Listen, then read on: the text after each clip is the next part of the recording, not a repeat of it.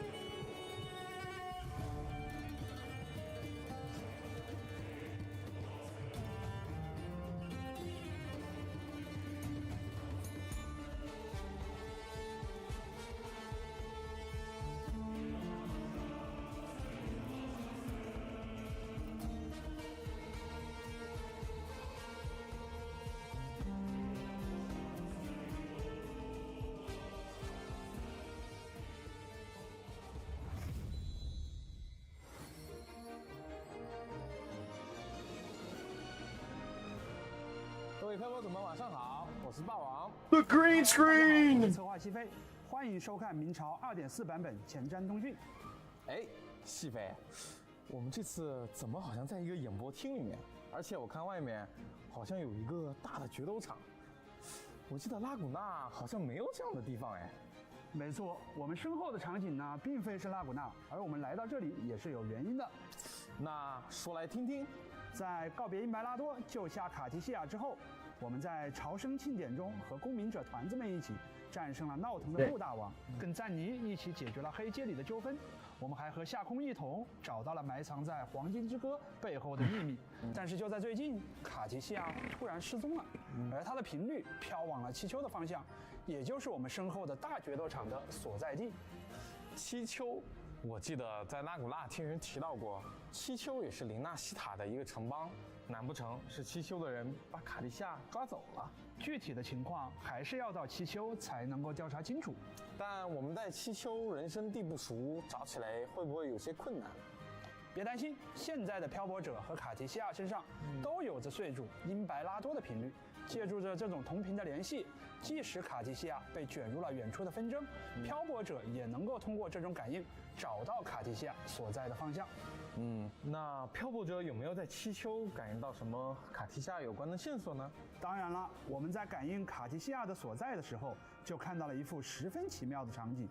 卡提西亚曾在七丘和一个狮鹫模样的深海战斗过，而这个深海就是被当地人视作守护兽的荣耀狮像。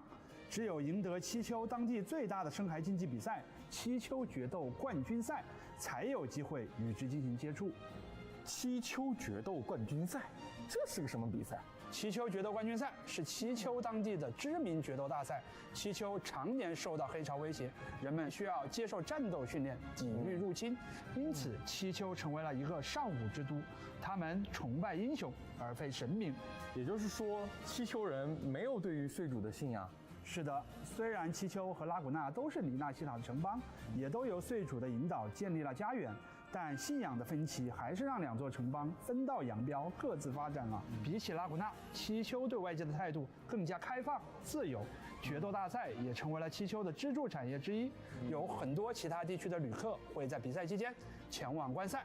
在七丘决斗冠军赛里，决斗士需要两组队，与他们的深海伙伴共同上阵战斗。那我们想要调查卡提西亚相关的线索，岂不是只能先参加比赛？在我们赢得比赛冠军的时候，我们就能接触到荣耀狮像。没错，在七丘我们会邂逅一位当地的竞技选手路帕，他似乎因为某些原因退出了原本已经声名远扬的队伍繁殖队，现在正在寻觅新的队友。我们漂泊者这么强，不就是最好的竞技伙伴吗？是啊，路帕想要参赛，而我们想要通过冠军赛找到卡提西亚的线索，那么和路帕合作就是最合适的选择。不过啊，七丘这座城市似乎还有不少值得深究的地方。那这些就要等各位漂泊者们自己去探索了。现在让我们先看看2.4版本精致欢呼之冕的版本 PV， 一起开启七丘之旅吧。Okay. She's missing. I'm looking for her.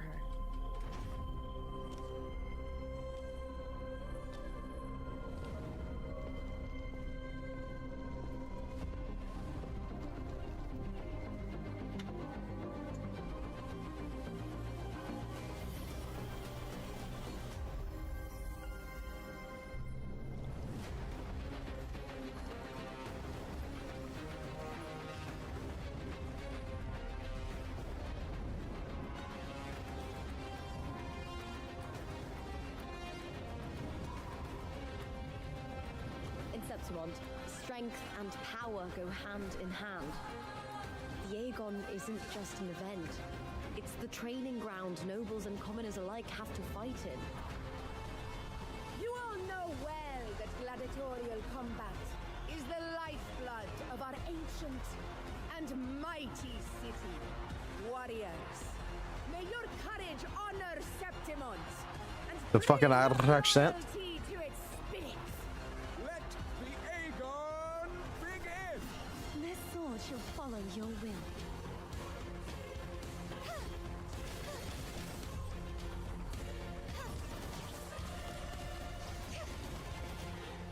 You won't escape. Heavens, descend! True form revealed at last.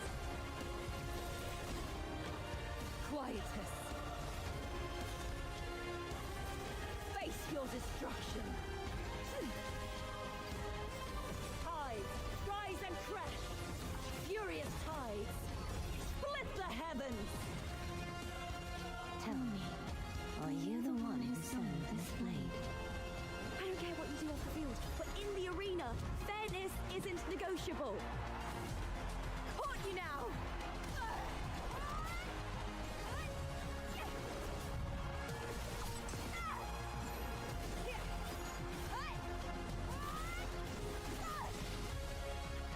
With me to victory! Die, evil!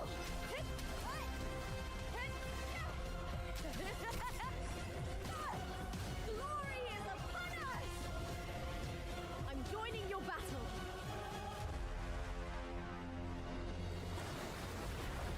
gave you this play so you can see the ending. That gladiator girl will be the harbinger of the dark tide in settlement. You plotted this tragedy. You and that blessed maiden from the tower are deeply interwoven in the fate he has spun. Luck and misfortune, nobility and lowliness, weakness and strength. A person's nature is like two sides of a coin.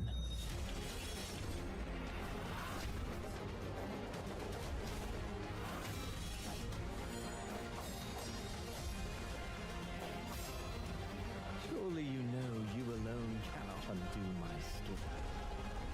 Righteous. Oh, Scar showed up. End of the story.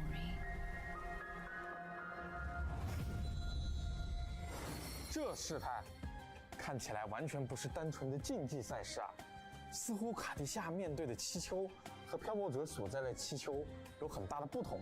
而且刚刚 PV 里说路帕会引发黑潮，又是什么意思？明是在气球也在谋划着一些什么吗？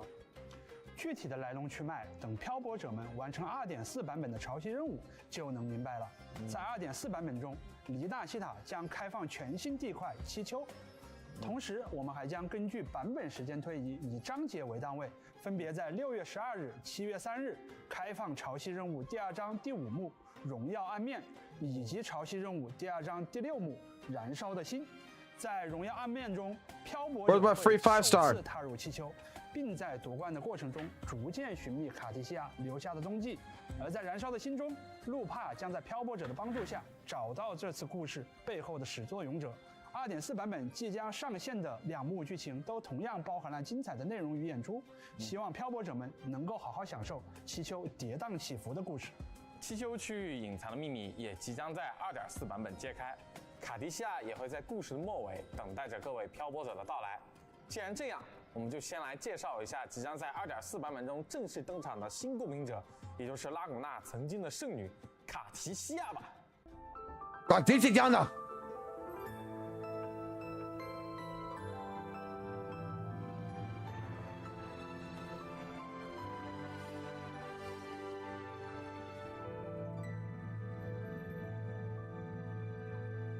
哇，竟然同时出现了卡地夏和弗鲁德利斯形态，那我猜这次弗鲁德利斯也会加入我们的队伍。哎，你抓住了重点，没错，卡提西亚拥有长时间使用弗鲁德利斯形态的能力哦。相信大家都已经发现，我们所处的场景发生了变化。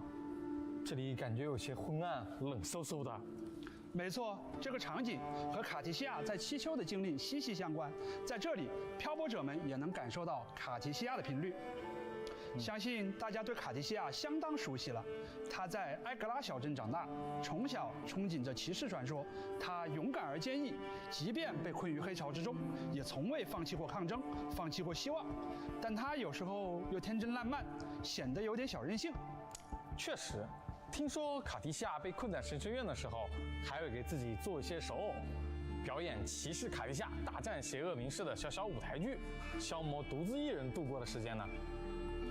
没错 That's cute idle animation. 还记不记得卡提西亚被因白拉多救下后，和漂泊者提过的目标吗？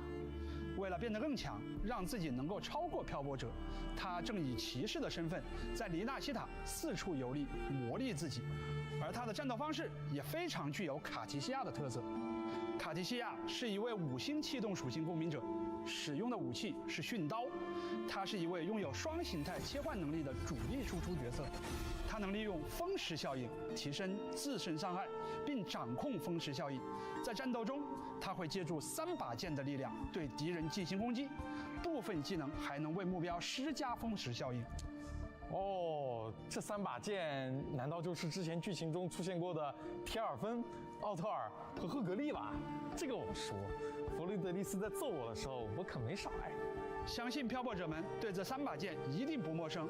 当卡提西亚释放常态攻击的最后一段共鸣技能和重击时，会分别在场上留下3种不同的剑之影。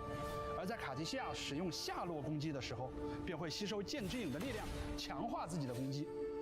当卡提西亚释放共鸣解放后，能够变身为弗路德利斯的形态。弗路德利斯拥有强大的战斗能力，在吸收剑之影的力量后，还能进一步强化自身对风蚀效应的掌控能力。帅，实在是太帅了！两种形态的卡地西亚我都喜欢。在满足一定的条件时，卡提西亚能够始终保持弗路德利斯的形态。 You can maintain. 拥有 Oh. 一些特殊的能力。作为蜂巢之王，它可以在水面上行走哦。不过，据卡提西亚本人说，在使用弗路德利斯的形态的时候，他也会有一些小小的烦恼，比如他的话语和动作都要控制 She can walk on water. 有气势一些，还挺难的。 即便外形会在使用力量的时候发生改变，但卡地西亚还是那个卡地西亚。漂泊者可以与不同形态的他在一起，探索索拉里斯的各个角落。在 2.4 版本中，全新5星训刀不屈命定之冠也将同步上线。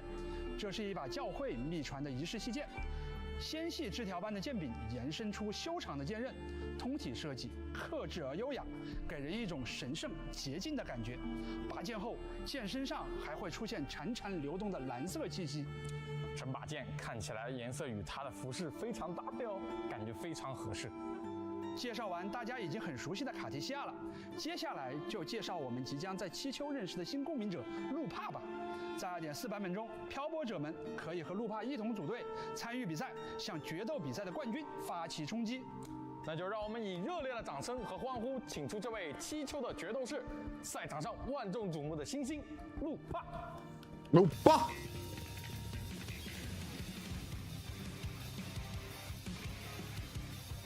That's a banger fucking song, finally. 路帕是一名热熔属性的5星共鸣者，使用长刃作为武器。刚刚的画面里，路帕看起来威风凛凛，他有一把火焰长枪，还有像狼一样的獠牙，甚至还有一条毛茸茸的狼尾巴。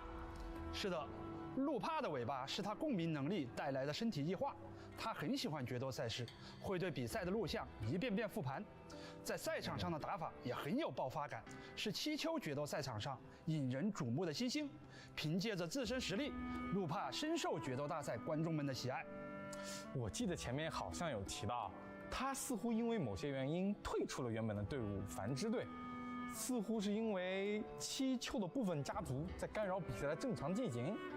喜欢公平竞技的路帕一直对于作弊行为非常不认可，他对赛场有着最纯粹的追求与热爱，享受着竞技。 He's a fucking gladiator, basically. 作为经验丰富的决斗士，路帕擅长使用一柄特别的长枪，在战斗的过程中灵巧的移动，他还能够在空中对敌人发动攻击。看来被路帕盯住的目标很难逃脱他的追猎啊！ 当路帕发动共鸣技能时，它会向空中跃起。此时，路帕可以发动强化共鸣技能，从空中对敌人进行攻击，并获取特殊能量狼焰。累计狼焰可以通过释放强化重击或者空中攻击获得狼魂。在获得足够的狼魂后，路帕可以释放狼舞的绝艺急。 此时，如果切换其他队友上场，路帕便会停留在场上，伺机而动。当队友释放共鸣解放时，路帕便会配合队友共同攻击敌人。路帕的打法非常团队啊！ So then at that point, you use like I use Cheng Li's Res Liberation. She comes back and she coordinates attacks with it. Okay. 能为队友带来狼的护佑，展开火焰光环，提升 That's actually pretty cool. 而当队友不慎被击飞的时候，路帕还会帮助队友，让队友自动脱离受击和击飞的状态，是非常可靠的路帕。相信有了这位可靠的搭档，漂泊者的队伍一定可以打赢冠军赛，获得属于冠军的荣耀勋章。没错，期待漂泊者和路帕一起在2.4剧情里享受赛场带来的快乐吧。同时，我们也将推出一把全新的5星长刃焰痕。听说这把武器 I like the blade. I'm not gonna lie. I do like the blade. 没错，决斗士的武器就是决斗士本人的肖像画。路帕亲手设计了这把充满魄力的大剑，作为自己在赛场上的新名片。这把大剑通身燃烧着 No, I don't hate fucking WUWA. I never hated 剑 WUWA. 柄镶嵌着显眼的狼头浮雕，和他本人的战斗风格十分契合。以上就是对卡迪西亚和路帕的介绍。接下来，就让我们稍事休息一下，给大家送上我们本次前瞻通讯的第一个兑换码。漂泊者 I 在 play 兑 WUWA. 换码的有效期内，在游戏内设置界面进行 It does. You're 100% right. It does look like that blade.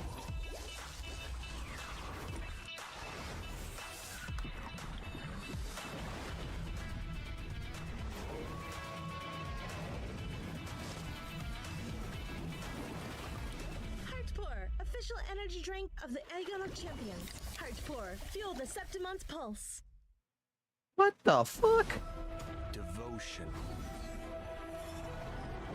Confrontation. Fake fucking ads in this shit.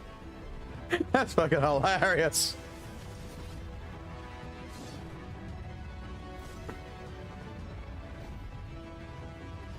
Latest Great Aegon schedule is here.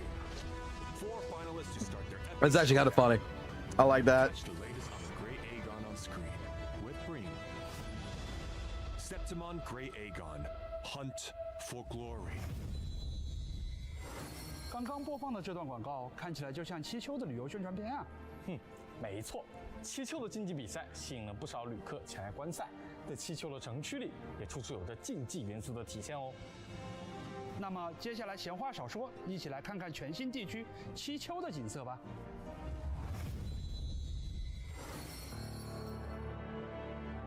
The area actually looks nice too. Like it looks more like Elden Ring-ish.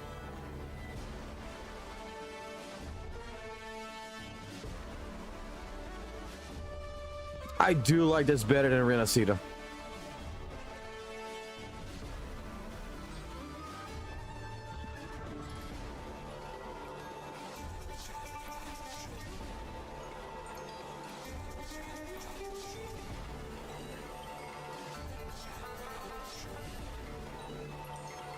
And they actually fucking seem like they actually fixed the music.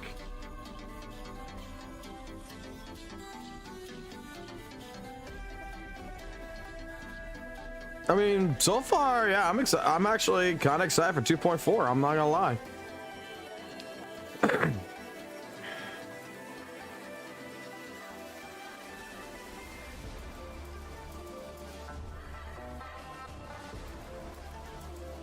It doesn't look childish. It doesn't look Genshin-ish.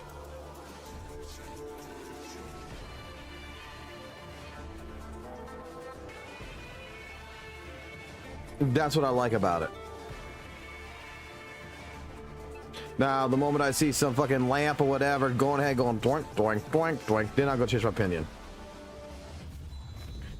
But so far, you got me. This looks really good. 七丘城建筑看起来非常高大呀。的确，七丘的主城位于卡碧托山，大部分竞技活动都在山顶的上城区进行，后来逐渐往下城区扩建，而浸没在水中的旧城区已经因为上一次的黑潮爆发而被废弃了。那我们能不能现在就进七丘城里看看？光是俯瞰七丘，我感觉不太过瘾哦。那好吧，这就带漂泊者看看七丘城。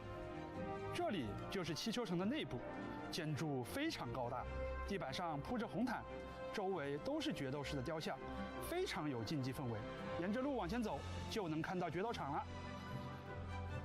这个场地就是七丘的奥利多斯大竞技场了。是动态电子屏，很好。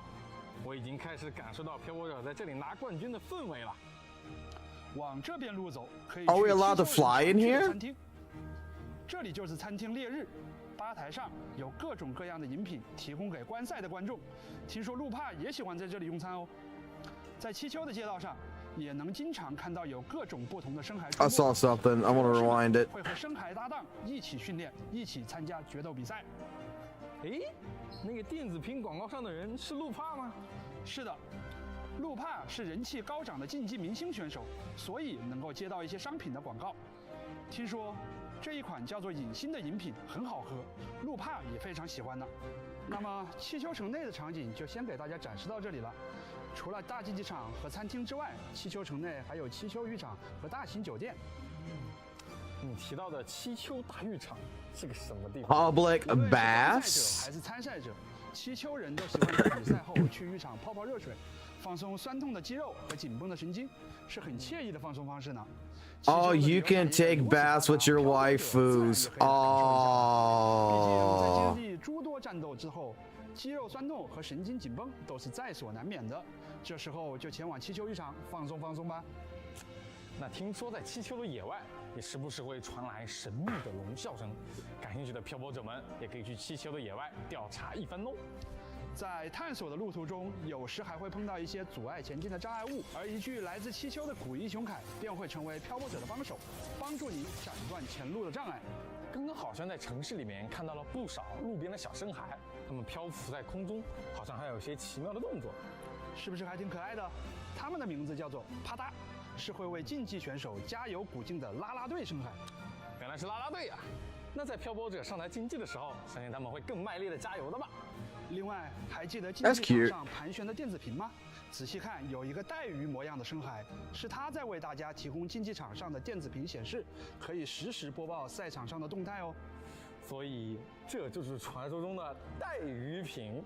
除了有趣的带鱼屏和啦啦队之外，我们也会在气球遇到各种不同的残像和深海。首先呢，先给大家一起介绍一下都很熟悉的面孔：小翼龙衍射、小翼龙热熔以及小翼龙湮灭。看起来小翼龙已经凑齐6种属性的战队了。除了大家都十分熟悉的小翼龙之外，我们还有几种全新的深海，它们分别是苦信者的作用、传道者的移形、狡恶、梦魇凯尔体。此外，气球地区还有一些比较有特色的敌人。在气球有许多游荡的决斗士，当他们进入战斗之后，还会换来自己的深海伙伴，与深海共同进行战斗。另外，我们在气球还将面对新的敌人——荣耀狮象。传说它守护着气球主城，通常只会在大决斗赛上出现。能得到它的认可，是所有气球人都渴望的至高荣耀。此外，在故事的尾声，我们还会与一个名叫荣光的灰烬的敌人进行战斗，他的战斗技巧也非常娴熟，很有压迫力。是会在气球决斗冠军赛的决赛中再和他们进行战斗吗？这就要等漂泊者进入剧情后再体验一下了。同时，在2.4版本还会推出2个新的深海和鸣效果，分别是愿带荣光之旅与奔狼燎原之焰。愿带荣光之旅能让佩戴的共鸣者攻击存在风蚀效应的敌人时，为共鸣者提升暴击与气动伤害加成；而奔狼燎原之焰则能为共鸣者的共鸣解放伤害提供额外的加成。希望气球地区的新深海以及新的深海套装能给漂泊者们带来新的体验。接下来为大家带来本次前瞻的第2个兑换码，希望各位漂泊者们能够及时上线兑换并领取哦。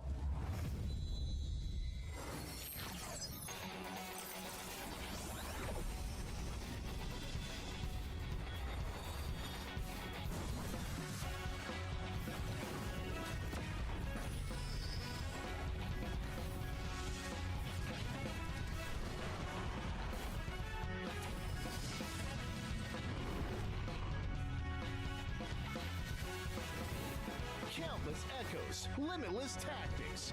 Joint peaks of prestige. A great Aegon for echoes. Glory calls, and the arena awaits.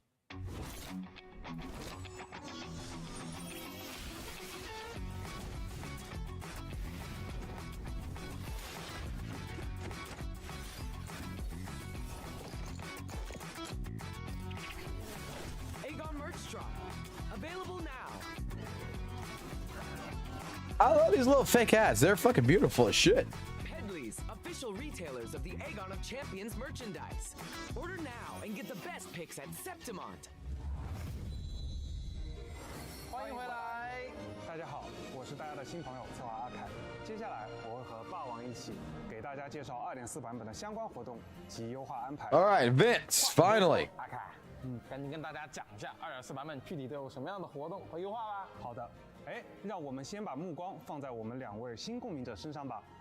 在2.4版本中，我们将开启5星共鸣者卡提西亚的活动换举，却也在蜂巢后轻舞。里纳西塔过去的圣女，现在的流浪骑士，以及属于你的剑卡提西亚，将成为大家的同行者。武器不屈命定之冠的活动换取也将同期开启。而在卡提西亚的活动换取，却也在蜂巢后轻舞结束后，将开启我们的气球竞技明星选手漂泊者的好搭档，全新的共鸣者路帕的活动换取胜利为我喝彩。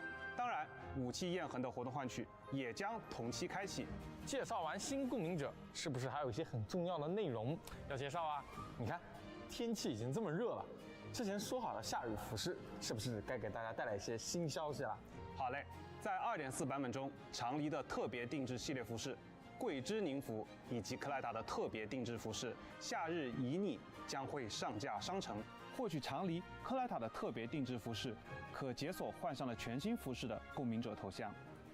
在2.4版本，商城还将上架全新深海幻影套装，典藏幻影金辉黎明，购买后可获取滑翔幻影金辉黎明、翱翔幻影金辉黎明及新生。Okay, so it looks like it can fly. 漂泊者们可关注后续的官方公告。除了咱们新共鸣者和新服饰外，还有一个点，我觉得各位漂泊者们一定很关心哦。哪一点？深海，林纳西坦是深海之国，我想漂泊者们肯定很期待更多的深海玩法。那在七丘有没有等待着我们的新内容？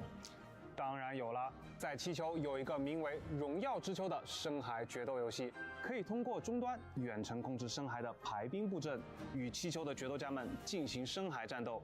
据说很多人以传说中的巅峰决斗家称号为目标，踏上了挑战强者的旅途。也就是说，我们在2.4版本也可以成为决斗家喽。是的，2.4版本将开启活动，激斗向着荣耀之丘，漂泊者们可以参加活动，组建属于自己的深海队伍。在活动中，大家可以使用终端对手中的深海进行布阵与升级，每只深海都有自己独特的战斗方式，而作为队伍核心的深海，则需要满足一定条件才能在战场中出战。另外，漂泊者可以通过选择不同的角色策略，对战局的走势施加影响哦。组成自己喜欢的深海队伍后，漂泊者还能挑战七丘当地的决斗家，与他们进行荣耀对决，获取荣誉勋章，进一步增加自身的战斗力，解锁奖励。参与活动可以获得新生奖励、深海异象巨布偶以及深海幻影凯旋时刻，组建属于自己的深海，收集荣誉勋章，成为七丘最强的决斗家吧。是的 I don't like it, but I have to play it first to see. It's fucking Yu-Gi-Oh! 和深海竞技游戏《荣耀之丘》之外，还有其他的竞技形式吗？当然有啦！你看七丘的城区是不是也像一个巨大的竞技场？在完成潮汐任务第2章第6幕燃烧的星后，大家就可以参与 Standard Pool 惊奇部落。哦，是在七丘城区里面开展的竞技比赛吗？它和决斗比赛稍有不同，它是七丘官方开展的具备挑战性的模拟狩猎活动。有挑战性，那我就来兴趣了。如何有挑战性呢？惊奇部落活动开启后，七丘的上下城区会被划分为几块不同的区域，每一块区域都树立着大大小小的旗帜。完成战斗或者探索区域里的旗帜，就能提升历练等级，从而提高共鸣者的战斗能力。其中每个区域都会有一个核心旗帜，由10分强大的敌人进行守护。漂泊者们只要攻占了核心旗帜，便可以占领整片区域，并获得对应的奖励啦。每个区域的战斗难度均不相同，上城区的战斗会比下城区更高一些。那除了占领非核心旗帜、提高等级、获取增益之外，我们还有什么战胜敌人的特殊方式吗？当共鸣者在战斗中进行闪避反击、逆势回击等操作技巧，就能获取额外的战斗增益，提升即时战斗能力，让漂泊者越战越勇哦。另外，提升区域占领度，漂泊者可以获取新生、异象幽灵火等奖励。在2.4版本结束后，没有完成惊奇部落挑战赛的漂泊者，依然可以继续通过常驻活动界面了解活动的相关信息。那还等什么呢？我现在就要用我的实力去占领整个气球。不过你说 ，Actually looks fun. 在完全不提升历练等级的情况下，直接去挑战。Remember when they called that land a Pokemon land? Yes. 如果能确保无伤的话，或许会有机会哦。我非常期待各位漂泊者的挑战哦。说到七丘城区，阿凯，这次新地块七丘会有和探索相关的活动吗？有的。这次我们也将开放3个与七丘相关的探索度活动。首先是荣光永恒之丘区域探索活动，漂泊者们在完成七丘的各类探索任务后， normal event. 新生、养成材料等相关奖励。其次，大家可以参与占领追衡活动，在高低落差极大的气球程 We've been doing that since 1.0. 留下自己的足迹。最后，我们也再次追加开放了行旅图集气球限时探索度活动，将气球区域的探索度提升至对应要求，可获得 More 新身 exploration 份奖励。希望建筑宏伟、充满竞技活力的气球能给大家带来不一样的探索体验。话说回来，霸王，最近你有听说我们的老朋友马季的新消息吗？他又遇到什么麻烦了？说来听听。似乎转到物流总部后，总部对他的业务并不太看好呢。还说只给他最后一次机会，不然就要直接停掉呜呜邮币的兑换业务。虽然这小子鬼点子多，但他组织的服务确实很方便，也给我们带来了不少报酬。要是业务被砍掉，那还是非常可惜的呀。所以这次也拜托漂泊者们来帮忙 Again 参与呜呜企划重宴活动，完成相关任务。 Okay. 呜呜邮币获取新生、换生纹等奖励。Fucking stamps 除 again. 了新的探索度活动之外，我们也新增了一些漂泊者们喜欢的战斗内容。首先是全息挑战凯尔皮。Oh. 原来是他。相信体验过幽夜幻梦任务的漂泊者们，一定对这个形态特别的敌人有深刻的印象吧？没错 Another reskin 战斗的漂泊者一定要来试试哦。而另外一个战斗活动就是新的危机挑战活动 Basically another reskin of Tempest. Okay. 这次小机器人库卡基游历了黎纳西塔和气球，为大家模拟出了更加强大的敌人。在这次活动中，各位漂泊者们还有机会看到乌龟的谬误和辽兆之旗同时在场上出现的场景，这看起来就非常有压迫感。当然，我们也提供了 Now that is good. 并且增加了每次战斗中可装配的支援模组数量。 We've already done this, but now we get to fight like 2 fucking bosses at one time. That's actually pretty dope. 更加畅快的战胜敌人。此外，在这次活动中，我们还额外添加了一些极具挑战性、需要完成其他所有词条以后才能解锁的特殊复合模组，它们会让战斗难度急剧增加。喜欢挑战的漂泊者们不要错过哦！在上次的虚域微局原型解算中，漂泊者们达到一定的复合等级就能拿到帅气的称号。我们这次还会有的吧？包的。我们为乐于挑战的漂泊者准备了新的称号，只要完成一定复合等级的挑战，就能获取全新称号——区域的临界点。那么接下来就进入系统优化内容的介绍。不知道大家是否还记得我们拍照 That's it. Now we're going to system optimizations. What? 这个我知道，可以调整滤镜强度，方便的对画面进行氛围调色。不过这个系统退出拍照界面后就不能再使用了，实在是有点遗憾。那这次我们就来弥补这个遗憾。2.4版本更新后，漂泊者们打开设置页面，就能在图像设置里找到全局滤镜功能，选择喜欢的滤镜，调整合适滤镜强度，并应用之后，就能对全部画面应用滤镜效果啦。没错，将这次更新的全局滤镜功能与全局亮度、对比度等调整功能使用，还能调整出更多不同的效果哦。各位漂泊者们一定要试试看呢。I guess that's nice. 开放世界场景的细节交互表现，比如当漂泊者行走在气球的落叶之上，或者在落叶上进行攻击，都会有对应的交互表现。再比如当漂泊者贴近水面翱翔时，水面也会出现被激起水花的交互效果。我们希望这些优化能给漂泊者们带来更好的体验。此外，在这个版本，我们还对快速 Okay, so now we can move leaves and move water. 在漂泊者首次跟随任务流程 Okay. 激活荆州的中枢性标识，即可解锁活动前往林纳西塔。在2.4版本，我们还会上线剧情专注模式。漂泊者们在进入专注模式后，角色与场景将再也不会被其他任务占用，不会被其他任务打断目前的潮汐任务进程啦。另外，我们还将在游戏内上线攻略站。以后漂泊者们在培养共鸣者时， They're taking ZZZ's in-build game guide to fucking help you build a fucking character. 在 Okay. 页面会发布创作者们的角色攻略以及养成建议、配对思路。 Why? You don't need that. 所需要的参考。 That's fucking hilarious. You don't actually need that one. 养成攻略的时候 That's useless. 直接在游戏内进行搜索了。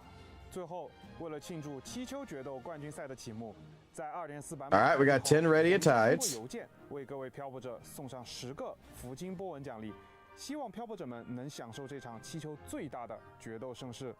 游戏内的活动讲完了，这个版本还有没有什么其他的活动可以和各位漂泊者们分享的？有的，各位喜欢且关注二创的漂泊者们是否还记得，今年年初的索拉烛心舞台呢，来自全世界的创作者们为各位带来了一场节目丰富的二创盛宴。在 2.4 版本期间，我们将会为漂泊者们带来全新的同人创作节目《索拉滨海轶事》。节目目前在积极的筹备中，具体的播出信息和平台，请各位漂泊者们多多留意后续的社媒信息。哎，阿凯，我们这次还会有周边这方面的情报吗？虽然目前能透露的情报不多，但是还是有一个可以透露的：骑士卡迪西亚登场。没错，卡迪西亚的骑士手将在不久后与大家。Oh my god! I can buy the puppet. 更多相关周边情报，漂泊者们可以前往官方社媒账号了解哦。接下来为大家送上本次前瞻通讯的最后一个兑换码，大家记得及时进入游戏兑换领取哦。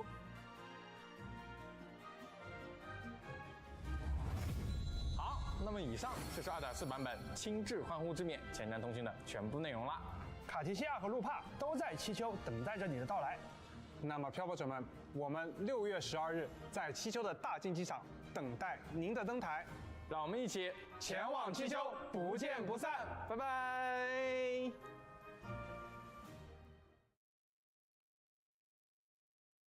Ah, me. Allow me to share with you a tale of struggle by a people born of and fated to perish in the sea.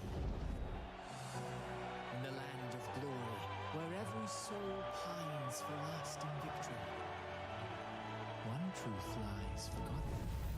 The brighter the flame of glory burns, the deeper their shadows grow.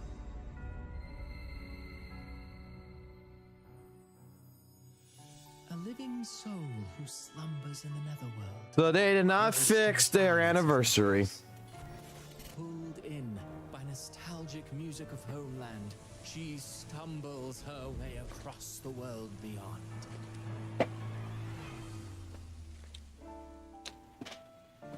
An observer of the future and the laws of causality, she sings a silent ballad.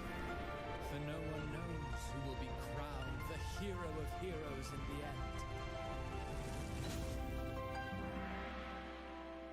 As doom looms over Renacita, an outlander returns whence they came.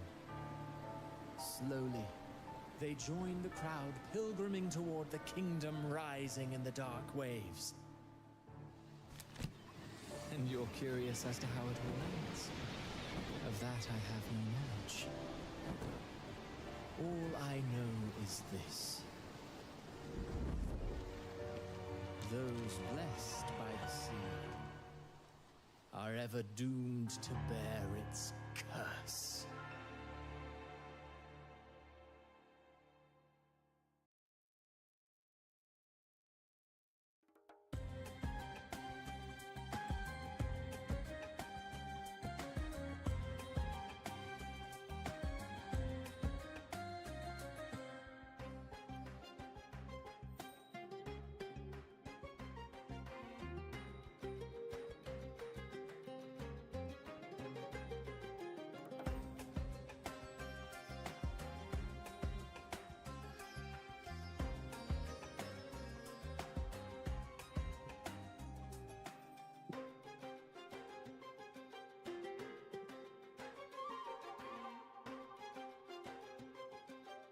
All right, let's take a look at something here.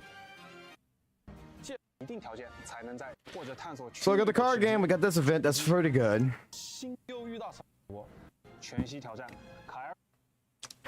This right here, I'm not gonna lie. That's a little fucking annoying. It's just a reskin Tempest. We already got 2 of them. Now we get a 3rd one.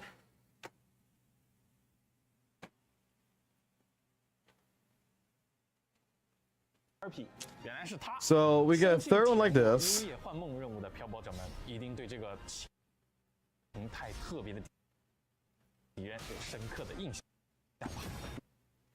Even his fucking moveset, it's not lightning, it's just water. It's the same exact moveset.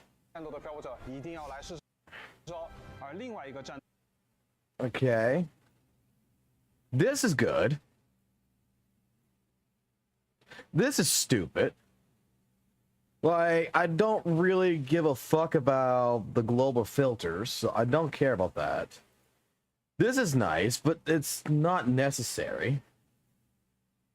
This is absolutely beyond stupid. They're putting in an in-game build guide into the fucking game.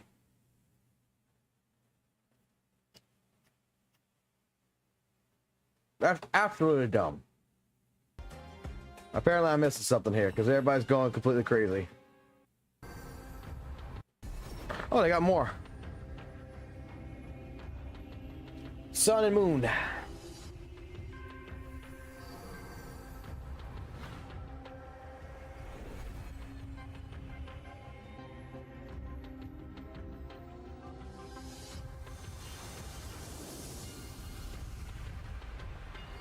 Our third character.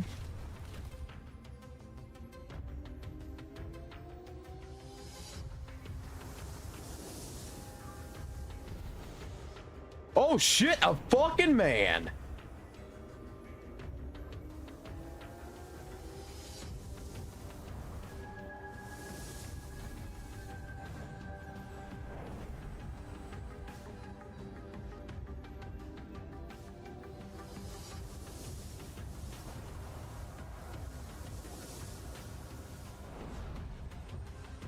I like her design. Holy shit, I fucking love that design.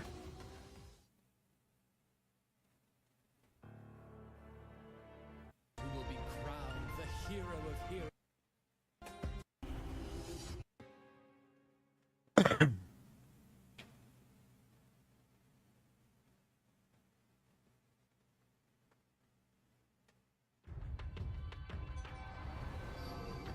One man.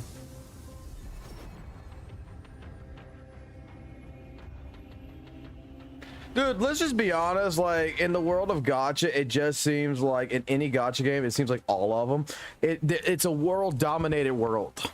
It's a woman-dominated world, let's be honest.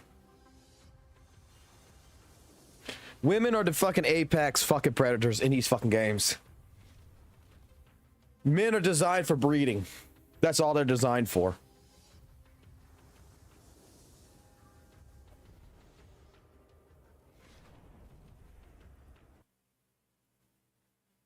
That's got to be Arrow. I like his design. I really fucking do.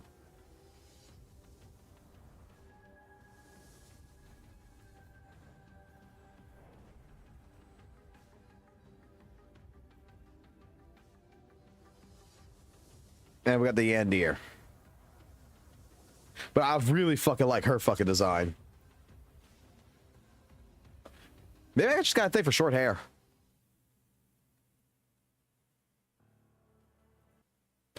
So the update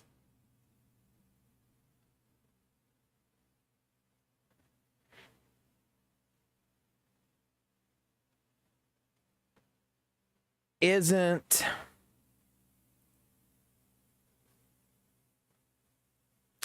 exactly that amazing in terms of events and stuff like that. This is going to be better in terms of gameplay.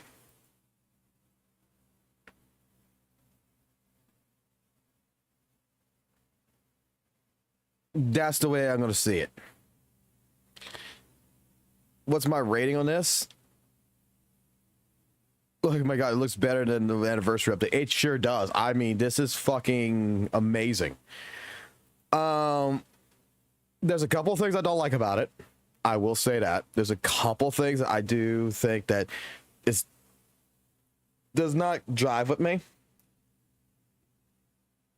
But update-wise, I'll say it like this. It's fucking better than 2.3. 100%.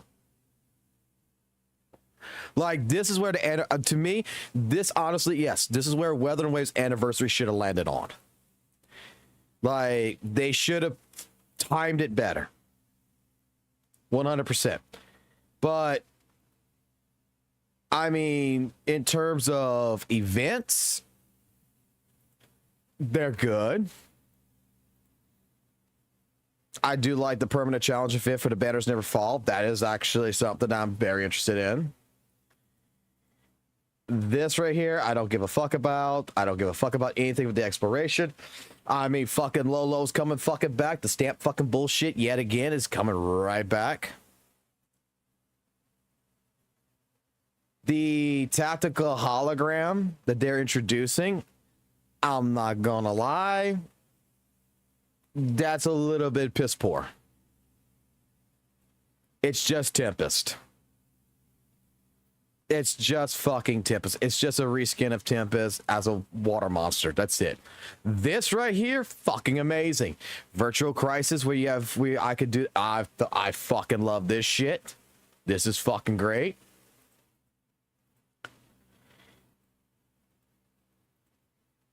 The optimizations where it came with the global feature, with the global filters, I don't particularly. I mean, someone might like this. I don't care about this. This is whatever. I could on PC. I could do that with the video. Like, that's not a fucking big deal. The thing about having leaves and the water, I'll be completely honest. That is nice. It is nice to have that as an optimization. Don't care. I'm a firm believer that graphics don't make a fucking game. That I was there before that shit happened. Thing. The main focus quest, I think, for new players and stuff like that, I think that's really good. This is absolutely fucking useless.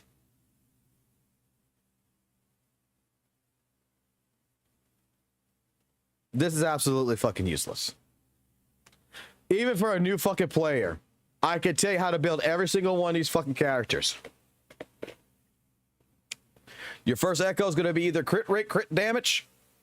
You're going to have 2 fucking 3s. Those 2 fucking 3s are going to be the fucking, the element of what your character is, and 2 fucking attacks. If it's a fucking healer, you want HP. It's already simple as base. The Resonator build guide, I mean, you already casualize the build when people are doing echoes. You already put recommendations and everything else. I don't see, you know, you taking from ZZZ and taking a ZZZ guide thing that I saw on there and putting it in weapon ways. Like, I guess for some people there is, but I honestly don't think this was ever fucking needed. We get 10 fucking pools. They got the fan thing. I don't care. I think the story is fucking great. I think the area is fucking great. I'm not gonna lie. I fucking think that this is better than all of fucking 2.0 so far. From the actual design and what's coming in. This is better than 2.0. With a few little misses, I think. When it comes to the Pokemon Yu-Gi-Oh card battle shit, I gotta play to see if I like it. I'm not gonna lie. Hopefully it's PvP. That's all I could hope for. Co-op PvP for that. Be perfectly fine with that. That would be great. But other than that, the few things, like I said, that I have a problem with, the nightmare, the tactical hologram, the Kelpie, it's just fucking Tempest. Like, I like this right here. Like, this right here, I do fucking like. The Banners Never Fall, fucking like that. My biggest complaint in this entire fucking update is this fucking thing. Like, it's just fucking Tempest. We already have 2 of them motherfuckers in the game. We're making a water version now? Like,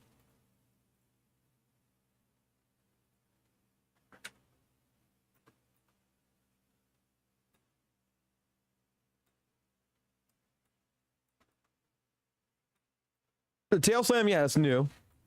But like the jumping, like he's doing right here, that just replace that with electric lightning. He does that already. In the air, he does a spin attack. He already fucking does that. The claw does that. The fucking running, now we got 3 doppelgangers rather than fucking 2 doppelgangers. I mean, it's just a reskin. It's nothing special. I'm gonna be honest. That right there is a little bit. Yeah, and they also reskinned IX2. We got a water. Oh god. Like I don't like that. This right here, fucking great. I think this is good.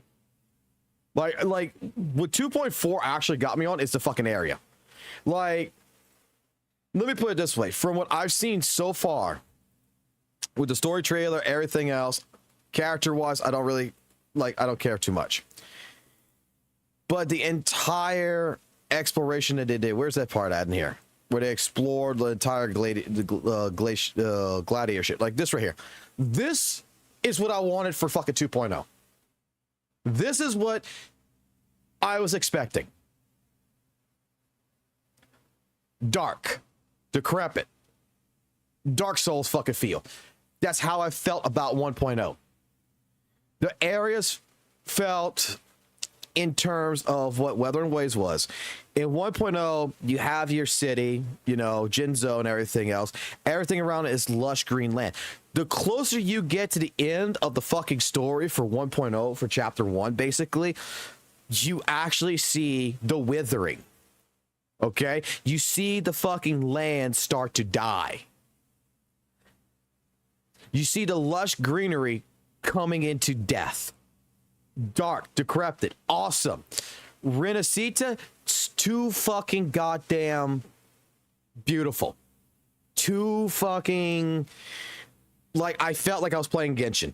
When I see fucking lamps that's dancing at night going... Goo-ga, goo-ga, I was like, what the fuck is this shit? This should have been 2.0. This area. This is what I was expecting. This is beautiful. Like, main city like this, absolutely fucking great. When you go past it, you're seeing death around you. Awesome. Fucking great. Now you got my fucking interest perk. When I'm seeing this shit, fucking beautiful. And this one don't have no fucking play dancing in it so far in the fucking shit that I'm seeing. This actually is more fucking up to me. Like, it's this is what I wanted.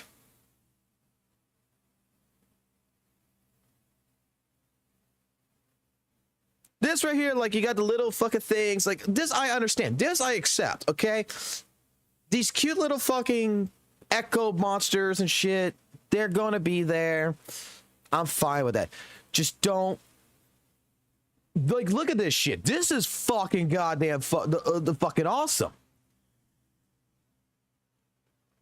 This is what I was fucking expecting.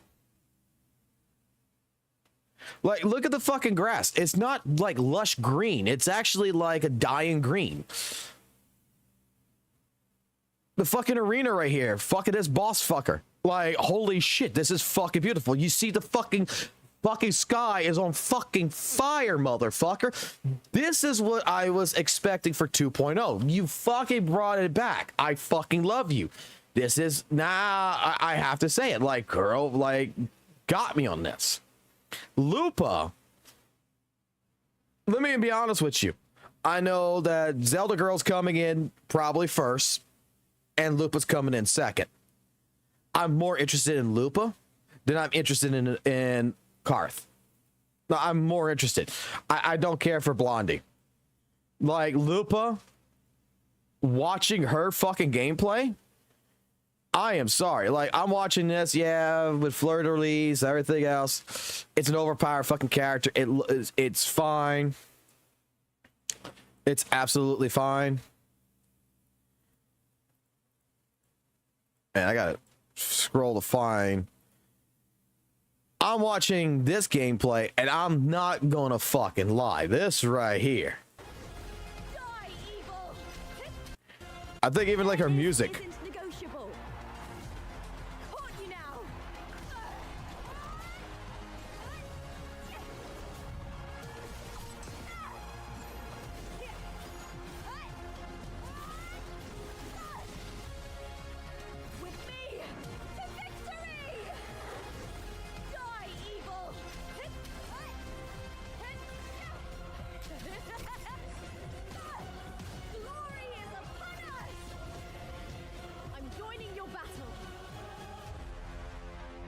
I think beautiful character. But like I actually would skip the next character coming for this. That, like, hands down, I like this character more. Nobility. Surely you know. Next thing that we got. Nature is like two sides of a coin. Like, look, like this entire fucking cinematic right here is fucking beautiful. This is some Dragon Ball Z fucking shit. Now we also got a hold on. Scar's back, baby. Fucking Scar's fucking back. That's fucking amazing. Surely you know you alone cannot undo my skill. Righteous. At the end of the story. And then at the very end of this trailer, where was it? At the very end of this trailer, or not trailer, but the preview, we know we got Sun. I do like, look, I like the design on this character. Really fucking do. I am praying to fucking God everybody's fucking wrong in the leaks that this is not going to be an electric character. This is going to be a fire character. That's going to fit with Lupa. I do not feel when I'm looking at this one, I do not feel that this is going to be Arrow. I don't feel like this is going to be Arrow at all. So I think Noisy might be wrong about this being a gauntlet character, arrow damage that's going to buff heavy and arrow. I don't think that. It doesn't scream arrow to me. We know she's Havoc.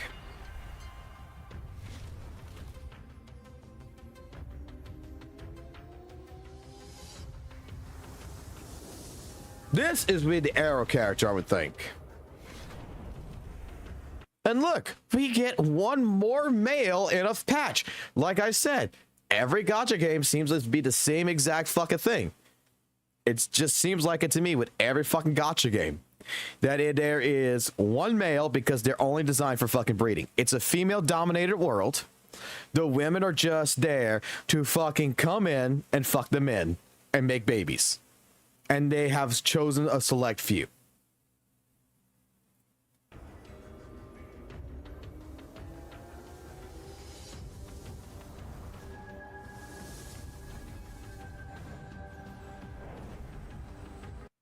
This bitch looks like she's got fucking a pair of scissors for a weapon with the red and the thing. What's her fucking name from La Kill La Kill? That's what this fucking reminds me of. This looks like a La Kill La Kill character. The scissors, the school girl uniform with the fucking red thing. It just looks like Kill La Kill.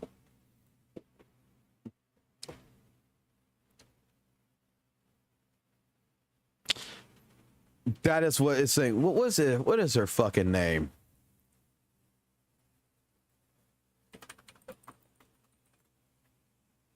As long as she don't fucking de-dress. Ryuko? Yeah, this girl. I see scissors. That's what it reminds me of.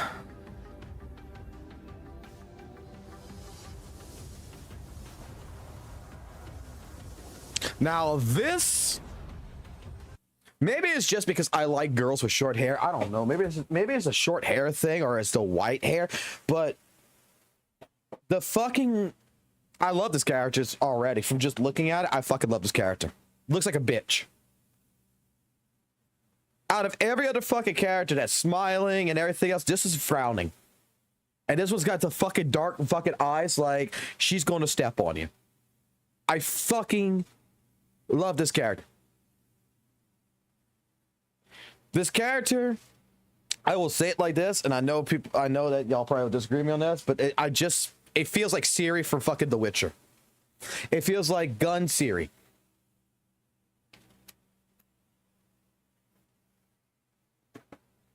Like, I'll be honest. Fuck goddamn, fuck Carlotta. This is a gun. So if this character plays anything near as good as fucking Carlotta, this ultimately is better than fucking Carlotta just because of that.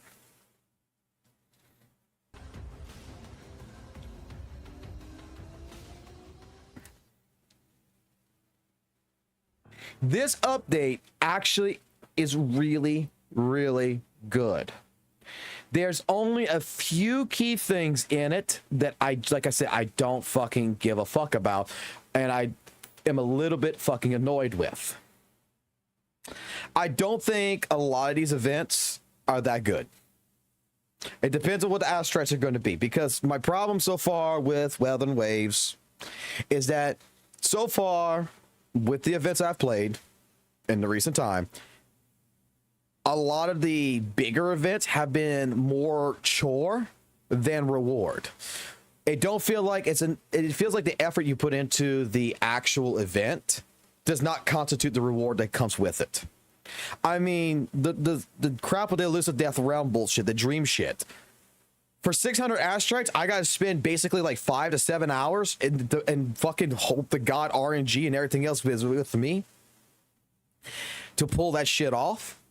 And have to go through menu on top of menu, where if it's the first time going through it, I would understand. If the second time it didn't do all that shit, you know, you did it the first time, but it doesn't populate the second time, I would fucking be 100% for it. But that was like a fucking chore. The fucking the cube battle fucking bullshit with the tower shit felt like a fucking chore. I gotta build up my fucking little children. That's what it felt like. It felt like I was a parent in a fucking minivan with a bunch of little fucking cute motherfuckers, and I'm being stopped because I got to make sure this little motherfucker's fed over here because they want fucking McDonald's fucking money, and I got to feed this motherfucking McDonald's fucking money. I got to go back to the fucking other level, the last floor I was in, to go get the fucking McDonald's money to feed this motherfucker so we can continue on. It feels more like a fucking chore than actual gameplay and fun. That was the only two problems I had with this last update for sure. So that's the only thing I'm fucking worried about, is that will things like this feel like a chore? Standard pulls 40 of these, depending on how they do things. So, don't you dare, dog. I'm right here, motherfucker. Hold on. That is his food, not yours.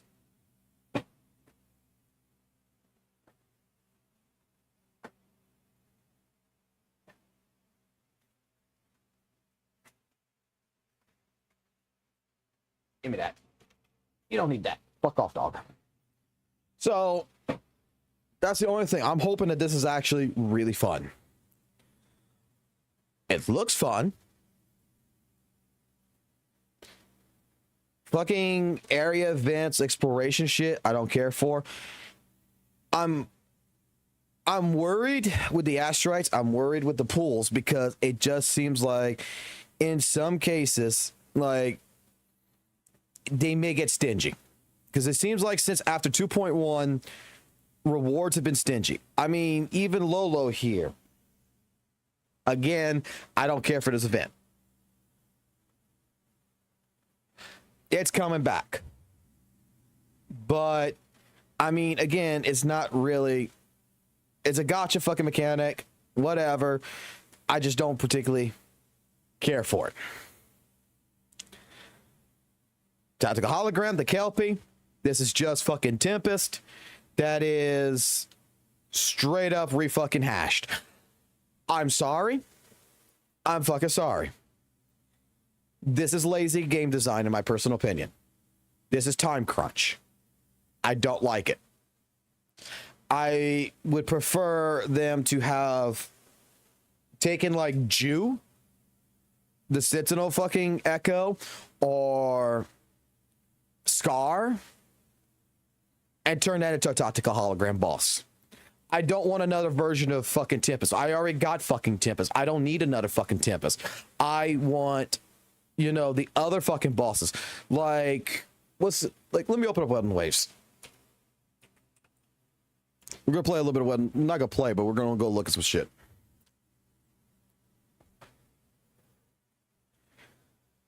This right here, I do complain about. This I will make a big complaint about because this is dumb. This is absolutely dumb to me. You have other fucking bosses that's in this game. We have the fucking ice cockroach motherfucker. I don't remember its fucking entire name. It's too fucking long for me to remember. You got the fucking monk. You could fucking turn that into a fucking tactical hologram boss. You got Scar. You turn fucking Polon or whatever her name is, Hecto, whatever, into a tactical hologram boss. You turn the fucking new Resonator into a tactical hologram boss. Why aren't we giving love to other things?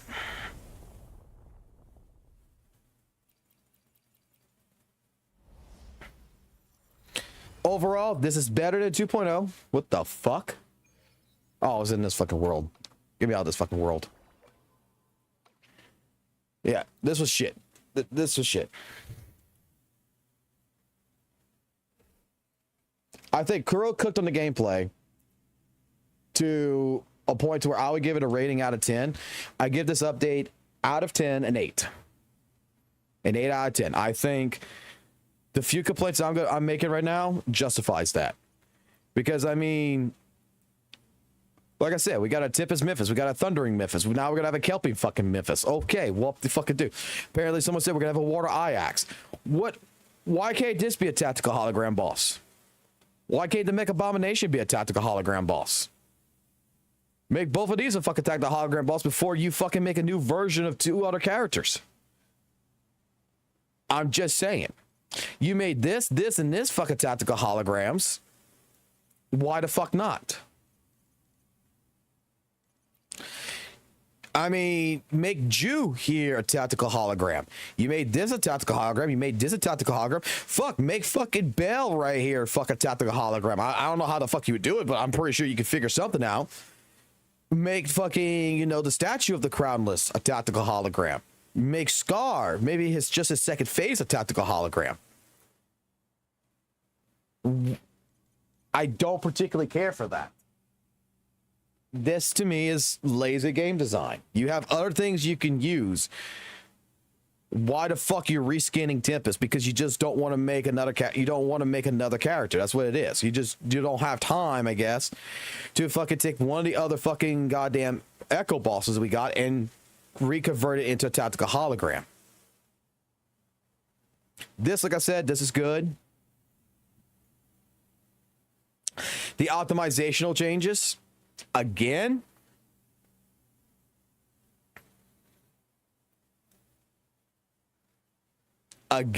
all of this, it's nice fluff. This is nice fluffing. But just like flying, just like the flying ability, I'll say it like this. You'll see it. You'll be like, oh, wow, this is amazing. 2 months down the road, you're going to fucking, it's just going to be something normal. You're going to fucking forget it. It ain't that big of a fucking deal. That's fluff. Those two things right there, the fucking filter effect and just them adding the improved iterations right here for visual assets, both of these is just fluff. This doesn't fucking matter.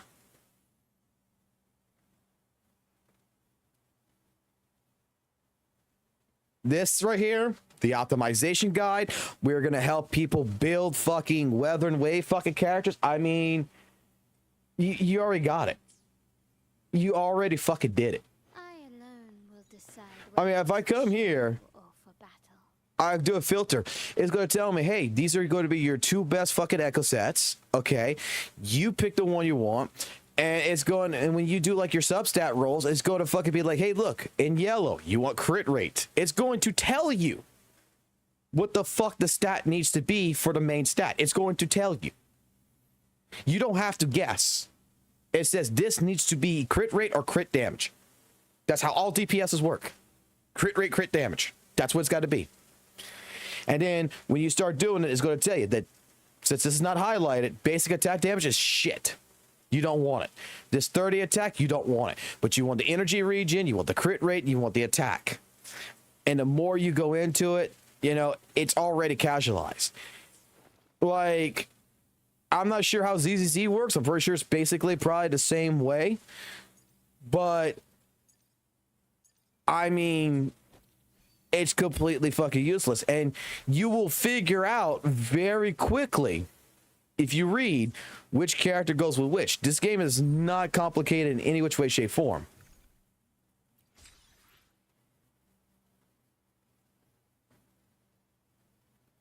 Whatever. Give my 20 asteroids on that shit, motherfucker. Like, we had the conversation from the other live stream. We had the conversation earlier about, like, the shooting utility that's in here is completely fucking useless.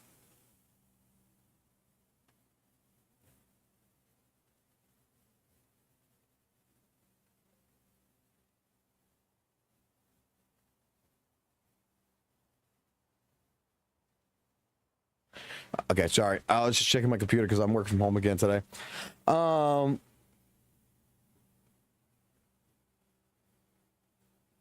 This should have came in, but what would have made this a 9 out of 10 for me? I was like, oh, look, we got merchandise. We got a fucking puppet. I don't give a fuck about your goddamn fucking puppet. I like the fucking world. I like this bitch.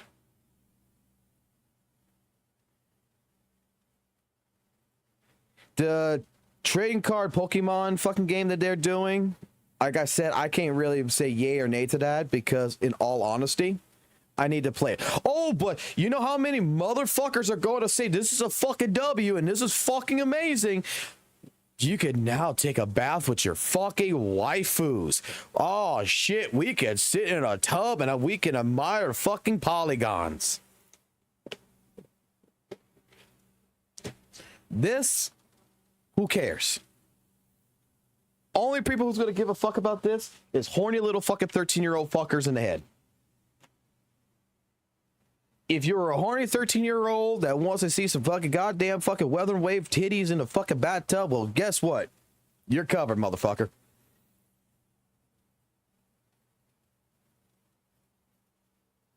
The new Echoes look good. A lot of them look good. Yeah, you're right. Here it is. The Embers of Glory. But that don't look like a tactical hologram, boss.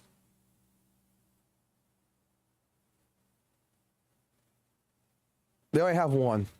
They might add it. Who knows?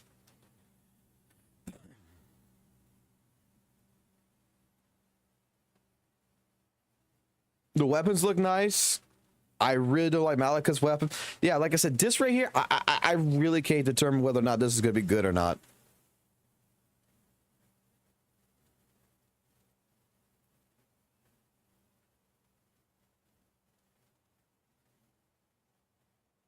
I really can't until we actually play this. This might be amazing. This might be shit. I don't fucking know. I need to see how that operates.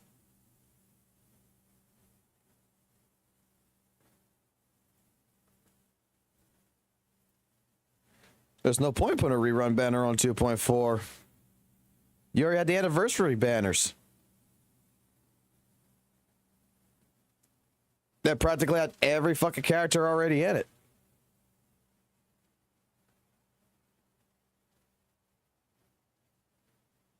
I mean, what they're gonna rerun?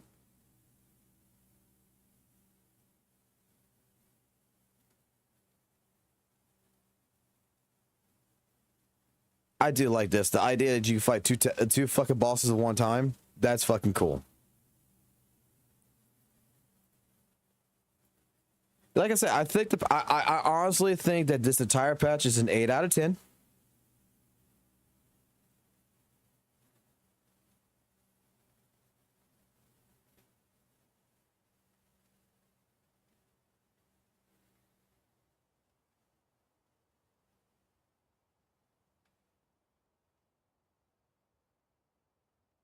I think it's an 8 out of 10. I think there's a couple of things that does annoy me. Okay? That's my honest opinion. It's an 8 out of 10.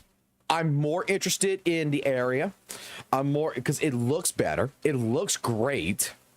The characters look fucking fantastic.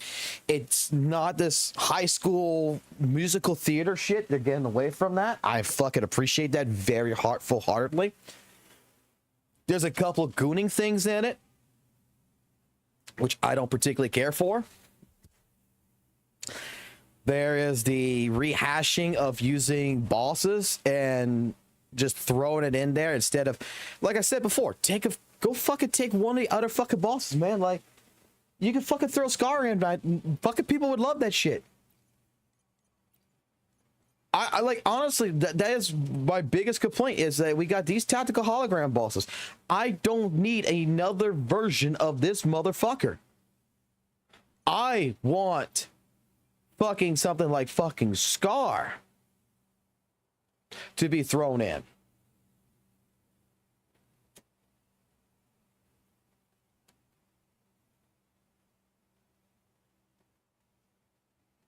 Like, throw this motherfucker in as a tactical hologram boss. You know how many people be fucking excited? Fucking throw Jew as a tactical hologram boss. You know how many people be fucking excited? Fucking throw Dreamless in there. Fucking great. Shit, give Bell some fucking love. I will harp on this one for a minute. Don't fucking go out of your way and fucking rehash and fucking reskin a fucking tactical hologram boss and not even really bother to change its moves that much. The majority of its moves is still Tempest. That's what I think kind of annoys me the fucking most.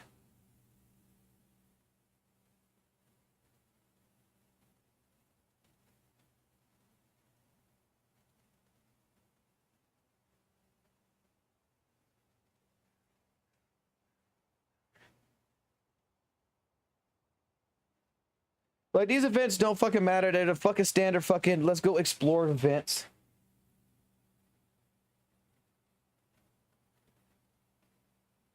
They're the typical, standard events. It's just this motherfucker. Like, I got 3 doppelgangers on the field. The only fucking move that looks different is that new tail slap. But otherwise, Tempest already does this. It's just that instead of water, it's fucking electric. He does that. Does this fucking spin attack in the fucking air. Does the fucking run like that. I'm waiting to see if this motherfucker's gonna be. He does the fucking dash like that. I'm waiting to see if this motherfucker's gonna throw a fucking goddamn fucking water beam at me and be fucking Bulbasaur.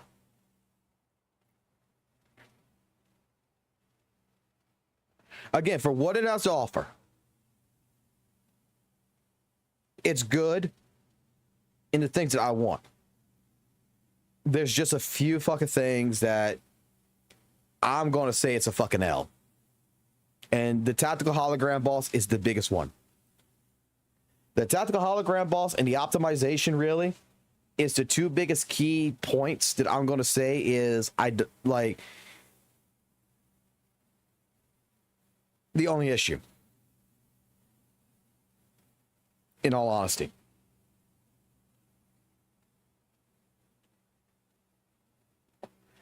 Otherwise than that, dude, looking at the fucking map,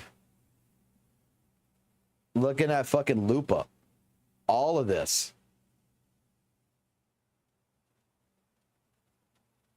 is fucking gorgeous.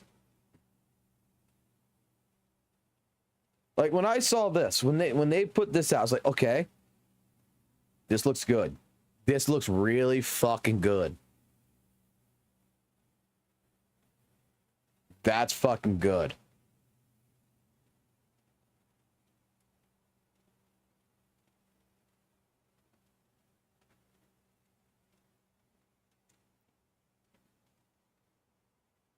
It doesn't look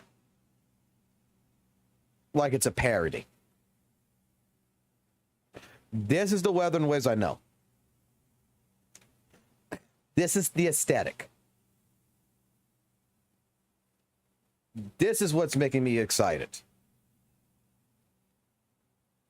This is eye candy to me.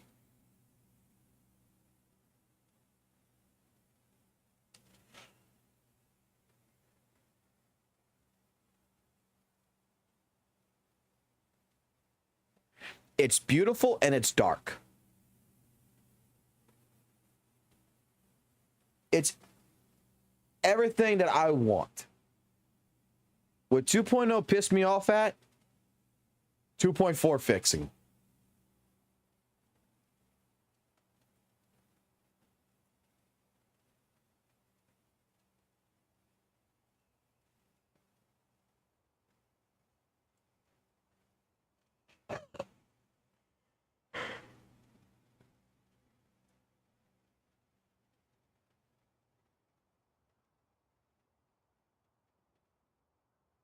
This fucking stage right here.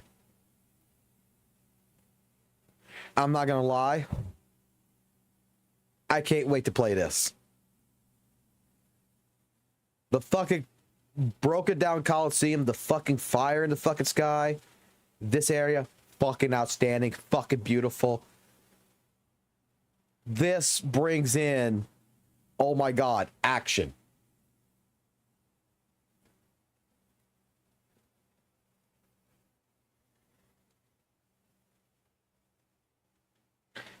Fucking water Ajax.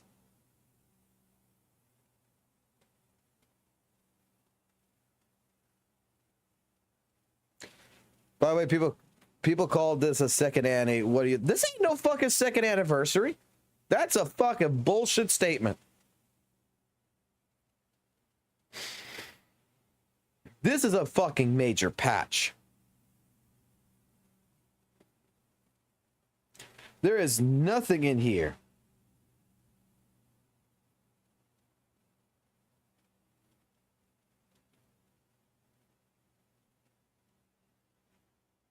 This right here is not an anniversary patch. This is what the anniversary should have been. Yeah, the second anniversary claims are fucking coping. I mean, again, my shit about all of this is the fact that, I'll say it like this, Kuro fucked up. They should had 100 fucking percent moved this with the they should have moved this right here with the anniversary. This should have been a better timing. They should have tied 2.4 on the anniversary date. 100%.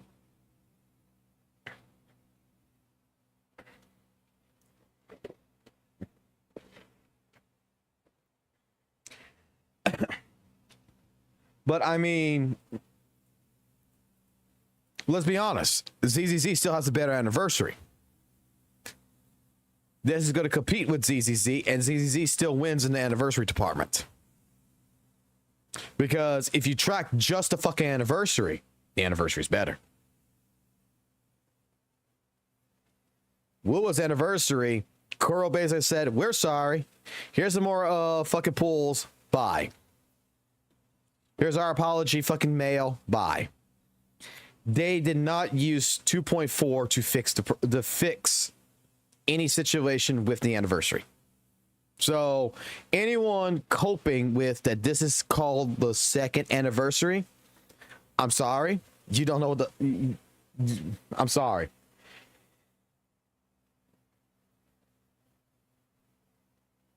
That's all I can tell you. Hold on, I gotta look at an email real quick. Let's see.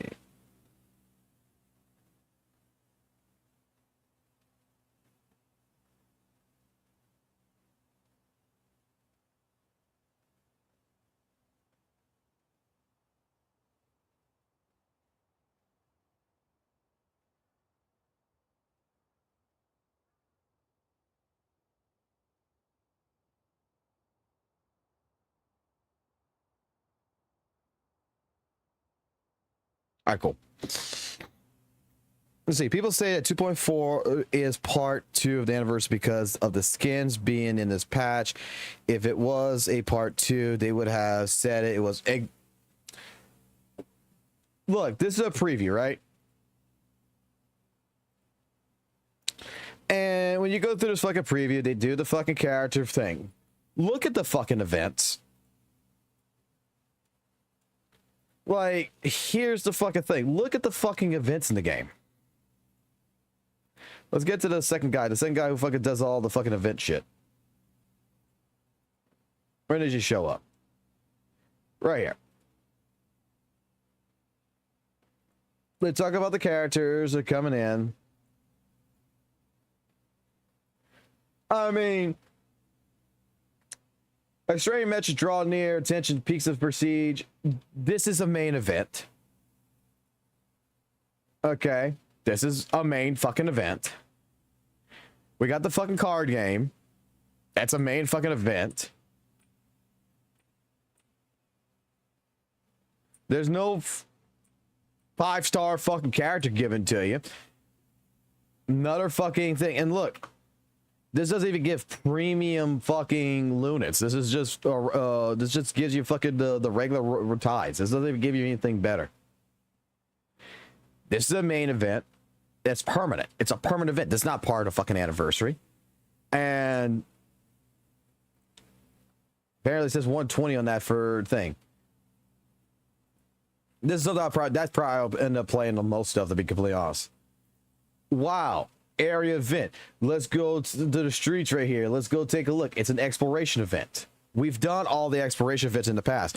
You got to go from place to place. You got to do things. You got to take pictures. Done that 100 times.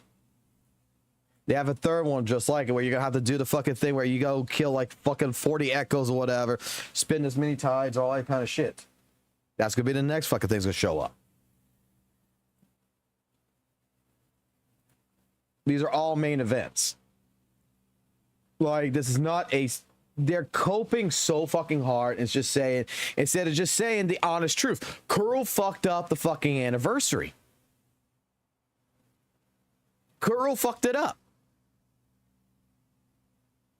They were very stingy. They threw it out. Done deal. The calculation so far that Ring said it is, you could get 110 pulls out of this. For free to play.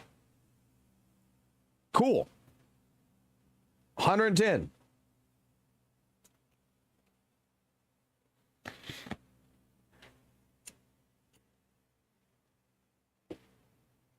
I mean, when we're talking anniversary to anniversary, this is why I was saying before. What's up, Noisy?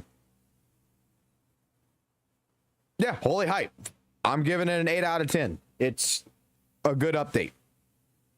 I'm actually excited for 2.4. The aesthetic of it, perfect. I got a couple of gripes about the update, but otherwise, everything that's involved, fucking good. I'm excited. That's the thing that look, that's the major fucking thing, Noisy, 100% that I was saying earlier while watching this, that I'm the most excited about. 2.0 pissed me off. 2.4 is fixing that problem. This ain't High School Musical no more. This ain't fucking drama theater. This is legitimately what 2.0, in my personal opinion, should have been. This is the area that 2.0 should have gone straight fucking to. Nice little city, but the fucking rest of the fucking area is fucking dark, decrepit. It's beautiful. It's got its beautiful flair like Elden Ring, but the land looks dead.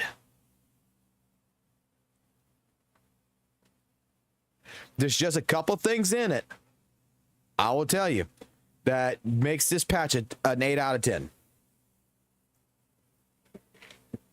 And I think that's a good score. I think that's a fucking damn good score for the patch. The only reason why I'm going to go ahead and I'm going to disqualify one thing is just that the card game shit, I don't know how I feel about that yet.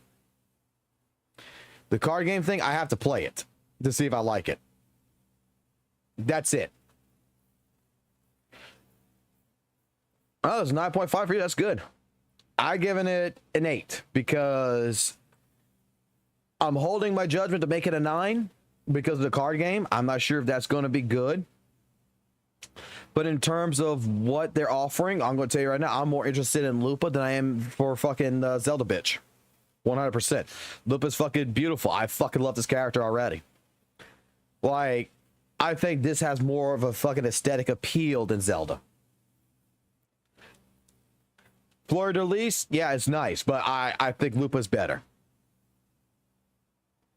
Lupa is 100%, in my personal opinion, has more spunk, more flair to it. I fucking love it.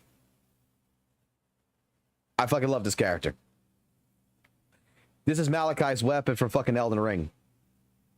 Straight up. I fucking love it. I think it's perfect. The area, when they did the exploration right here, Noisy.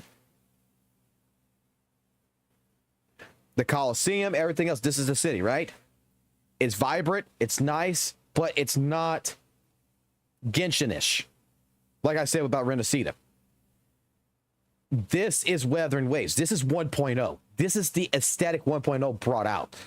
It brought out to where you have a lush little land of green grass and everything else for the Central Plains, but the more you got involved in the story, the darker the fucking world got, the more depth you see, like this right here. This is absolutely fucking gorgeous. And then we're not relying on anything more than the dark aesthetic to make this pop and look beautiful. I give this right here. This is what, to me, Renacida should have been. I accept that Renacida, the city, was nice, luscious little Italian land, but the rest of the fucking world felt like, I'm sorry. One of my biggest issues with it is the rest of the fucking world felt cartoonish. Like, this all felt like an adult anime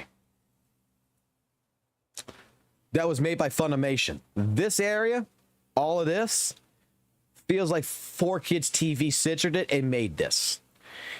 The dark land right here that I got was just a little bit right here and a little bit right here. Otherwise, rest of the fucking world here, the rest of the fucking map, it just felt too kiddie-ish. It felt like a cartoon. It had its moments. This area right here, this area right here, this area over here, nice. But this area, this main area, this area right here, these fucking areas did not appeal to me. It just felt like I was watching 4Kids. Oh, I saw that. You like how there's only one male, right? We figured out the fucking thing about that one, Noise. I figured it out. I figured out why they're only doing one male patch. It makes perfect fucking sense. This is a woman-dominated world where the women are the apex predator and the men are the bitches. Women look at men as meat, and they only look at them for... That's why, like, Grover is getting so many bitches on him that wants to fuck him. It's because they only breed with males to make warrior fucking princesses. That's what it's got to be. That's what it's got to be 100%.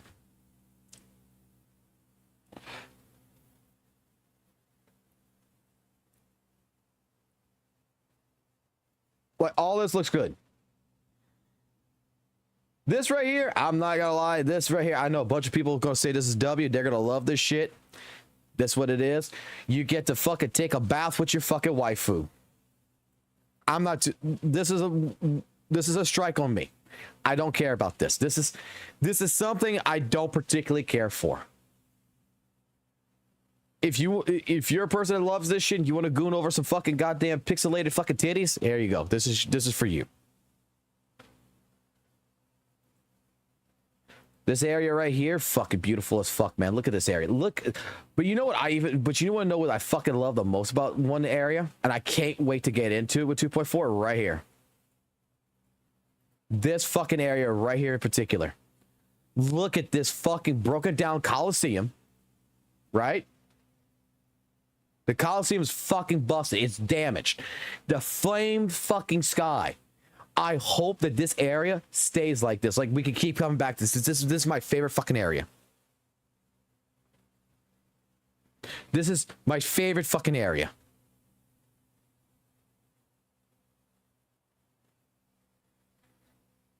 This right here.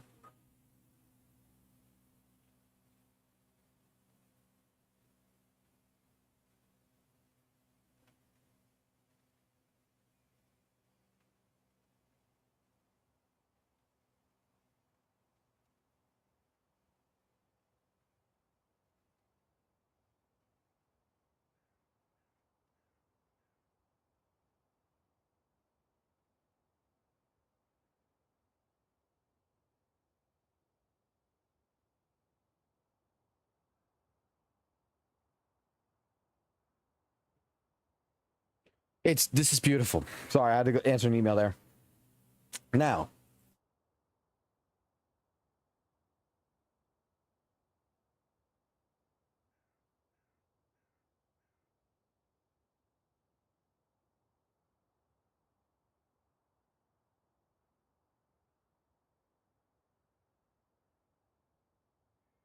this right here, the card game, this looks basically like fucking Yu-Gi-Oh! And I'm going to reserve my judgment on this one until I play it. I don't know if I like the concept. I have to see how it plays first before I say yay or nay to this. So I am not putting this into a score at all. I have to play it first. 100%. That is my appeal, my feeling on that. So when it comes to the echoes, I think they're fine. I think this right here, the banners never fall. I'm hoping, I really am hoping that this does not feel like a chore, that this feels really fucking good, because I'm excited about this. I'm excited about that right there. I don't give a fuck about the exploration events. We've done it 100 times in previous fucking patches. That's bullshit. The fucking goddamn fucking stamp fucking collection shit, that's fucking bullshit. Throw that out. This is my first problem. This right here is my first fucking problem. This is why I'm going with an 8 out of 10. The tactical hologram boss, Kelpie, is my first fucking problem. It's just Tempest. With 1 or 2 new moves, 3 doppelgangers, but otherwise, it plays, if you look at the fucking gameplay, unless they update this, the Tails thing is the only thing I can really see is different. The fucking jumping down in the air, coming into the fucking ground, they changed it from electric to water. The fucking spin attack right here in the fucking air, fucking Tempest already fucking does that. The slash on the fucking ground does it. Now we got 3 doppelgangers instead of 2. The fucking running back and forth, disappearing, coming at you, jumping in the fucking thing right here. That's all Tempest. I don't like that. Because, honestly, we already have in this game other fucking bosses. That's, to me, lazy designing. You're just scanning the fucking Tempest for the 3rd fucking time. You're rescanning it, and you're throwing it in there to be a tactical hologram boss when we haven't gotten, you know, Ice Cockroach, Mech Abomination. Fuck. You could put fucking Jew, like I was saying earlier, Noisy. You could put fucking Jew as a fucking boss in here. You could put fucking Scar as a fucking tactical hologram boss. There's other bosses that's already in the game. The Statue of the Crownless. Even fucking Bell could have been, the Bell-born Geo right here, could have been a fucking tactical hologram boss. The only reason why you made that attempt, like, let's be completely honest, the only fucking reason why this son of a bitch is the tactical hologram boss, because it was so fucking easy to reskin it and add moves to it. That's it. Yeah, I believe so. And I even said it didn't. It's fucking Tempest.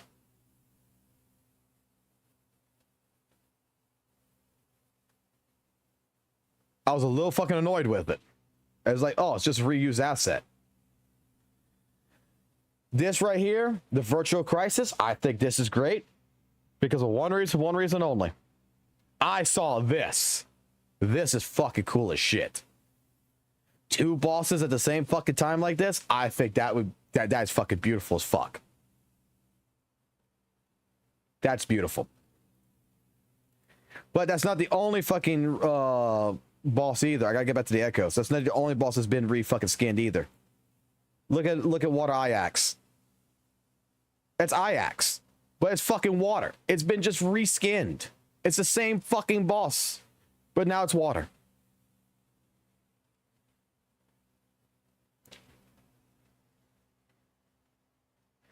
Oh, you're talking about whatever the fuck it's called. I know what you're talking about. Yeah, I never liked that fucking game. So if that's the case, then the patch just dropped for me if it plays exactly the same. But it makes sense why it's in there, because guess what? The main company who actually owns this owns fucking Riot Games. So it makes sense why they would use that. But getting back into this, okay? We have Water Ajax, we have Kelpie, which are 2 reskin bosses. Don't like that. I don't like reskins. I hate fucking reskins. I understand it's cheap for the budget, but I think it's poor fucking game design. I've always thought that.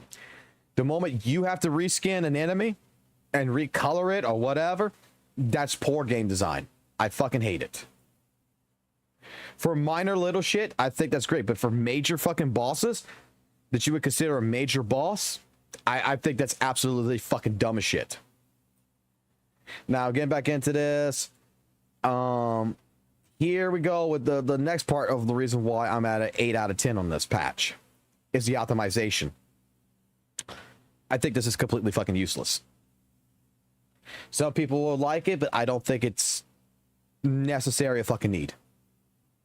This right here, changing the filter.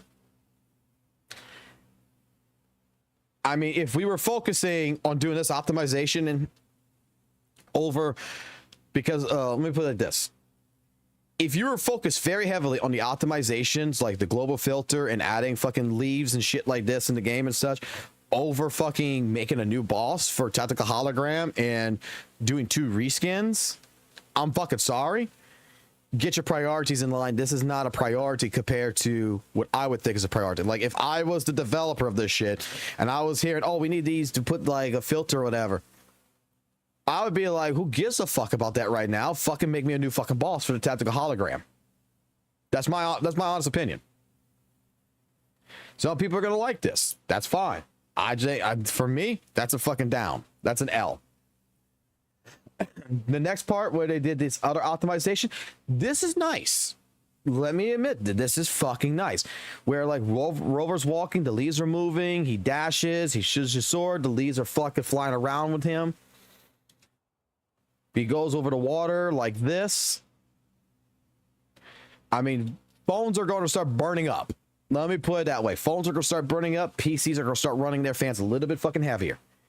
However, just like flying, that's going to be fucking like, you're going to have so many people, it's going to be like, oh, that is the greatest fucking thing I've seen. That's amazing. For about a month or two. And then it just disappears. That feeling just goes bye-bye. Because then it becomes a half of memory. So to me, that's completely useless. I love the new map so much that it completely flew over my head. The reskins, I mean.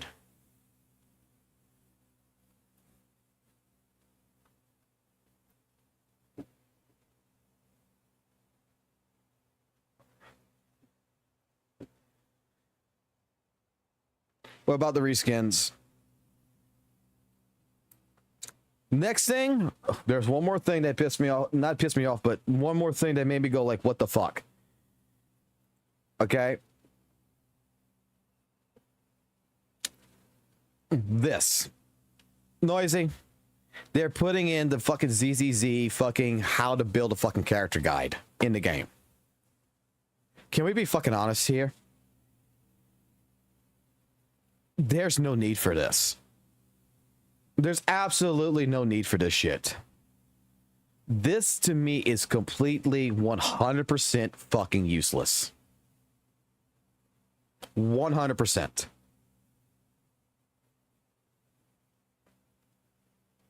WutheringWaves is not complex in this shit.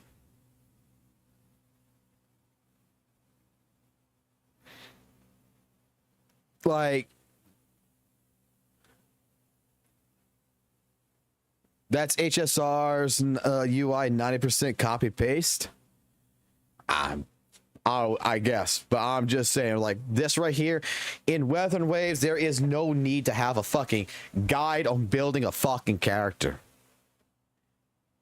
I'm 100% fucking serious. You do not need a guide. The game holds your fucking hand. already on how to build your characters. And it's pretty fucking easy to understand, you know, what the characters do and how they correlate with the others. Like, I know people who just start WutheringWaves that legitimately already figured out Shorekeeper's the best fucking support. They already figured out that fucking Brant works really well with Chang Li. They already know that JJ works really well with fucking Jinshi, or Yinlin works with Jinshi. They already know this. Like, it's pretty common knowledge. If we're gonna go into like echo building of what like you should be doing with the guide and everything else, we still don't fucking need it, because when you come here and you filter out, it tells you exactly Frosty Resolve or Frost is your most recommended right here. It's going to put the first one at the top. Like, this is your most recommended. This is your second recommended of what you should be putting on. And then when you're going to be looking at like echoes, it's going to give you a yellow. Like if I find something that's not supposed to be like defense right here, right? Look, it's not yellow. It's telling you don't fucking use this fucking echo. But this echo is fucking yellow. Use this shit. You already casualized echo building. Why the fuck is there a guide maker? Are people really that fucking stupid on how to build fucking characters in this game? I'm not lying. Like, that's the only way I can see it, is that someone does not do research, number one, and someone's really fucking dumb that they can't figure it out. And that's the only reason why, like, that saddens me, because it should be completely common sense. Fire. It should be common sense when you're building a fucking team, right? That you're looking at this majority of the time. You're reading this information and what it matters. What does the outro do? Like, it's not complicated.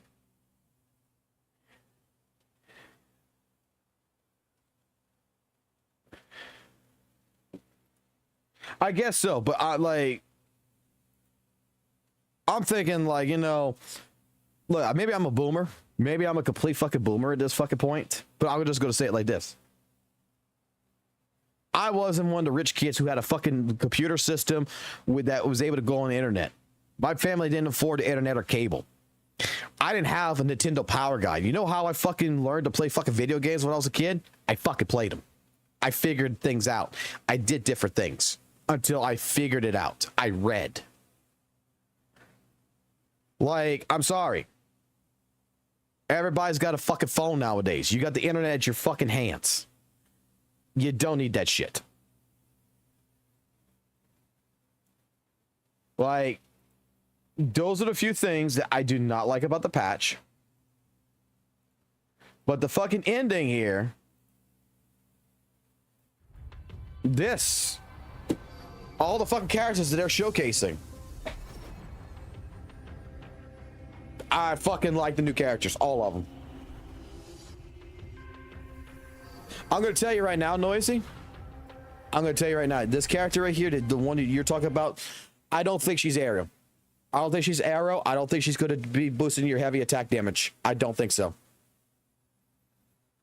I'm going to say I am 90% sure that's not what she's going to fucking do. I'll go with something else like Electric or Glacio at that point.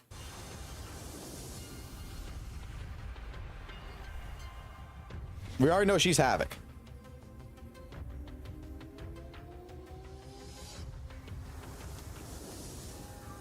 Here's your fucking GN main.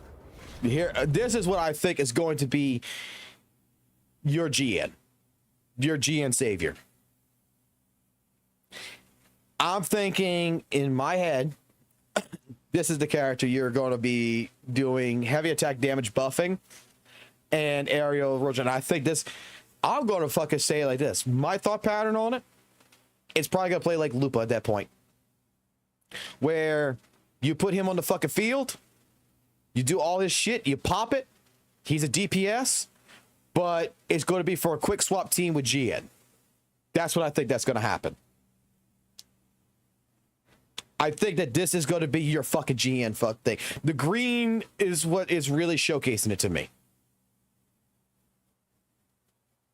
This is what I think it's going to be. I think that because Loop is going to be the fucking one that's going to do this with Chang Li, where they're going to be doing that quick swap and shit. And I think that this is going to be your fucker who's going to be doing the same thing. I think this is going to be the new meta in the sense that it's going to be quick swapping. So if I would have to guess, I think you will have two males that's going to be working with one another.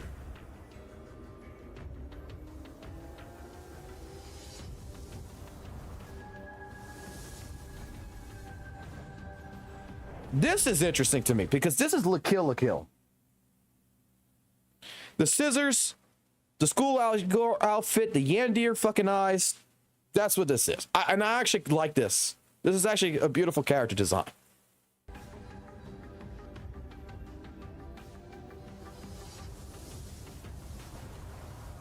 But this is my girl. This right here is a cold-hearted bitch. I fucking love it. Hopefully it is what Rings was saying. It's going to be hopefully an electric fucking goddamn shooter. I'm hoping it's going to be a main damage dealer or a damn good sub DPS, but this would be another character I would look at summon sixing.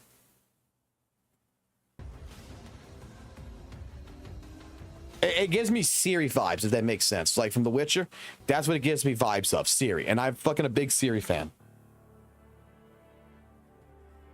Like I said, overall, with just the problems that I have from what they showed, it's an 8 out of 10. And like the main shit is going to the main stuff about this patch. I'm 100% for it. I think it's great.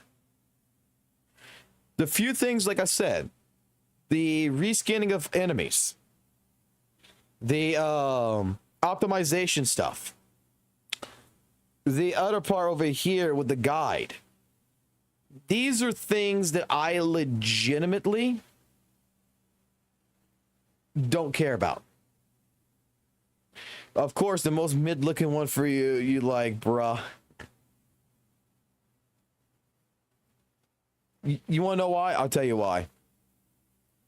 Let me explain something. I don't like the blondes. I don't like blonde girls. Blonde hair girls, okay? First and foremost. When I look at the design on this one, compared to all of the other chicks, you know, I like her, okay? I do like her. This one, I do have a fascination. I'm hoping she's fusion. I really hope, because sun and fire mix, not sun and lightning. I like that character. This one, I'm not too fancy about this character. Not really fancy about this character either. I am very fancy about this character. This character gives me a Yasuo vibe from League of Legends. This gives me more of a Jubei, like Yasuo Jubei fucking feel. Ninja Scroll. I like it. Not too interested in this character. Yeah, not my type. When we get to this, compared to what we've gotten with Carlotta, what we've gotten with Camellia, what we've gotten with Shorekeeper, what we've gotten with a lot of different female characters in the game already, look at the portrait. The reason why I like this is like the reason why I like Sanwa. It's a bitch. It's a fucking bitch. It's frowning, it's looking down, narrow fucking eyes, and it looks like it's judging me. That's why.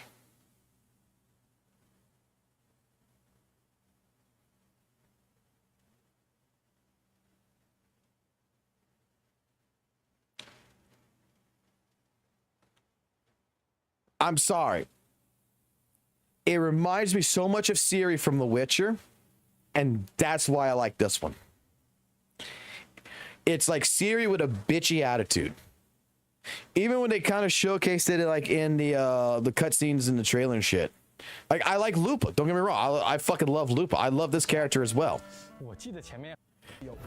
Like Lupa would be another character I would summon 6. I'm not gonna lie. There's 2 characters in this entire patch that I would summon 6. Isn't just an event.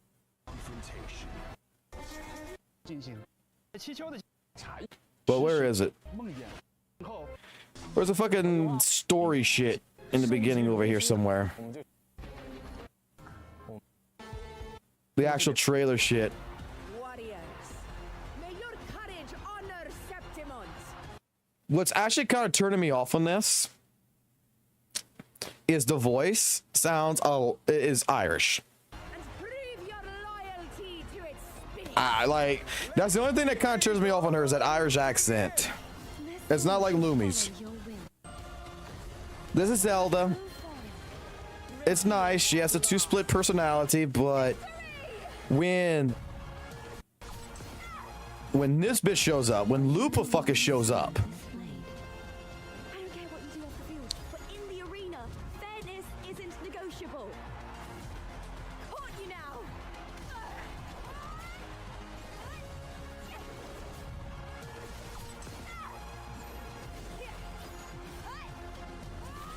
Malachi's weapon.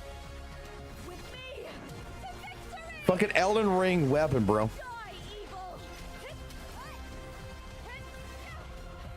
And then the Wukong fucking on the staff. The Wukong stance. Like that is fucking awesome. It's got flair. And to me, that's got more flair than the other one. I gave you this play so you can see the ending. That gladiator girl will be the harbinger of the dark tide in Septimon. You plotted. Also, we got Scar coming back in, so I mean that's also a good thing. You and that blessed maiden from the tower are deeply interwoven in the fate he has spun.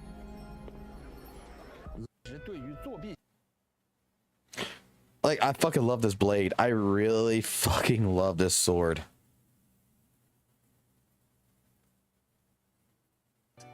Lost in the tides of reveries, pulled in by nostalgic.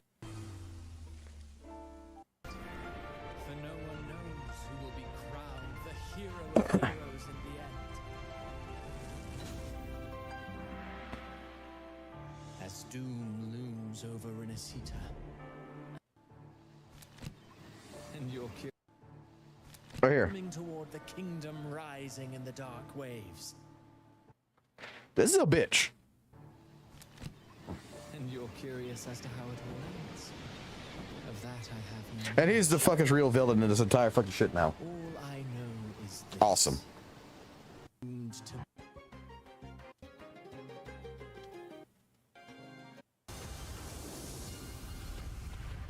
Like I said, I give it an 8 out of 10. I think it's good. I think Kuro cooked on a lot of different things. I really do. And I think they failed on a couple things.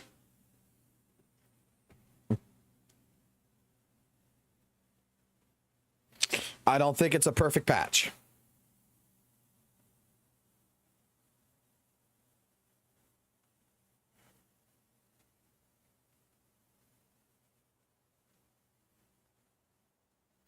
We'll find out when we find out.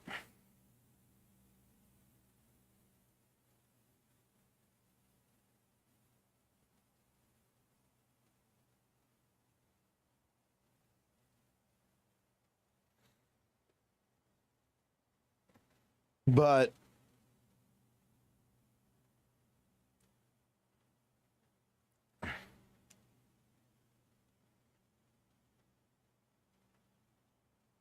in general, I think it's I think it's fine. This is better than 2.3. Much fucking better. Like I said before, I think they should have, in all honesty, timed the patching better and put this in as the anniversary. Like, that's what should have happened. Then we can have an argument about ZZZ's anniversary versus WutheringWaves' anniversary. But in terms of what is what, ZZZ has a better anniversary. 100%. Sings a silent night, for no one knows who will be crowned the hero of heroes in the end. Because this ain't an anniversary patch. As doom looms over Renesita, an outlander returns whence they came. Slowly, And people are going to cope with this and say, oh no, this is the WUWA anniversary, second anniversary update. Yay. And it's like, no, man, this ain't the second anniversary. This is just a, you know, straight up an actual fucking patch. Go cope somewhere else. those blessed by the sea. Free to play players is going to get 110 pulls out of this from what's being calculated right now. And that's decent enough. I mean, I'm not gonna lie. I was kind of hoping that for the failure of what the anniversary patch was, that Kuro might have used his time to really work on buffing. Like, hey, a late anniversary rewards, free 5-star character or some shit. I don't know, free 5-star fucking weapon. Do something, but they didn't do it. So 而积木在水中的旧城区已经因为上一次的黑潮爆发而被废弃了。那我们能不能现在就进气球城里看看？光是俯瞰气球，我感觉不太过瘾哦。那好吧，这就带漂泊者看看气球城。这里就是气球城的内部。 I mean, 建筑非常高。 I mean, the story, the characters in the map, yeah, you're 100%. It carries it. It's going to carry it 100%. But I have to look at it very justifiably because certain content creators are going to overlook this shit. Let's be completely honest. Certain frauds are going to overlook the actual things in this that does reduce the patch. You gotta, you can't say it's amazingly fucking perfect. And like I said, several of them are going to be like, oh my god, this is the greatest fucking thing. And I'm the guy right here who's going to tell you, it is fucking great. But there's a couple fucking problems we got. Reskin fucking bosses is not an answer. 是人气高涨的竞技明星选手，所以能够接到一些商品的广告。听说这一款叫做 that fucking guide shit is not something that is going to be that fucking useful for the majority of the WutheringWaves community. 气球城内还有气球浴场。 Maybe for a new player, but not the majority of the community. It's like I said before, like the little shooting utility that you had in 1.4 or whatever that came in. By the time that fucking came in, it was fucking useless. It was absolutely fucking useless. 气球的旅游产业如此发达，漂泊者自然也可以来感受一下了。毕竟在经历诸多战斗之后，肌肉酸痛和神经紧绷都是在所难免的。这时候就前往气球浴场放松放松吧。那听说在气球的野外，也时不时会传来神秘的龙啸声。感兴趣的漂泊者们也可以去气球的野外调查一番哦。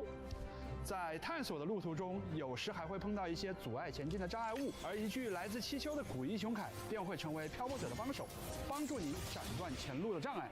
刚刚好像在城市里面看到了不 Oh, I know she's insane. 他们漂浮在空中，好像还有些奇妙的动作，是不是还挺可爱的？他们的名字叫做啪嗒。 I fucking love Chang-Li, man. Like, dude, you're talking to a person who plays fucking Chang-Li. I know. 那在漂泊者上台竞技的时候，相信他们会更卖力的加油的吧。 另外，还记得竞技场上盘旋的电子屏吗？仔细看，有一个。 Oh my god, Noisy, don't talk about that shit, please. Because if Drax hears that shit, he's gonna tell you that you're fucking wrong. 赛场上的动态哦。所以这就是传说中的。 Legitimately, solo level Drax is like WUWA is perfect. That HP inflation is bad, but the content. But let's be completely fucking honest, like.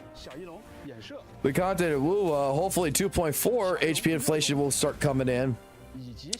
Because I want fights to last more than fucking 12 seconds. Dude, let me put it like this. I fucking responded to you on that shit, bro. I responded to you on that shit. And I told you, you just blew your fucking luck.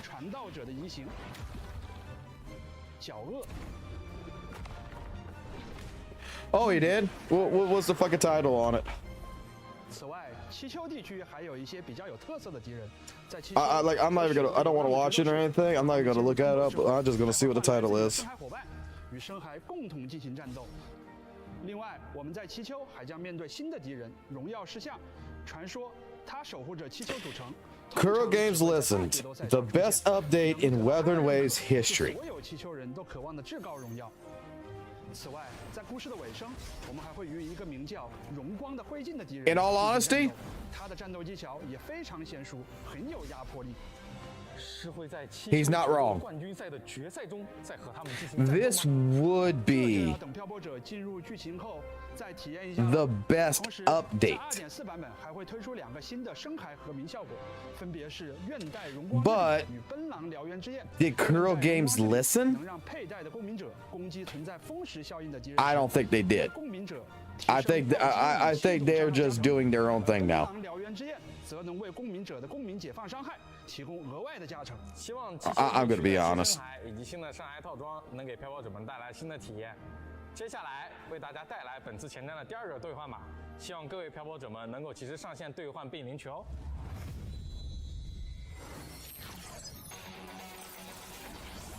Like I said, I'm reserving my judgment on this part, on this shit right here. I'm reserving my judgment on the card game when it comes.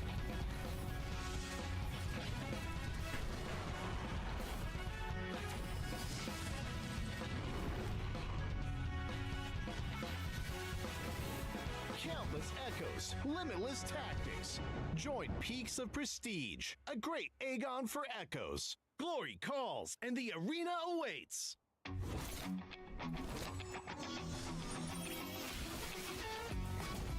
What, gotcha Joy being right?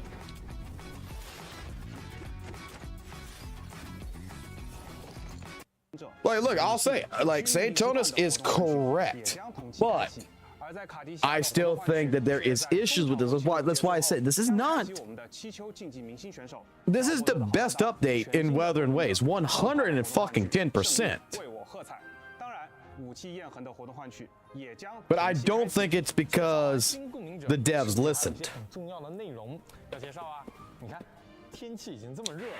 之前说好了下一个服饰，是不是该给大家带来一些新消息了？好嘞，在2.4版本 There is a couple of issues with the fucking update. The fucking skin, dude. I'm not gonna lie, the fucking skins in here. We were talking about this even in ZZZ. Skins are fucking useless. Why the fuck are we gonna have fucking skins in here still? 在2.4版本，商城还将上架全新深海幻影套装。 I don't give like the person who gives a fuck about the skin. It's gotta be because of your favorite fucking character or some shit. Otherwise, it's completely fucking useless. I don't fucking see the need to fucking buy a fucking skin. Why am I wasting my money when I can spend my money on fucking pools, motherfucker? 漂泊者还能挑战七丘当地的决斗家，与他们进行荣耀对决，获取荣誉勋章。For Rule 34, you're right. 解锁更多的奖励。参与活动可以获得新生奖励、深海异象巨布偶以及深海幻影凯旋时刻。 At least the gliders got skins. 收集荣誉勋章，成为七丘最强的决斗。 But again, like I said, the few things about the patch itself, overall, is an 8 out of 10. 当然有啦，你看七丘的城区是不是也像一个巨大的竞技场？在完成潮汐任务第2章第6幕， I think in terms where it like now is to see where ZZZ comes. Skins look better than the original. Yeah, but were you here for Dr. Medical when we were talking about skins back when I was playing ZZZ? Where like my statement is the reason why I don't care for fucking skins in a game like this is because skins in Call of Duty, skins in Fortnite, skins in an actual like League of Legends, skins fucking matter.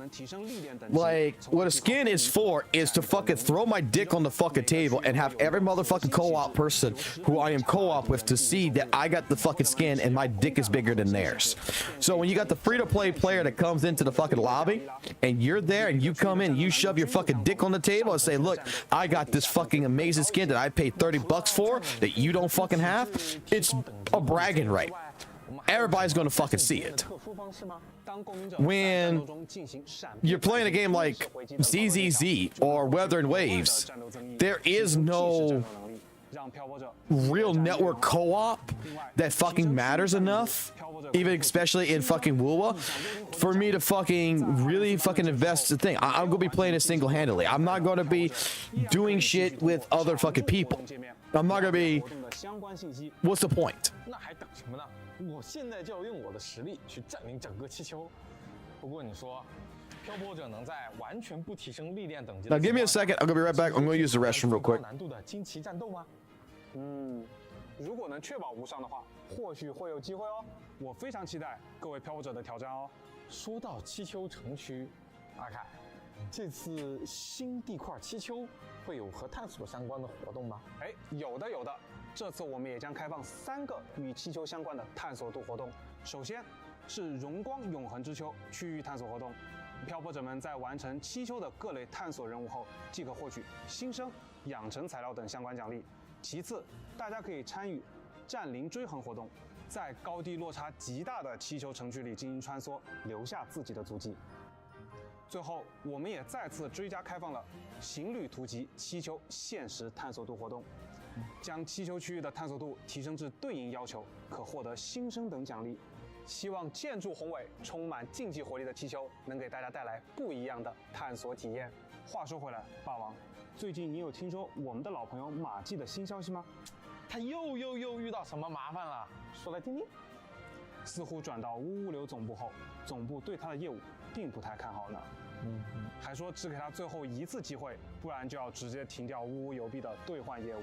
虽然这小子鬼点子多，但他组织的服务确实很方便，也给我们带来了不少报酬。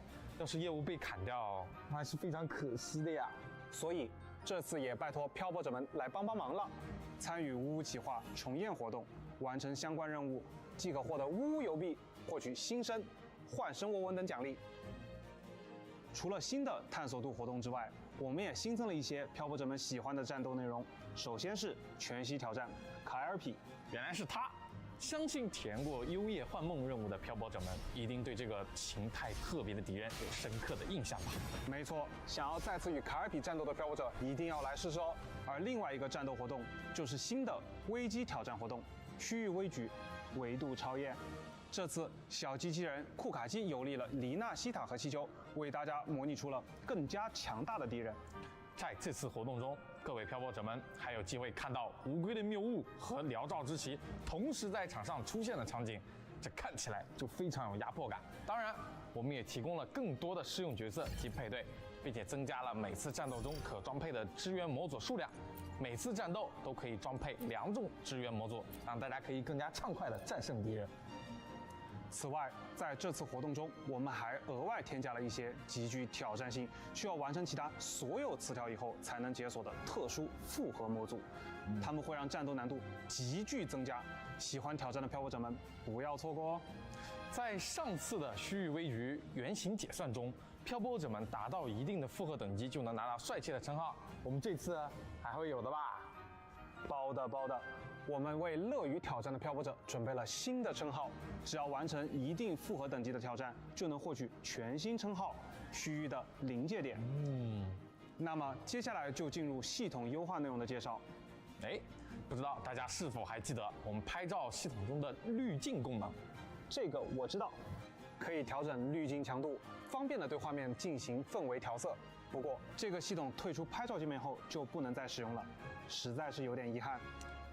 那这次我们就来弥补这个遗憾。2.4版本更新后，漂泊者们打开设置页面，就能在图像设置里找到全局滤镜功能，选择喜欢的滤镜，调整合适滤镜强度，并应用之后，就能对全部画面应用滤镜效果啦。没错，将这次更新的全局滤镜功能与全局亮度、对比度等调整功能叠加使用，还能调整出更多不同的效果哦。各位漂泊者们一定要试试看呢。我们也在持续优化开放世界场景的细节交互表现。比如，当漂泊者行走在气球的落叶之上，或者在落叶上进行攻击，都会有对应的交互表现。再比如，当漂泊者贴近水面翱翔时，水面也会出现被激起水花的交互效果。我们希望这些优化能给漂泊者们带来更好的体验。此外，在这个版本，我们还对快速体验 2.0 版本剧情功能进行了优化。在漂泊者首次跟随任务流程激活荆州的中枢信标时，即可解锁活动。No, I just went to the restroom. 2.4版本我们还会上线剧情专注模式。漂泊者们在进入专注模式后，角色与场景将再也不会被其他任务占用， But yeah. 不会被其他任务打断。Like the patch, in my personal opinion, it's an 8 out of 10.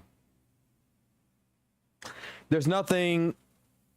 The reason why is just there's a few things in it that's absolutely to me ridiculous. That I do feel like is lazy game design, 100%. I really do feel like it is. And otherwise than that, Forgive me for stealing the moonlight. the guide thing, I could forgive that to a certain point. But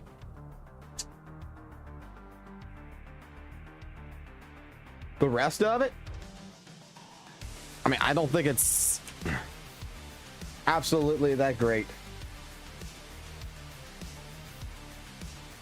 All right, let me change my shit here. So let me change this. Let's see.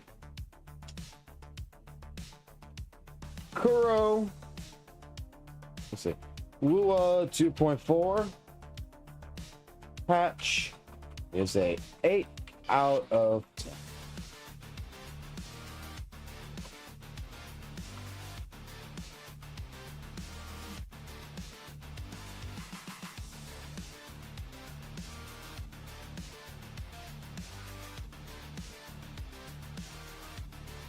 All right.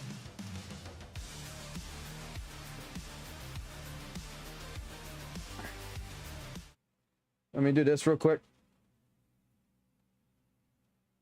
because I want some new tracks. We're going to make some new tracks here. I got 95 credits. Let me go ahead and boostify my credits then, because I got paid today.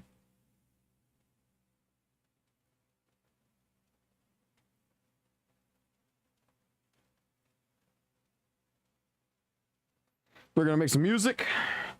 We're going to play some ZZZ. We're going to upgrade fucking Hugo.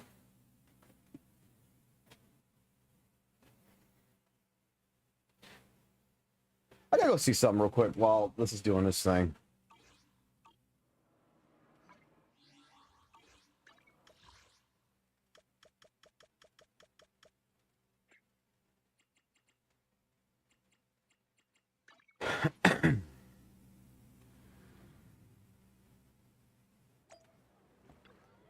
Nothing beats caffeine on a lazy afternoon. Want some?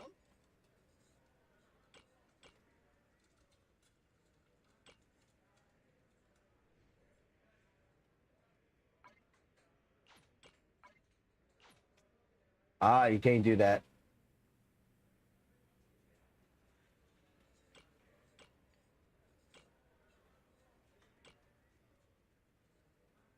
I was wondering if you could. I was curious if I could buy coffee to get my energy going up higher and shit.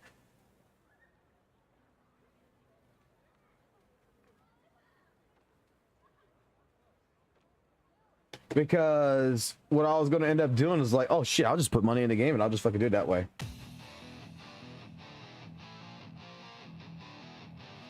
All right. Time to make some instrumentals.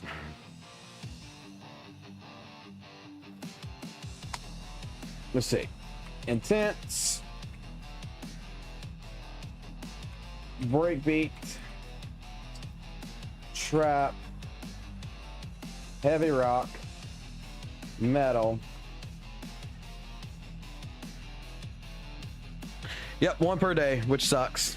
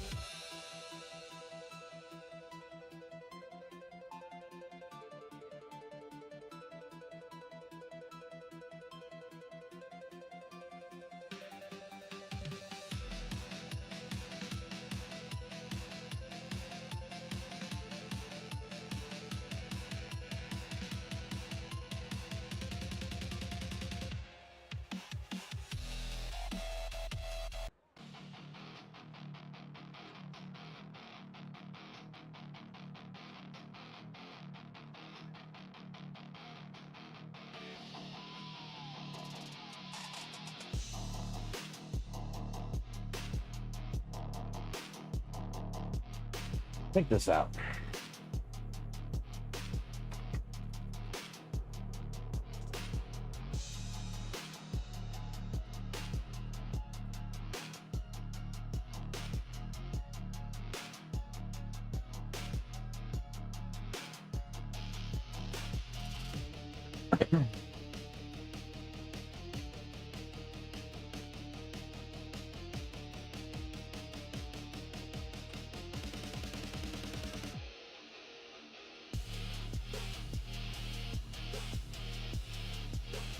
Let's see.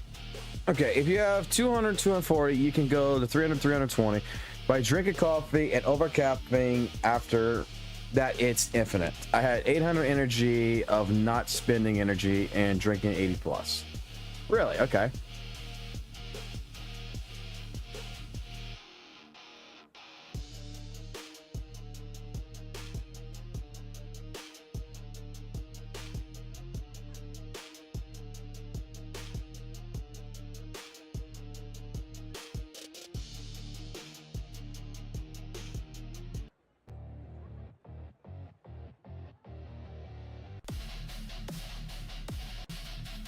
It's not doing what I wanted to do.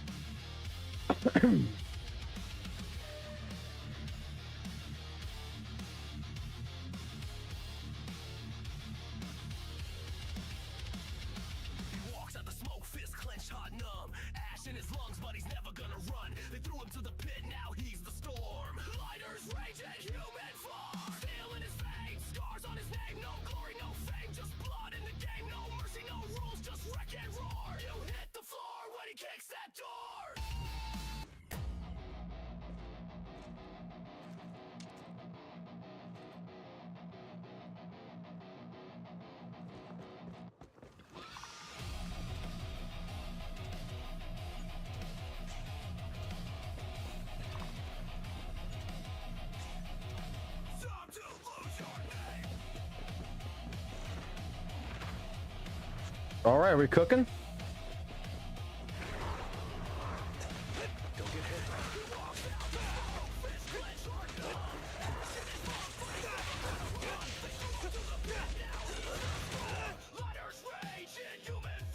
Nope.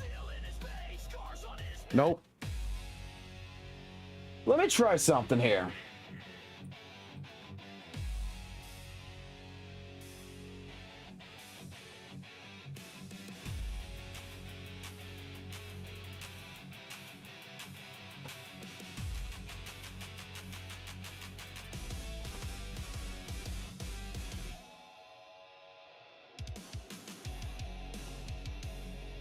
Nope, that don't fit with the fight.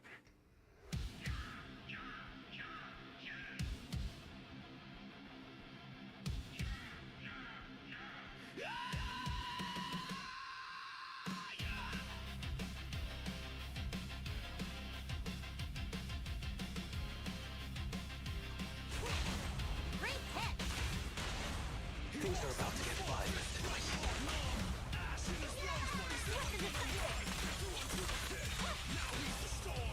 What's your honor really worth?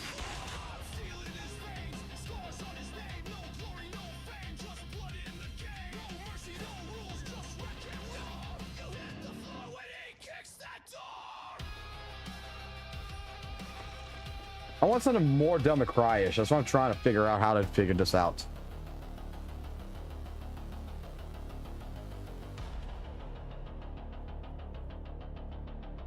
I'm gonna take breakbeats out.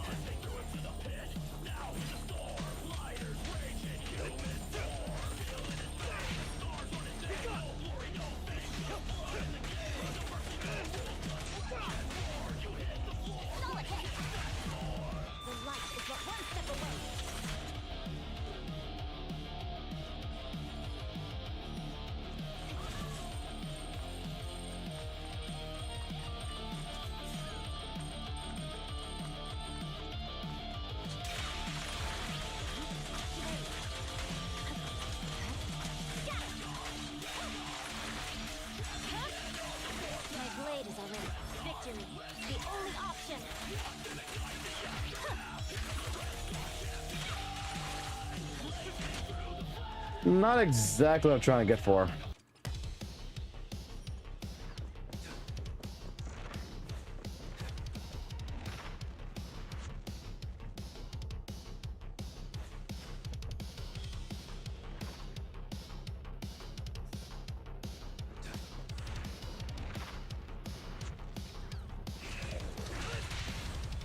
Go. Make way for the undefeated champion! Solid hit. And the winner is me.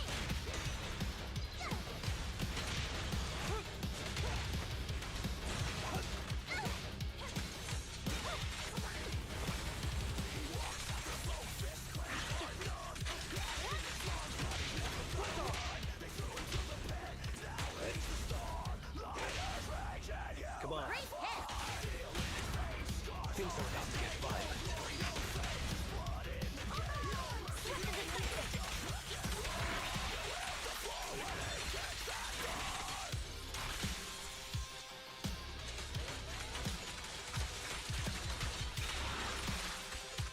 I swear on my blade.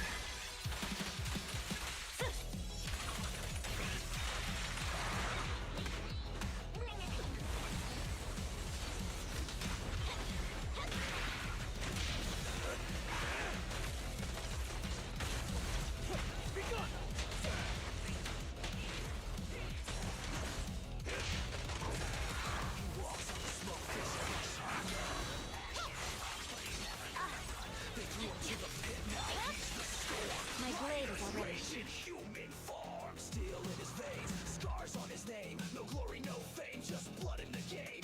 No mercy, no rules, just wreck and roar. You hit the floor when he kicks that door.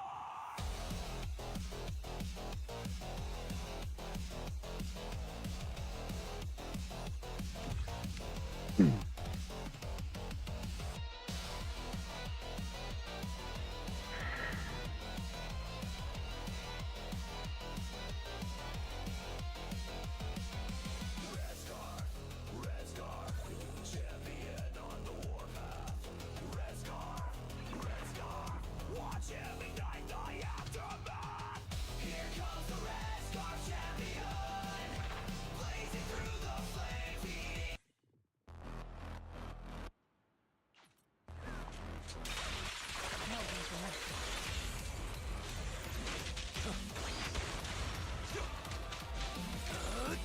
I'm unstoppable!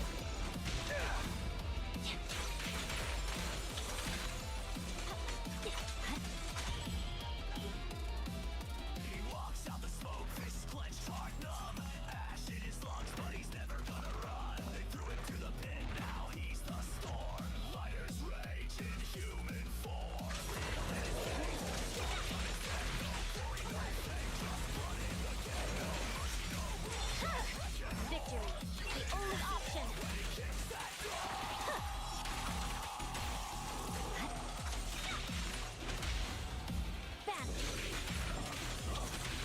Flames fade, ashes remain.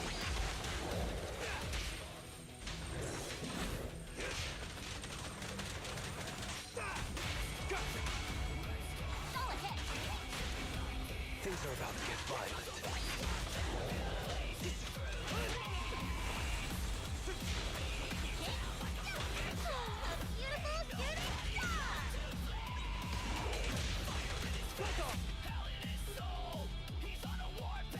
Nope.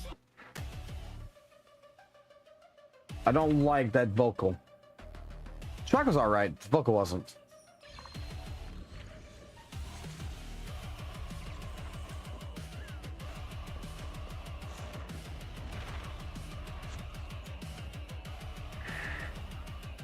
He walks out the smoke, fists clenched.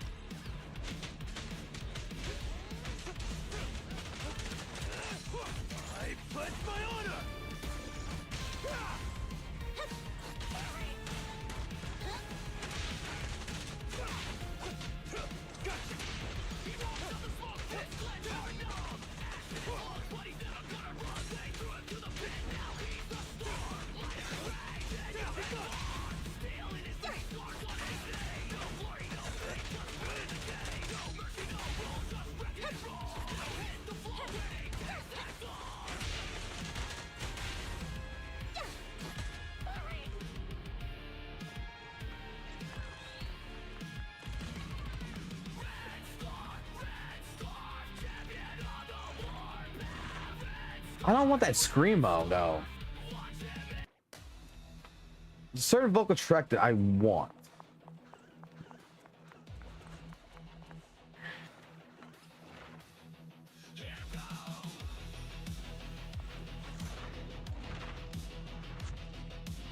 The beginning of this already sucks.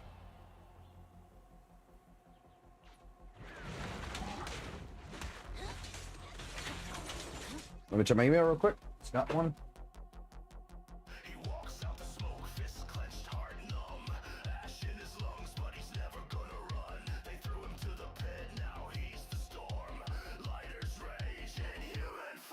Okay. Let me show you how it's done.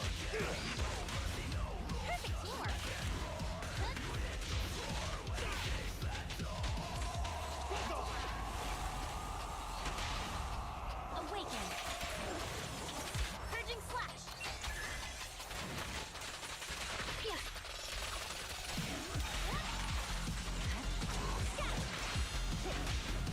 Great hit. My heart is a mirror.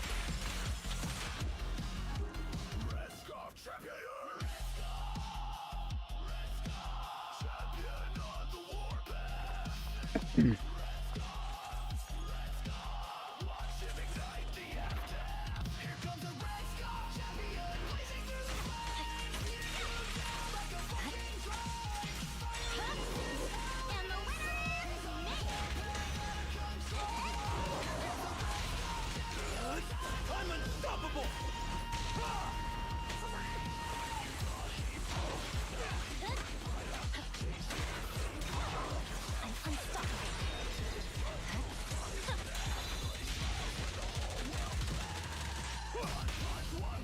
Solid hit. The light is but one step away. Watch and learn!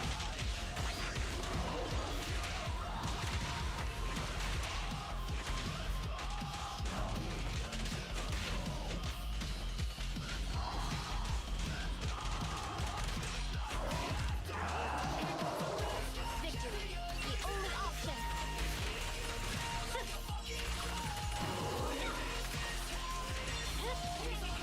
My blade is already sheathed. Press forward.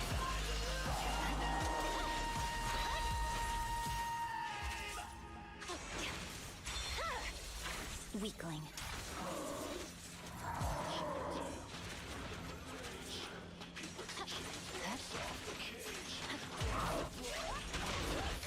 Pledge my honor! Come on.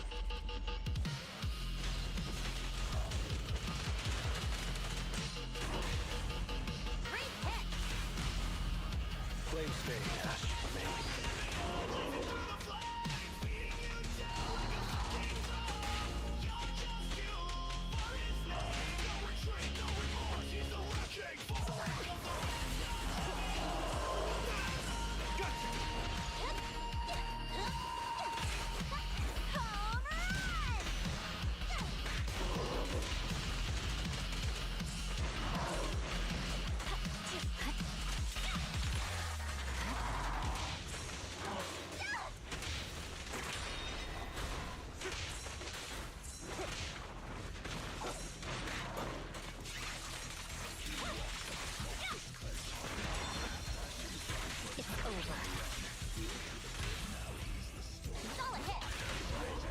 Things are about to get violent.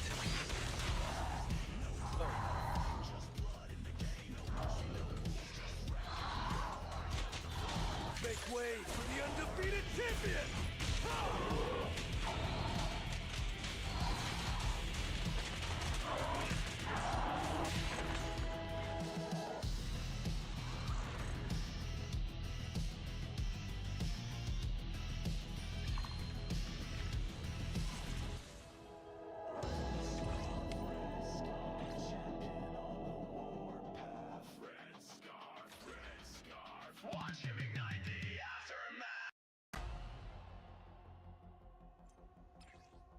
I think this is the better one.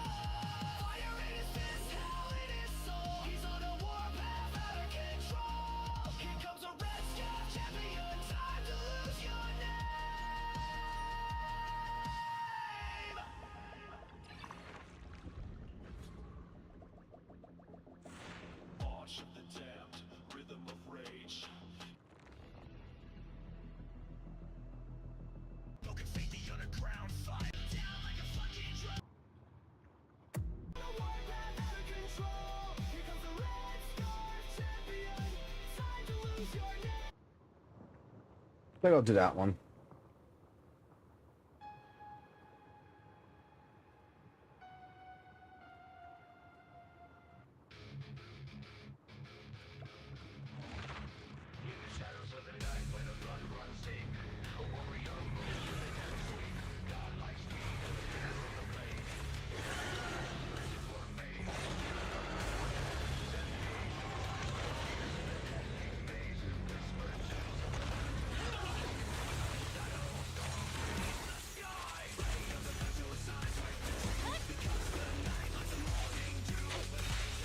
No room for mercy.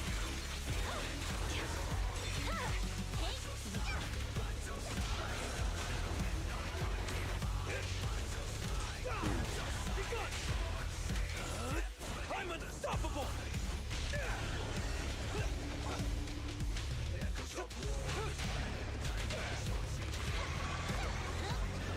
I swear on my blade.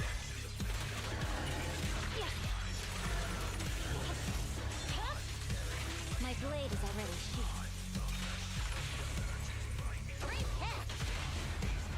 Blade fade, ashes remain. Swift and decisive.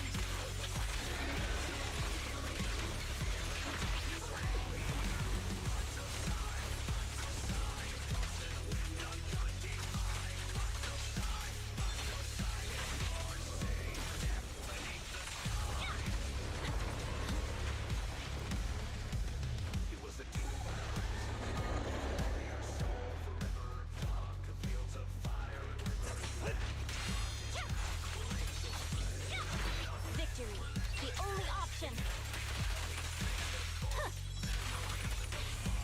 What's your honor really worth? Solid hit.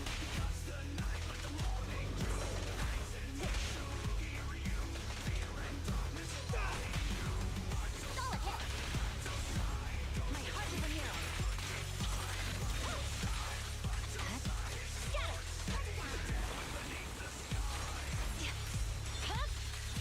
My blade is already sheathed.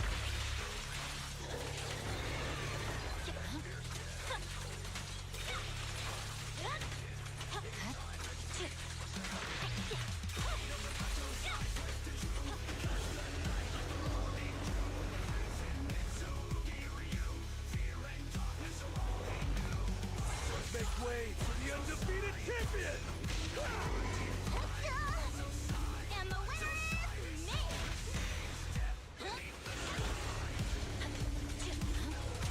Purging slash!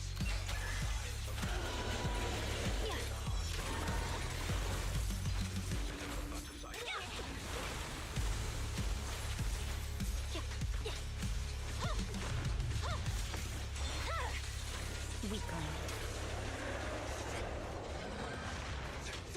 Gotcha!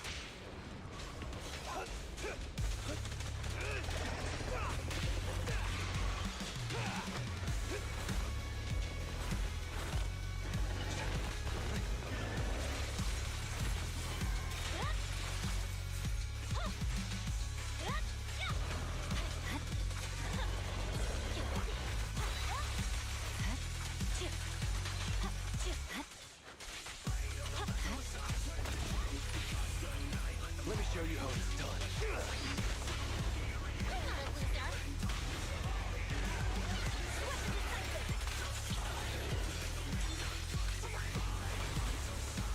I swear on my blade.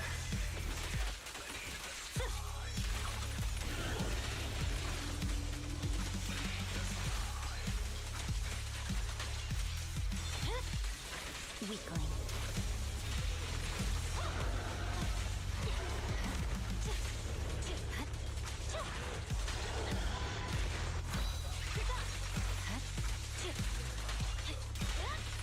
Unstoppable. My blade. I pledge my honor! A beautiful shooting star!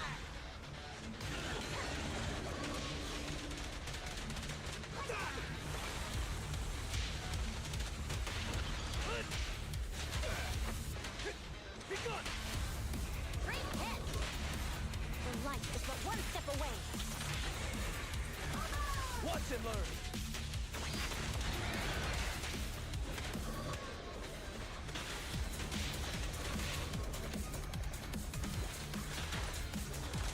Purging slash. Yeah. It's over. No broken left.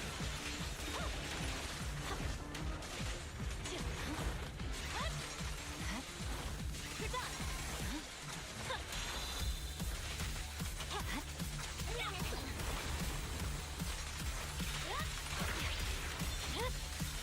My blade is already sheathed.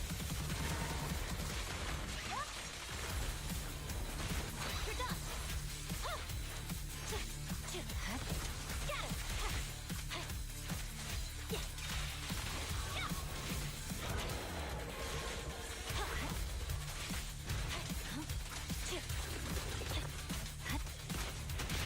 Let's make way for the undefeated champion!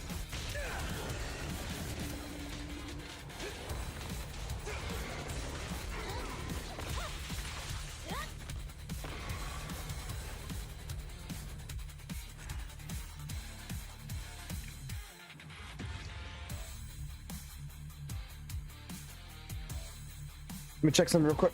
Emails are coming through.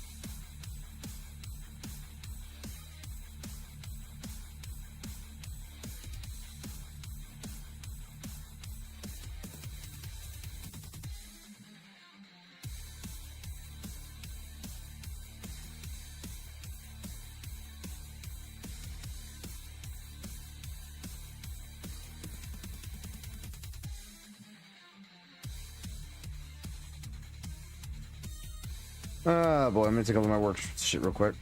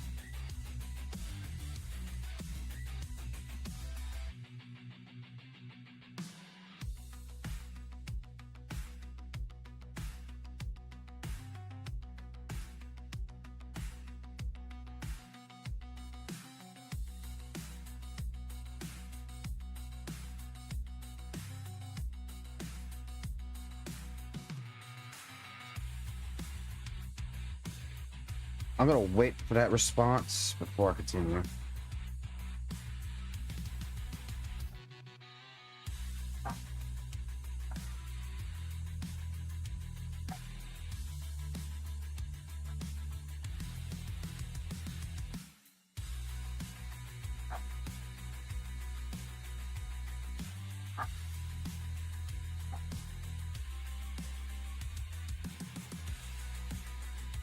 All right. As first, I need to check something else really quickly. Where the fuck is it?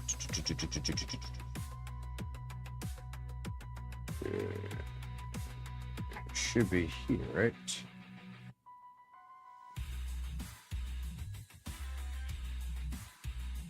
Right here.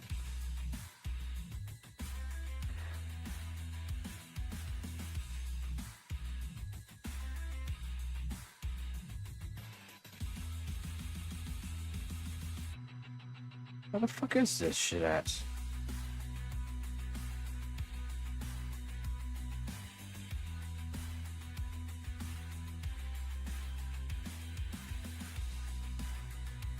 There it is. Okay. Shut up, dog. Oh, my leg hurts right now.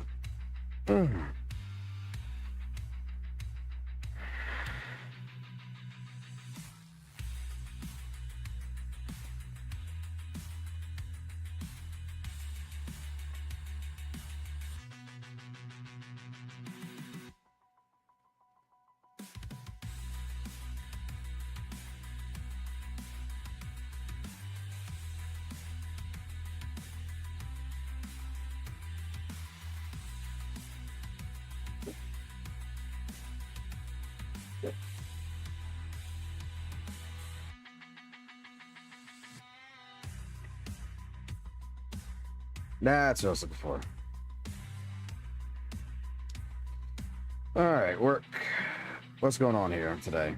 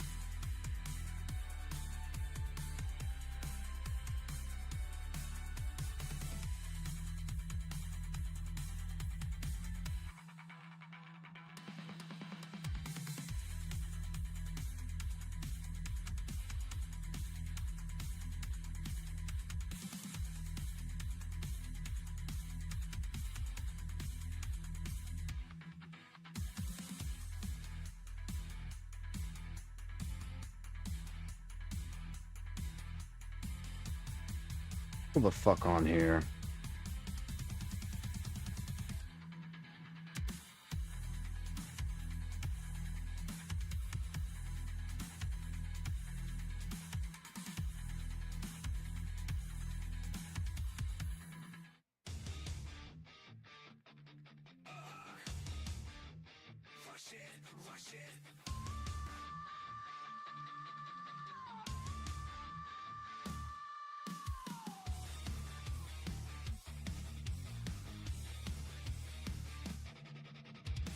Quick moves on the screen, just one more round. Fingers on controls, heart starts to pound. Something's different here, can't look away. Every level up makes my day. System loading, loading. Hey, power flowing, flowing. Man, those drips are insane. You mean for WUWA? I mean, I'll be honest. Like, I give it an 8 out of 10. It's not bad. 100%. It's not bad. Sorry, I'm also working right now. Like, it's not bad. Like 100%. But there's a couple of things in the update that I will say that I still don't think is amazing. I don't think that's acceptable. I think in the patch itself is an 8 out of 10.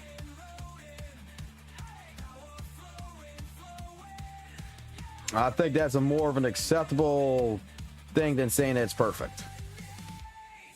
Like, I fucking love the area, first and foremost. Like, I love the fucking area. I think that it's beautiful. I think some of the events are a little lackluster, to be completely honest.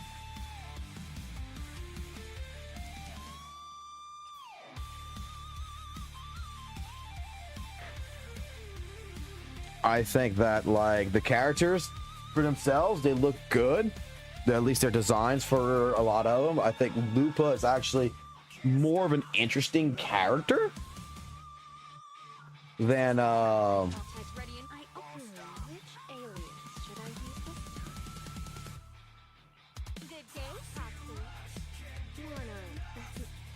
other one. There are 5-star coming in. Where's you go? I know I put him as he's 60 now, isn't he? Yeah, put you here.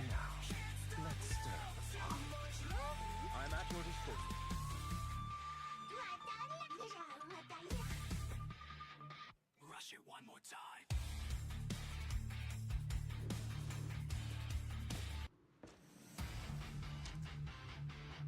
But I think it's good. I think the update's good. I think it's got a few little flaws. That's all.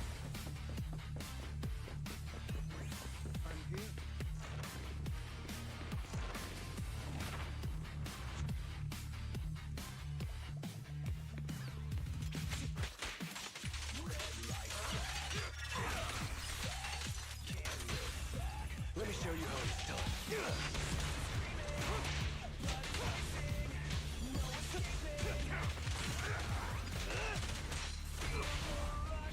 Stay calm now.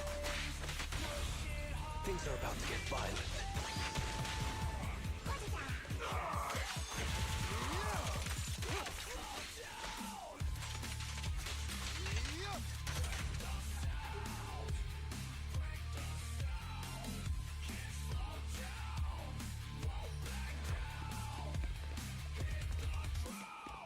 Sweat drops fall, break the wall.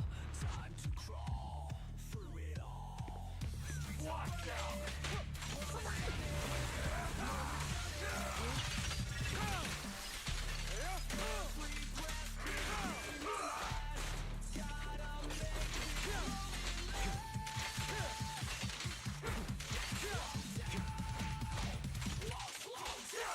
Before I get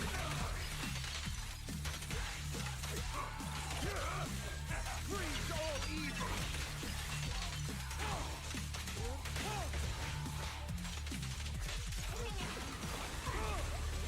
Yes, I am.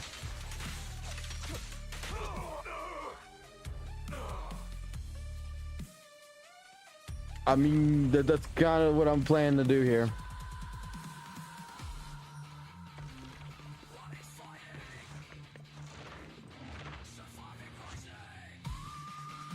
Like, I am building up every single polychrome and everything in this game.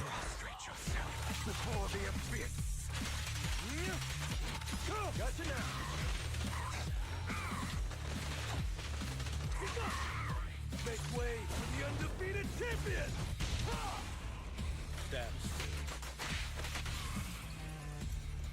Tales for the dawn that sets the world alight.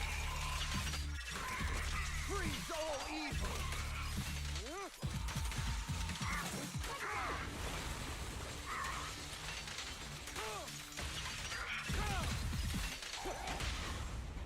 Stay calm now. Flames fade, ash remains.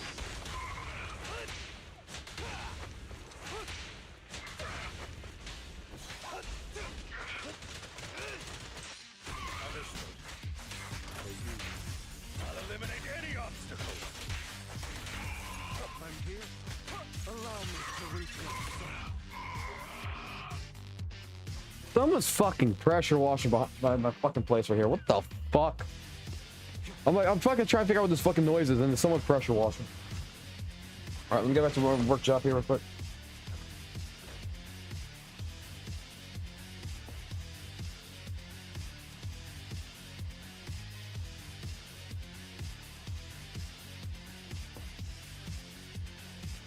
Head represents life, and tail death. Yet the result has long been Naomi, someone, it's been... Naomi.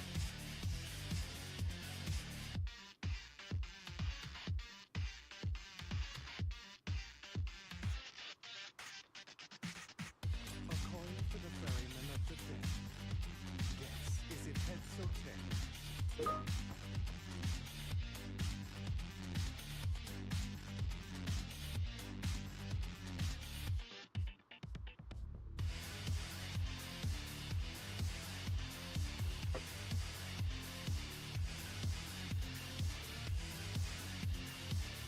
Give me a minute here. Alright, let's see. Goddamn it, emails.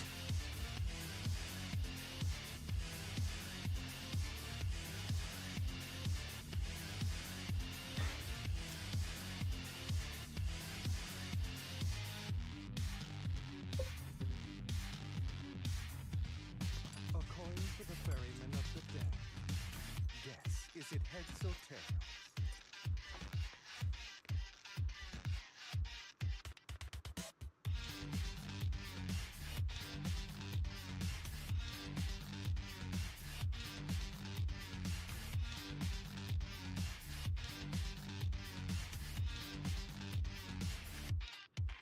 Heads represents life, and tails death. Yet the result has long been decided. Alright, back to this.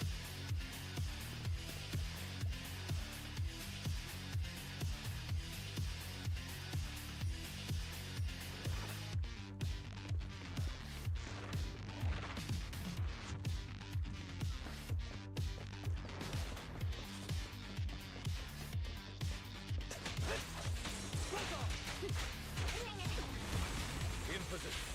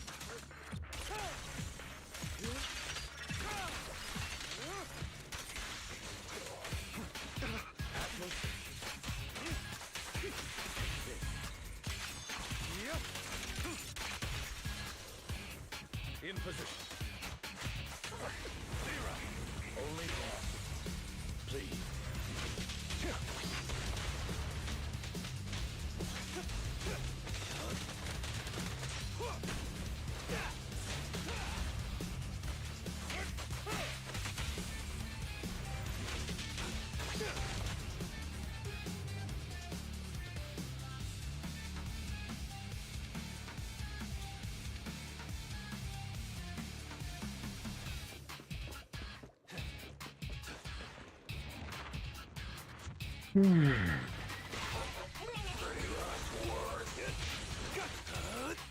unstoppable! Damn. Evade now. There it is. Be gone!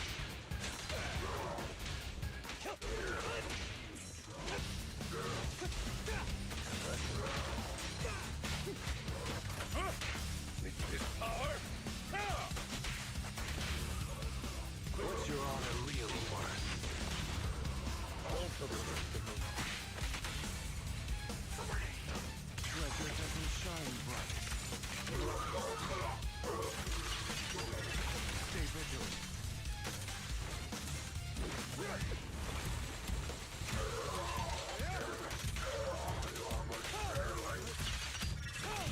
Prepare to kneel before me.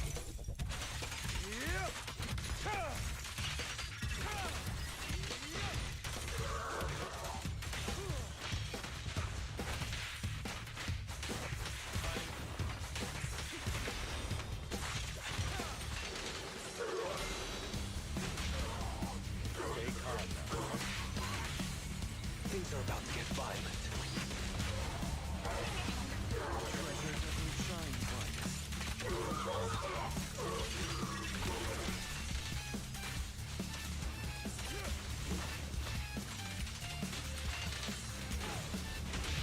Make way for the undefeated champion!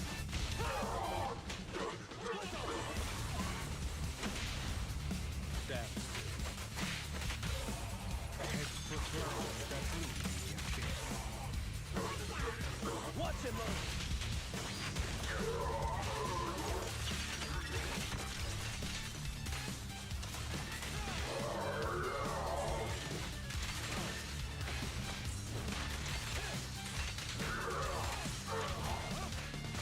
Let order and madness dance.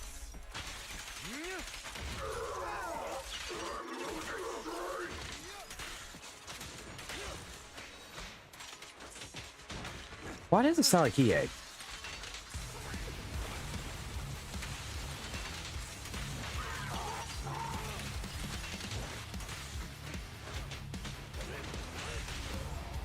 Stay calm. Tales for the dawn that sets the world alight. Oh.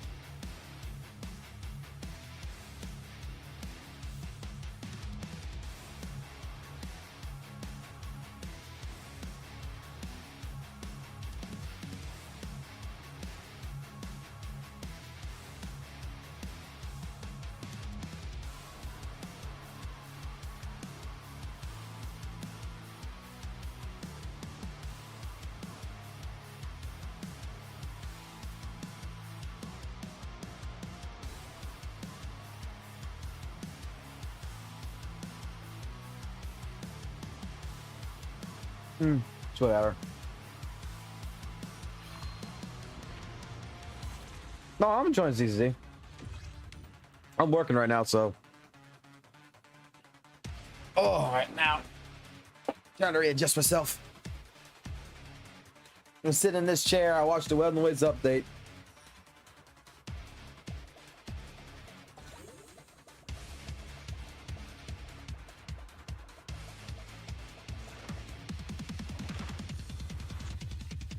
And now we're playing CCC because I'm fucking having fun with it.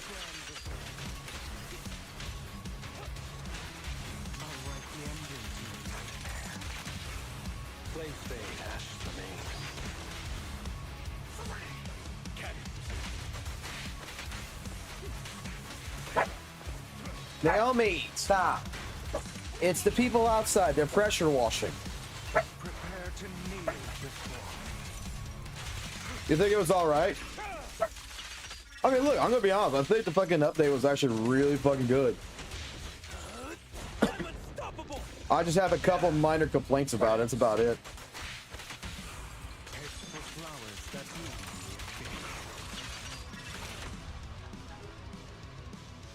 What you thought about it? You say it's all right. So what's all right to it for you?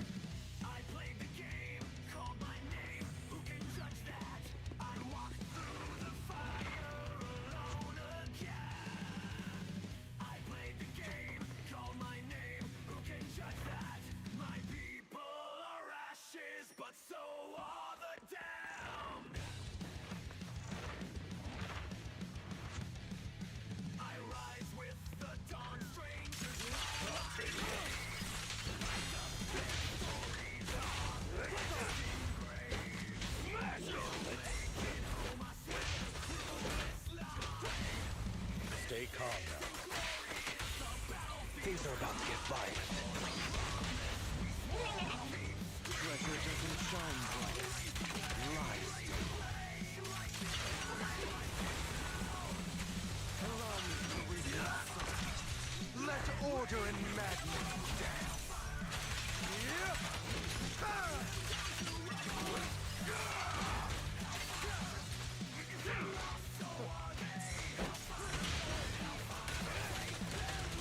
Oh, there was so much fucking need for that tub thing, man. People want to fucking see their goddamn waifu sitting down right next to him in a fucking hot tub. You know what it is. You have to appeal to the fucking gooners. I think the hot tub thing is fun. Like, I mean, it's part of the fucking map. People are going to use it regardless. It's for gooning. 100%.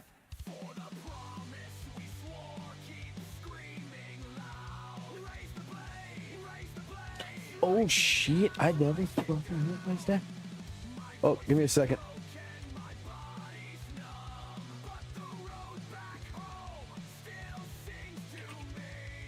I thought I paid that. I am so sorry.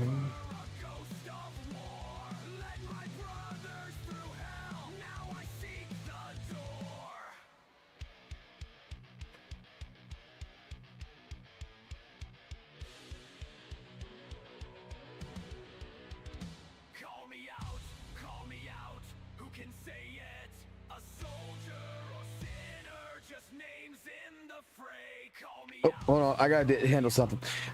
Me personally, the biggest problem I had with it was the reskin.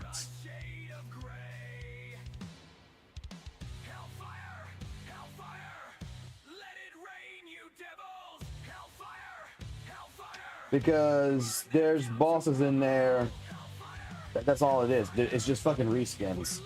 Pippus has been reskinned in the game. Ajax has been reskinned as basically fucking water monsters. They have the same exact moveset pretty fucking much, with a few altercations. They're not anything different. And instead of, you know, making a tactical hologram boss that is, I don't know, you could take Jew or whatever.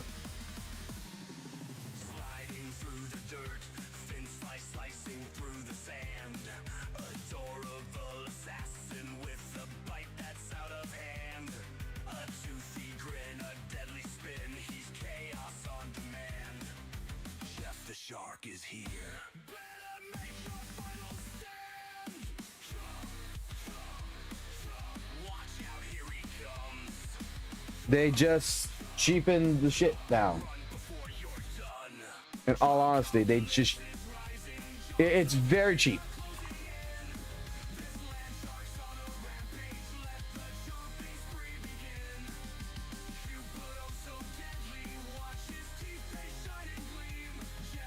But, I mean, the rest of it was pretty fucking fine. I mean, the optimization changes, I don't think it was really that fucking necessary, to be completely honest. I mean, it's nice, but when I'm seeing that, oh, we're rehashing the same fucking bosses instead of making new ones or using the other ones to make tactical holograms. then at that point in time, maybe a little less on the optimization side, a little bit more focus on the boss side would be nice before we start putting like amazing effects into a game. Oh, the leaves now move, but water, like, dude, like that shit that's going to only last for fucking a day for someone. Like, you're gonna be like, oh, that is so fucking cool for about a day or so, and then they're not gonna appreciate it. Like, that's a not appreciative. Like, gameplay fucking matters first and foremost before anything else. Actual changes matter. It's the same concept as what happened with the shooting shit.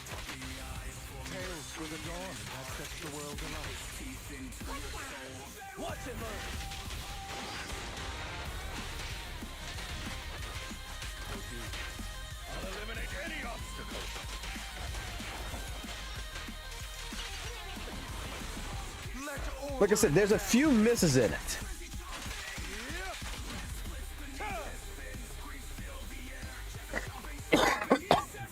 There's clearly a few misses.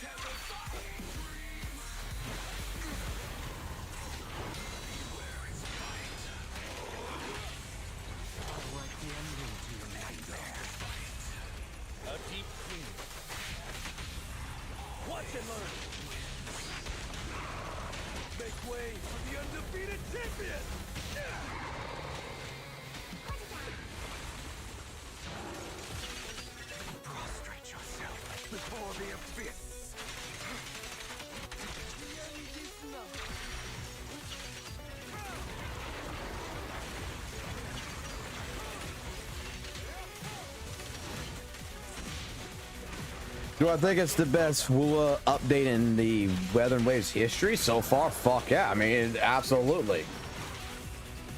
This is absolutely the best update WUWA's done by far so far. 2.3 was a complete fucking miss. Look, 2.4.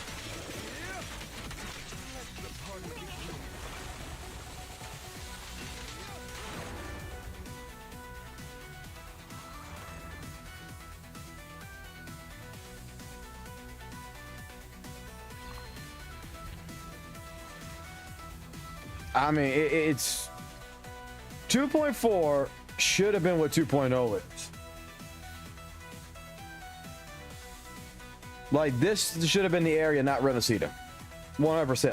I don't like Renacida. I don't like that map. This map I like. The story in this I like. Story in fucking 2.0 I fucking don't fucking, I like it. I hate that shit.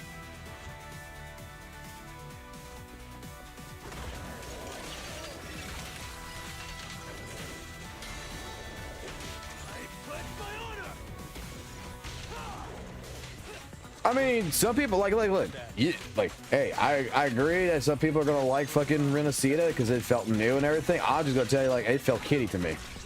That was my biggest problem with it.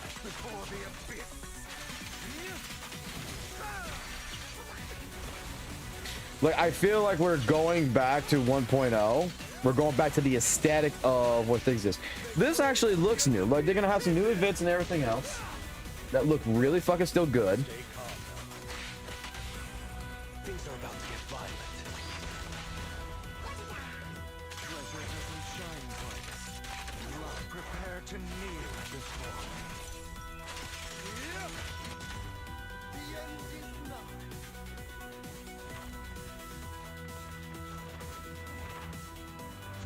.0 is when they're gonna fucking introduce Cyberpunk.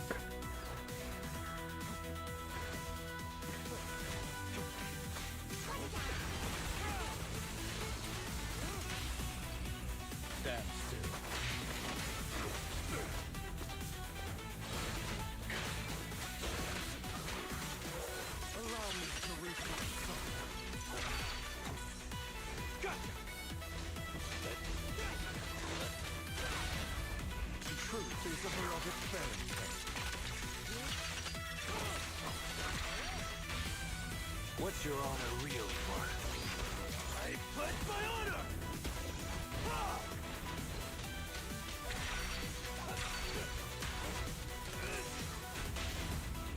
Stay calm now. This power!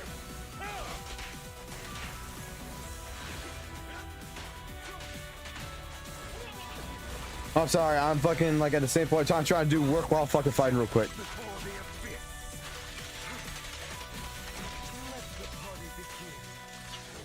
I'm gonna reserve my judgment on that TCG shit. Like, I need to see what it does. I need to know if I like it or not. And the only way I'm gonna, before I can make an actual judgment, I need to play it in order to know if I like it or not. Looking at it, it fucking looks like Yu-Gi-Oh!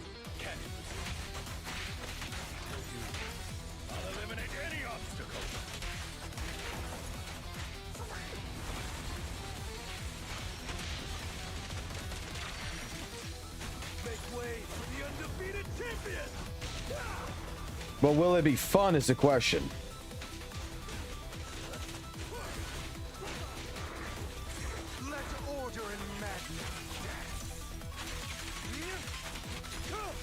All right.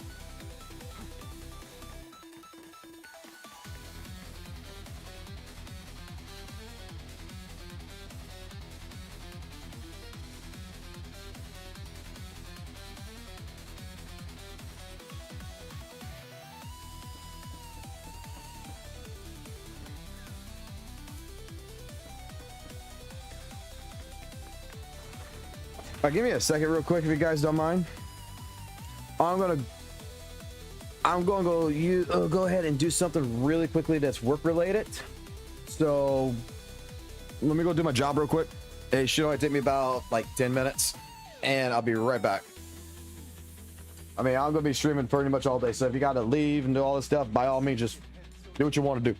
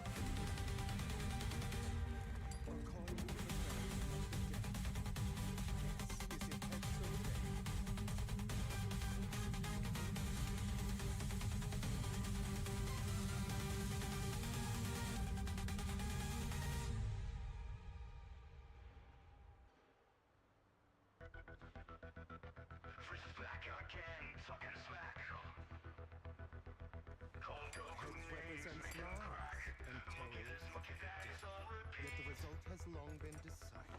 Goku's had enough time for a beat. Frieza, you're gonna learn today.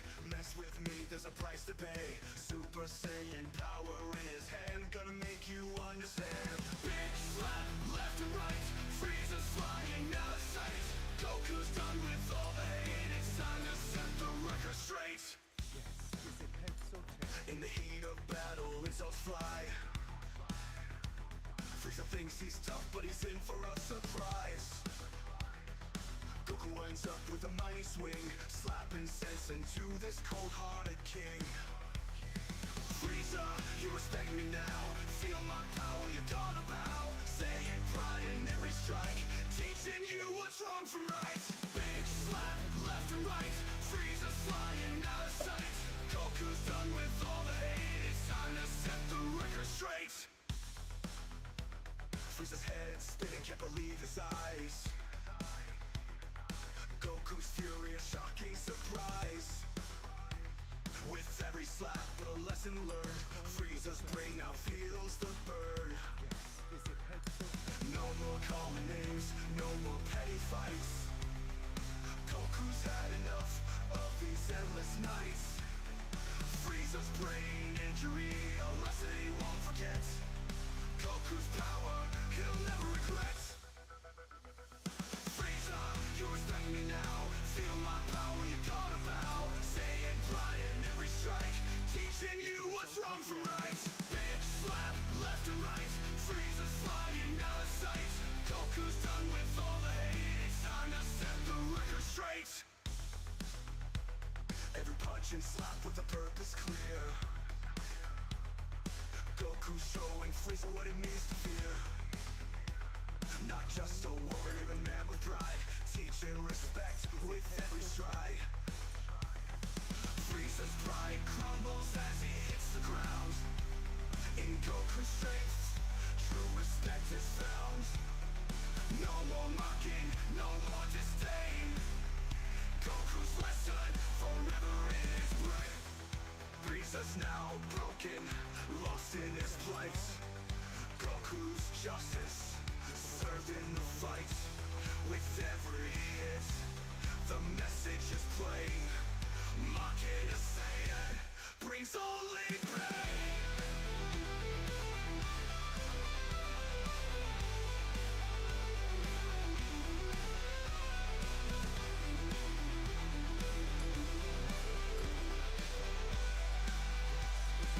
Big slap, left and right. Frieza's flying out of sight. Goku's done with all the hate. It's time to set the record straight. Saying pride forever strong. Goku's teaching right from wrong. With every slap, respect's the game. No more monkey business, it's all the same. Heads represent lies, and tails, death. Yet the result has long been decided.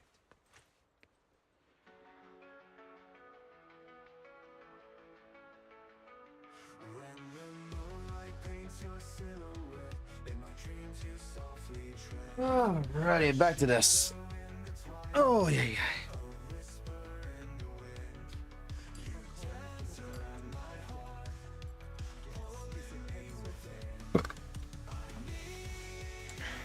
Noisy, you think everything looks mid.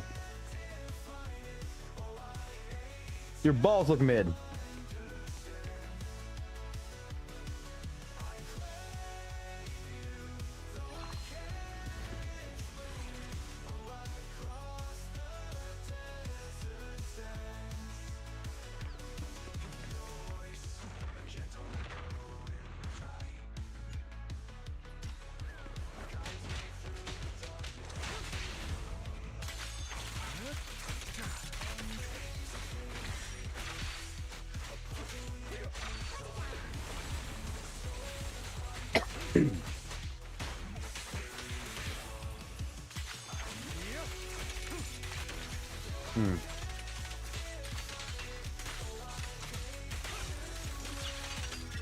Prepare to kneel before me.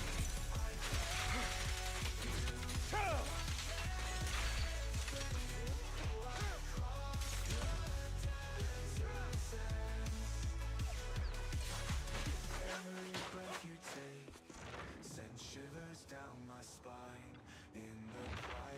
I'm never leaving your balls out of this. Your squeaky little balls always think everything's so mead.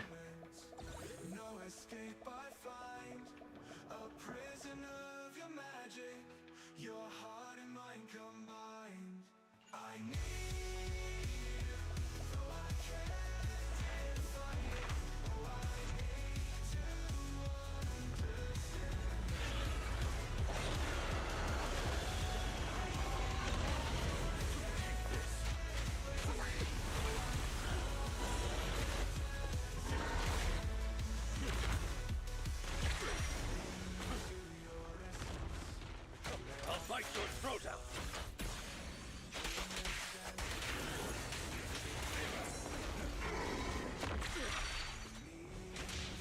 I pledge my honor.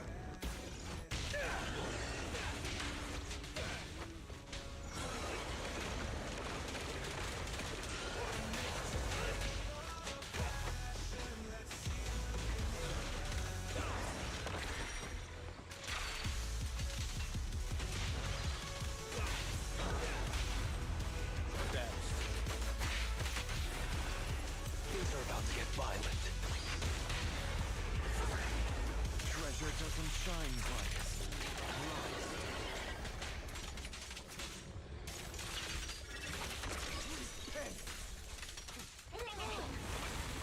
Let order and madness dance. Come!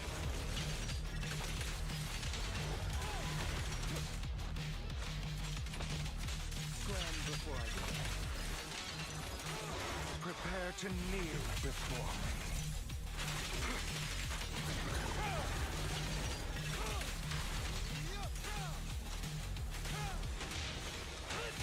Make way for the undefeated champion!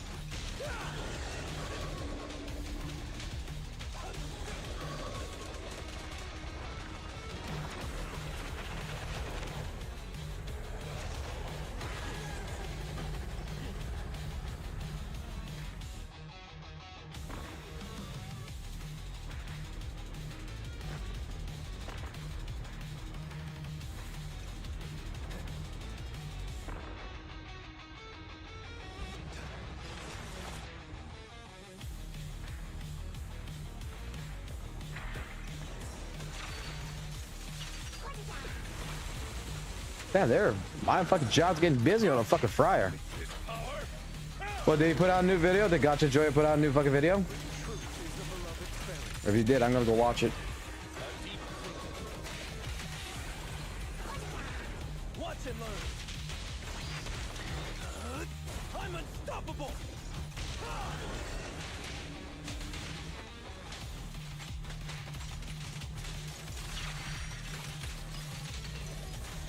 Let order and madness dance. I swear that's EA's voice actor.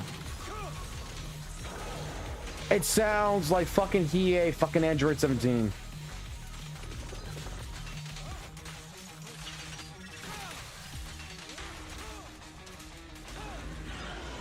Prepare to kneel before me. Make way for the undefeated champion.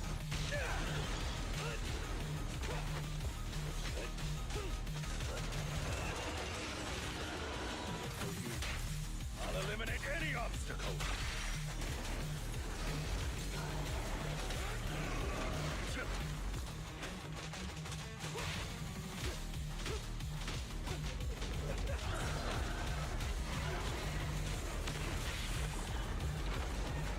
I'll bite your throat out.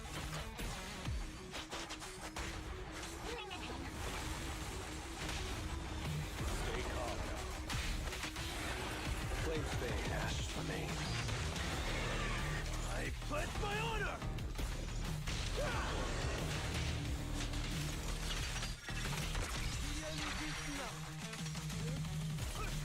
Prostrate yourself before the abyss. Come!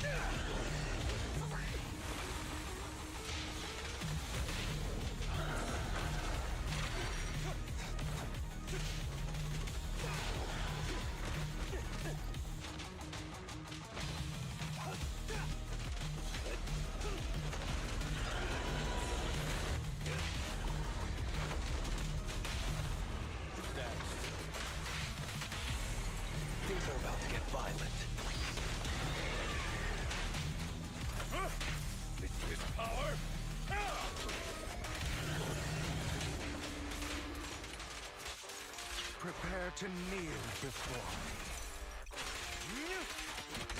Let the party begin.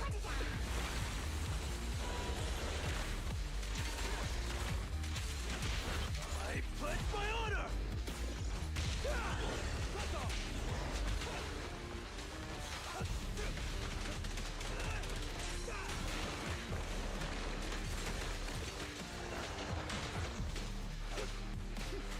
I'll bite your throat out!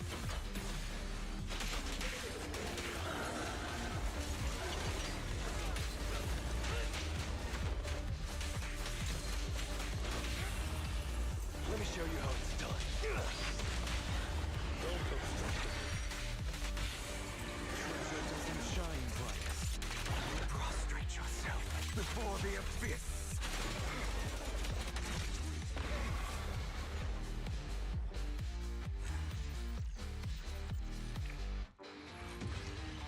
Let me see.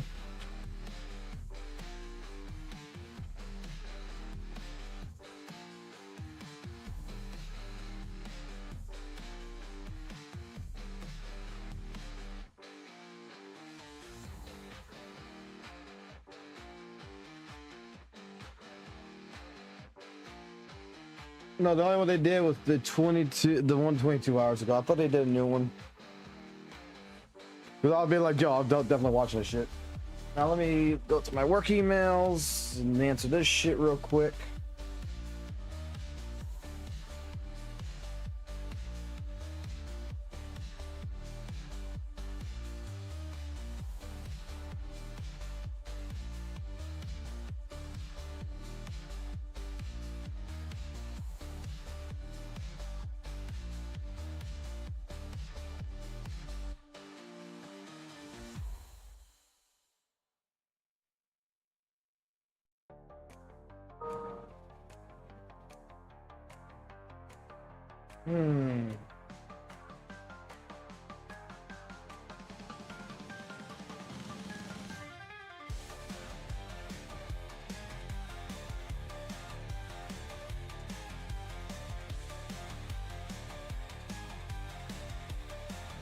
That's interesting.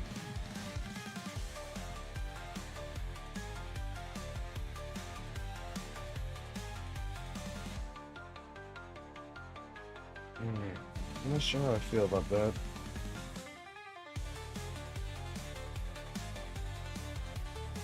Definitely not sure how I feel about that one.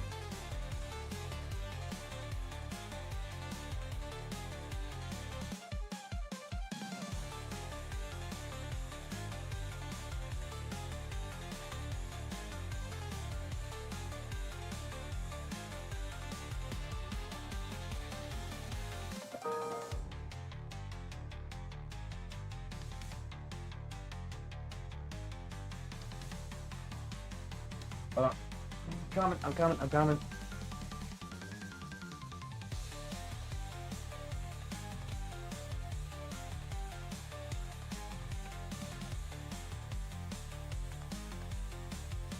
Oh, yeah, I'm back.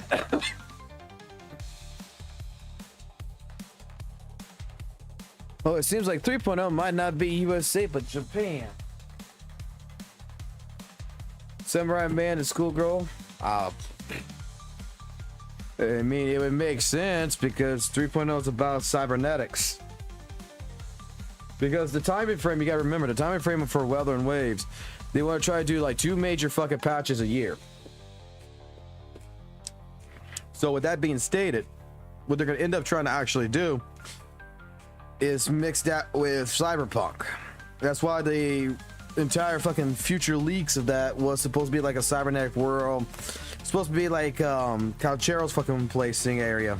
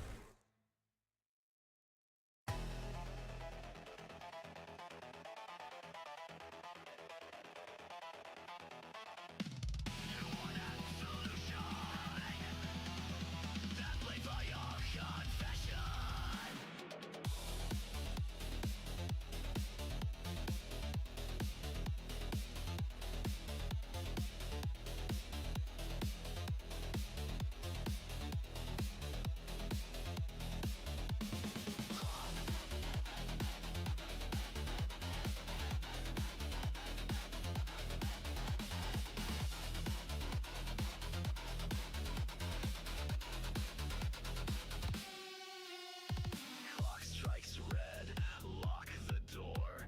You asked for chaos, I'll bring you war. Steel in my fist, fire in my spine. No mercy lies past. Yeah, but like I said, I think in general, Kuro did damn well with the update. It's just minor nitpicks about some of the fucking shit that they're doing.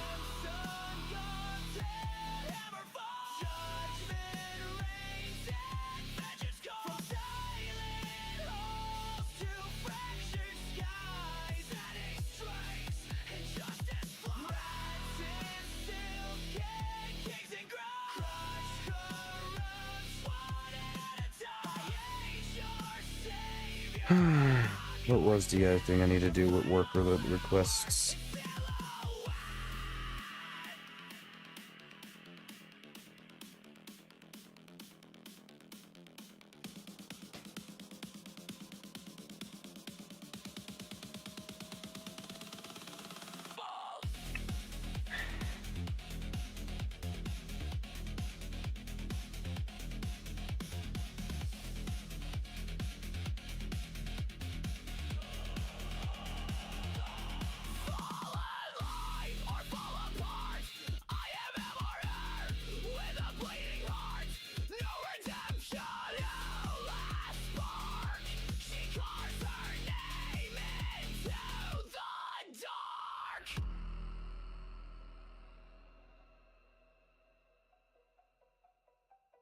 In the ash of the city's lies, I walk alone but never blind. No I need to look at this too while I'm at it.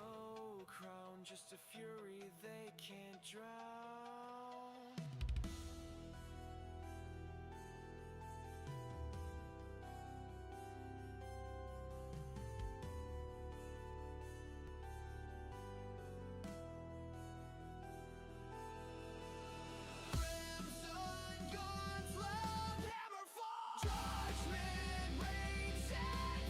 Jesus Christ, on a fucking Friday, everybody's fucking working today. Like, normally on Fridays, I don't get fucking bothered at all, really. You can run, you can kneel, but you can't escape what's real.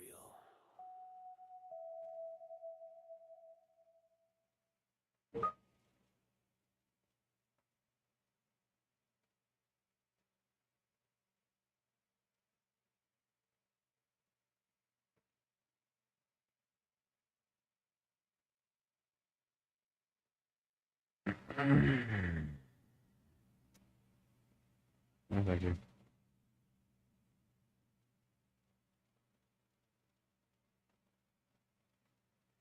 I'll just respond with that later.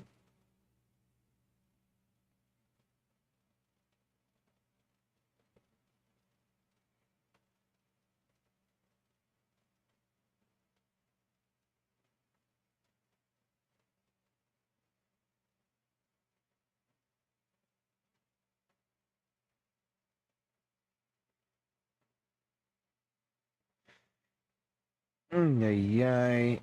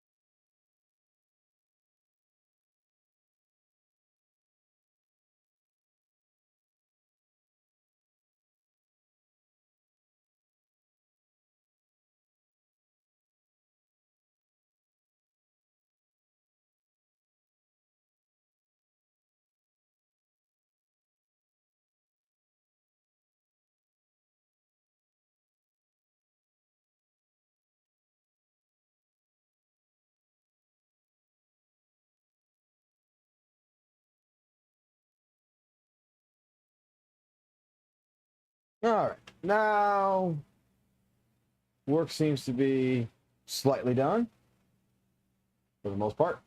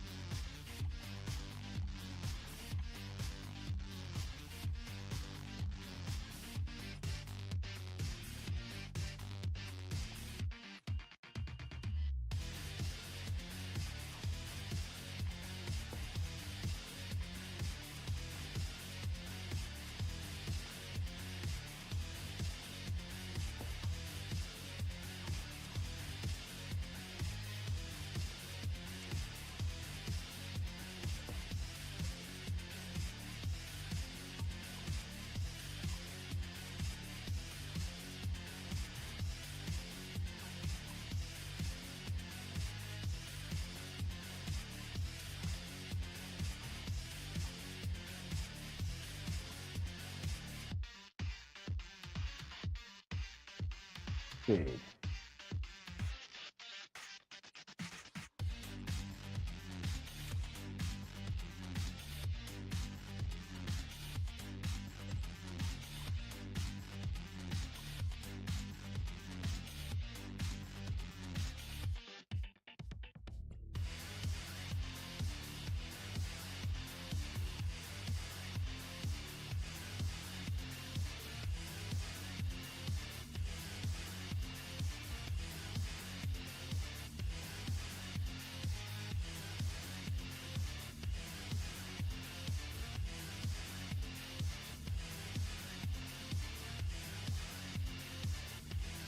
Oh, I could increase the intensity.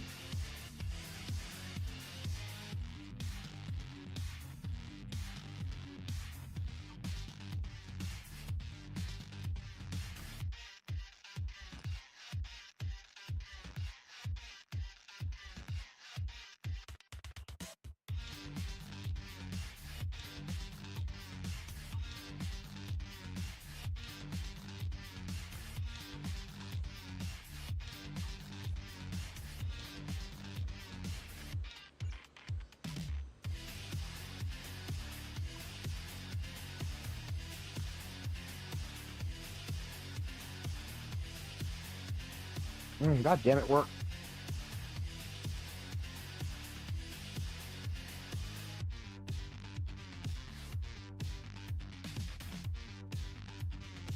Okay.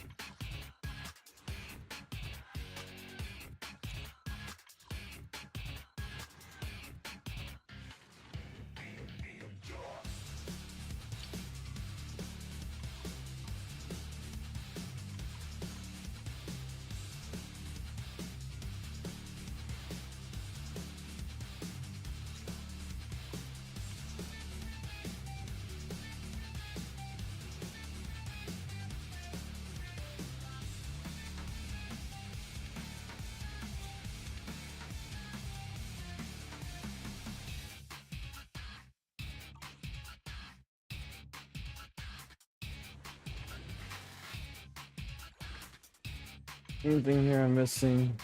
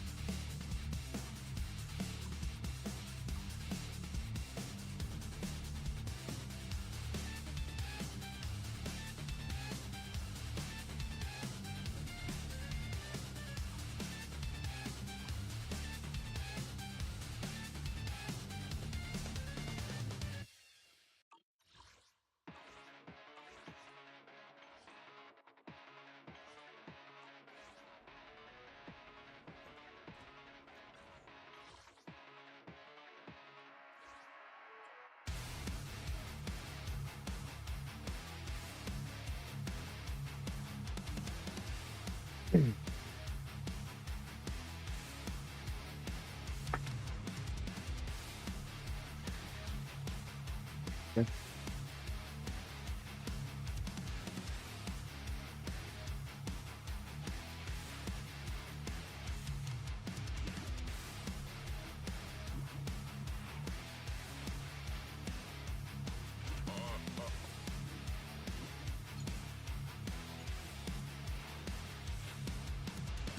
reporting in.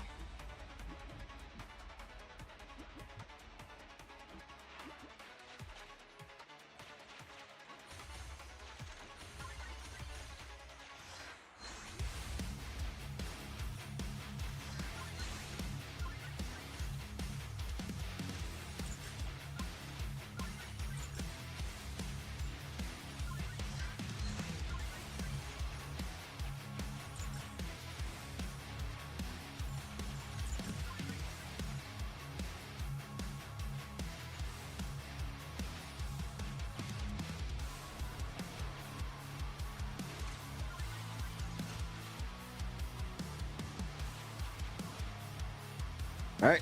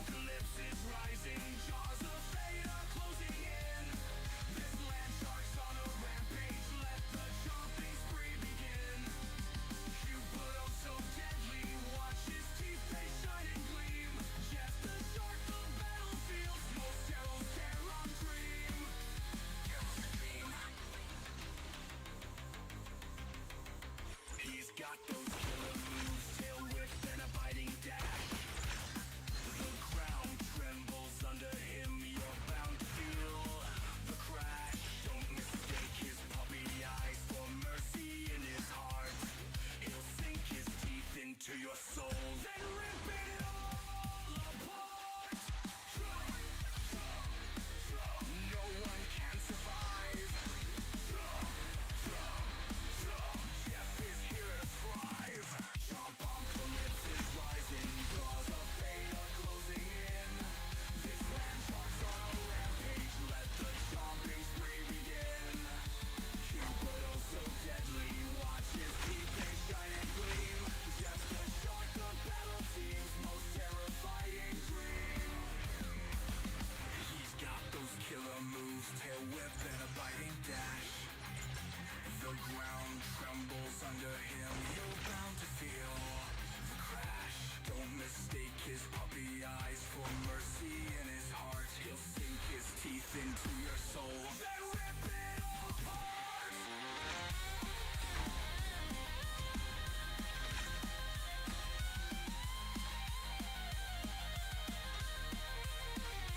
On the toe, kick so wild and erratic like Jeff's frenzy chomping. Lens splits beneath his fin, screams fill the air. Jeff is stomping, he's everywhere. Tidal waves of terror, tower on battlefield soar.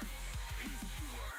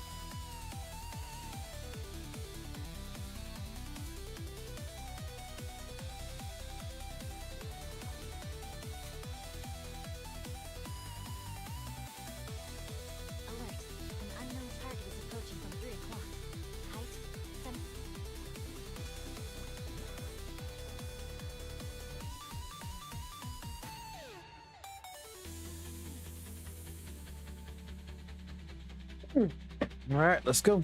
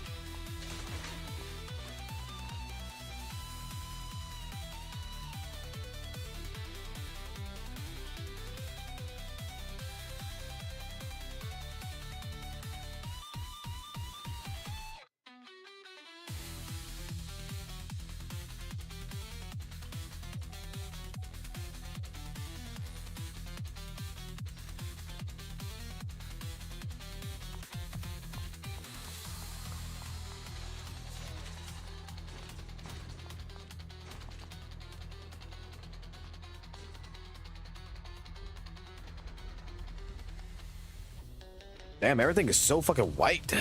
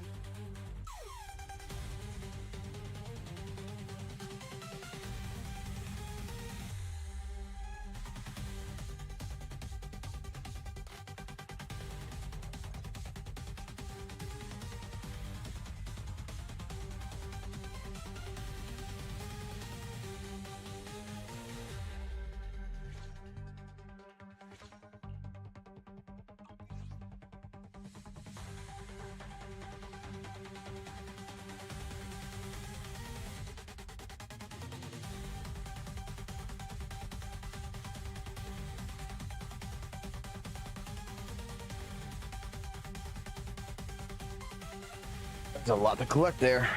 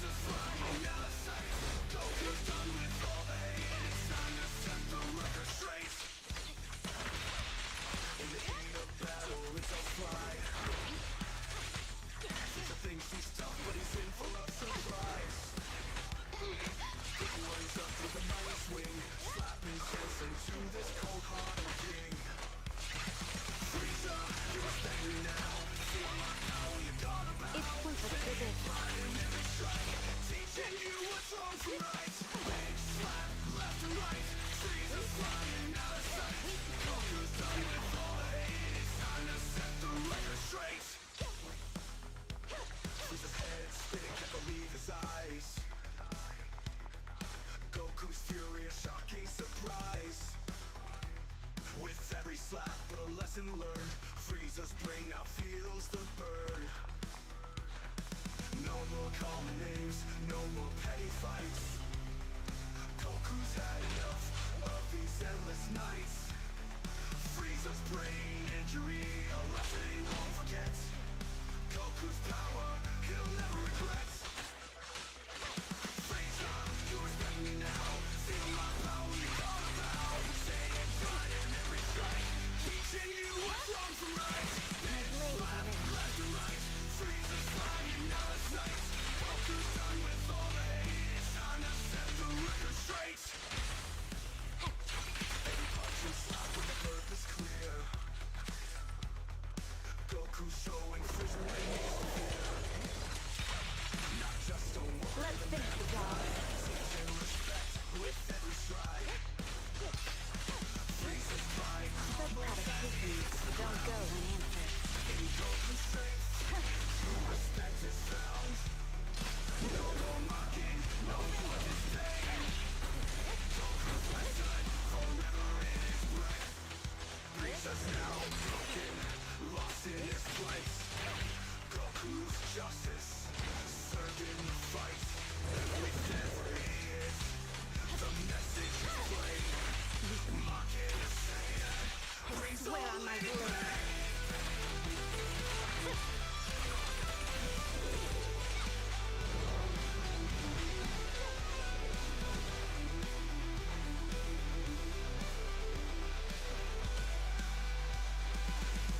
slap, left to right. Frieza's flying out of sight. Goku's done with all the hate. It's time to set the record straight. Saying pride forever strong. Goku's teaching life along. Every slap respects the game. No more monkey business is a thing. My blade is already peaked.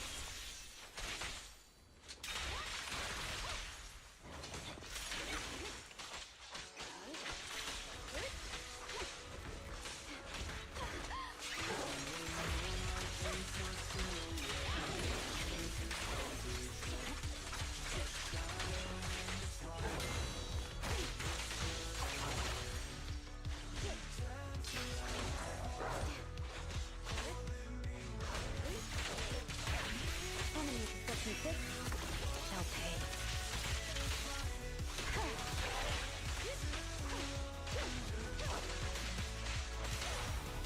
Awaken!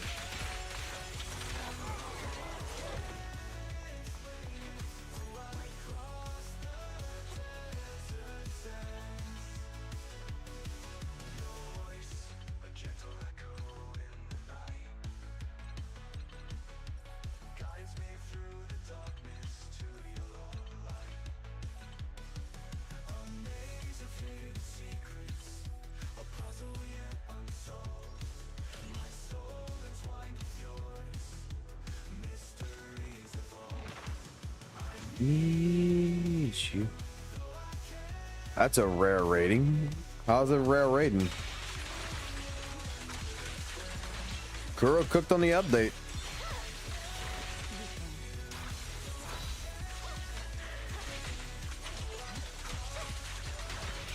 I just had some minor complaints around. Every breath you take sends shivers down my spine. In the quiet of the evening, your presence feels divine. How's the live stream? I'll be honest. It was good. One ways was good. I have a few little minor bugs. Minor, I guess you want to say, like nitpicks on it. But otherwise than that, and the color was good. Dude, I was all about the fucking dark and depressing shit.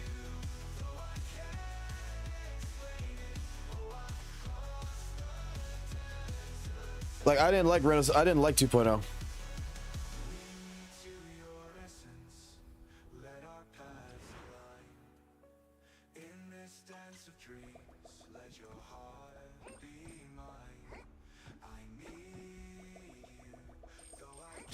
The game gave me a jump button. Holy shit, I have a jump button.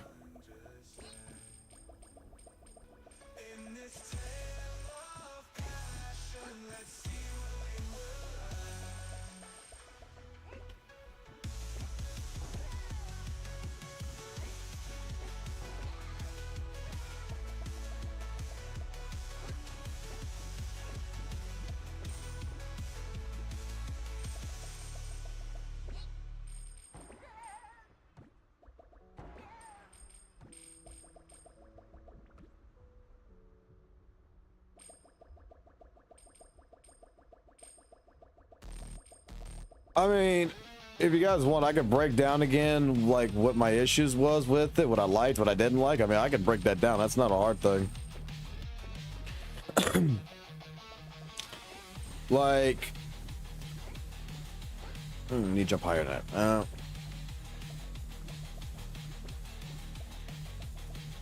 Like in general, I think that the area itself looks fucking fantastic. The area itself, in my personal opinion, should have been what Renacita was for the look of it. Like, basically, I feel like in this sense, 2.4 feels like it's of actual continuation of the aesthetics of what 1.0 was. So aesthetically speaking, 2.0, my entire problem is the high school musical drama BS, right? But that's actually like my biggest problem with it. But in 2.4, it seems like they're completely gone from that shit, which makes me fucking absolutely happy.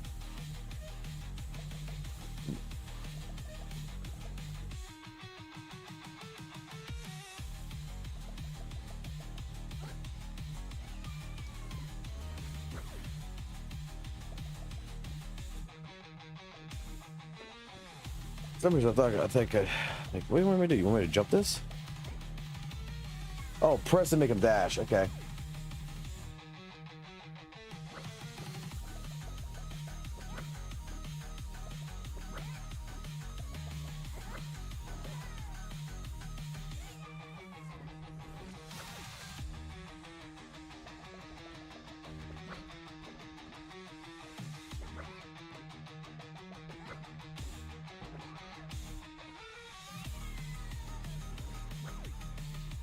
The drip marketing with the characters are fucking great. Zelda bitch that I like to talk about. I need to do that. Okay.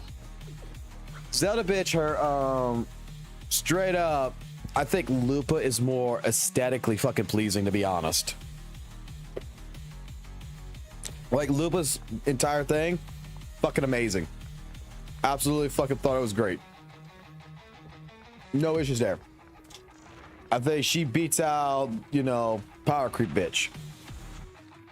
The other characters that show up look absolutely good. I think that in particular, overall, the entire dynamic of the entire 2.4 is really good. There's a couple of nitpicks, like I said, I do have, which lowers the score down. Now, I'm not putting into account fucking goddamn Yu-Gi-Oh! Because they actually added fucking Yu-Gi-Oh! Into the fucking game. They added like a fucking... It looks like it plays more like that, what, the tactics game or whatever that League of Legends has. That's what it plays, looks like it plays more like. But either way, I'm gonna hold my judgment on that until I actually play it. Otherwise, I don't know if it's gonna be good. I don't know if it's gonna be fucking bad. I really can't say. So I have to experience that. A lot of the game modes they got is gonna be standard fucking like exploration game modes, which I don't particularly care for. And the few events that they're gonna have that is gonna be permanently established, the banner shit or whatever, like King of the Hill with the fucking monsters and shit. The new fucking one where you'll be able to fight like 2 fucking bosses at one fucking time. That looks cool. Looks like it might be actually a challenge. We're gonna find out.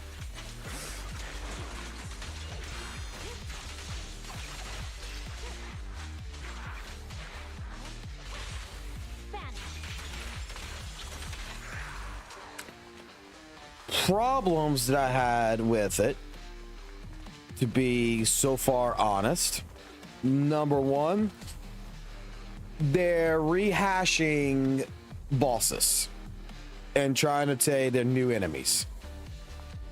I'm not one for that. I think that's lazy game design. So they took the Morning Ajax and they took Tempest, basically created 2 brand new bosses with them in a sense, right? And those 2 fucking bosses are just water type versions of what they originally were. I don't fucking agree with that. And Kelpie, which is the Tempest one, they are turning it into a tactical hologram boss. And it's like, wait a second here, motherfuckers. I'm sorry to say this, but you got Jew, you got Geo, you got other bosses in WUWA that, like, even fucking Scar, if you want to go that route, that has not, that you could use as a nightmare fucking boss before you know, before you even fucking do anything else.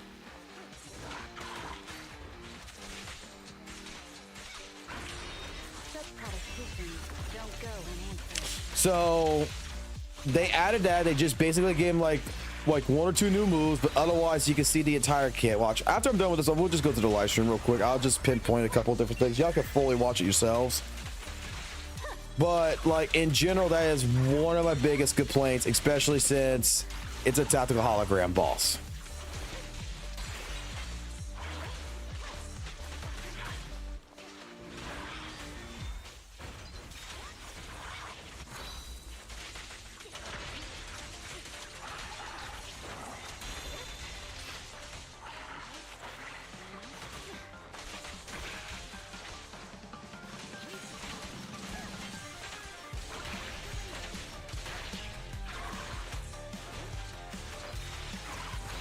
God damn, this Jane Doe's fucking goddamn fast as fuck, boy.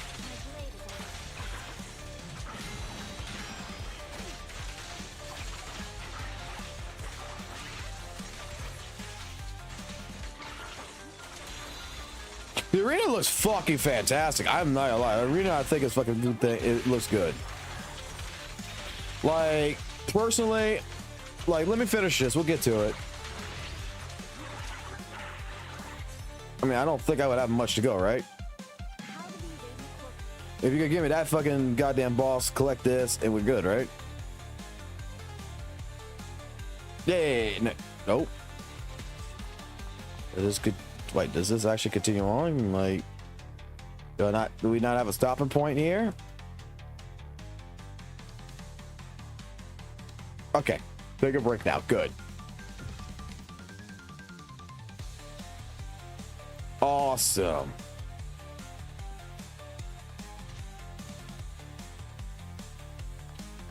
All right, come here first. Claim all.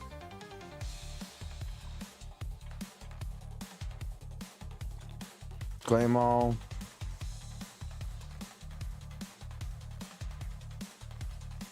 Buy two of these. Check.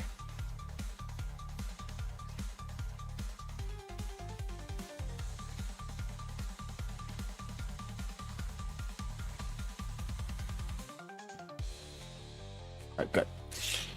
All right, let me go ahead and pop this shit up real quick. Let me first check my email. Okay. I am just verifying certain things right now. Okay, what do you want? Damn, you blew your load so hard that you're getting all the luck right now, Noisy. Goddamn, motherfucker.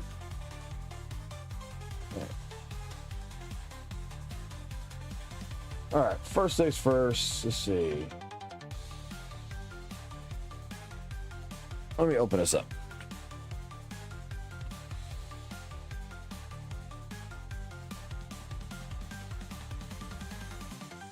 All right. I'm not gonna really spoil too much. We're gonna mute it real quick. Oh fuck! God damn it, Firefox! Please, we're here for a minute, buddy. Okay, maximize this out. Basically, you can go look at it yourself.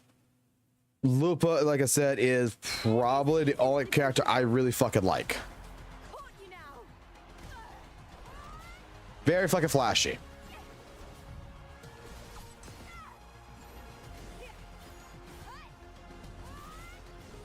So you got the fucking Elden Ring Marcellus sword. Merrick sword. Man, I can't speak right now.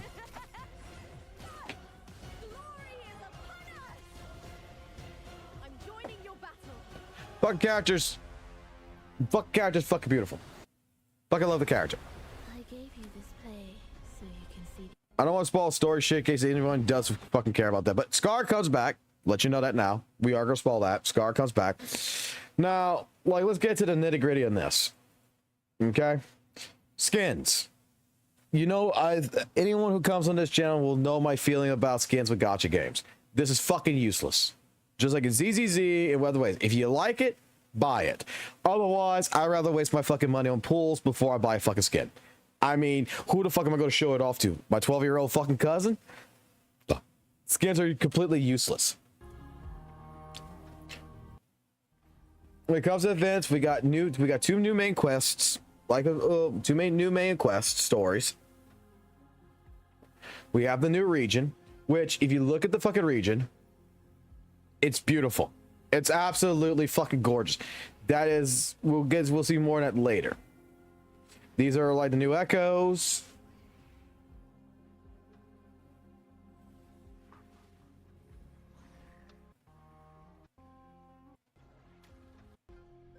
They're all pretty fucking cool.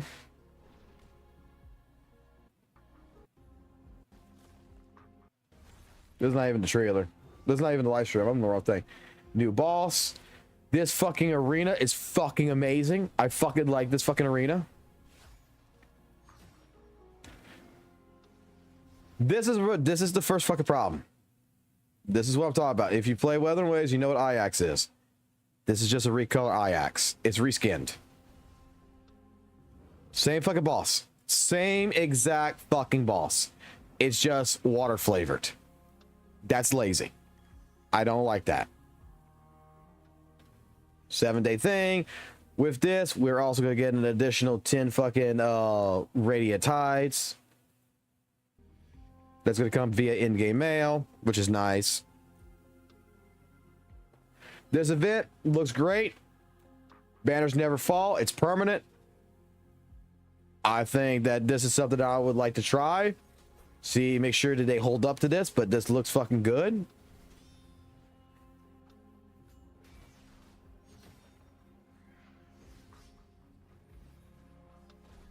We have pretty much fucking TCG.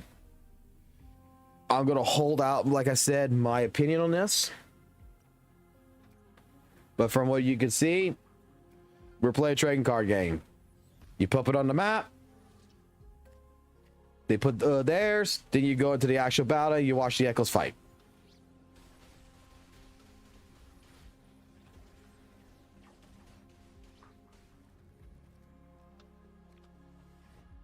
I think it's fine, but I don't think it's something I would like.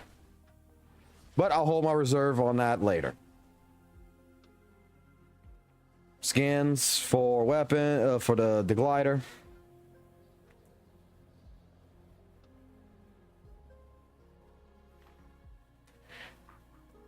Area event, typical travel event.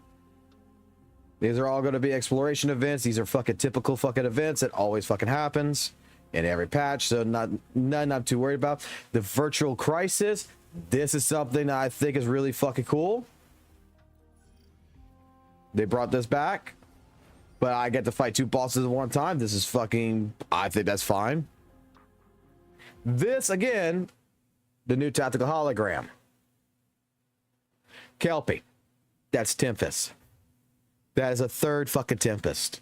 You have Thundering Tempest. You have the Thundering Memphis. You have Tempest Memphis. You got this motherfucker. It's another version.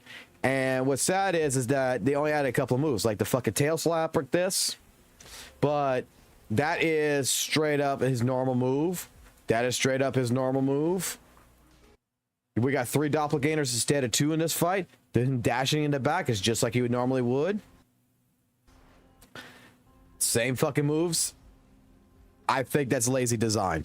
Like I said, you could have used any of the other fucking bosses that has not been turned into a tactical hologram, and you could have used them. Fucking Ice Cockroach would have been fucking better. They're bringing back stamps. I don't really fucking care. We got more fucking skins that you could purchase. Again, I don't think it's worth buying shit that's visually appealing unless you really like it. Now, we're coming to optimization. This is something that I don't really care too much about. So now you can change the filter on the game. So you want it to look more nostalgic, you want to make it look more colorful, you want to make it look whatever. Basically, NVIDIA fucking shit that you can already fucking do with NVIDIA. They're just adding it into the game. I don't think that's worthwhile. I mean, at that point in time, again, I would have rather have a new tactical hologram boss than a reskin.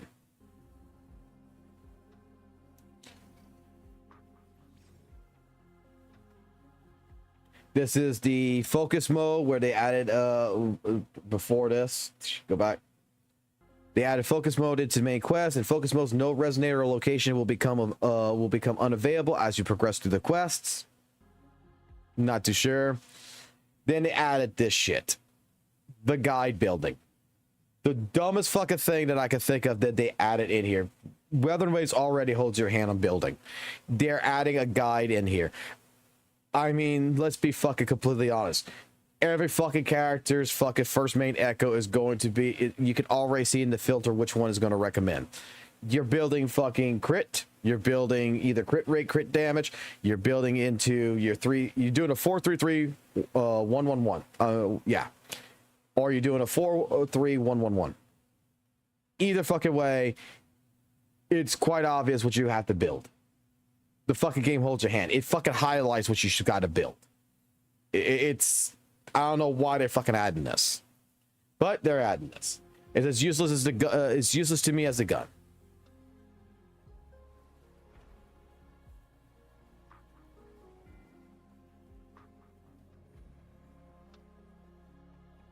You can spawn whatever you want. Now, more optimization. This right here, let me just explain something. This is cool. Okay? This is cool. However, this is going to be a passing thing. Get ready to make your phones a little bit hotter when you're going to have fucking leaves that's going to be moving around. That the fucking phone's got to render all this shit. Computers are going to be running a little bit hotter. Water effects, leaf effects are going to be in the game. It's cool. I would expect personally, for me, like, that's going to be like cool for the first day. It's going to be like, oh yeah, that's pretty fucking cool. 2 months, 3 months down the road, no one's going to give a shit. Like, no one's going to give a shit. Like I said, me personally, areas look fucking great. The areas look great. Characters look fucking fantastic. New boss is just a reskin of Ajax. Don't like that. Same moves, just a little bit alterations. New game mode, fucking think it's great. I think that's going to be fun. The TCG shit right here, I think that might be fun. I'm going to hold my opinion and play it and see if I like it or not. I hold judgment on this. Skins, like I said, don't thing. These events right here, oh yeah, this event, this is all exploration events. This is bullshit events. This is bullshit events. Don't care about this. That'll be done in less than 5 fucking minutes. Unless they time lock me. It'll be done in 5 minutes.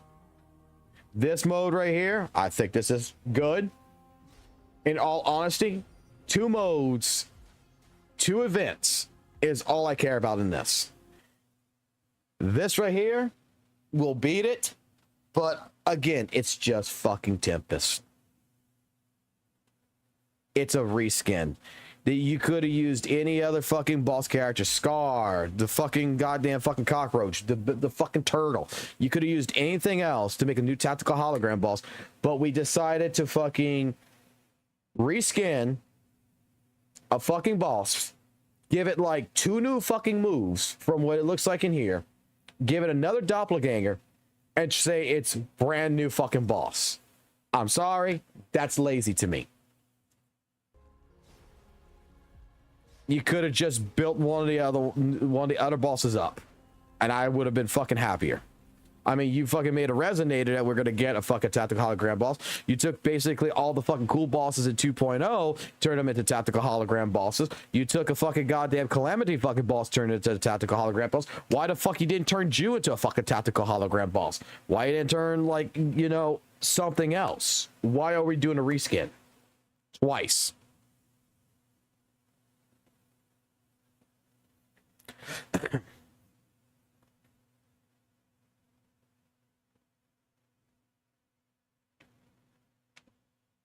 That is really where it comes down to, my personal opinion. Let's go to the actual live stream. Okay, 55 minutes long. They're talking and everything else. Because I want to get to a certain point in here. Right here. Now, let me put it like this. Let me also open up a new tab on this. Pause this.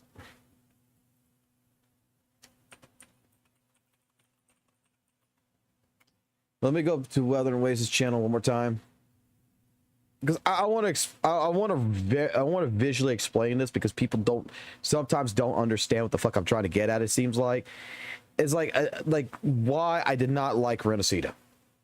Besides, like, when it first was fucking announced and we saw the area preview and everything.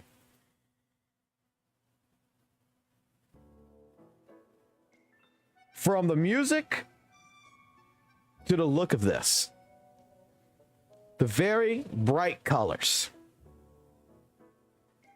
Okay, this is what we got in January. Okay,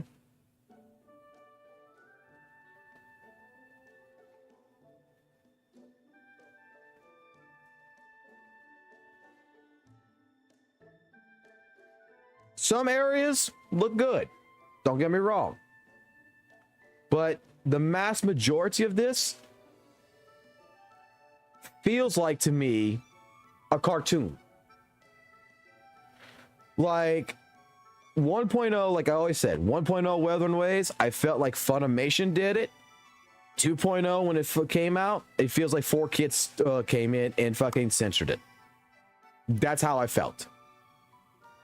Some of the places look nice, don't get me wrong, even the 4Kids fucking animes, man, some areas look fucking nice. But when you take a look at it, the majority of this does not fit like a continuation from 1.0. Basically, 1.0 went from life to withering to death, and then we come into this. Like, some of the areas, yeah, they look kind of dark, but when you actually play it, I felt like it was more Genshin inspired. It was more cartoony inspired. Now, look at this. If 1.0 would have came into this,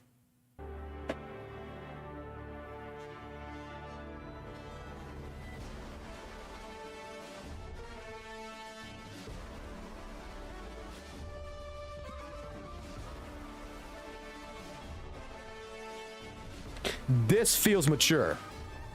This don't feel like a cartoon.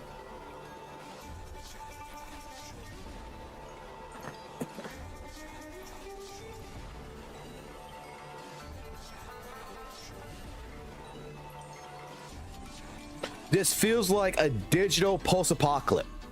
The fucking world around the fucking city, right here. This is what I wanted for originally in 2.0, in the beginning.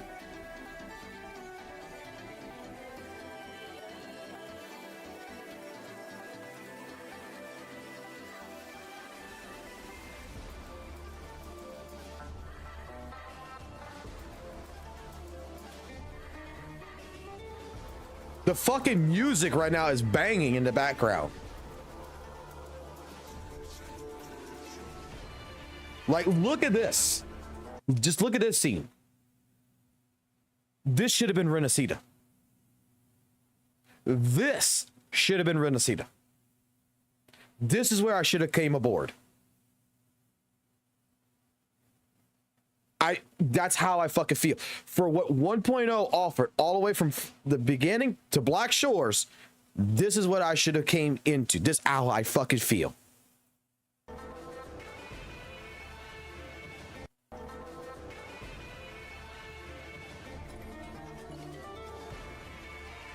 This looks amazing.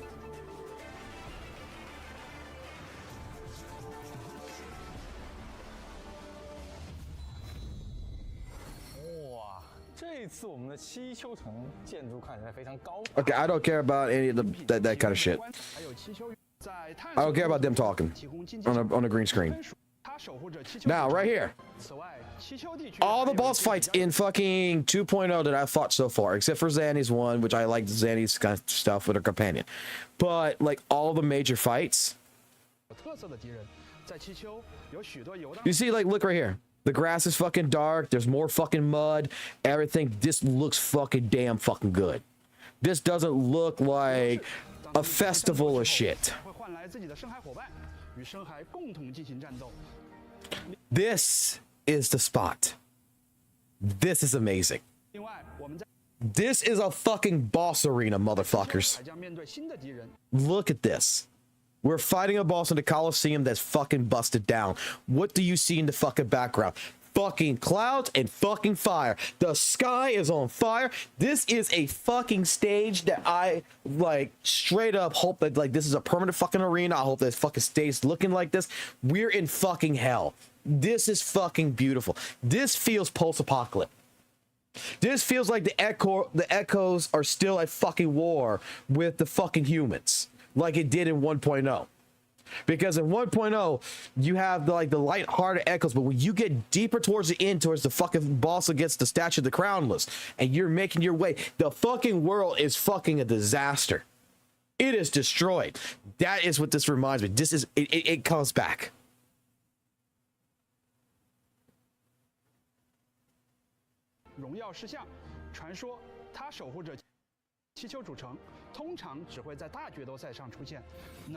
Like, I fucking love that. That's what I want more of. Now, like I said, like, look, we got Water Eye Axe. Don't really fucking give two fucks about it.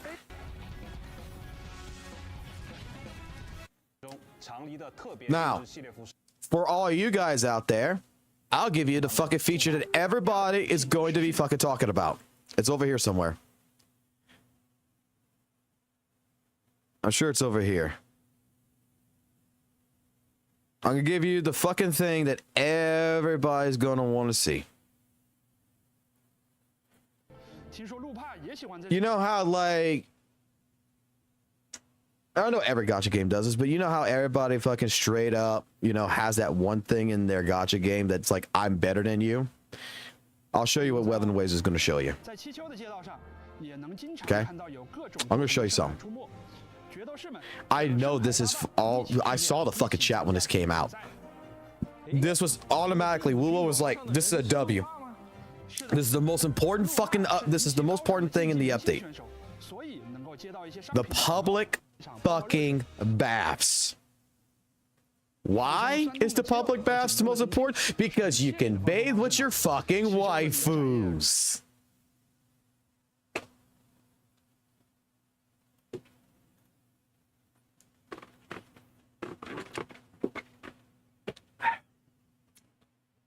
That is going to be, I guarantee you, every single big fucking thing that's going to be the remark of every single person. You can have 4 people in a fucking tub and you could take baths with fucking pixelated titties. Polygons have never been better, buddy.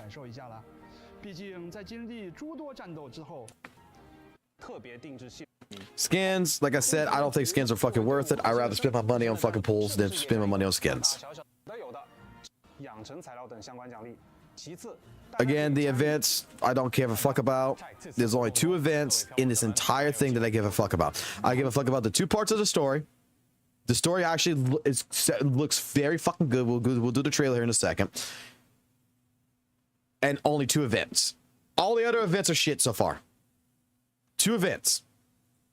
2 fucking events is the only thing that matters. That's my absolute personal take on that. A living soul who slumbers in the netherworld, lost in the Now, get to the trailer. He has spent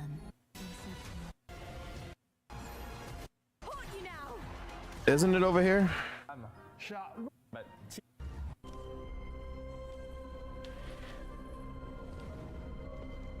，Like, I'm not gonna lie, the trailer's fucking great as fuck. Seriously. I fucking think this is great as fuck. Watch this. I'll mute myself.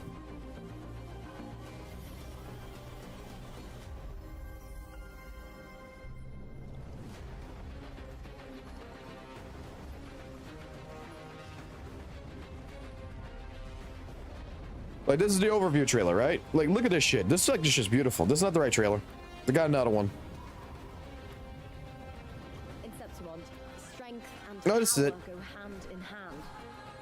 The Aegon isn't just an event. It's the training ground nobles and commoners alike have to fight in. You all know well that gladiatorial combat She's got a challenge. She's a knight. She's going to challenge. That's why. mighty city. Warriors, may your courage honor Septimont and prove your loyalty to its spirit. Let me pause real quick. Let me just say that I do like Augusta, aka the sun character, okay, that they're adding into the game. My only problem is that the voice acting, really, in my personal opinion, is kind of, yeah.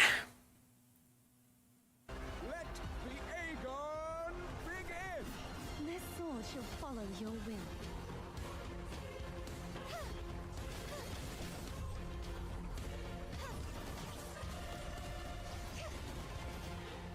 You won't escape. Heavens, descend! True form revealed at last. Quietus. Face your destruction. Tides, rise and crash.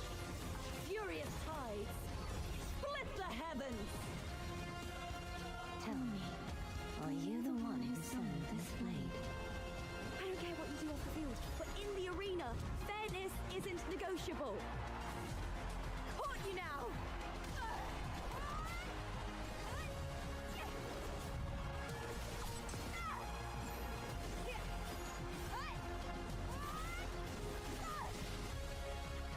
With me to victory! Die, evil!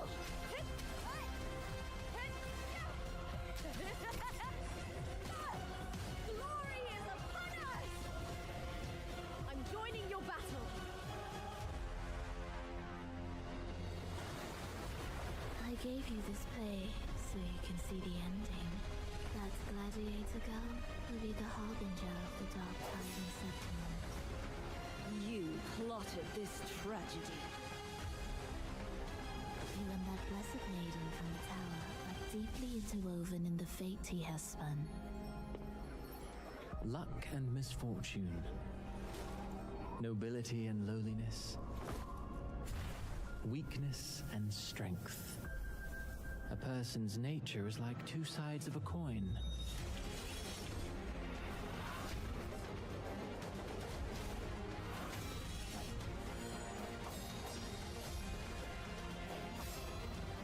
Surely you know you alone cannot undo my skill. Righteous one, you'll be waiting at the end of the story. That's the first trailer. Okay. Let's get to the end. 不散，拜拜。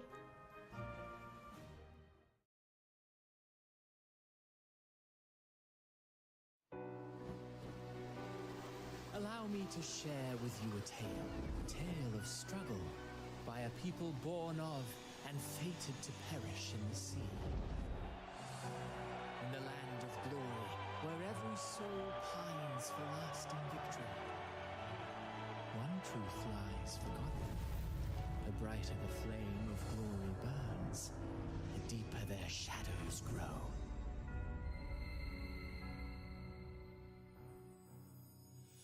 A living soul who slumbers in the netherworld, lost in the tides of reveries. Pulled in by nostalgic music of homeland, she stumbles her way across the world beyond.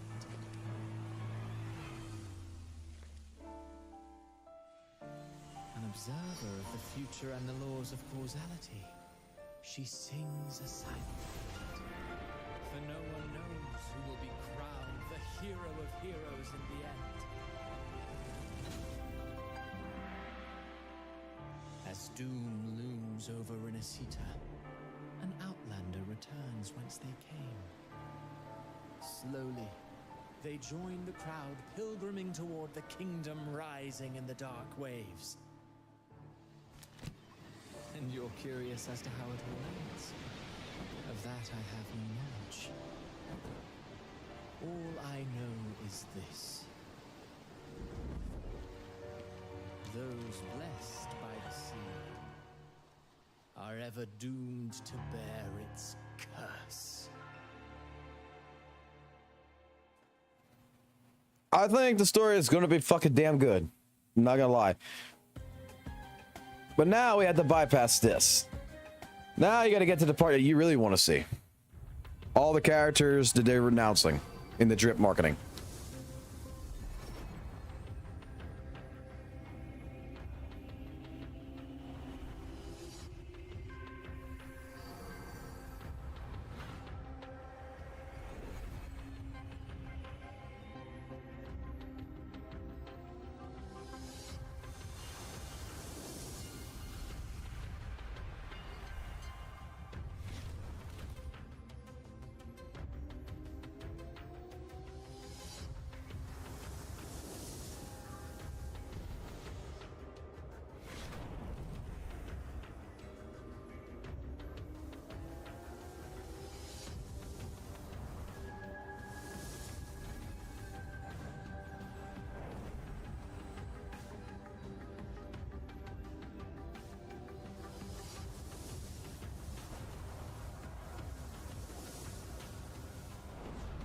The one I really like.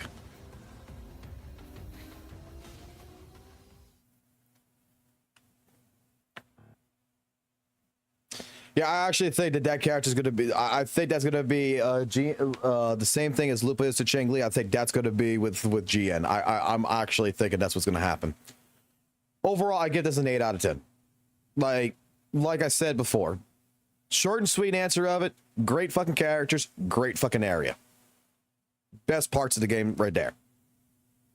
2 big events, besides the story, that actually fucking matters. All the other events, completely so far, junk. Unless they add something else they have not shown in the trailer, that's completely junk. Because they're event missions. They're exploration missions. They don't fucking matter. New tactical hologram boss, I'm not happy with it. Optimization, I don't think it fucking, like, it's great. Don't get me wrong, it's great. But justly, I think I would rather more content than optimization. It's the same thought process I have in my head about the fucking gun that we got. The character build guide shit, the building of the character is already fucking point blank. Here you go.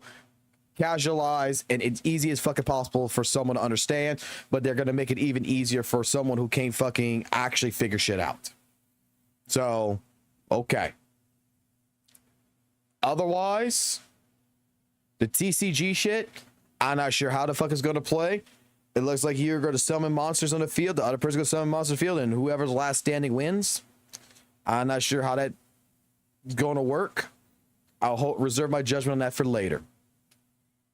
Skins are coming, and practically, it's a good update.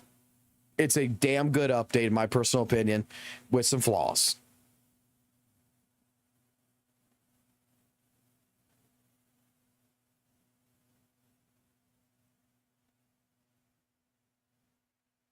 Like, in all honesty, when it comes to actual game playable content,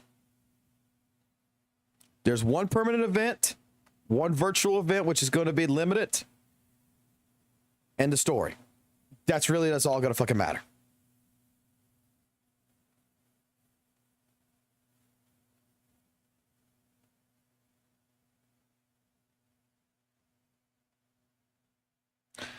Well, the arena, I think you're just going to fight NPCs. You're not going to be like doing PvP or anything. Like, I'm not too crazy about that.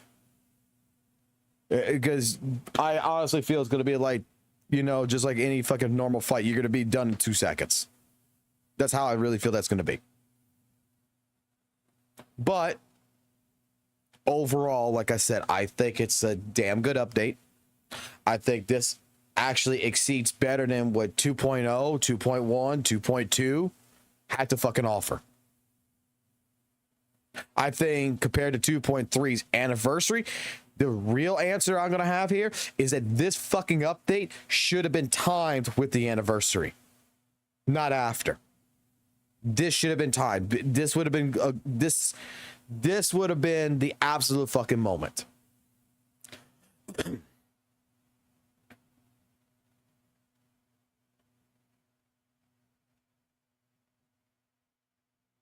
But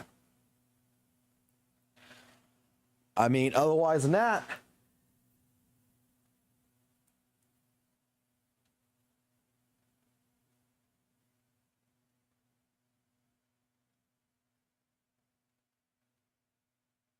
there's really nothing bad to say about it except for a couple things. Rehashing same bosses with a different skin. Optimization issues that, you know, I think that time would have been better spent somewhere else. Because they're not really, to me, that's not really optimization. I'm going to be completely fucking honest. Leaves flying in the air, water fucking, you know, drifting when you're flying. That is not optimization to me. That is, you know, an aesthetic. You're adding a new aesthetic to the game. You're not optimizing the game. But let it be whatever it is.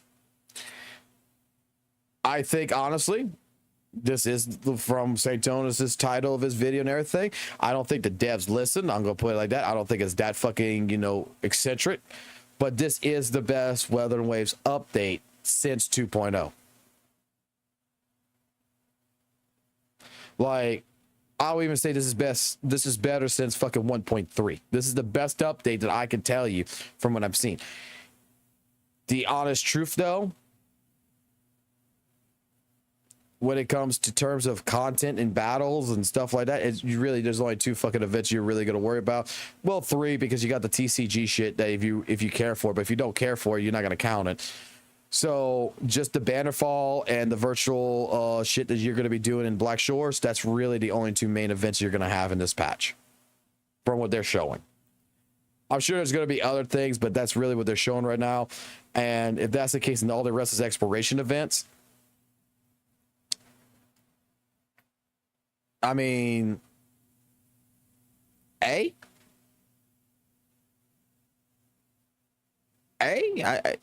good. That's why I said, like, I'm lowering the score from like a 9 to an 8 just because I don't think that it's perfect. And I think 8 is a very, very reasonable rating for this entire shit. I really think. I think it's a perfect rating for this, an 8 out of 10.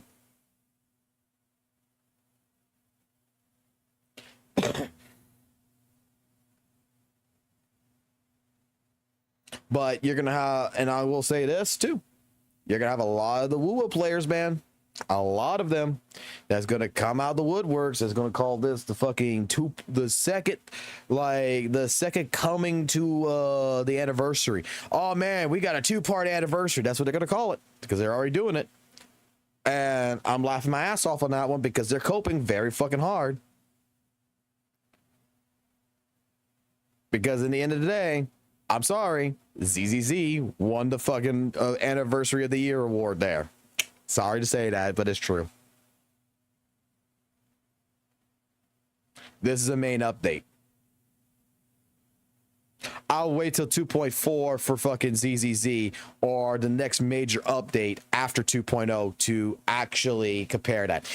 I'm going to say right now, from what I'm seeing in 2.0 with all the stuff from Hoyo, I'm going to compare 2.0 to WutheringWaves 2.0, and I'm going to tell you that I think that ZZZ is going to be offering a lot better of a fucking package than what Rendicita when it first came out with.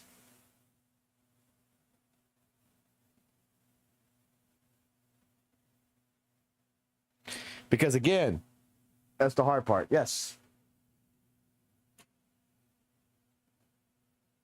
Morning.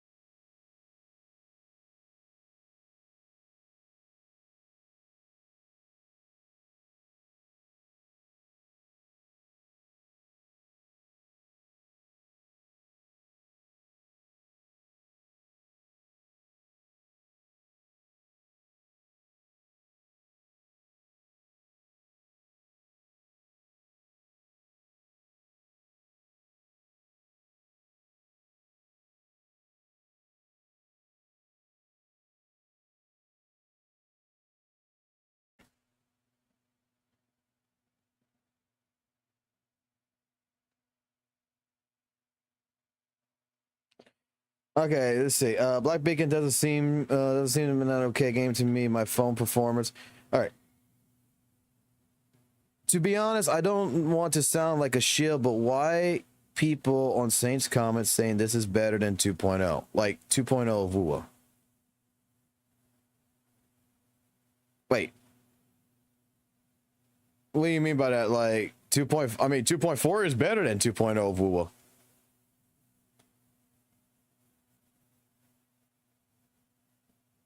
Like, this is absolutely fucking better than this 2.4 right here is absolutely 100% better than all of fucking of 2.0. I'm going to be streaming as long as I fucking can because I haven't slept yet. And I'm working.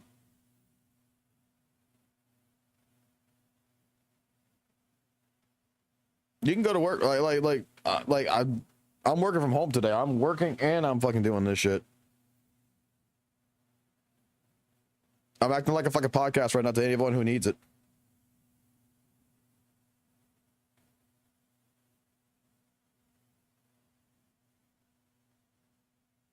No, I can't go to sleep right now. I have to work. I was trying to get off last night around like 2 o'clock, and then 2 o'clock turned to 3 o'clock, then 3 o'clock turned to 4 o'clock, then 4 o'clock turned to 5. I went go get coffee, I came back, and watched the fucking WUWA shit, and I haven't gone to sleep yet, so it's what it is. I'm on caffeine right now. A shit ton of it. And I just told the wife to get us food so that way I can eat, so that way I can stay awake a little bit more. But no, what you talking about, like Denji? Like, unless you're talking about like ZZZ, because I'm going to be like, the thing about it is, let me put it like this to you.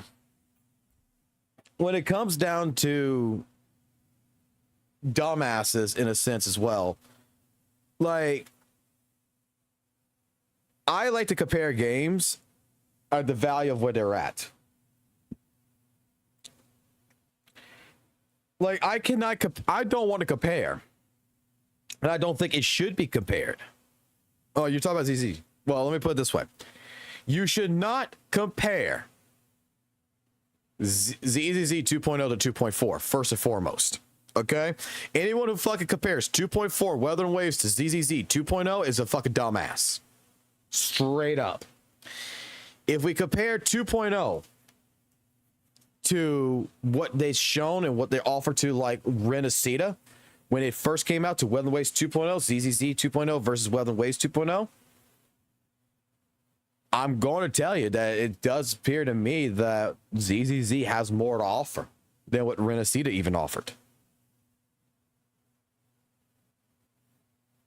Like, I'm going to play it. I'm going to actually reserve that judgment fully for when 2.0 comes out to actually really determine it. This was my argument about, like, let's compare Wuthering Waves 1.4 to Genshin 5.0. No. Compare Wuthering Waves 1.4 to Genshin 1.4. The equivalent update to it. Like, what did Genshin offer at this time? What is Wuthering Waves offering at this time? Same shit with goddamn ZZZ. Let's look at 1.4, let's look at 1.3, let's look at 2.0, and let's compare it to the respective patch updates, because every single one of these games is going to have their own timeline of their own roadmap.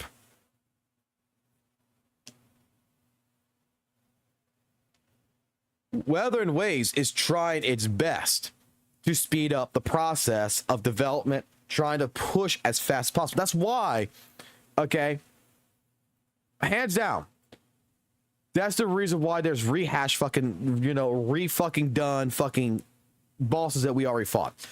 Water Ajax, Water Memphis is coming in. Why? Because every 6 months, they want to have a major fucking patch. They want to go to the next version every 6 months. That is the entire goal of Kuro. So 6 months from January, they want to be in 3.0. 6 months after fucking that they release there, they want to be in 4.0. They're trying to catch up faster and push further in. And you're going to see things like this that's going to be rushed.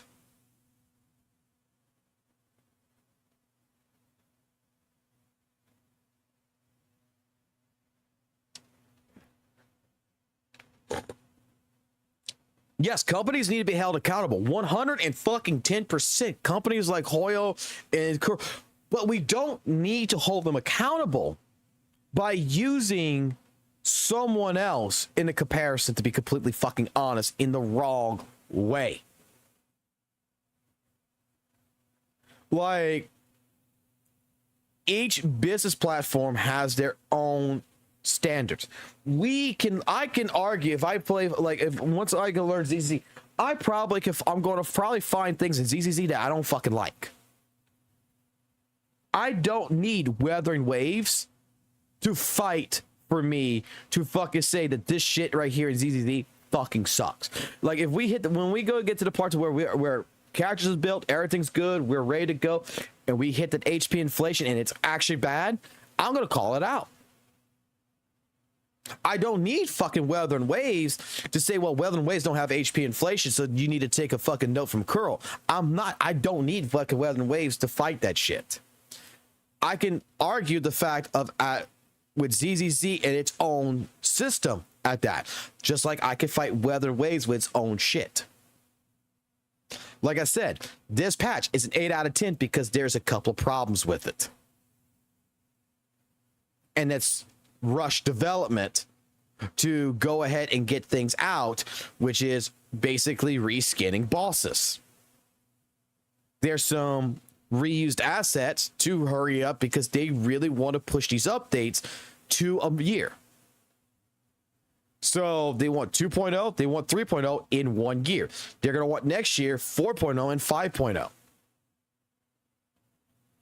ZZZ is all just hitting 2.0, and it's going to be a fucking year. They're not rushing. There's a difference. There's a difference in quality because of this reason. The reason why, like right now, I'm enjoying ZZZ. The reason why ZZZ right now, I'm looking at it from a different perspective. The reason why I'm telling you that the cinematics in ZZZ is better than WutheringWaves cinematics is because Hoyo's developers with ZZZ is being patient as fuck. They're not trying to rush fucking 2.0 in January. They're not trying to rush 3.0 by fucking July. They took a whole fucking year and they're slowly developing the game. And in all fucking honesty, that is actually the best fucking strategy when it comes to feedback for players. Because have you not ever said to yourself or heard people say, hey, look, GTA, for example, has been delayed. Okay? We're going to delay GTA 6. People get upset, but you know what? Let them cook. Because you know the quality of assurance is going to be behind the product is going to be better with that additional time. We all say this. So what happens when you start rushing things and you start trying to push out a plan such as do 2 updates in a year? You got to cut corners. And WutheringWaves has cut corners several fucking times already. And even in the 2.4 update, there's some cut corners here.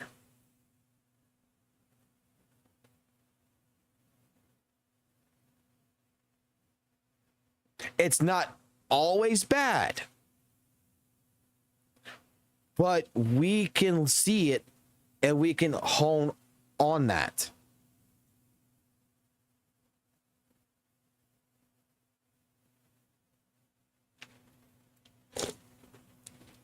Like, I could do comparisons between games. I could do comparisons with just the game itself. I could compare the company. I could tell you, Hoyo is very much predatorial. But ZZZ versus WutheringWaves, here's the comparison when it comes to their systems. I understand now why the system's like it is. I could tell you right now when it comes especially to the weapons, it has been shown to me and has been proven to me that it's very balanced.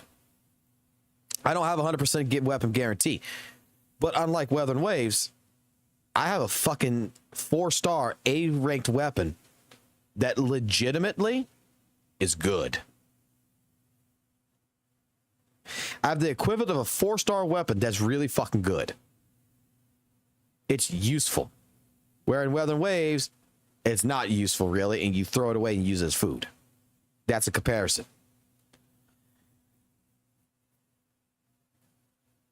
Like, the dick measuring contest is that happens all the fucking time between Hoyo versus Kuro or whoever. It's absolutely abysmal. Like I said, I think that WutheringWaves' 2.4 update, it's beautiful. But I'm going to tell you, it's 2 stories that we're going to be worried about. First and foremost, 2 stories. And in all honesty, 3 events. And whenever they place those events. All the rest of the events are worthless. Those are exploration events. That's the stamp shit. No, I don't even care about it. That shit that I'll be doing in 5 fucking minutes. Get my rewards. It's done. That's not content. The new permanent event and the virtual fucking thing is the 2 main events that's going to give me content.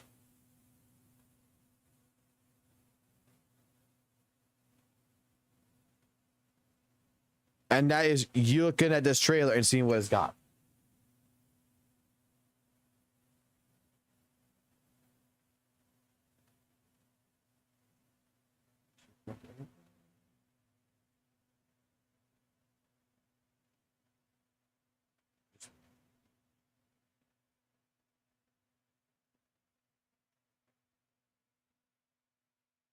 Like I said, I think it's good. I think Kuro has did good. I think Kuro needs to slow down just a little bit of a hair and watch and watch reusing assets as much as they have. Because I've been noticing that when playing WutheringWaves in the last couple of weeks and actually misses, like, dude, this is reused assets right here.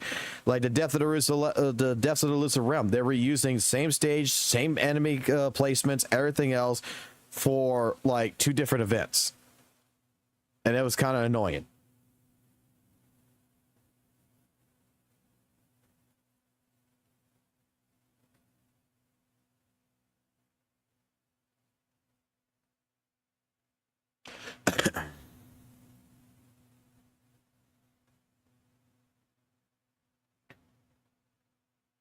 Like, I'll go put it like this.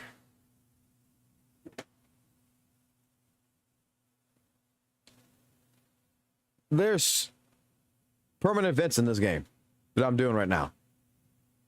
Basically, this game this game was stopped in February of this year, and well, I got 8,000 fucking polychromes, and I still got a fucking receipt list right here of fucking events that I need to fucking keep on fucking doing.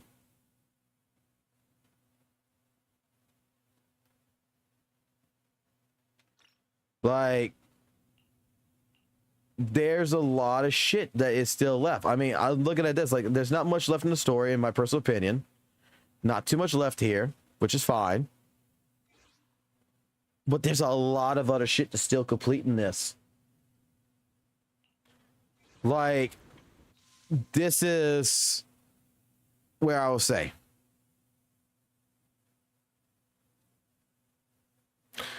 reused asset is fine. Don't get me wrong, it is. Here's where my problem is, mister. When I'm saying reused assets. There's 2 fucking bosses coming in. Right here. It's Ajax. This is Morning Ajax. The spectral fucking monster that is now a water fucking monster. Whatever fucking... If it's glacial, whatever, I don't know. But look at that. That's reused. Okay? And you'll say, oh, well, that's just one. You're right. That is just one. Until you see over here, they reskinned Tempest. And they're making this a tactical hologram boss over Scar, Jew, the Turtle, any of the other bosses that they could animate and actually use. Why am I fighting now a 3rd version of the fucking Tempest monster?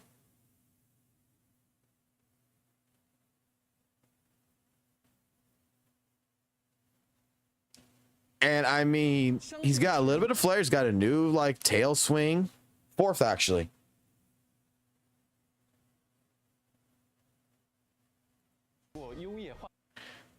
He's got, well, let me finish this.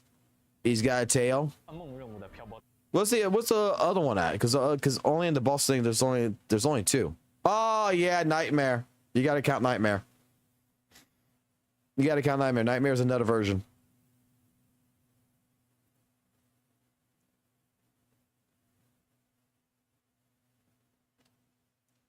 There's a Memphis. Look, I think this is the same Memphis as that one. This one, I think this is the same Memphis.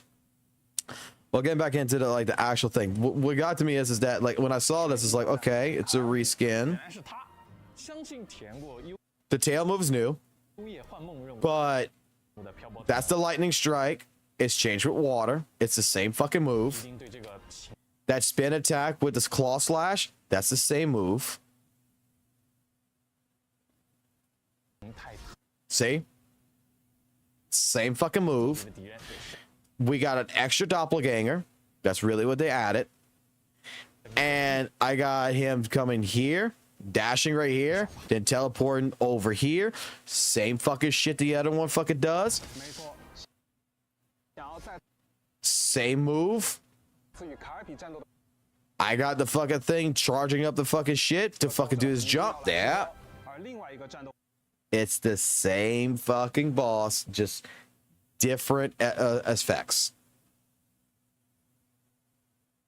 That's what I call rehashing something where, like I said, we got Turtle, we got Jew. You like in 2.0 from 2.0 to now, they took Dirge. They took the new Resonator, Zelda bitch. They took a Calamity Boss, which was Hecta. They put, you know, Fallacy of the Fallen. They did all the new bosses that were regular bosses, turn them into tactical holograms. But we're not going to take like the fucking bug one, what I call Ice Cockroach. We're not going to take like the Turtle. We're not going to take like Jew, the Sentinel boss. We're not going to take even like Scar, you could turn into a nightmare fucking boss. We're not taking none of these and turn them into a nightmare boss. We're going to reskin Tempest and throw it in there. What's next? They're going to reskin the Crownless again? Because, I mean, basically, what? I mean, what are they going to do? They're going to reskin Crownless? They're going to throw him in there as a whole new fucking character too? Ajax got fucking rehashed and turned into a fucking from a spectral monster to a water monster now. Like, no, I don't agree with that. I agree, and I think you can understand me on this one, Mr. Nene. I agree it's okay to use re-assets for like echoes, for normal enemies. You know, you go fight a bunch of fucking echoes. You're gonna have rock echoes. You got bear echoes. There's so many wolf echoes. It's okay to reuse that because those are minor fucking little pieces of shit. When you come into what I like to consider major battles, boss-based battles, those should be unique. I don't want to be playing, you know, let me think about this carefully. I don't want to be go into a new Devil May Cry game. Like, let's say they make Devil May Cry 6. And I don't want to be playing Nero and fighting 17 different flavors or 3 different flavors or whatever, how many you want to think. I'm just going to say something outrageous, like 10 fucking different flavors of fucking Virgil. I don't want to fight red coat Virgil, blue coat Virgil, gray coat Virgil. And the difference is that, oh, this Virgil here has lightning abilities. Oh, this Virgil has fire abilities. Oh, this Virgil here. I don't want that shit. Not for major boss battles. Those should be unique. They should be their own boss. They should be something in coordination that distinguishes it from everything else. Not just a copy and paste of a boss.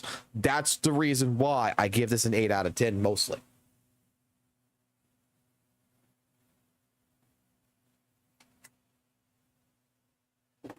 And honestly, I think I'm being very fair. I think I'm being absolutely fair in what I'm explaining.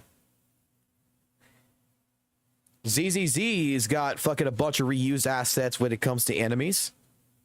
But the actual fucking bosses are different. They may turn like the crane thing into a mini boss and change the colors.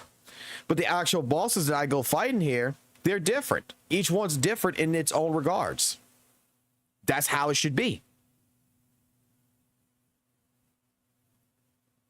2 bosses in this new update is just rehashed.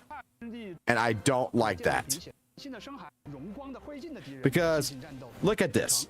Look at the first one. This is not even a tactical hologram boss when it comes to Ajax. Let's play through a little bit. Right here. That's fucking Ajax.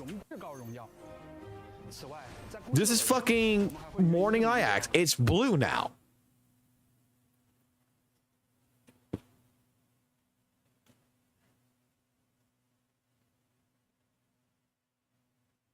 I mean, what I'm seeing right here, the motherfucker just tried to grab me. Like, who tries to grab me?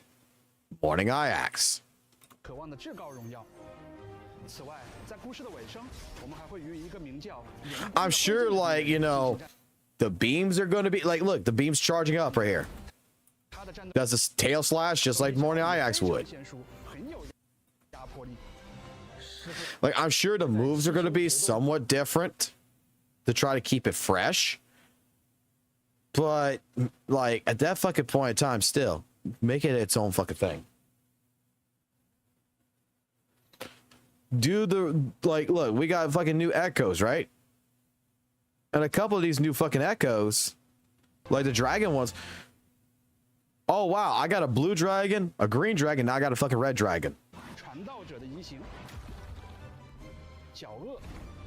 That's a new echo. 梦魇凯尔平。此外，七丘地区还有一些比较有特色的敌人。 Like I said, there is some things that I roughly was like, let's go here.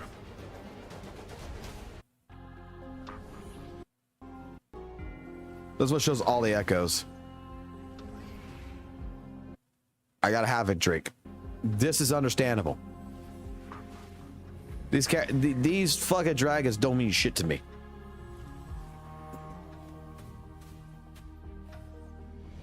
They're reused. That's a new echo.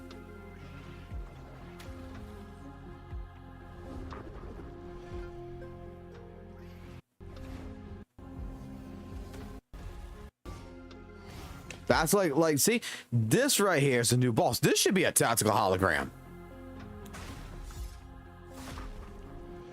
Like, they should have made this in, like, they, because they already done it. Turn this into a tactical hologram. That would have been better than Kelpie.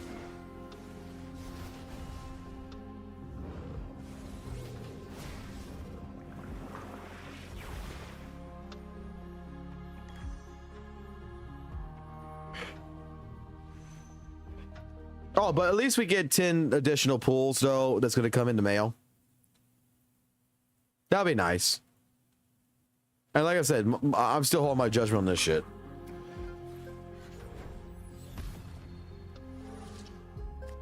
I'm sure a lot of you fucking are going to love this. I don't know if I'm going to like it or not. I hope I would. But we'll see.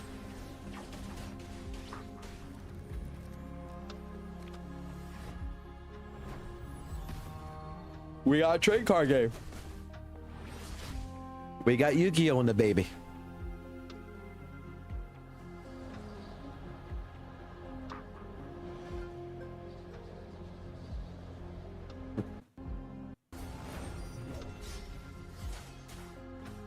Again, the only fucking events I care about is this one.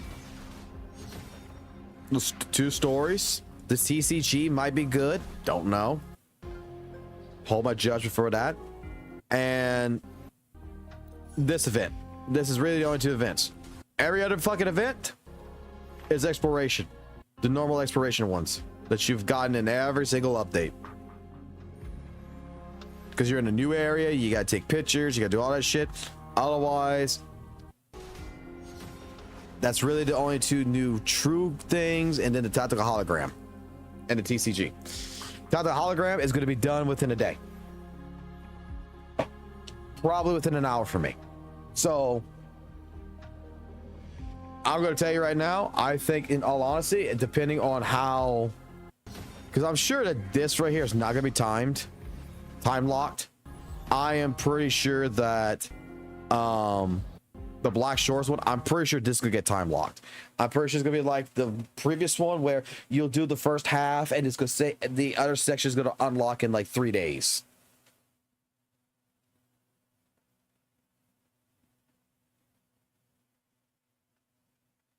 Apparently everybody wanted the TCG and WUWA. Everybody wanted it. But I told you.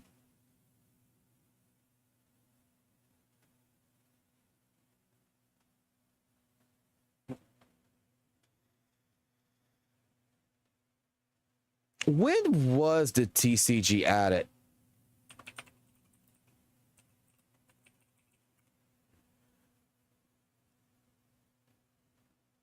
Okay, Gidget's TCG added was added in version 3.3.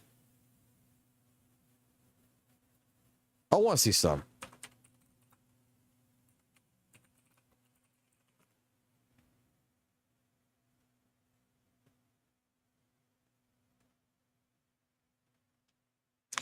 All right.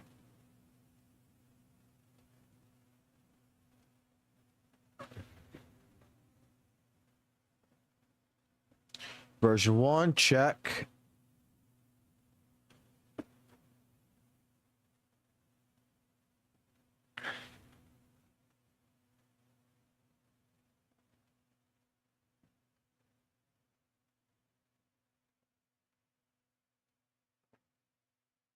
Wasn't it this one for version 2.3 that added dragon?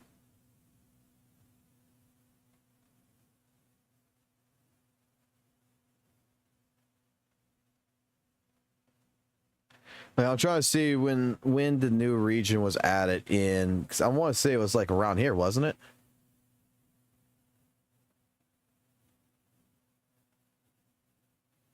Doesn't look like it was this one. Thought it would be this one, the Ice Mountain. When was the, let's see, phase 1. Okay, so 1.2 is when they added the new area. Then it went into the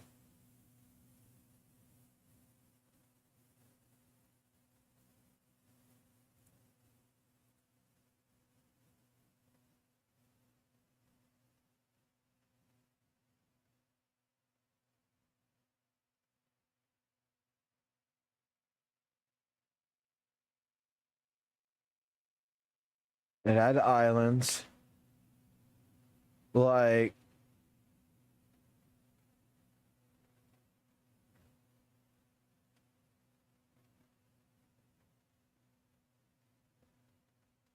so this would be the equivalent.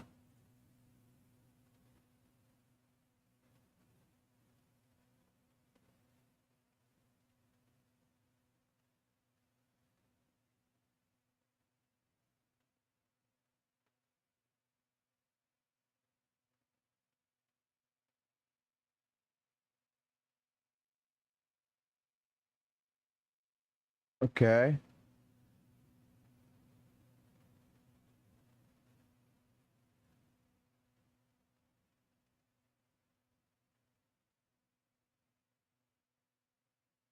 Isn't like raiding Shogun like was one of the major power creeps? Like, wasn't raiding Shogun like one of the absolute best characters in the game?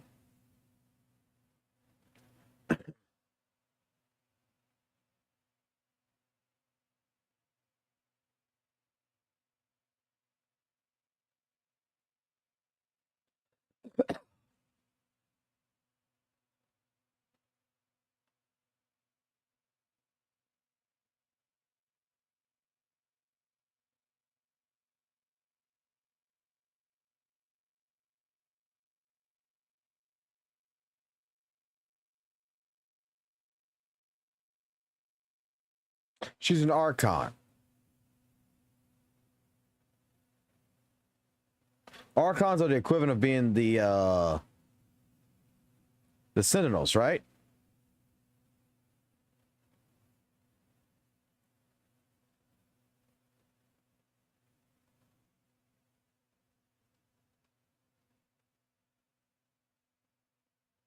Okay, so Zelda bitch would be considered, you know, a Sentinel. Raid would be so. Okay, so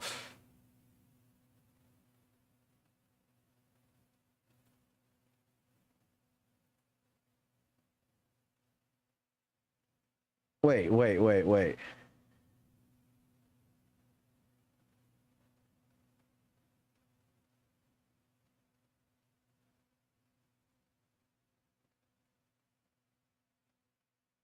City of Riches, City of Gold. Okay, so WutheringWaves equivalent of 2.4 is Genshin's 3.3.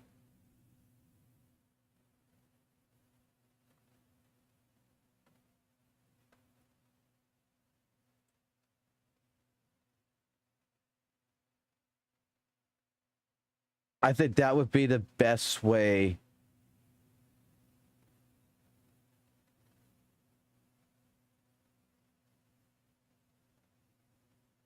Because if this was like one of the major characters, then it came at 3.3 with the TCG. Karth is coming in with these things. So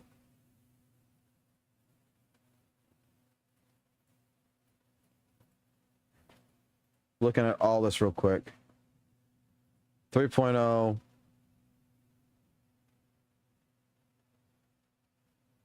Reruns.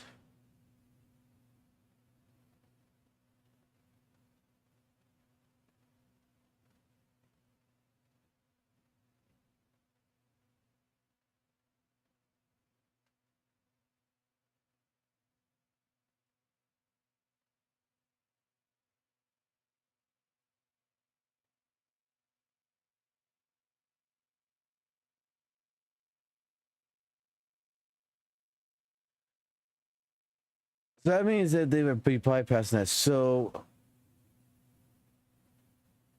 I don't think Genshin ever hit anything that was like a cybernetic, you know, cyberpunk style world, like electric. Like, I don't think that.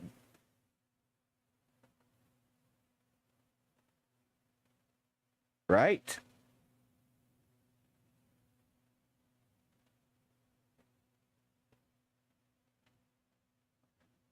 Like, there's no like technology overbearing area like that.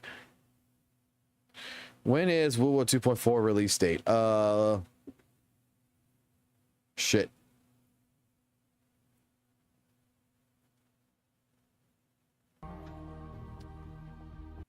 Of our ancient Relatively soon, isn't it?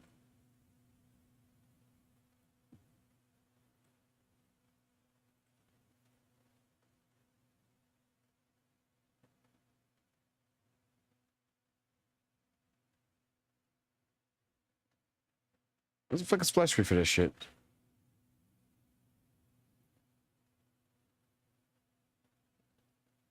I could open my game and find out, but it's like whatever the fucking banner. It's like June 14th, June 12th, something like that.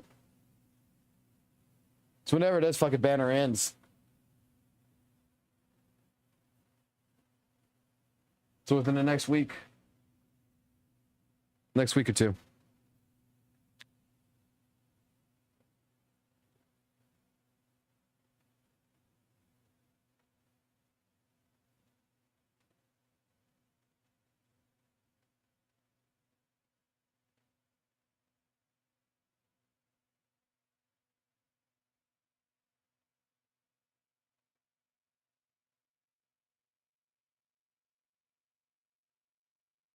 Wait a minute, Masquerade.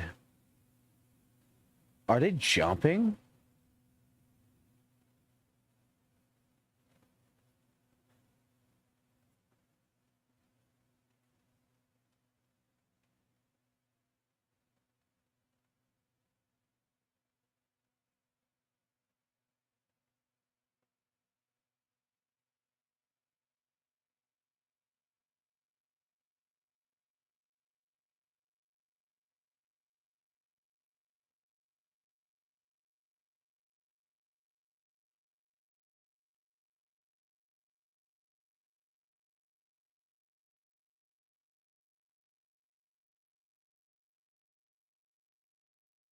Looking at the pictures.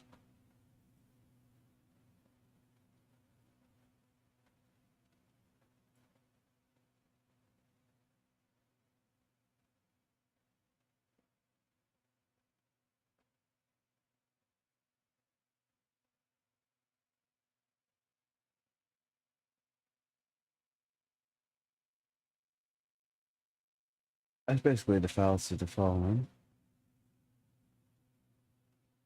I never want to see that fucker again.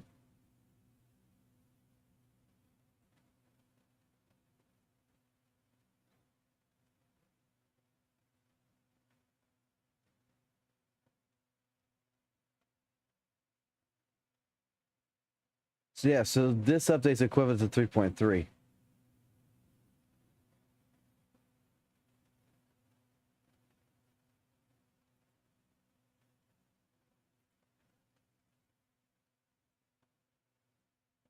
This was 2.2. I mean, this is 2.0.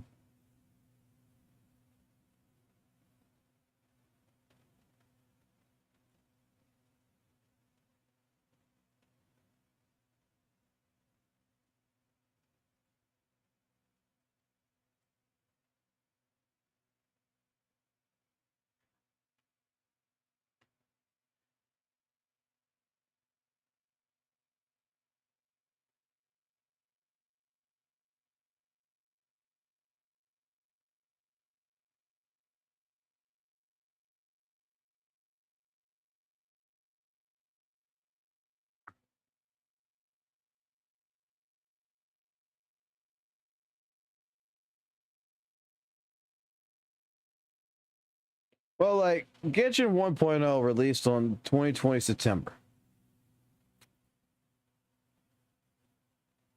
So let's get to a year. Let's go to September of 2021. It's at 2.1. So there is a lot of shit that they're skipping.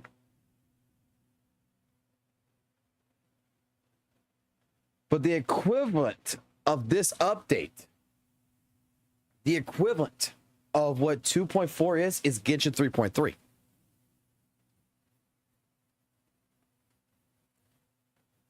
Unless there was another Sentinel character, but you have basically a Sentinel character, a god character, which is what, you know, Zelda's going to be. Zelda Girl's going to be. That was put with a trading card game.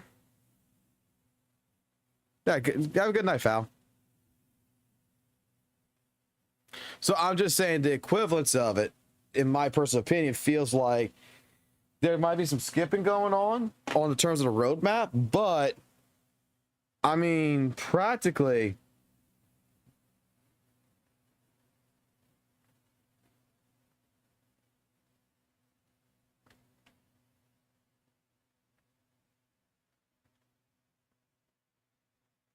I mean, Venti was also a fucking god character. And Venti came out, fuck if I know, 1.4?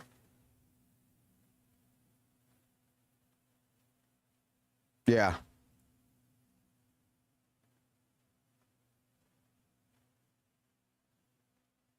The Trap. But the TCG came out on Raiden, so Venti would be equivalent to Jinshi in that sense.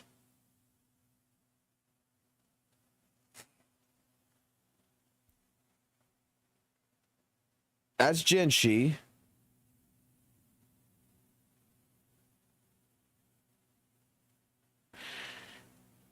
Raiden is going to be the equivalent of fucking Zelda because she's a Sentinel.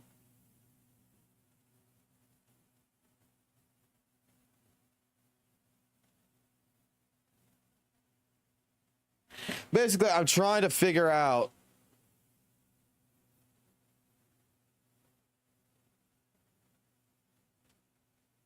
where characters fit, where updates fit. Because, like, the Masquerade over here that they got going on here, the Masquerade of the Guilty, I don't know what it is, but I'm seeing Masquerade. I'm thinking this is goddamn fucking the same fucking problem I have with fucking 2.0. This sounds like this is Renacida. This sounds like it's a well drawn out, you know, High School Musical. Play, Broadway, whatever you want to call it. Showman shit. If that is the case, then, I mean, they got good, they're just making it better.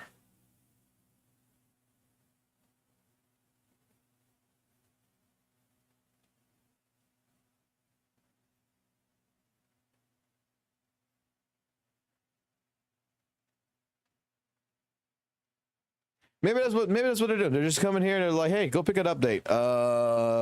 Okay, maybe that's what Kuro's doing. They're like, go pick an update. Okay. Fuck, let's just do this one. The Extinguisher of the Night Chimes. Let's make a festival. Yeah.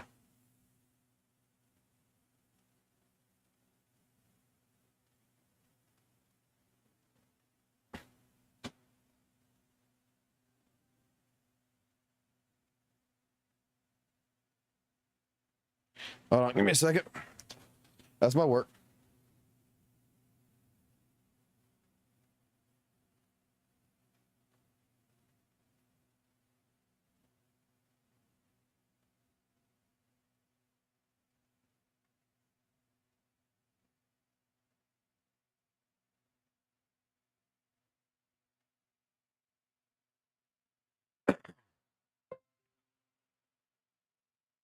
Because a lot of Genshin shit does fit WUWA pretty fucking heavily. Which makes fucking sense. Don't get me wrong. It fucking makes absolute fucking sense. But it's just, I'm just looking at it. Because it is interesting. All right, what's going on here?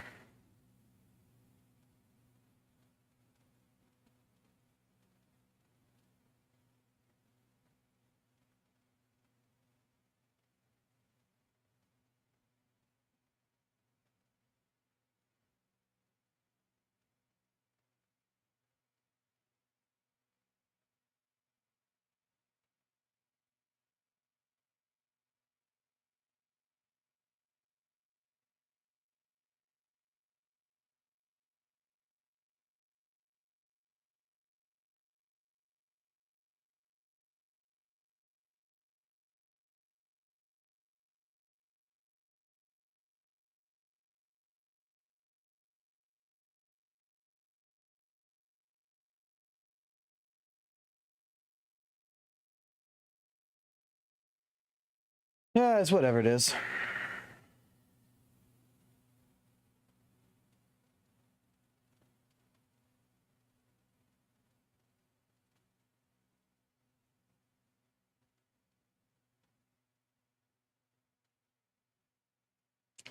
Jesus Christ, they updated our fucking computers and it is just fucking slow as shit and fucked up. God damn, I hate this shit. Alright, I had some.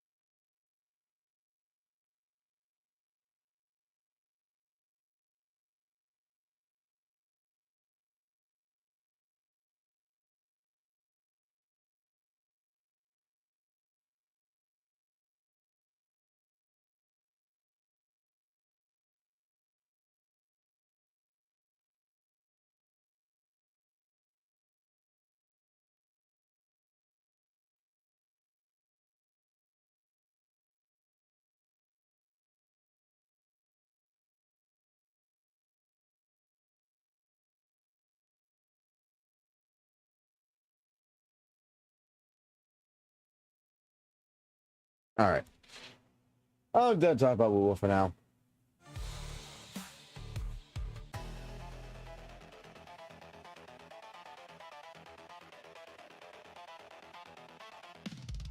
Like I said, I think it's absolutely fair of me to give it an 8.10, and that's what I'm gonna leave it at. I think perfectly it's a good update. Just minor little issues.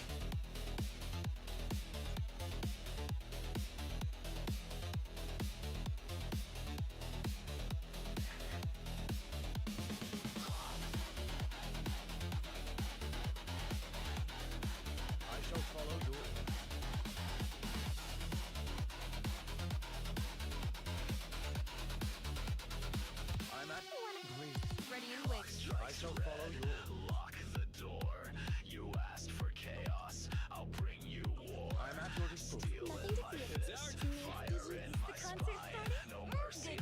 see. I think it might be best to go ahead and start looking at other characters and start adding.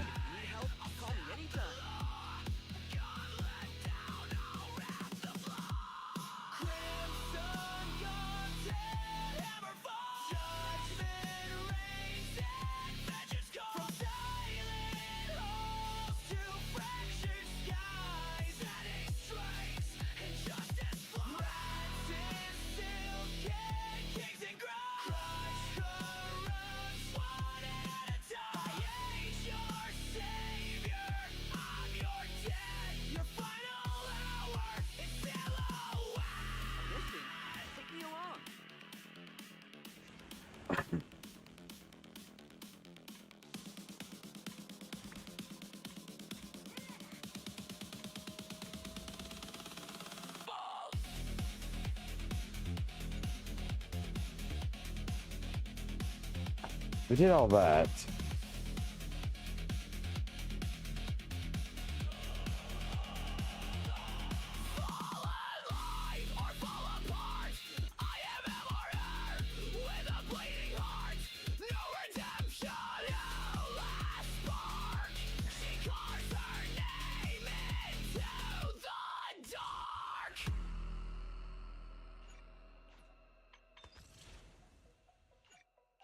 Let's go ahead and do this.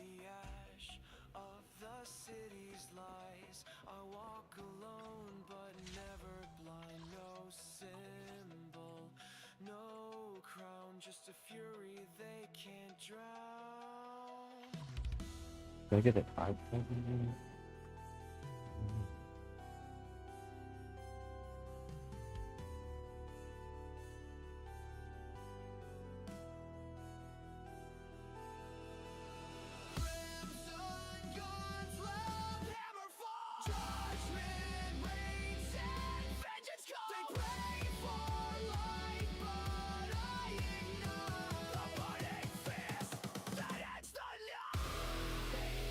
Oh, fuck this fucking goddamn computer shit. I'm not... No. I'm not dealing with that shit right now. You can kneel, but you can't escape what's real.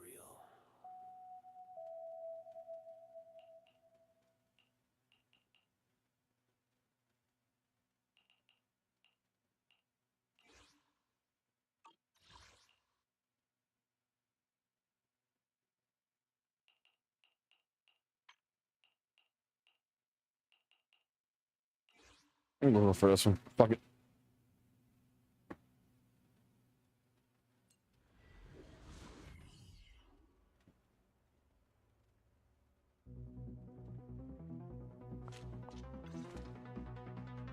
Hey, look who it is!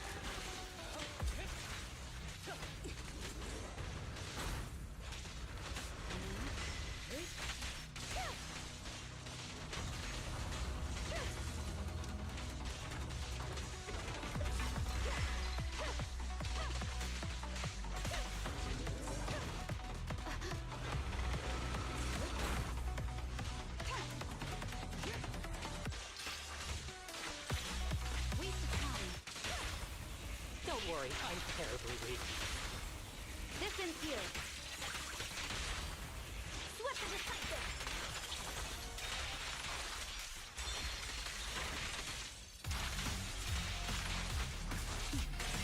Mind and body.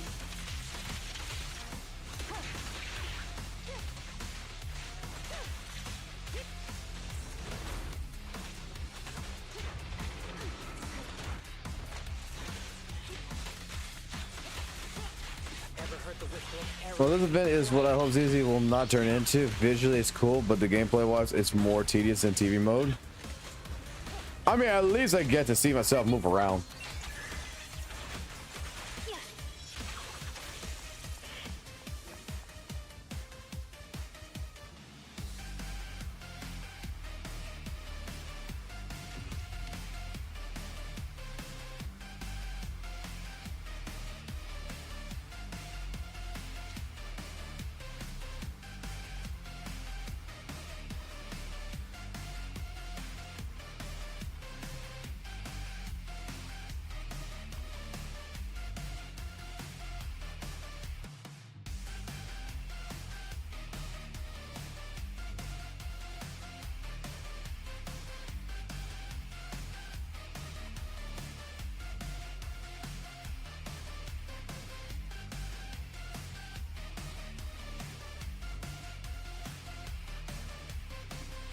I don't like the fact that I can only play these fucking characters.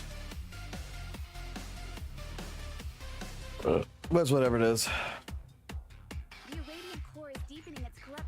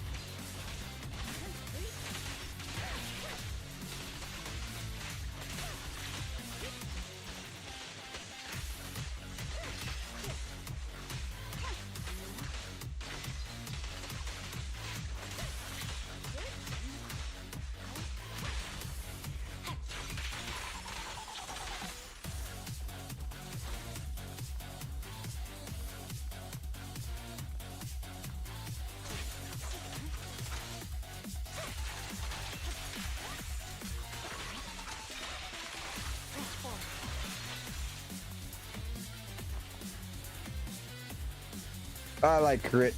Crit's always the best. As long as you got crit damage and crit rate, there's nothing can kill you.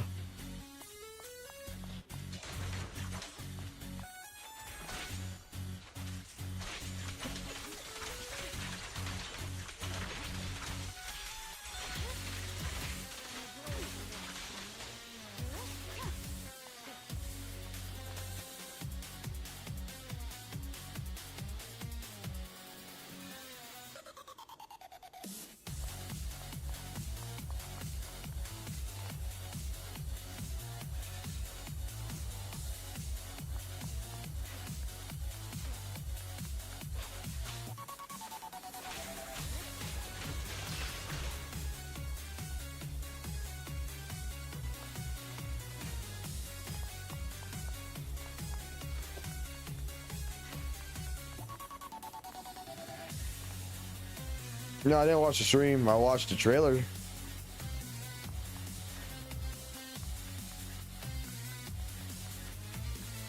I'll go into 2.0 with a surprise.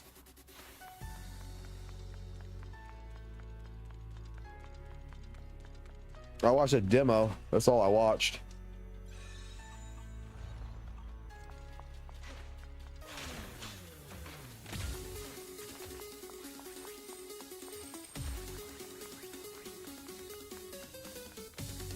Was it in English at least?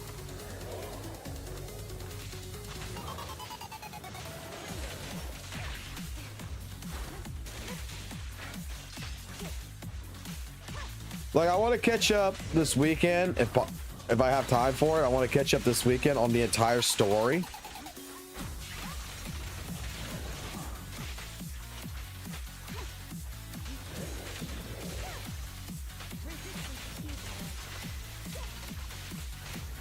Like, that's my actual plan. My actual plan is I'm gonna have a marathon where I'm just gonna sit here and I'm doing the entire fucking story of ZZZ from the beginning to the end.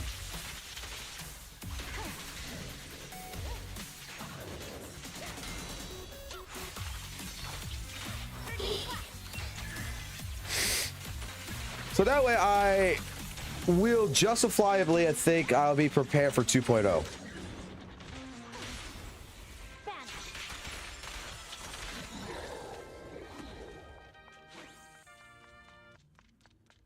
Because we're playing the story, I don't have to do the fucking TV segments. So I don't have to get a new account, do all that other shit, and be like, oh god, I gotta play this. Oh boy, what's going on here?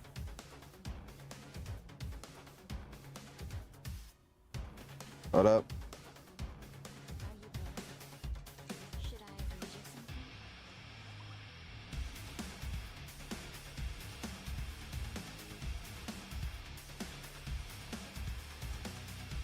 Copy link. What did you send me, motherfucker?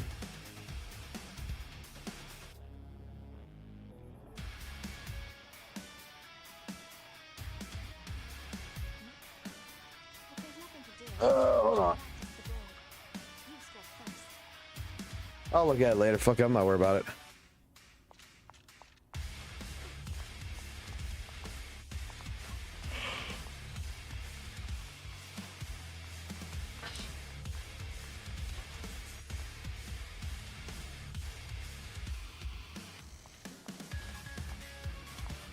So the question now leaves me, how much fucking goddamn child support does fucking Virtual owe now?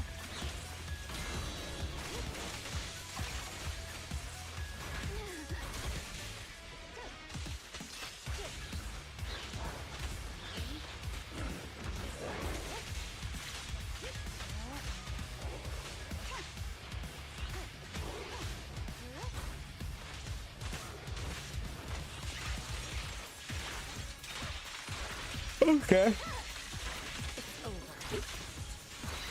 I'm sorry, I'm fucking tired of shit. I'm at the point where I'm not really talking no more. But like I said, I can't go to sleep. I have to stay up for at least another 3.5 hours.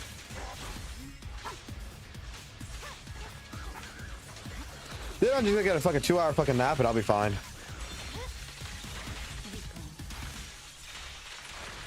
Question that says, I wonder how much fucking child support fucking Virgil owes now. Because I'm noticing that he's got, there's some fucking kids here.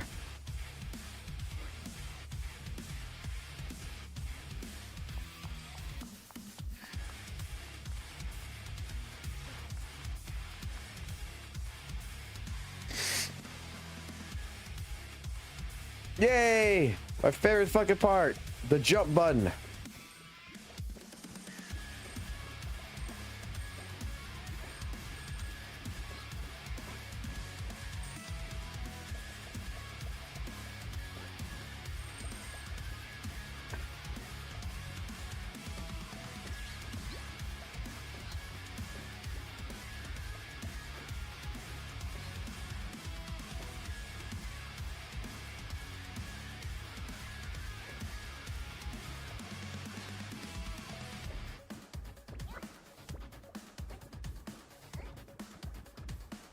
This is so weird having a jump button in this game.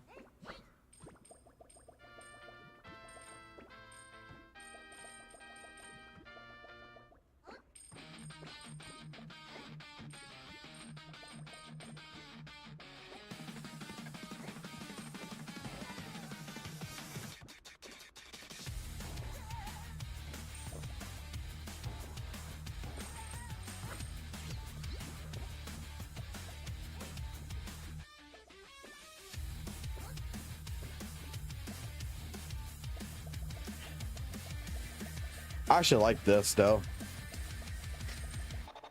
Vaz was I think Vaz was pointing out that there's some casual stuff in here. It's like, oh, you're not gonna like this. This is actually kind of thing. When the fuck did you buy that? 'Cause I never got charged. I was like, oh, she forgot or something. Or she didn't want to order food because I never got a fucking text message that said I got paid.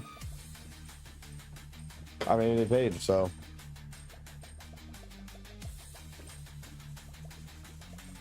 What the fuck is down here? Hey, yo, what's up, Arthur?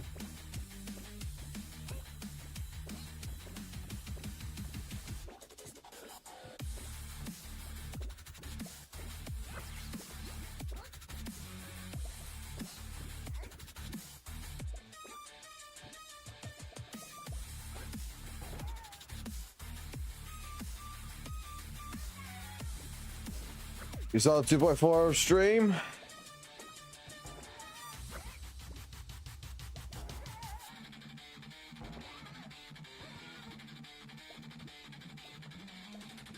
Oh shit.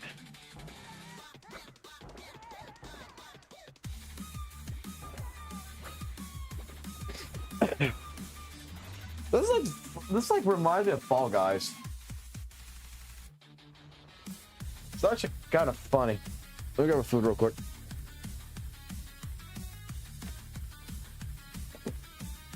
I mean, it was a good update though. The 2.4 stream was a good update though. I give it an 8 out of 10 though. But it was good. I wanted your thoughts on it. We have discovered something. We came up with this during the 2.4 stream, and it's 100% accurate. You gotta remember something. The story of these games now. You gotta understand something about the story of these games, right?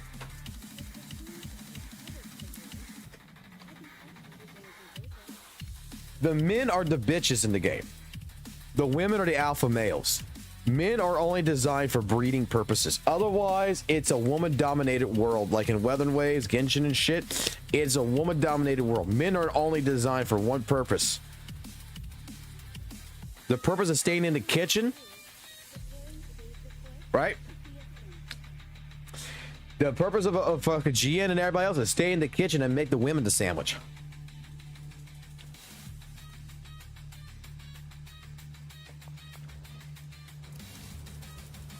It's not designed for the men to tell the women to go in the kitchen.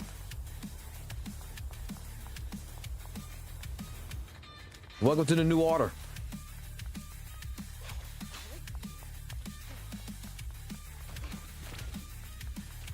Actually, I need to count out the women and the males in here because I don't think ZZZ has an actual good ratio of men in it.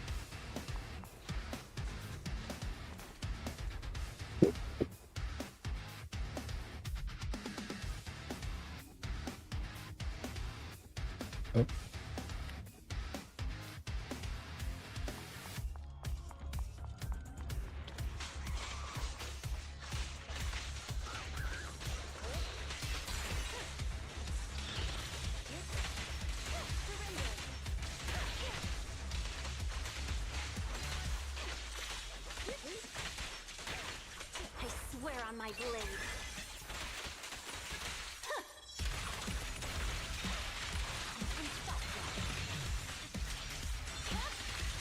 It's over.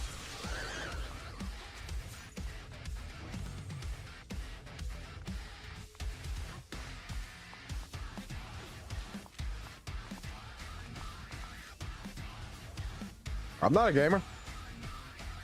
I'm just a guy who plays. I'm a guy who fucking plays. I'm a guy who plays fucking games. Okay, look, no, I'm not a game. No, excuse me. You got that fucking wrong, you son of a bitch. You got that fucking wrong. I'm a goddamn fucking drama fucking channel, bro. I fucking do drama fucking videos. Holy shit, what the fuck you talking about, man?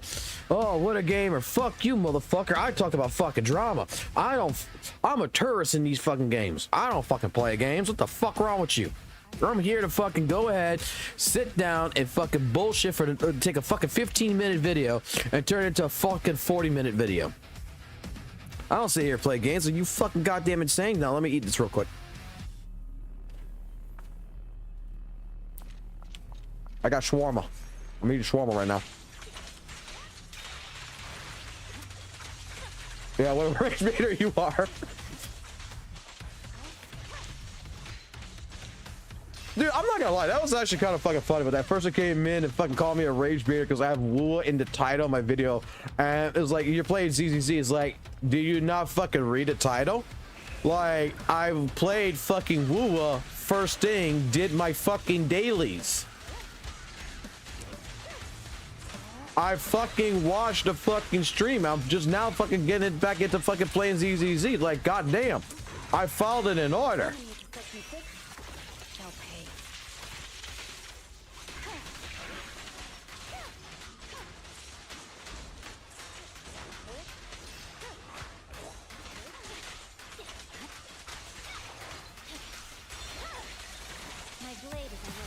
Like, you can call me a rage baiter, you can call me fucking I'm farming or whatever, you can call me all that shit, but get your fucking information accurate.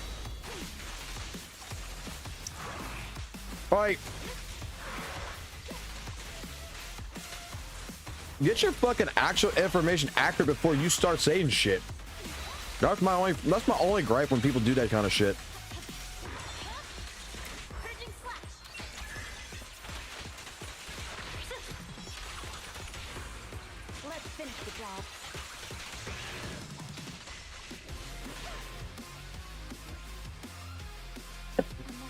You know what I mean?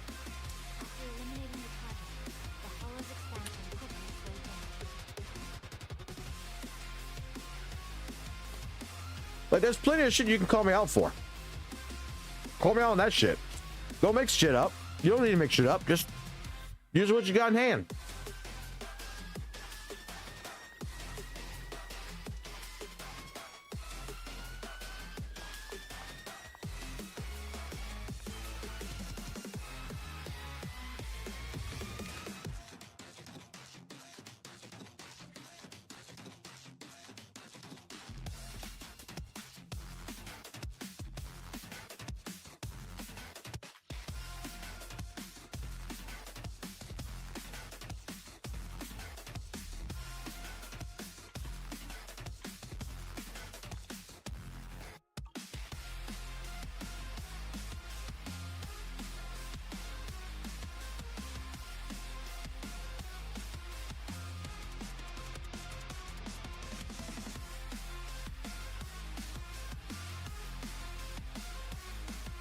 Jesus Christ, dogs.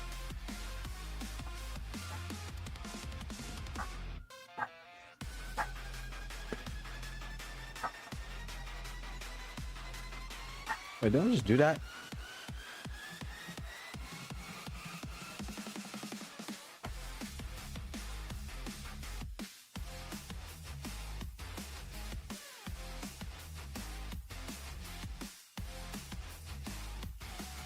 Fuck it.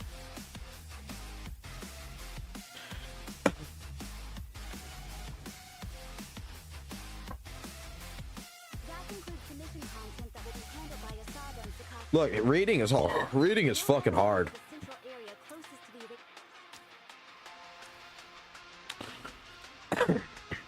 Reading and listening. Let me put it this way. Reading and listening is very fucking hard these days. I mean, we already know St. Thomas has that fucking problem.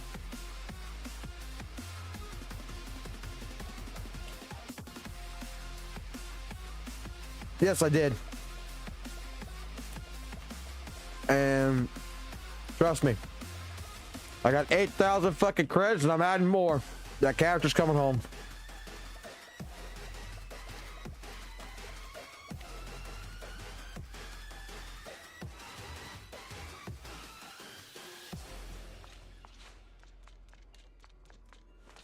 I saw that demo. That character's coming home.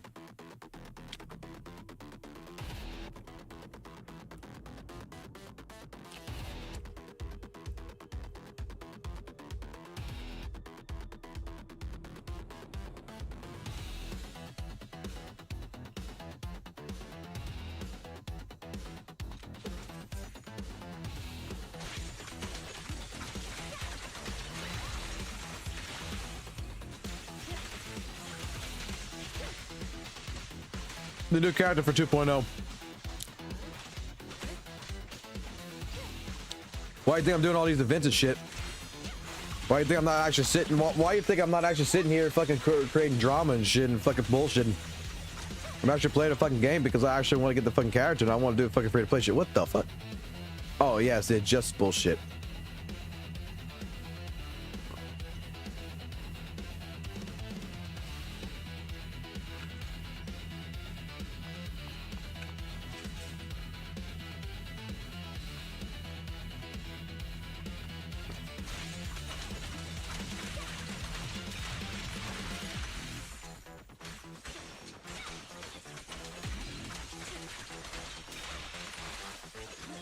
Like right now, I'm trying to collect every single pool I can get my hands over for 2.0. I'm trying to clear out as much of the events.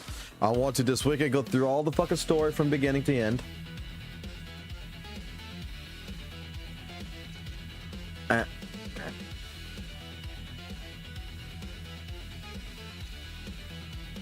gonna go this way. This way.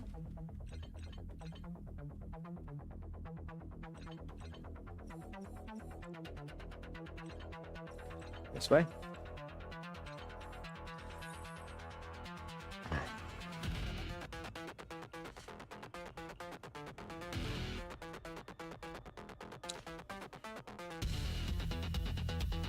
You know what's sad?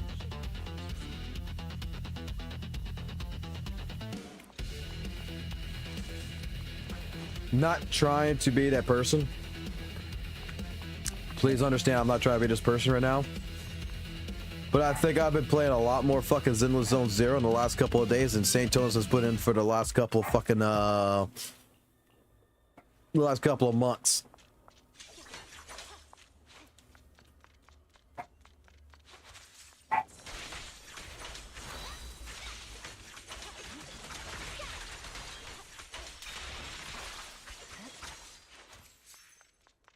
But I'm actually trying to learn this. I'm actually trying to do events. I'm actually trying to actually give this game 100% non-biased opinion. I'm fucking coming into this thinking, you know, WutheringWaves is the gacha game that I'm comparing this to.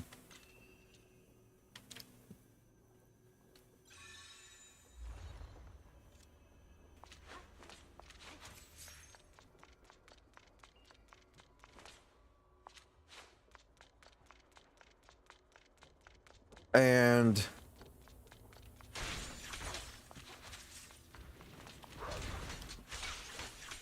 game's absolutely fucking good. My blade is already heated.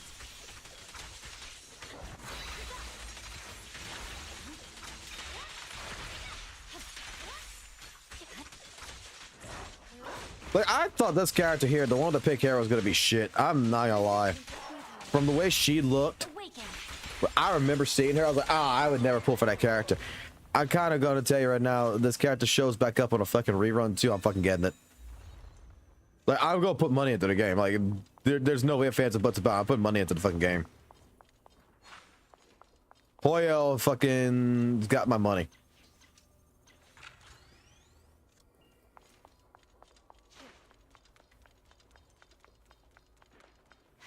Evelyn's a character that I really fucking want. Like, I don't give a fuck. Evelyn is the character that when it comes in, I want that character. That's a character I will fucking spin hard on. This is a character that I will try to get, because I do kind of like her.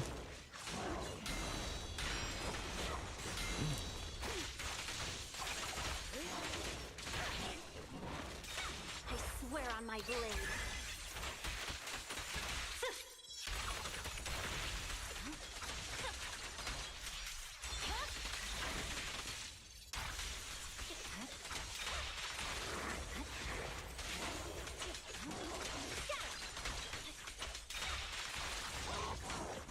Yeah, I'm gonna be honest with you. Like, I knew about Miyabi from beginning. I never played Miyabi or anything. Like, I've seen the stuff that Valk showed me from beta fucking footage and shit.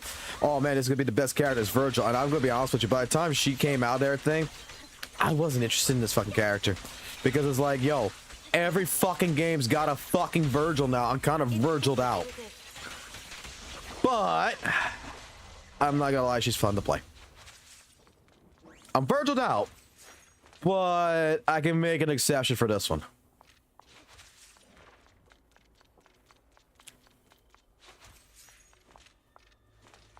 Because, I mean, look, like, even Lies of fucking P is getting a fucking judgment cut in it. Like, Lies of fucking P is getting judgment cut in that motherfucker.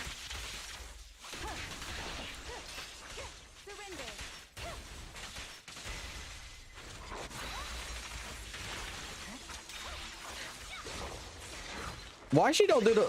is that because the other thing was the test moves, right? That's what it was. Yes, the other one where I played her in, she was doing the test moves. Because I fucking like that fucking shit that she does, like the fucking lightning strike shit. The multiple lightning strikes, not just fucking one. That shit was fucking cool as fuck. That needs to come... That needs to be a fucking actual fucking move. Because I was like... I remember playing her. Like, she... Like, that's why I like her. Like, when I just fucking held this shit, it's like, fucking lightning strike, fucking lightning strikes, and just fucking going around in a fucking circle. Shit was fucking cool as fuck. Then she did that fucking thing with the blade. Unless I'm not playing her right now.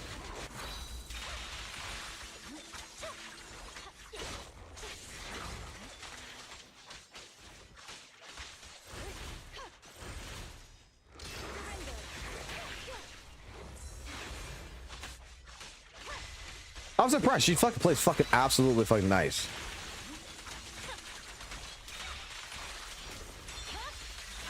My blade is already sheathed.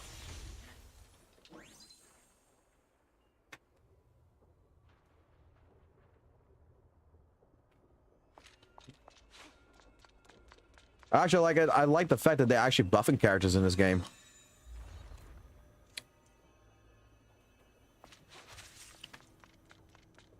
Like, dare do I say that I think maybe, just maybe, do the ZZZ devs actually care more than the Curl devs about their fucking fan base?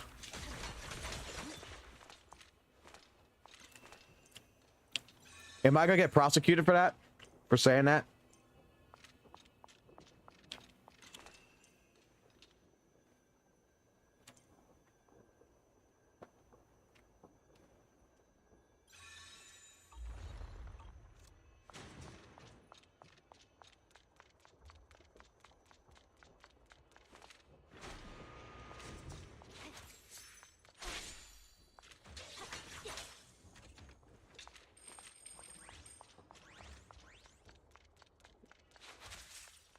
I hate you. What, number one?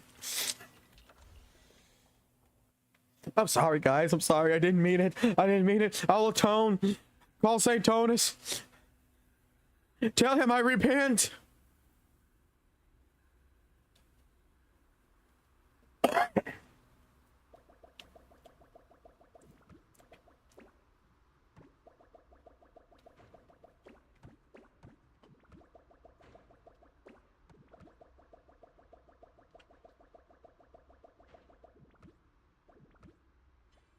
This feels like a test area.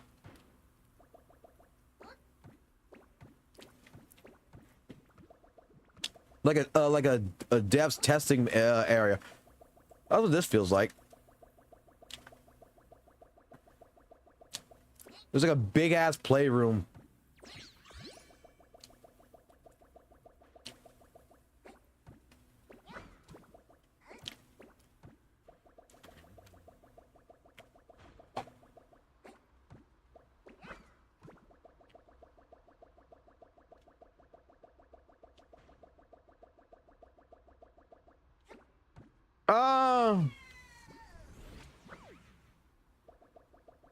Fucking asshole.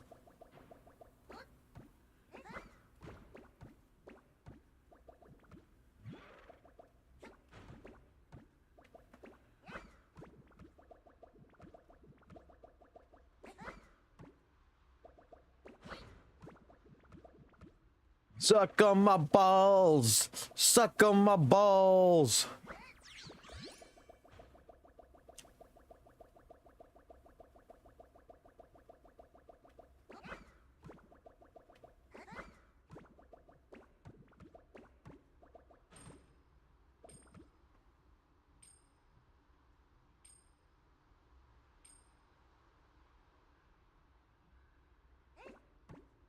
Like I missed it.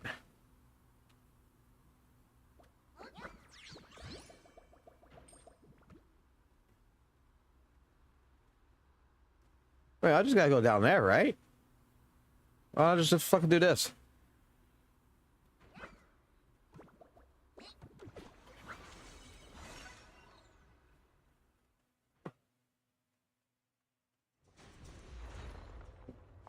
I actually kind of like it. You know what'd be fun? Is put fucking like you know, put stages like that in the game. Make it actual its all fucking game mode, permanent, and make it to where when you're playing like the story mode or some shit, you go into that, it just puts you like in a random match with random people, and no matter whether you win or lose, you still go through the story. It'd just be fucking hilarious.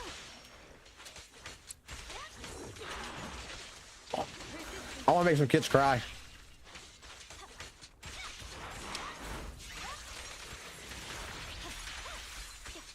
Oh no, I don't think you can knock people off and shit. I swear on my blade.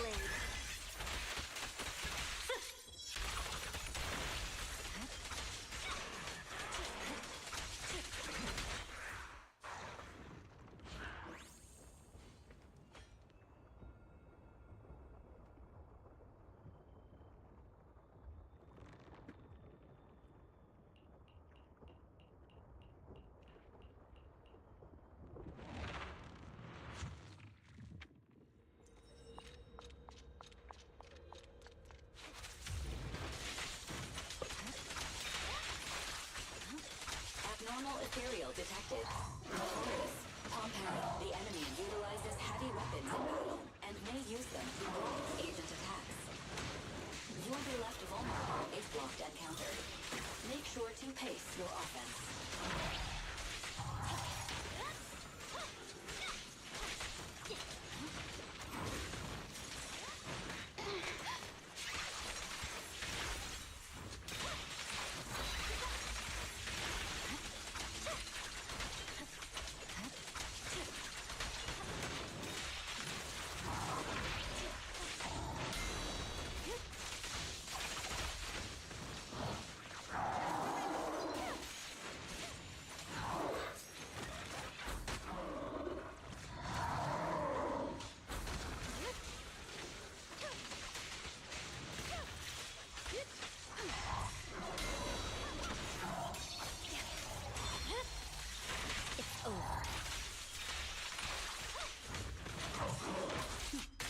Mind and body.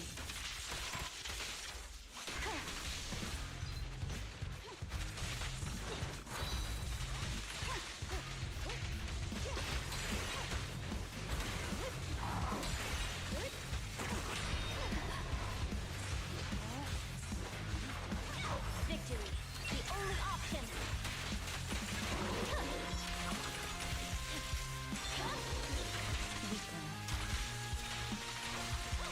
I'm here to the meeting. What's up, Marcus?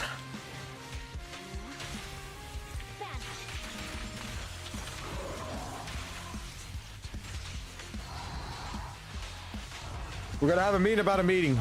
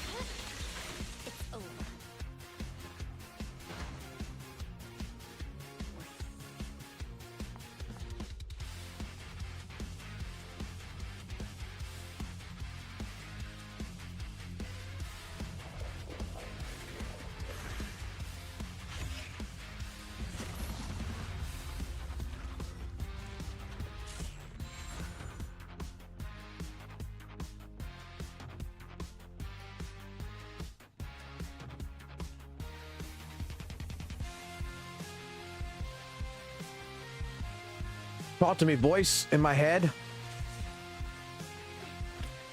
Tell me all about Daddy Virgil.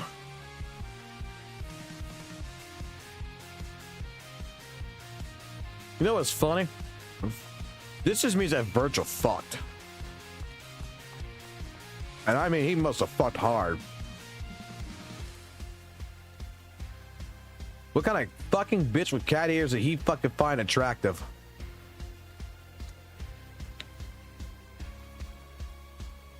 That must have been like a night for him. Be like straight up, be like, you know what? A hole's a hole. I don't care no more.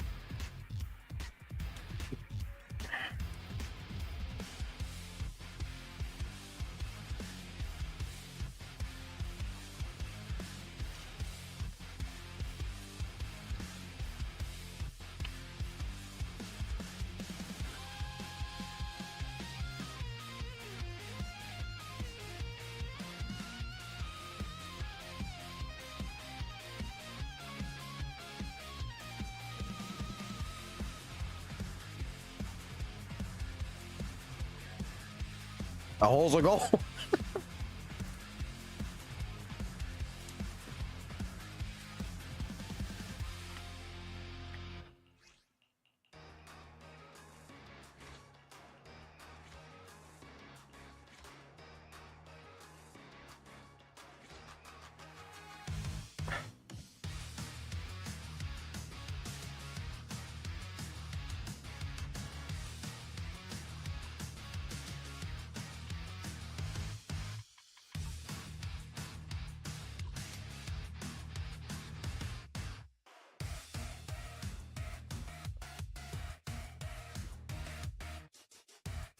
She's a wolf.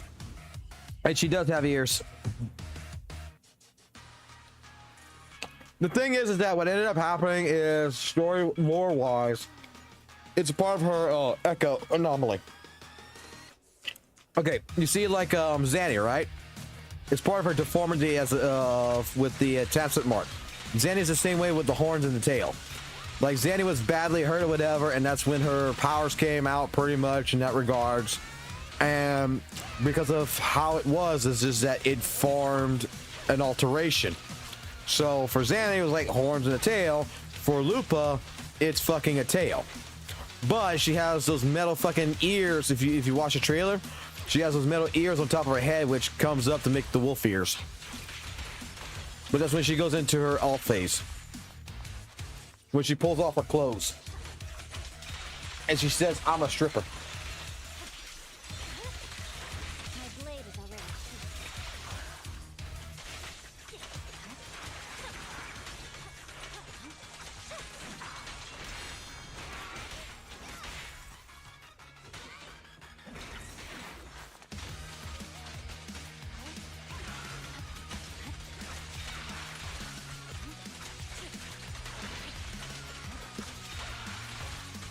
I mean, that's true too.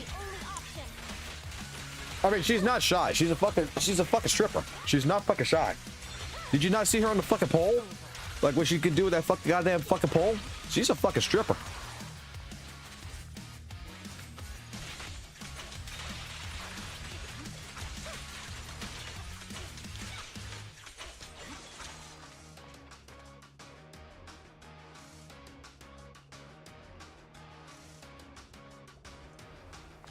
Lupa. We're talking about Lupa right now. She's a fucking stripper. She has an OnlyFans.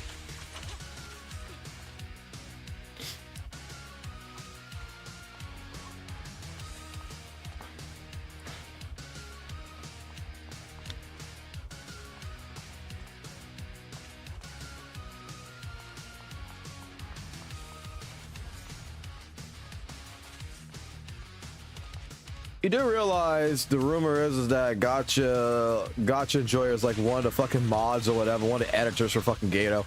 Like Gato gives him the fucking ideas about what to do, and then that's like the creation of the videos. That's the video creation process. And I'm not gonna lie, like look, even as a person who watched it and everything else, like I thought that shit, I think fucking Gotcha fucking Enjoyer is fucking hilarious as fuck. It's a fucking parody channel. That's the way I take it. It's a fucking parody channel. It's fucking hilarious as fuck.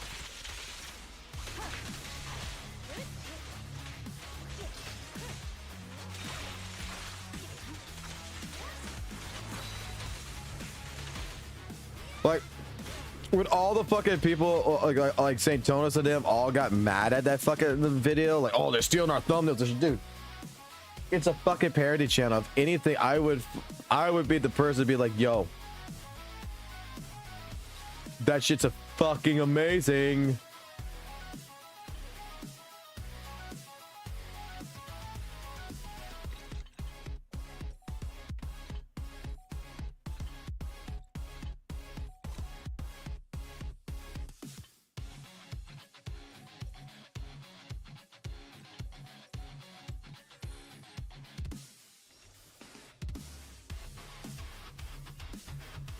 Okay, you know what's fucking hilarious?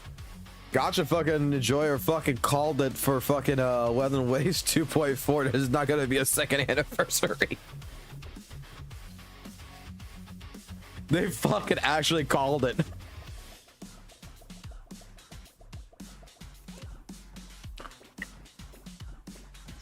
Like, everybody was like, oh, they're gonna give us a 5-star character and all this other shit.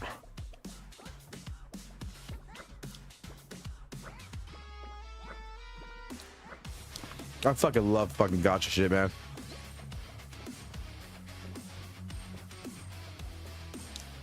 I don't know who does it. I mean, they use my thumbnail. They actually use my fucking thumbnail in the other video.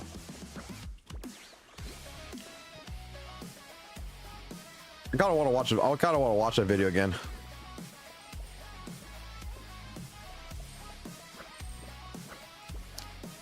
Look, you can say what you want about Gato. All right. You can say what you want. You don't have to like the son of a bitch, right?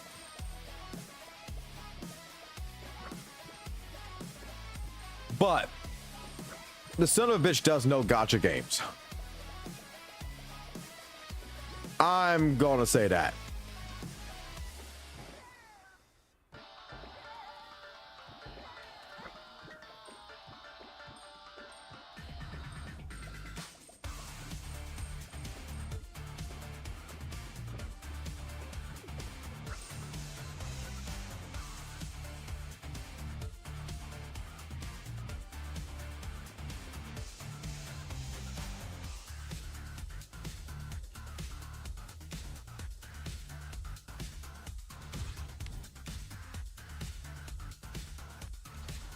Like, let's watch gotcha. Let's watch a gotcha revenue.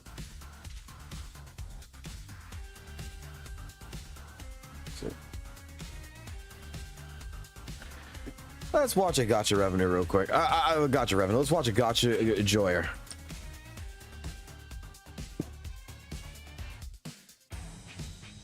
Let's fuck it.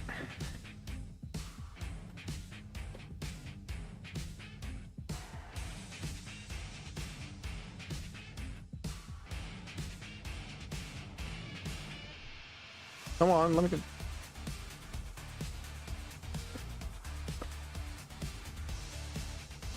Because you know what, this right here, I don't mind fucking react to. What they're not gonna copyright strike me because I fucking agree with their fucking shit. Like right here, this is when they fucking use my shit in here. Stream was a big hit.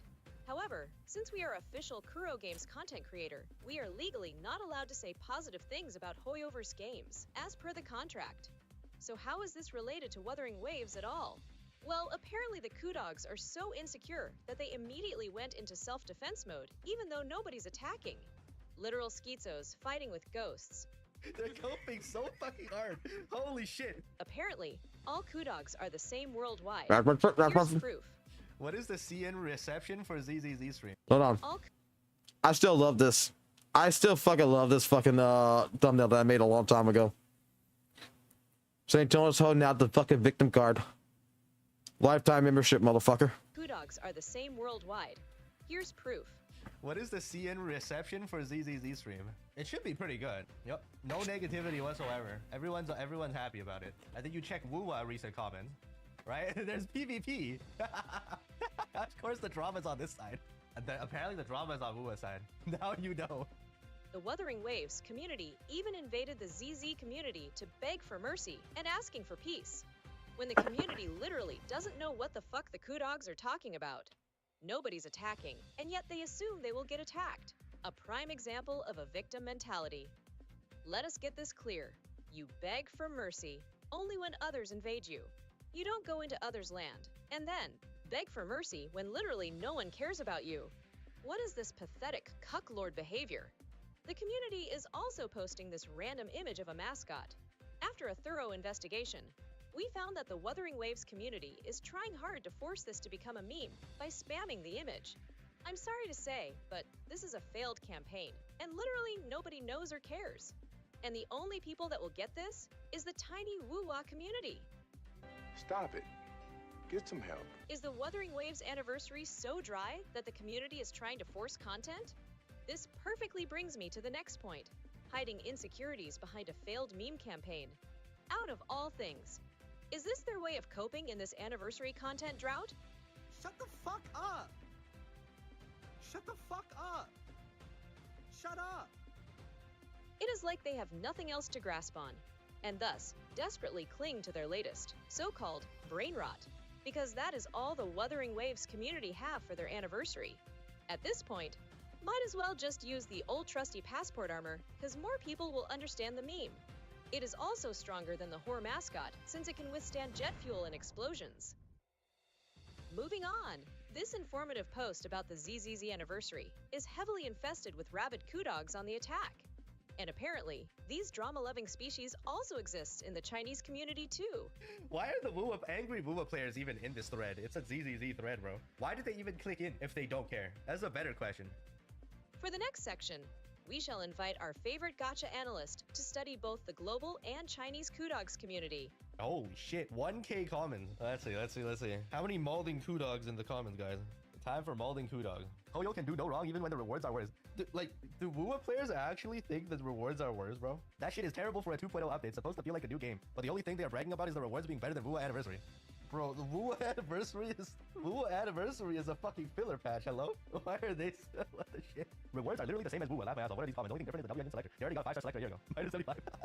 Are these people really delusional and think that's the same as WUWA? The anniversary reward weren't just 10 standard pulls. It was 57 limited pulls. Where the fuck are they getting 57 from? Hoyo Master back it again. There were 57 free pulls, by the way. 57. How are they getting 57 anyway? Version 2.3 Asteroid Summary. The apology statement plus 20 is being counted as well. The apology is being counted. The store redemption is being counted. The 7 from store redemption, guys. That's where the 7 comes from, right? These WUWA players are actually believing they're getting 57 pulls for free. And then they're like, ZZZ only got 20 because the other 10 don't count. Meanwhile, they're counting all their fucking shit from compensation and withering waste and everything. It's the funniest shit. And then the fucking free 7 pulls that you get per patch. They're like counting everything and be like, yours don't count, but mine does. You're at 1/3 of ours. They're coping so fucking hard. Holy shit. What is the CN reception for ZZZ stream? It should be pretty good. Let's see comments. 5,000 people watching right now. Right, no PvP, everyone's happy, right? You guys should make more skins now, and then we'll be even more motivated. People asking for advice. This is insane. This is what you call an actual 1-year anniversary. It's nice. Insane benefits, lots of content, right? Production capacity is exploding. Yep, no negativity whatsoever. Everyone's happy about it. Usually if there is negativity or drama, you go for like new comments and you'll see people spamming, but like it's overall positive. I think you check WUWA recent comments. Right? There's PvP. Look, guys, this is how much we're getting. You guys fuck off and stop. Of course, the drama's on this side. Everyone's shitting on the WUWA's being shit on over here instead. And apparently the drama's on WUWA's side. Now you know. It's actually fucking hilarious. This proves that the WutheringWaves community is the most insecure. What do you think? Leave your comments below. What I think is that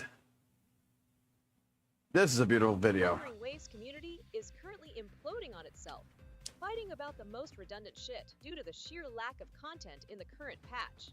And guess who is at the center? Just think about it. The anniversary is so dead that there's nothing to talk about. And how pathetic it looks for the first anniversary to be remembered by this drama. The irony is that the one that is giving all these content for discussion in an otherwise deserted patch. is the very person that Kuro Games themselves kicked out, and the community is reacting as if they are victims of a terrorist attack.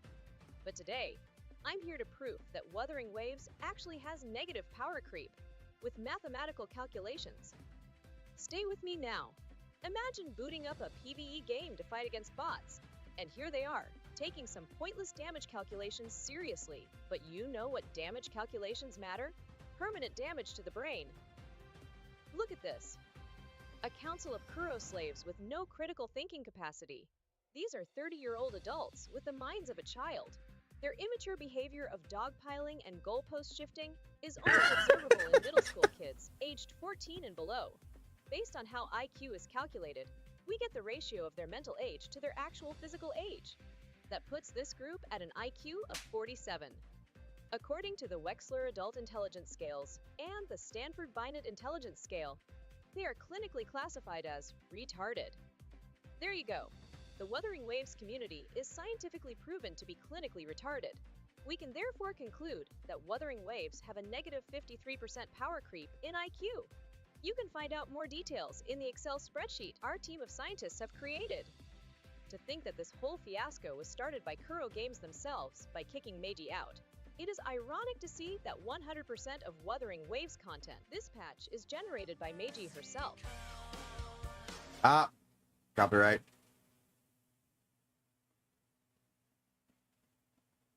Holy shizer, WutheringWaves is in full desperado mode to be running this many ads. I didn't see this one. 2.2, and this is the historical highest number of ads they ran post-launch. In comparison, this is the normal amount of ads other games in the same genre are running.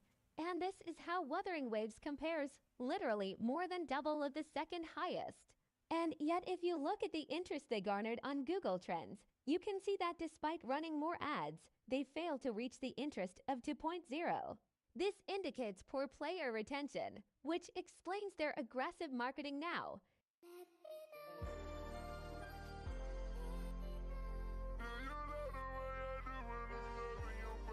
Kuso Games' desperation can also be seen in their push to release on Steam. And then what next? Nitaku. On top of that, they decide to use these 600 ads to push their latest heavily sexualized salute that is just gonna be nothing but another empty shell of a wife for the main character.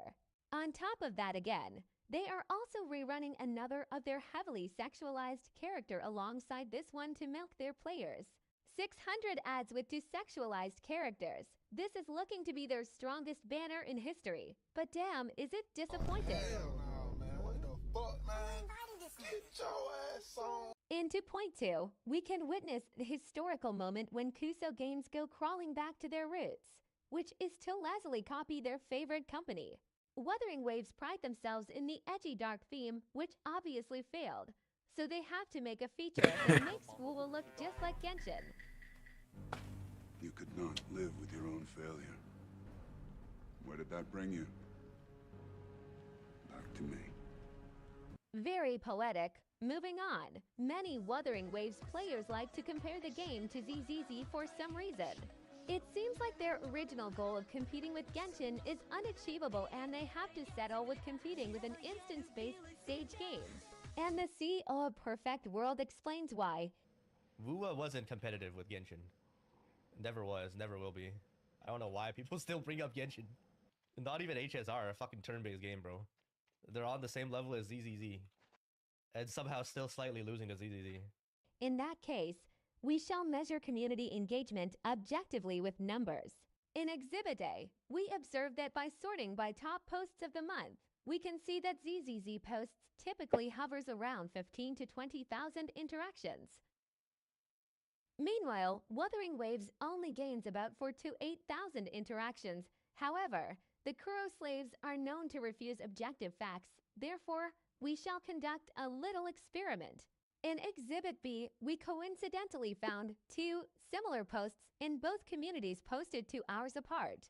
The premise of the post is to call upon the community to send images under the context that the poster has lost all of theirs. The WutheringWaves post has more time to gain interactions, but that's okay. We can give WutheringWaves a bit of a handicap.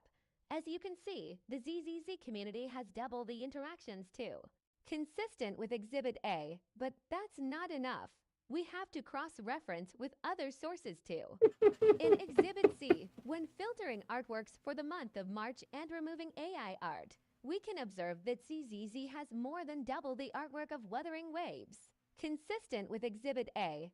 Lastly, in Exhibit D, we shall look at Rule 34. I think we've seen a lot of games start to do that. I think WUWA is doing it too. You may have seen all the recent characters and been like, wow, they're really pushing the sexualization of characters, right? Like more than was before. Well, that's half true. They have always been pushing the sexualization of characters ever since the beginning. And don't forget the kids too. They are a fan favorite. WutheringWaves have lots of skimpy outfits showing bare skins and sexualizing females. Surely they will win in this category, right? Let's take a look. Okay, this is way worse than half what the fuck. Are you saying that nobody cares despite the devs' desperate attempt at selling sex? This seems like an interesting topic to investigate in the future. Now then, with the toxic WutheringWaves community parading their game online, the contradictory data makes this hilarious. Do you think this best represents the WutheringWaves community? Leave your comments below. Christ.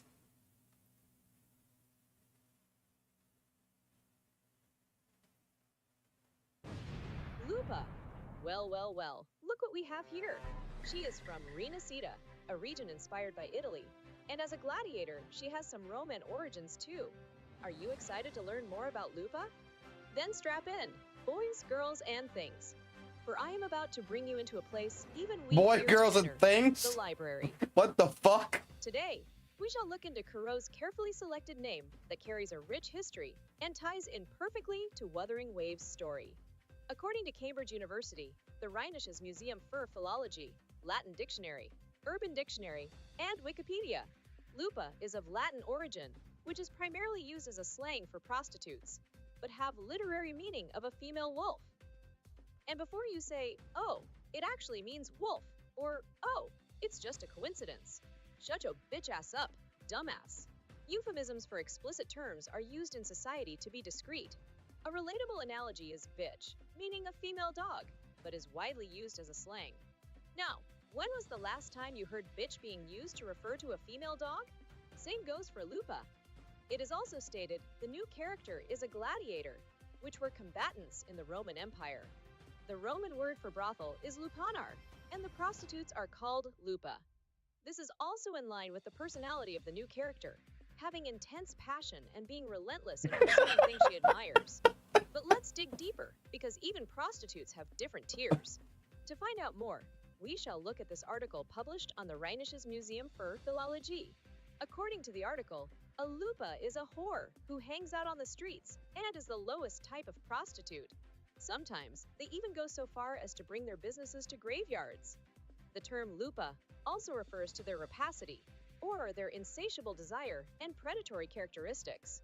In Roman context, lupas have the statuses of slaves, which are also the lowest tier in society.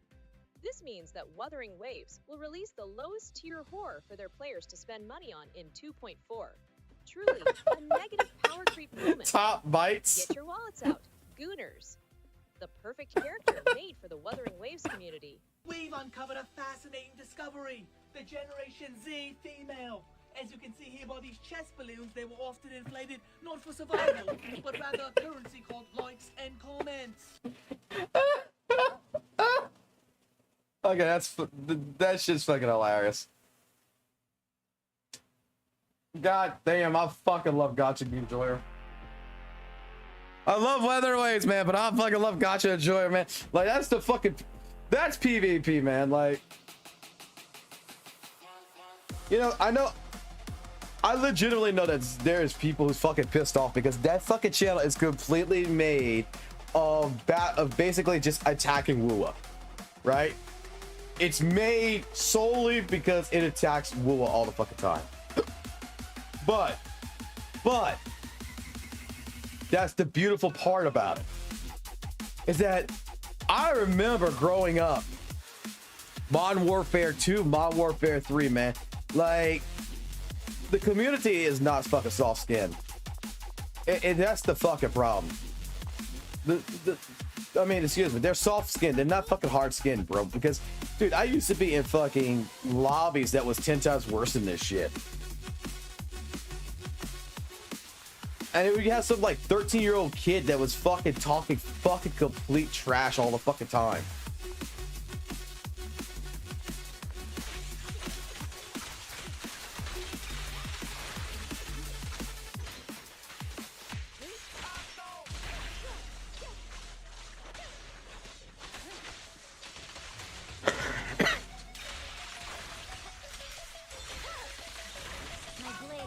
Can I be honest? Like, look, I'm 36 going on 37. Right? I'm 36 going on 37. And I'm going to be honest with you. All these other fuckers, I don't think they ever fucking played actual fucking real fucking video games, man. I really don't think. I don't think I've seen a single one of these people fucking actually been in a Call of Duty lobby, a fucking goddamn fucking League of Legends with toxic shit and everything.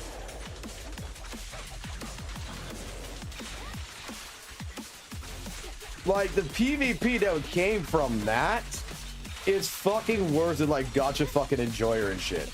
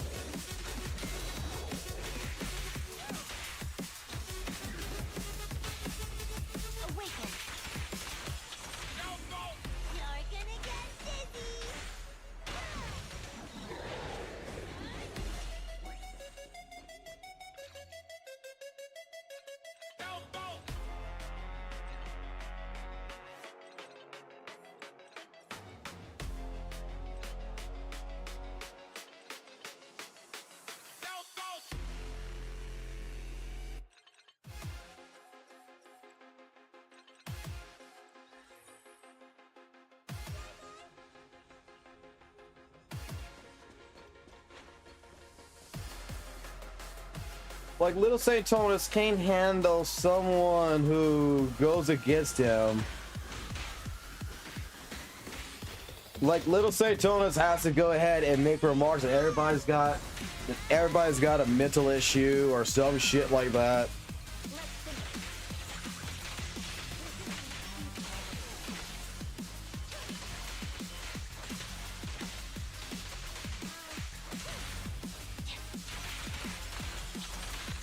Although I gotta ask, I want to know how the fuck he felt. From my understanding, because I got DM'd this shit. I wonder how he fucking felt that he could be on the actual Gotcha cast. That Tectone had to fucking do a 1v1 with him because a certain person on that fucking stream did not want him in there.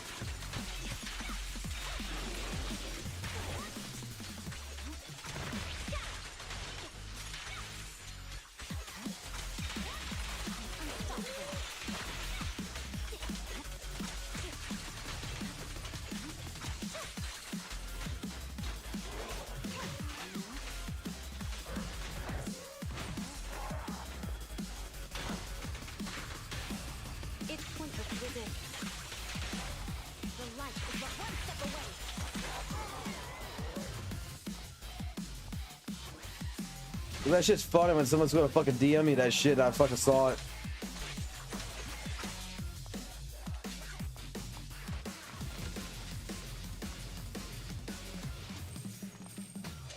I was like, what the fuck are you talking about? And it's like, I saw it and they sent me the fucking clips and shit. It's like, they were waiting until after they're done with the Gotcha cast, I guess with WUWA 2.4, and then Tectone was gonna talk to fucking St. Thomas after the fact or some shit. And it's like, I looked at the fucking cast, I'm like, I see Genazod in there, and I'm like, oh shit, I see why. And you know what? I don't blame them. I don't blame them. Because like I stated before, fucking St. Thomas should be fucking immediately canceled for what he fucking did. Like, anyone else would have fucking got canceled.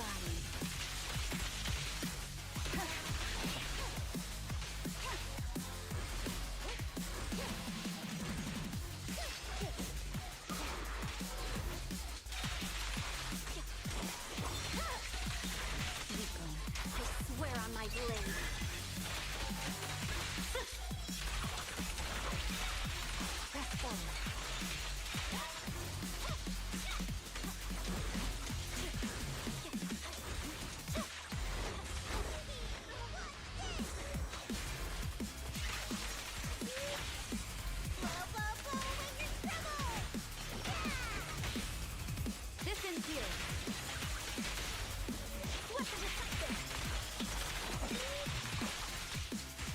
I like the fact that like Saito's also thinks he can fucking play League of Legends. That shit was funny.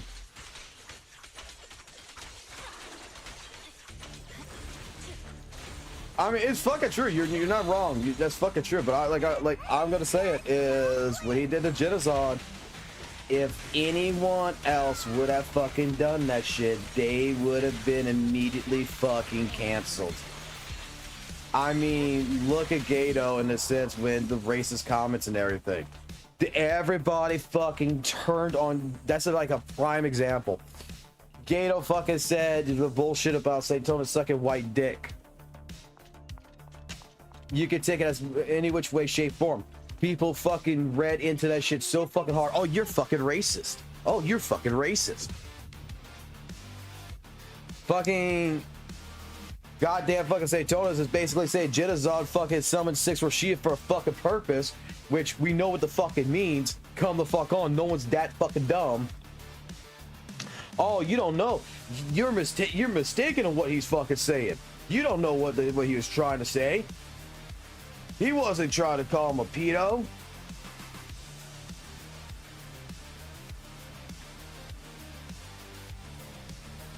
Again, this is again us going into a situation of defending someone and all this other shit.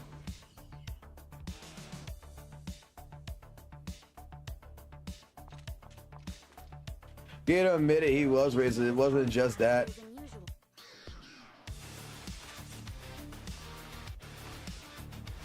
Look, I'm gonna say it like this. Also, I've watched some of the stuff between, you know, fucking these content creators, right? I'm not gonna lie, I've watched a couple of things in the recent year. Dude, is it not fucking racist if you're gonna make a fucking joke, be like, oh man, I know Gotcha Smack, I got the N-word pass, and then you try to pretend to end your fucking stream by going ahead and being like, I'm gonna say it, goodbye you, and then fucking end the stream. Like, I mean, come on, you're making fun of a goddamn fucking slur word here. Come on.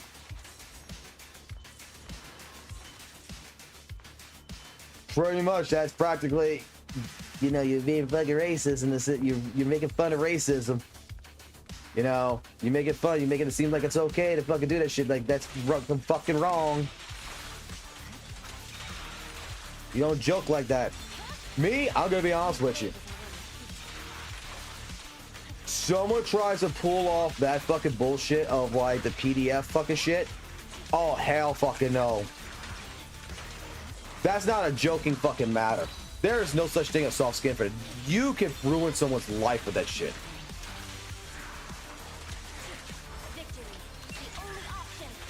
You can ruin someone's life over that.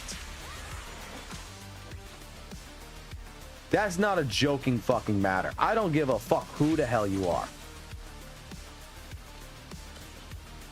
That is not cool. That's why, like, you know, I was 100% against that shit with fucking when he did the Genocide. Because there's too much shit going on in this fucking world. With people crying wolf, people fucking saying, oh, this person here, you know, is racist, or this person over here is a PDF, or this person this person's a rapist or whatever. And then, you know, it's not proven till much later that they're fucking innocent and nothing happened, and their entire fucking life is fucked. It's absolutely completely fucked at that point.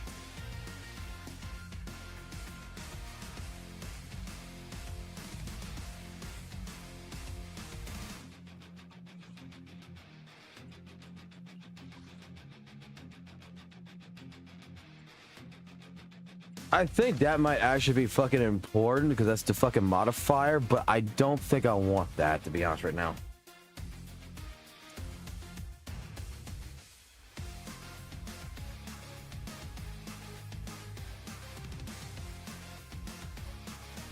This, I think, is important as fuck, to be honest. I'm gonna go ahead and get fucking 3 of these now. And I'm gonna start popping into this. Because the Denny's are fucking absolutely...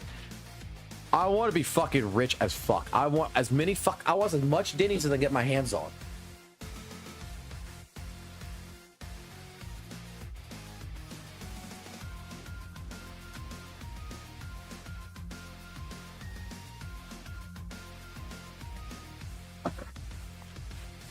I don't think mats are a big fucking deal. Like even in WUWA, like I don't think mats are a big deal. I think what's more of a big deal is the Denny's. Because if I don't have the fucking cash to fucking upgrade the character, it don't matter how much material I have for what.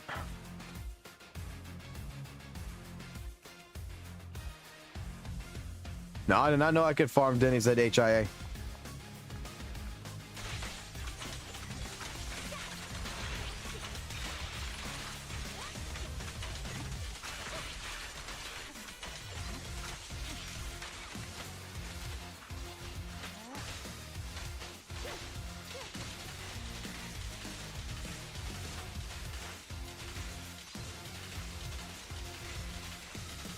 What the fuck? This is...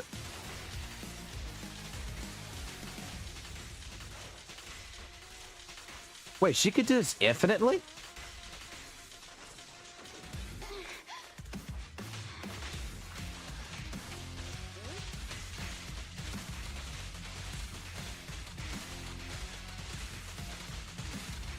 I upgrade the character and I could do this shit? What the fuck? What the fuck is this? What the fuck is this?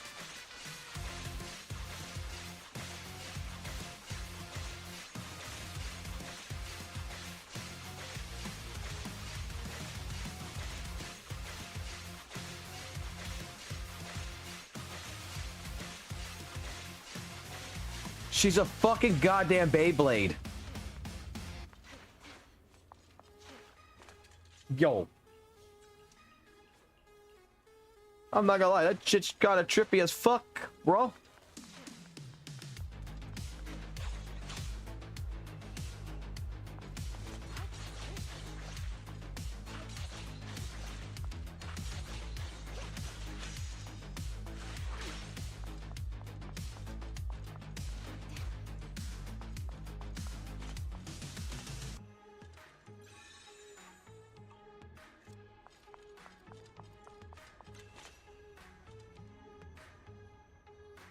That's the power section 6.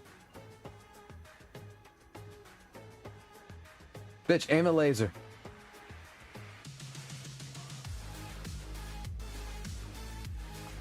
Is this thing blocking me or something?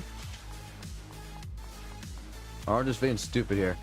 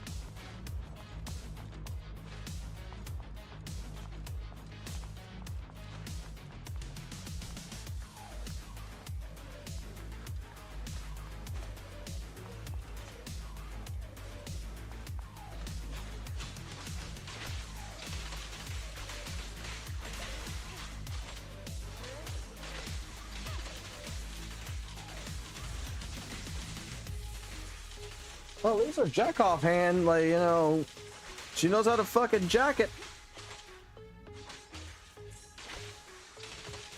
Like, look, she's got practice.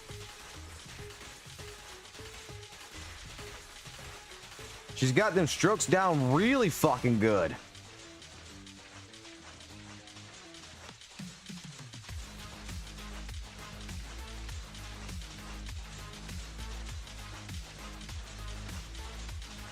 You know what? I'm pretty sure I can see why fucking Virgil might have done some things here. Yep. Fucking yep.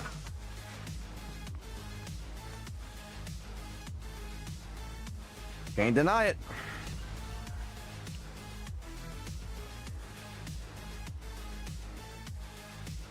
Strokey, stroke, stroke.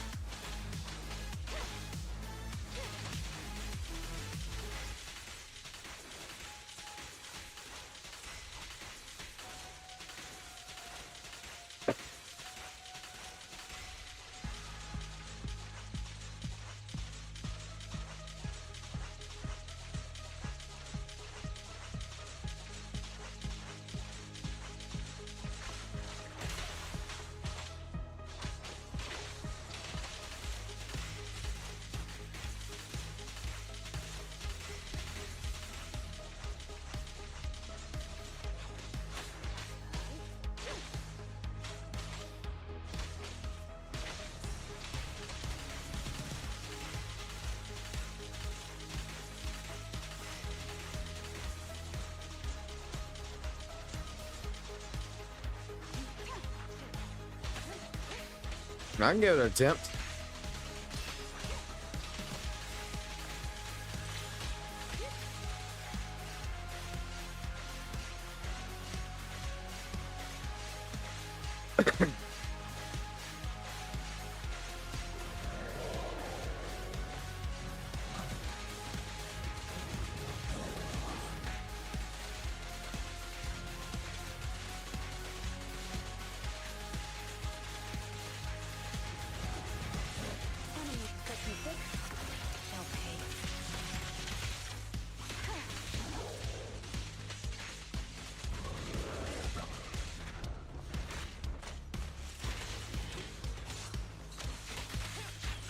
Clear mind. Arrows fly through.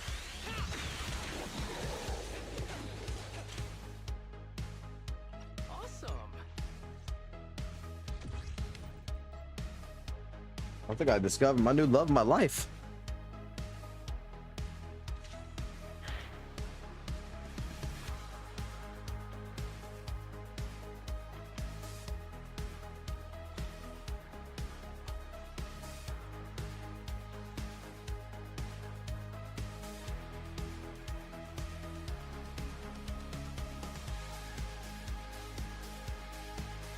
This actually might be worth it as well. All right, give me a second. I'm gonna be right back. We'll use the restroom again. Well, it's been a little while since I used the restroom, but I gotta go use it.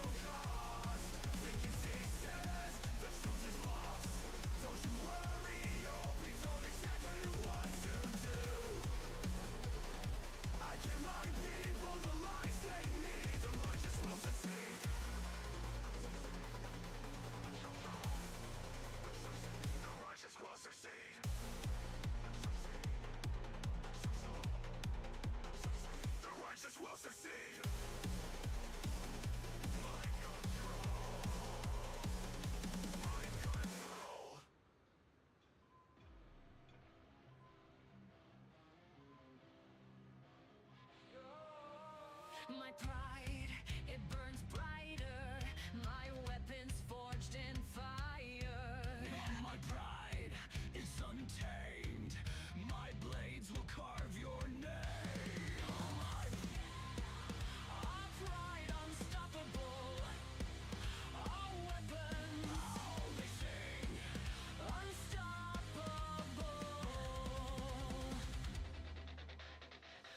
In a world where shadows never fade, I carve my path through the mess they made.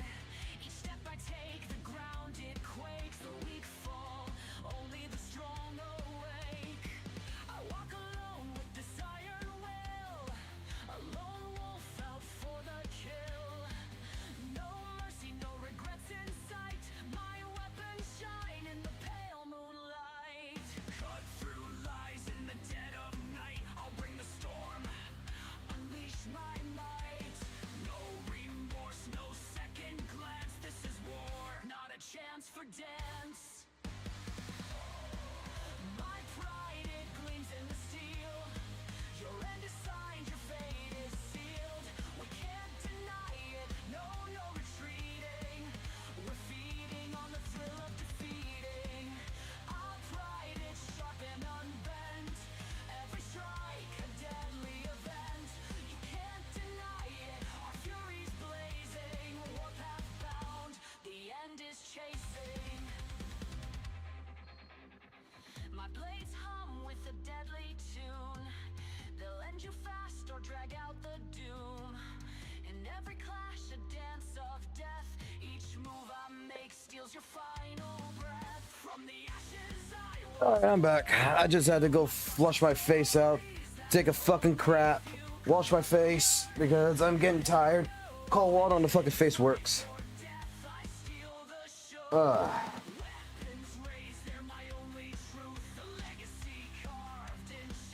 Oof.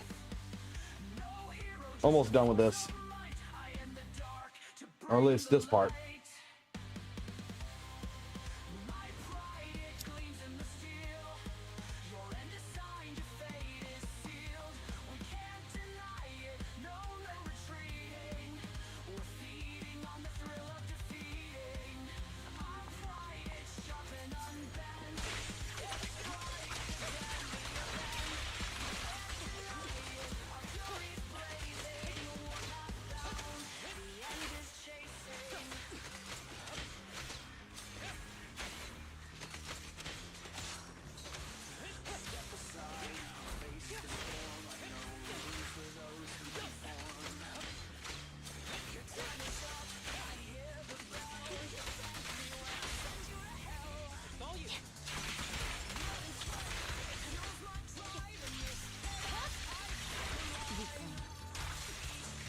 This guy's actually not that bad.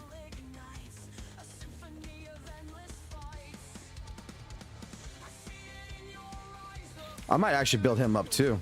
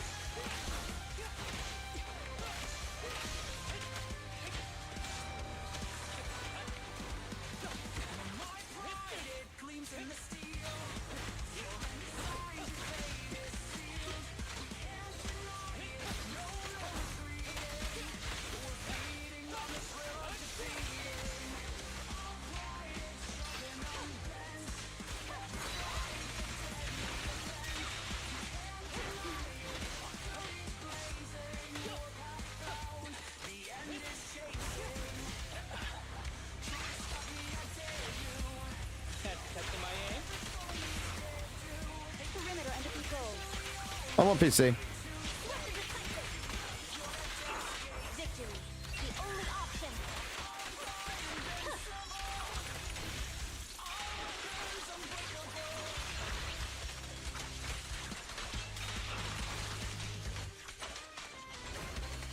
Ever heard the whistle of arrows in flight?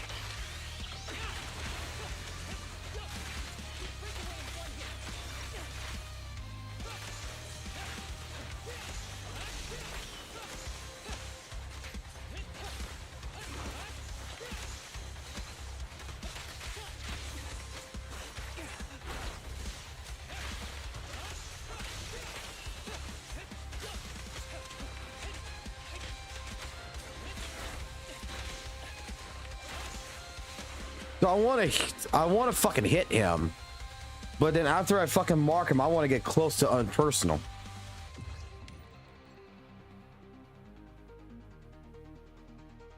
Because I'm doing more fucking damage. Like I aim my arrow first, it's got a cross on it. I go up to it, I'm doing more damage instead of staying away from him. This is the pale wasteland one.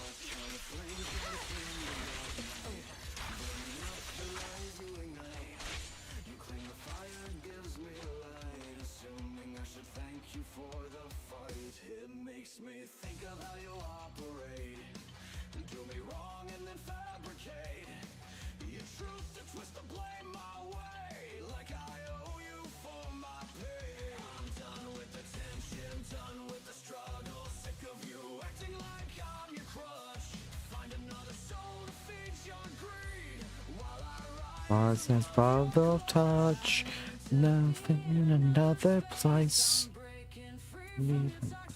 Wait.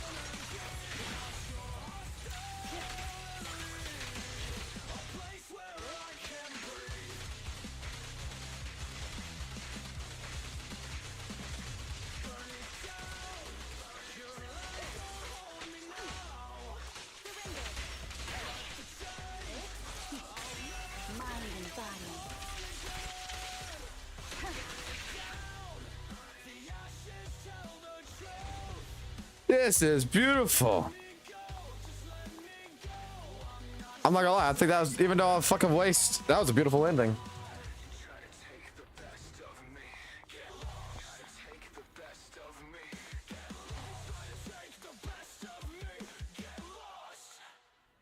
I need to be in another space.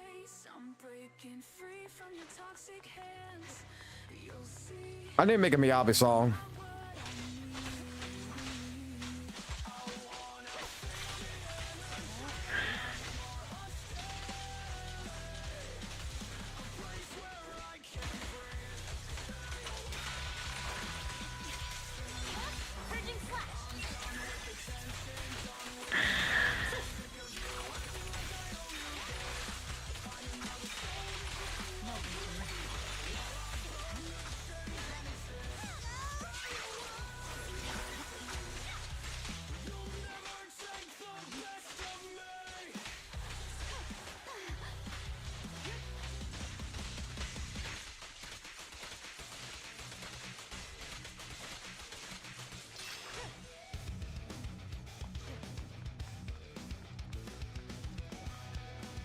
I don't really care for this song too much.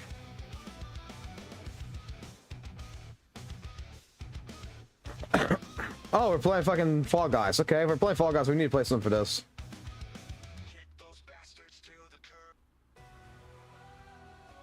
I need something good for this.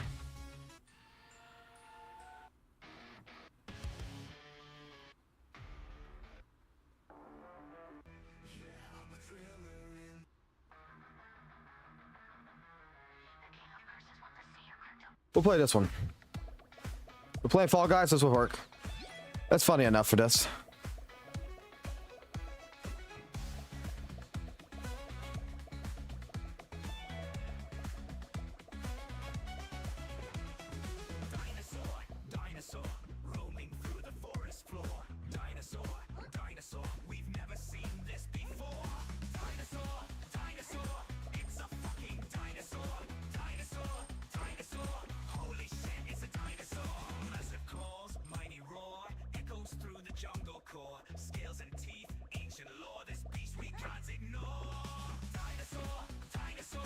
I hit then red by run.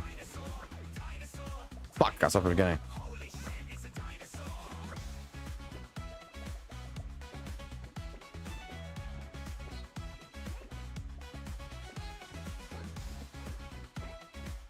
I got this, son.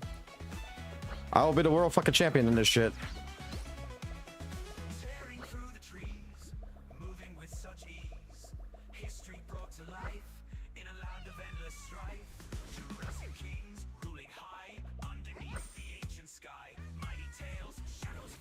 I saw Danny. I had to go for Danny.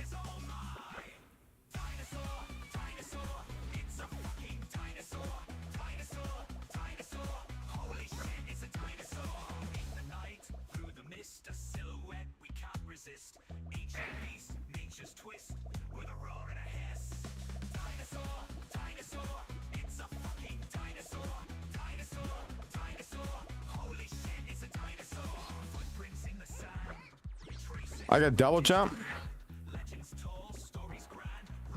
I don't see a double jump.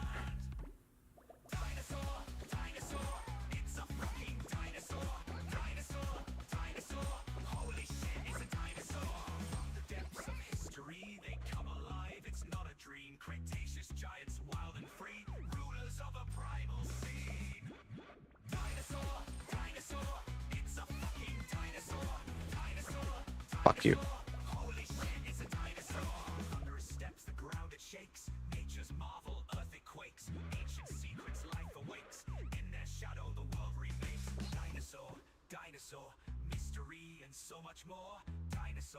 Dinosaur, the past comes to explore.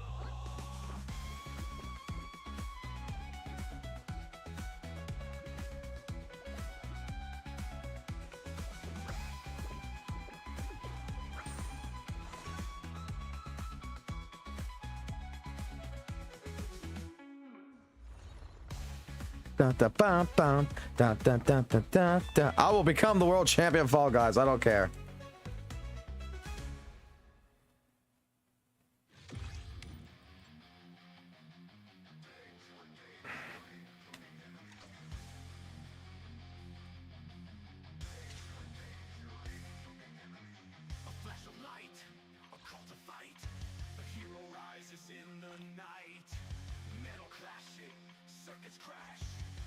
Grinding field of wrath.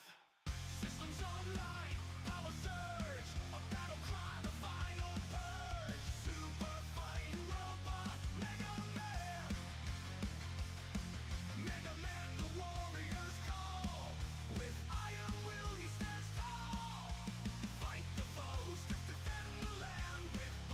Let's see, what are songs do I have in this shit?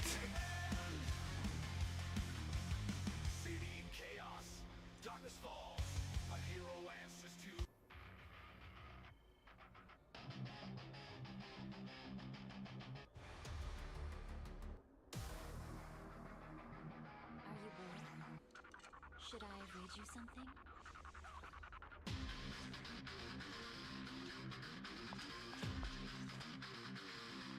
Manager, Let's see, I want something better.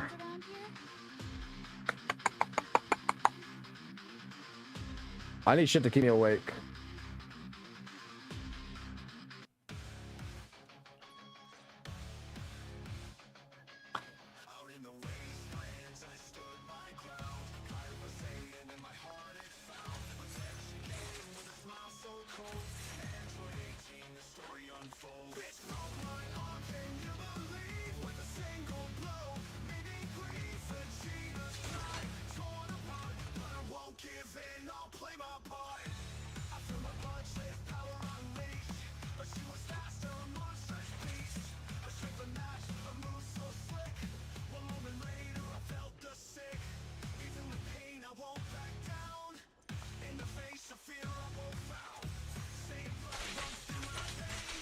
Oh, new fucking enemies.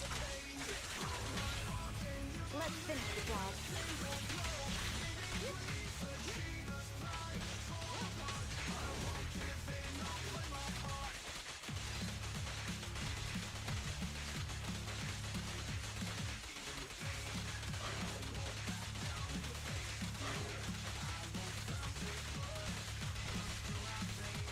All right, give me a minute.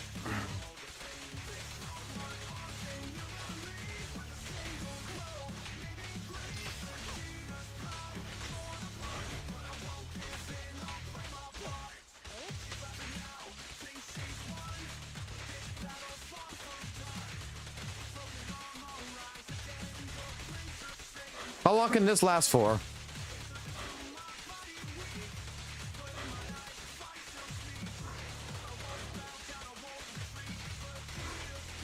Virgil will be a proud fucking husband.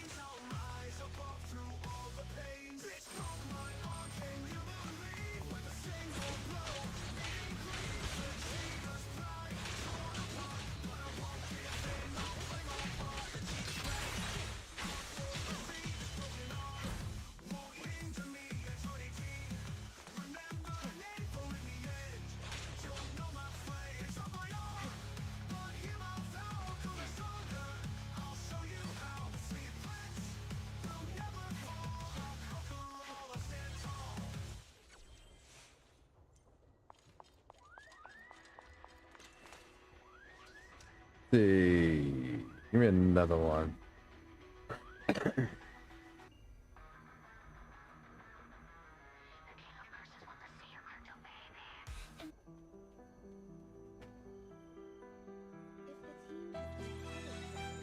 Let's play a WUWA song. A WUWA song that very much describes how GN plays.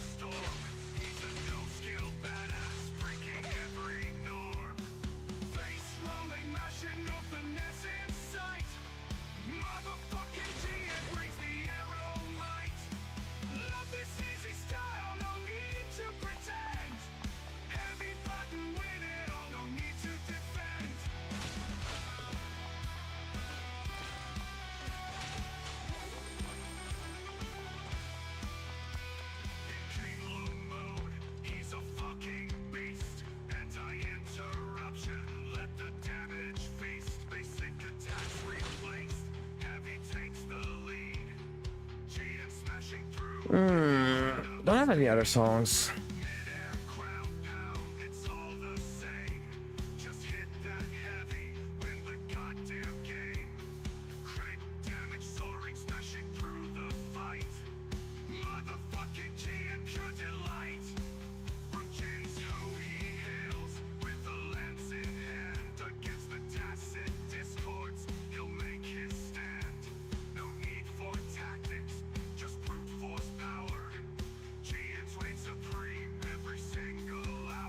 Now we'll do this.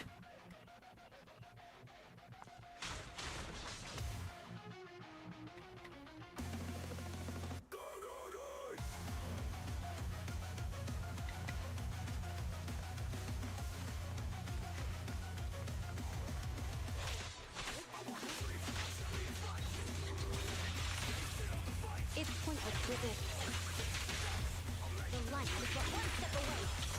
Victory, the only option. Yeah.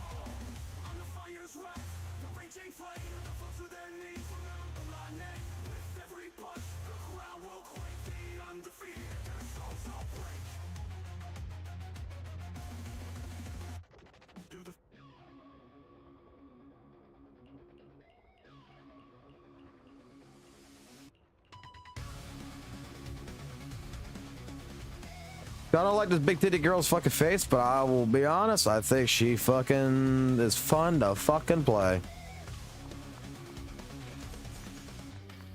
But if you don't like someone's face, I mean, that's what they make a paperback for.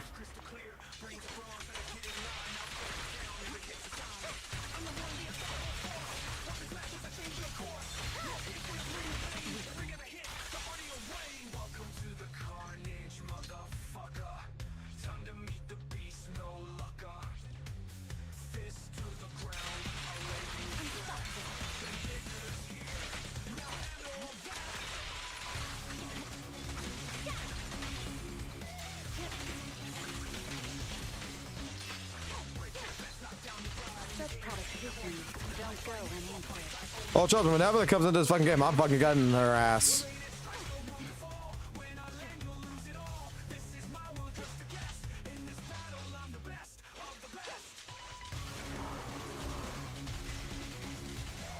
Just like I'm gonna get this chick. She knows how to use that right hand. Let me put it that way.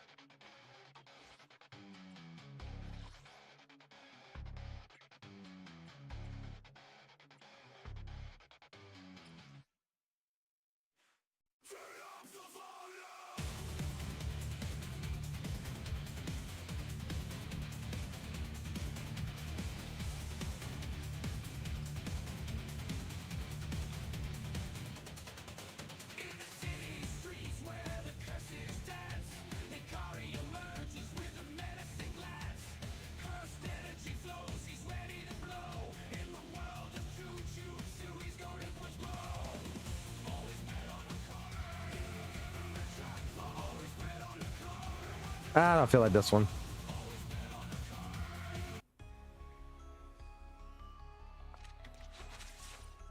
It's a nice song. I think this song's actually pretty good. I think this is one of my better ones I made.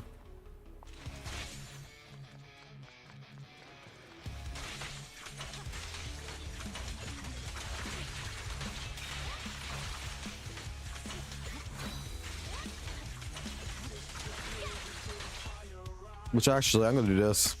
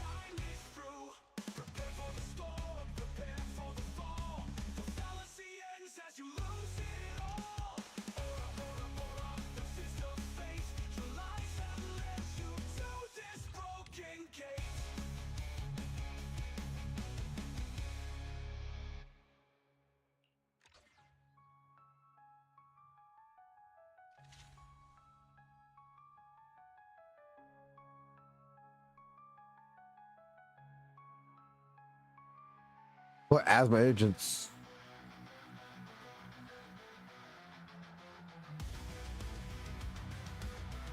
What do you mean by that? There's a toggle at the bottom of the screen.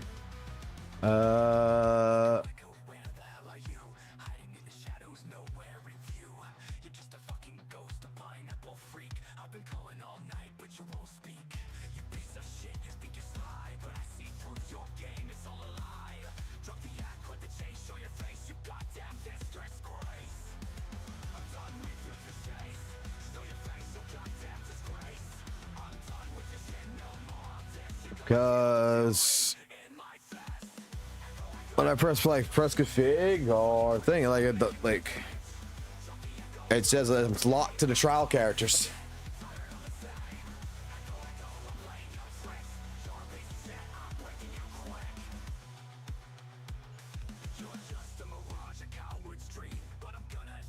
How about options? Oh!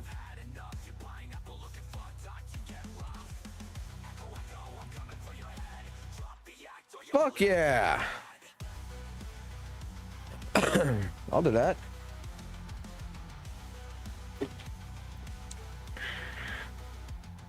No, just when I was about having fun with that shit too.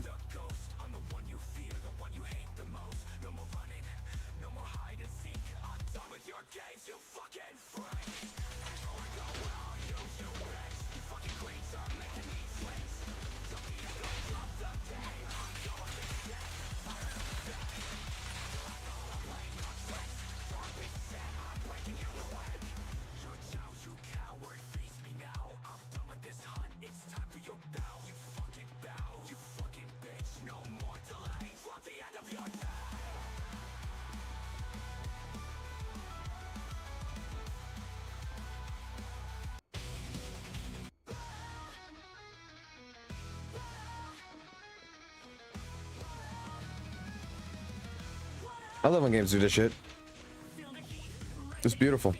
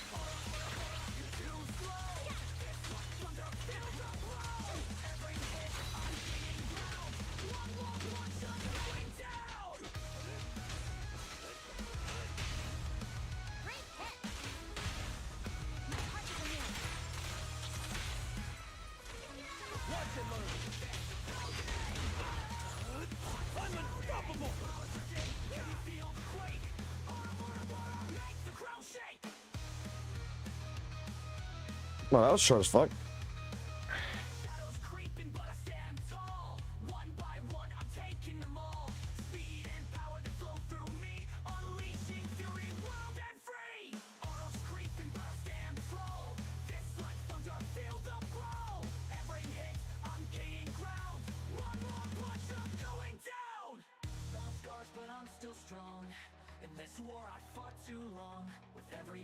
How much did it got now?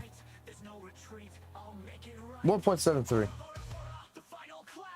That's what I got. 1.73 now.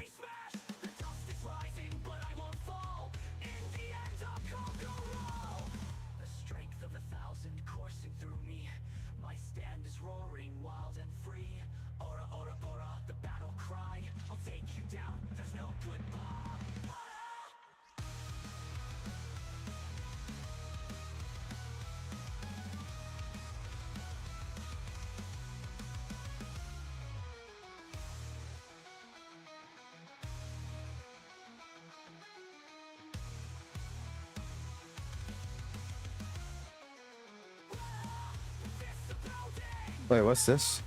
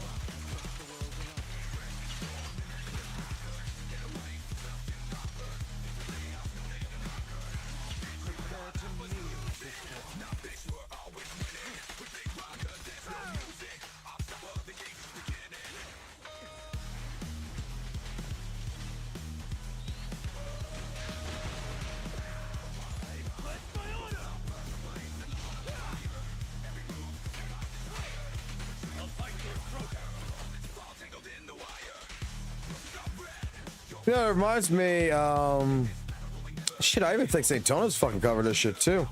Did he not? About Lycon's original voice actor. Like some fucking stupid ass drama about like, you know, Hoyoverse fucked over their voice actors and some shit. When the dude legitimately had other fucking projects going on or some shit, he just couldn't do it. So they had to find someone else to do the fucking voice acting.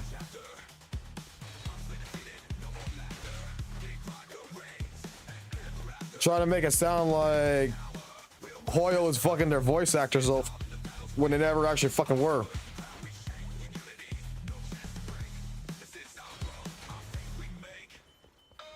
I remember that.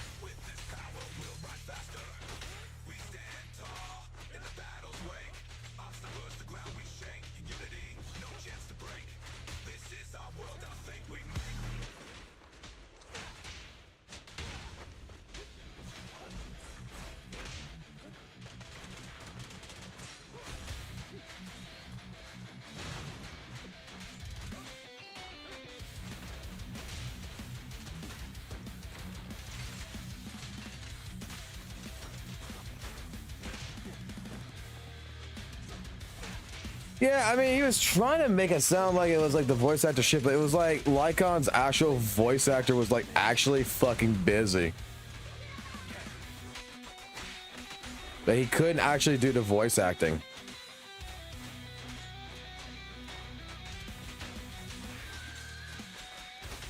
Like I said, I mean, look, let me put it like this. St. Tona's is like I said before, and I'll go it again with this.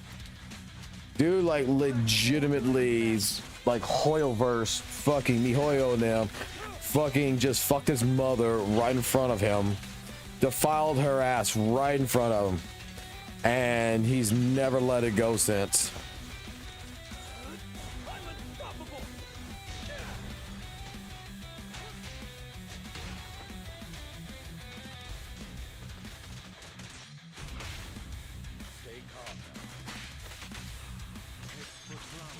I have to go look it up. I mean, after all, Hoyoverse did on purpose to make sure that they're fucking people who couldn't voice for WUWA.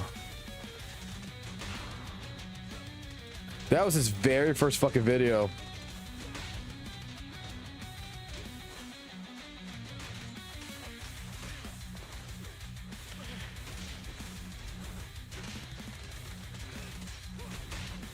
Because apparently, like, Hoyoverse actually does contracts with their VAs where they can't actually, like, voice in other projects or some fucking bullshit.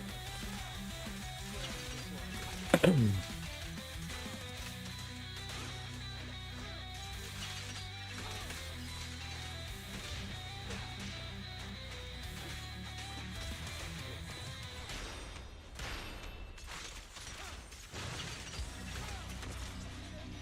mean, I don't know how accurate that is, but I'm going to be honest here.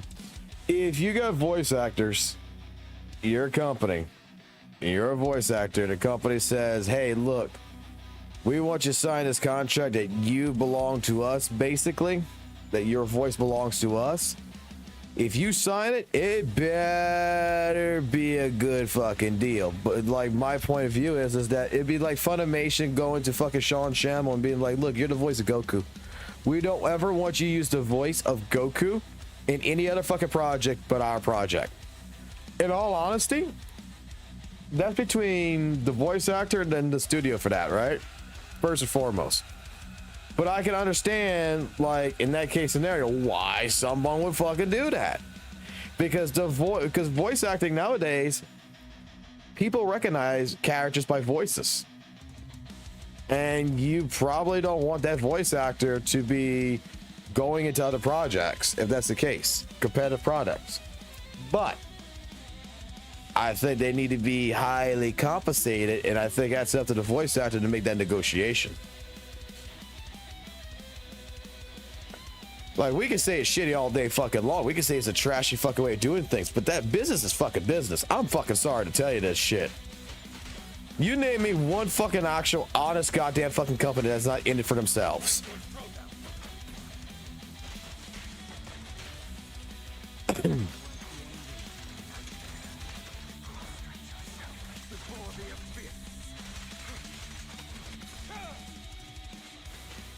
In fact, I could actually name you a company that's fucking 10 times worse than fucking Hoyo. It's called fucking Nintendo. Because look what they did to Power World.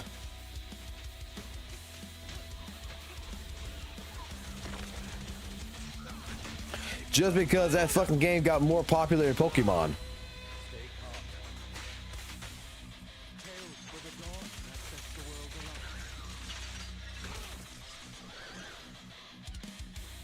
I mean, am I wrong?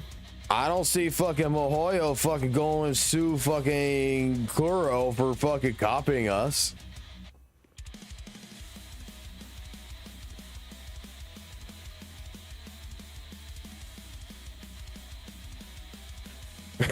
We own Sphere's company. No, apparently they own the system for it. They actually apparently own the entire patents for that shit. How the fuck do you patent throwing a fucking ball? I do not know. And I mean, who the fuck allowed them to have that is a fucking question. We're the first company, Nintendo of United States and Nintendo of Japan, to create the idea of baseball on a video game system. Shuck my balls.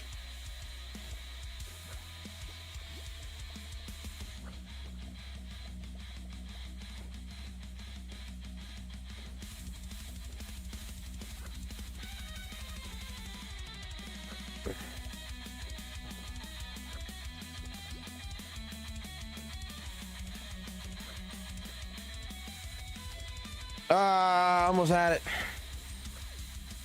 World record time. Wait, but no. Oh, wait. No, but see, their fans, in my opinion, are trying to shut Kuro down. Also, yeah, I got opened. I just opened his live stream.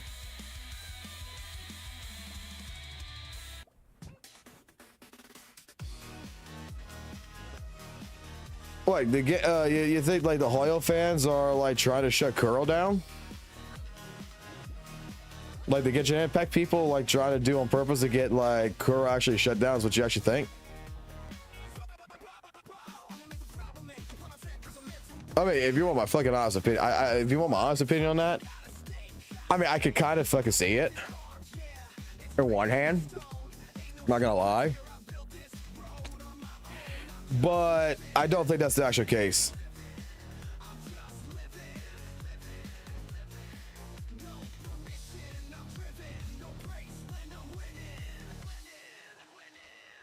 From my understanding, from the research that I've done through LinkedIn, and this is fucking a while ago, I would have to go fucking pull all this shit back up again. Do y'all actually realize that a lot of the developers in Kuro like have it on their fucking like LinkedIn shit that they also work for Hoyo? Like the fucking company's fucking developers are like in both companies. Like they got interns and shit that works for both fucking companies. They're like, my understanding is that they're actually like fucking friends, like in all honesty.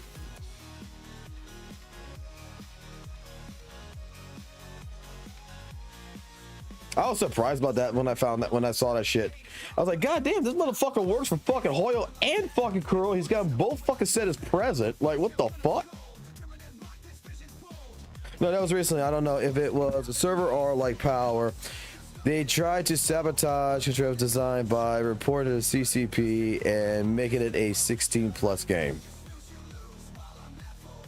I mean, the fans are Hoyo. I'm gonna be fucking honest. Fucking WUWA should be a 16+ fucking game. Fucking ZZ should be a 16+ game. The only game that, in my personal opinion, should fucking be for fucking kids would be Genshin Impact, because that is like that to me. I don't know shit about Genshin, But from the look of Genshin, I swear to God, that looks like a fucking goddamn fucking 4Kids fucking goddamn knockoff.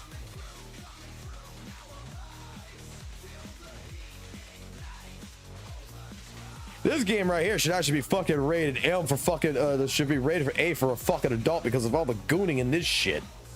Like, holy fuck, this game is fucking goonish. I fucking love it.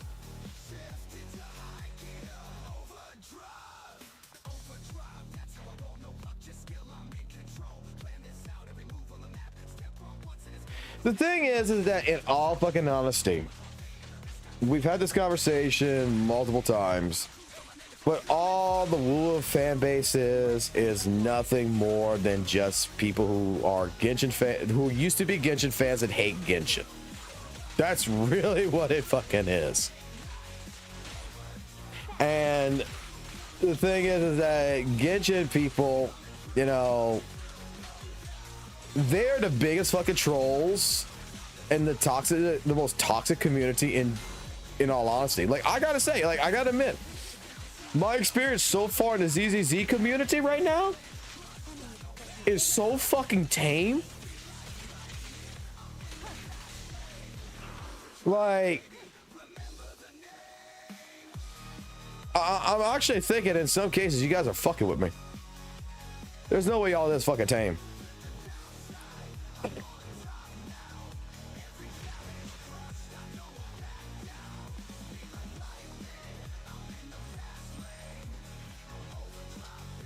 Let me tell you something.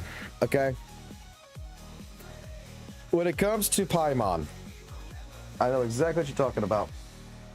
I don't know shit about Genshin, but I did play Genshin. I played Genshin for 20 hours. Like, it was like 19 hours and 15 minutes. So I do have 19 hours worth of experience in Genshin back in 2020 before I gave up on it, right? And I never thought that I would ever play a fucking video game in my fucking life that I would make me go ahead and open up an emulator, fucking turn on fucking Legend of Zelda Ocarina of Time, and fucking apologize to Navi and say, I am so sorry for trying to fucking hang you in a goddamn tree, that I just met something so fucking horrible that I wanted to fucking drown it. You are not bad. I am sorry. Every time you said, hey Link, you know what? That is a hell of a lot better than listening to what I fucking listen to.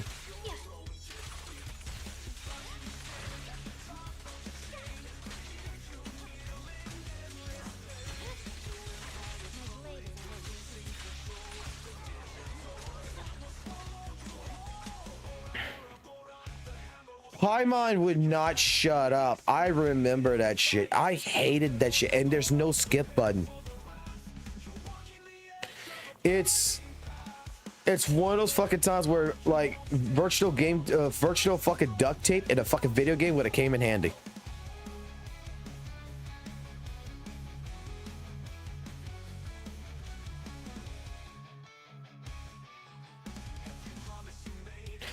It's true. Ex-Genshin player here from 2022. I mean, that's what WUWA was completely designed for. Like, 100%. WUWA was designed for the idea of, hey, look, we want to incorporate all the people who hate Genshin to try to get them to come in. And like I said, and like I'm going to say, WUWA is a good game. Fucking WUWA is a good game.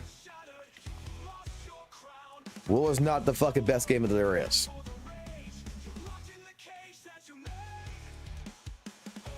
WUWA is not a community itself that, in all fucking honesty, is innocent of a lot of shit.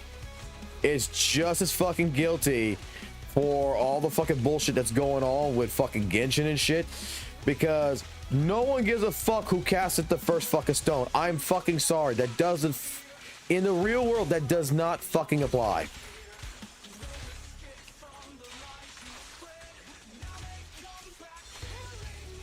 Someone needs to be, if you really want something to stop, you really want, like, oh, I want the Genshin people to stop or whatever from attacking us, blah, blah, blah, then be the fucking people that fucking shows them a better way. I made a video on this shit like a long fucking time ago. I discussed all this shit 100 times. EO fucking told us to fucking say tonus. And he's right. Stop trying to get everyone to fucking play fucking WutheringWaves and pretty much get them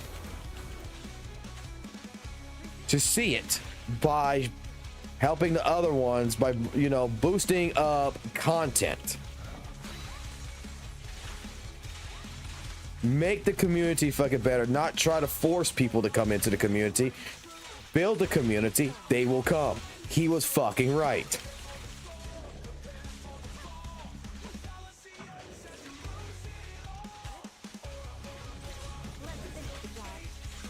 I'm a WUWA, dude, I'm a WUWA player. Like they can fucking go ahead and lie all the fuck they want. I've fucking seen this shit. Majority and like someone earlier today in the stream pointed it out fucking perfectly. I don't know who the fuck it was, but someone pointed out perfectly. The content creators don't fucking play the game. The WUWA content creators actually don't fucking play the game. They talk all this fucking good shit, right? Oh, do this. They don't fucking play the game. I fucking play the game. I know fucking others that fucking play the game. They don't. That's why, like, you know, when you hear something about the power creep shit, you hear something about negative stats effects, I cringe. I cringe so fucking hard because it's like you don't know what the fuck you're talking about. Because it doesn't actually fucking exist. Power creep fucking exists. Negative status effects only exist with the new characters. Like, it doesn't exist the way you say it does. It's like one person came in and told me that WutheringWaves has the best elemental system. And I was like, oh, you mean the fucking system that does not actually exist? Yeah, it does. And they're like, no, it has elements. And I'm like, no, it fucking doesn't. We had a whole fucking argument about this shit for fucking a good 30 minutes. And it's like, no, you fucking do. Explain to me where this fucking elemental system is. Because I've never fucking seen it. And I even went into the fucking system. I went into the game. I went to go read every fucking thing. And like I said, you're talking about negative status effects. Which really only apply to Phoebe, Zanny, and the new fucking chick that came out, and then the next one's gonna come in. Gian doesn't have fucking aerial erosion. This one don't have spectral frazzle. None of these other characters have what you're talking about. That's why there's no fucking elemental system. Oh. Afternoon, buddy. Go see mommy. It's a giant ass fucking robot. You actually awake? At a decent hour. Holy shit. Yeah, I'm trying.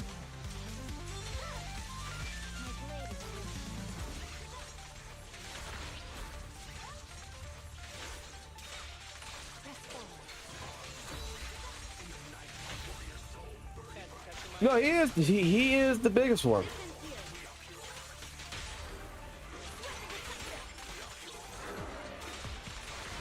There is no, like I said, there's no elemental system.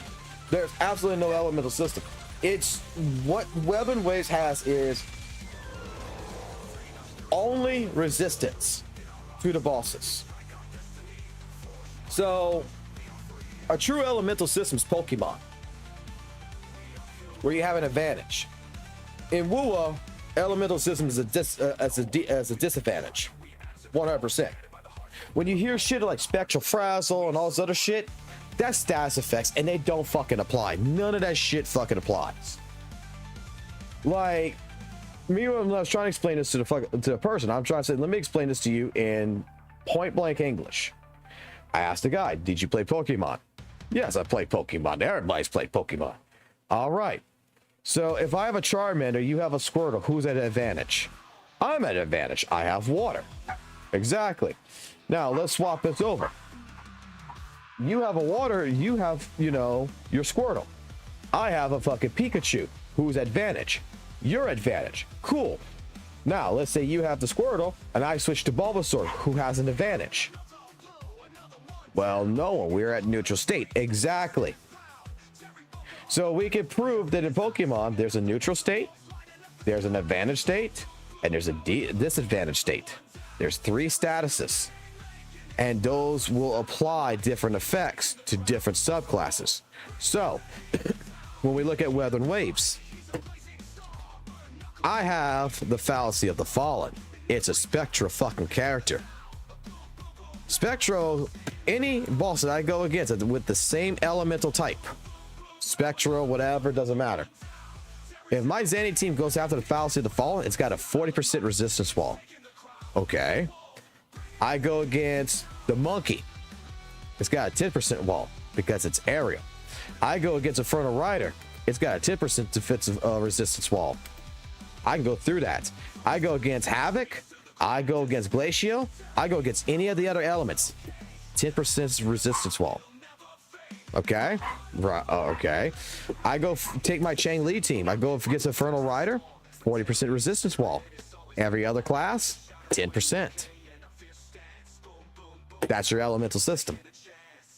Well, you know, like Saint and all them talking about like stats effects and everything. Okay. You want to talk about stats effects? Very fucking simple.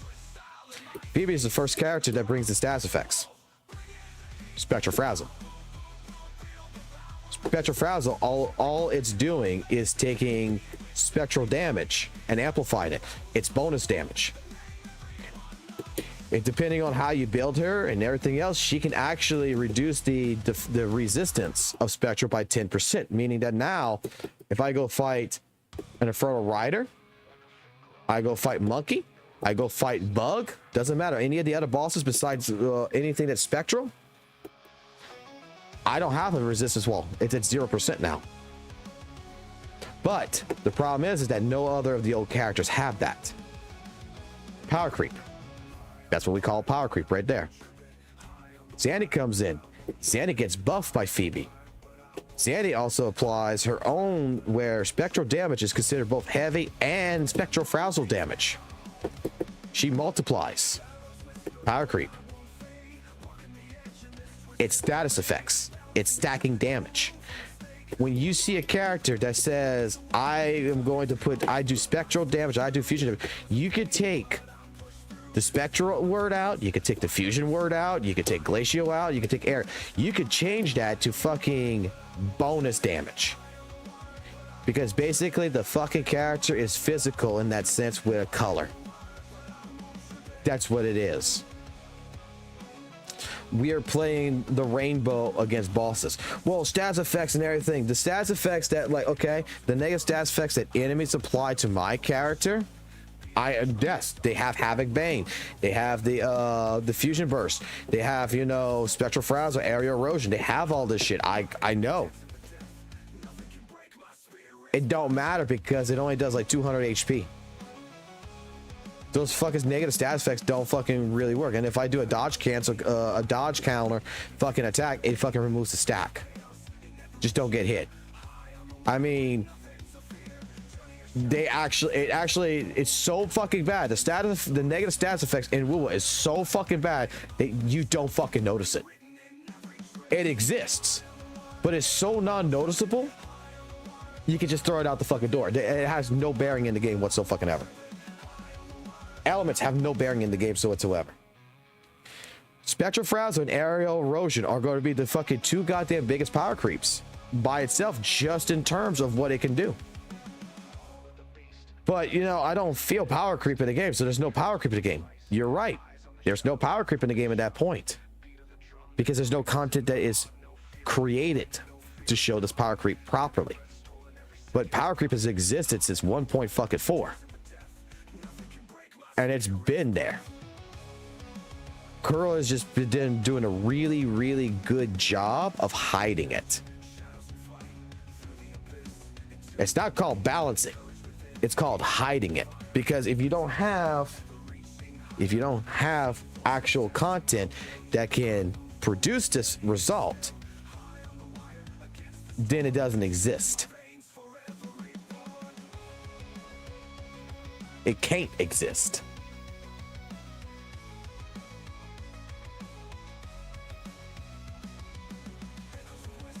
Don't cry when WUWA outdoes entire ZZ anniversary. Why would I fucking cry?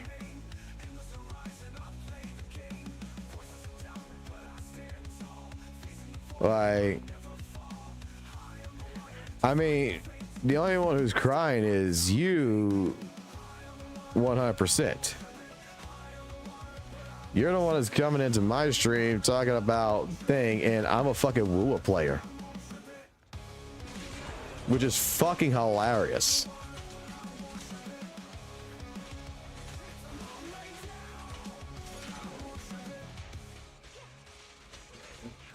I just fucking said that fucking WutheringWaves' update is actually 2.4, so fucking is a great fucking update. I only have a couple little minor complaints that are a little bit nitpicky, but that's about it. Like, I mean, it's just fucking hilarious that the Jinshi lover keeps coming in here to fucking try to stir the fucking pot, and that's like, they proved the fucking point 100 fucking percent of what I've been saying. That's like, dude, I can go ahead and make a fucking WutheringWaves fucking stream right now. Change the fucking title and be like, ZZZ fucking sucks. You think I'm gonna get a ZZZ person in here to come tell me some stupid ass shit? Hey, Logan, can I get a Coke, please? Give me a Coke. Like, but I got this one fucking WUWA person who's coming in. Who's trolling his fucking ass off so fucking hard.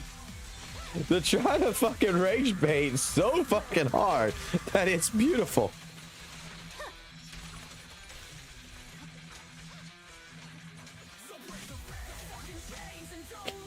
We're gonna see. Like, there's no doubt in my head. Thank you, son. There's no doubt in my head fucking WutheringWaves is going to do fucking well next month. Like, the anniversary of ZZZ versus WUWA 2.4, I mean, in all honesty, yeah, WUWA should outperform 100%. Like,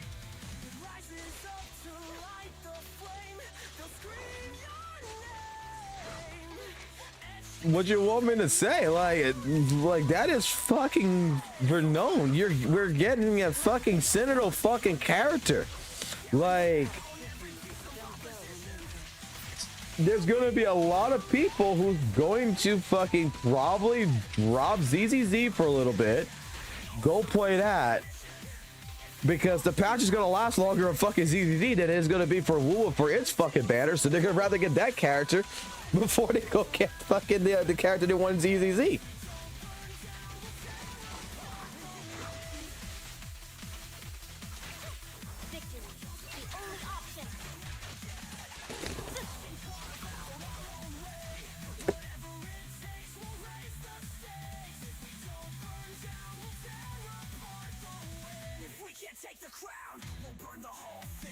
I mean, I'm crying so hard that WUWA's gonna beat ZZZ. Oh man, I just got into this game. I wasn't expecting it to die. Oh no. Jesus Christ. Fucking soft ass skin, fucking goddamn children. Like, seriously. Like,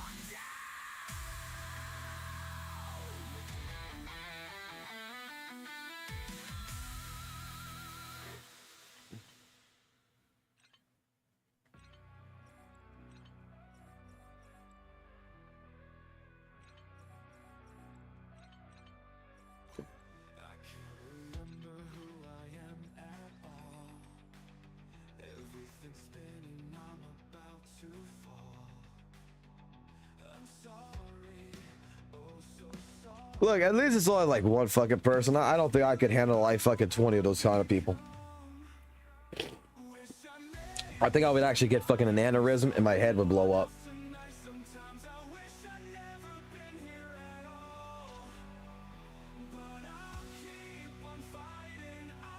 What do I mean that the stats effects are the start of power creep? All right.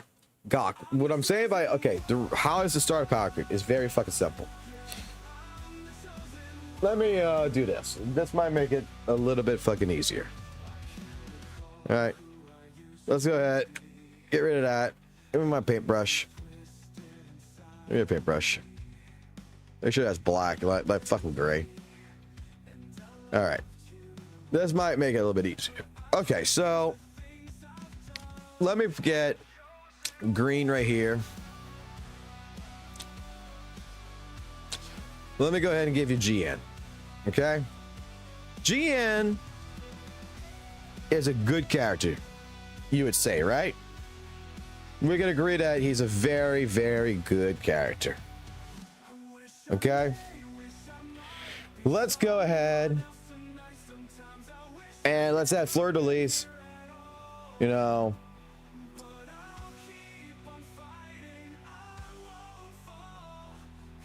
actually, no.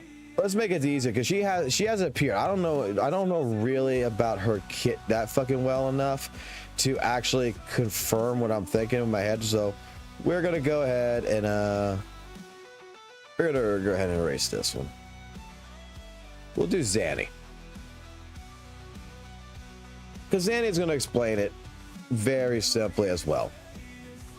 So let's go with yellow. Okay.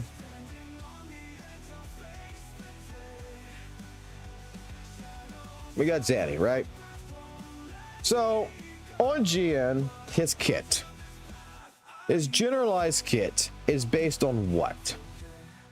If you're going to build a character, you're going to be building the carrier with aerial damage, right? You want as much aerial as you can get, but you also are going to want heavy attack damage.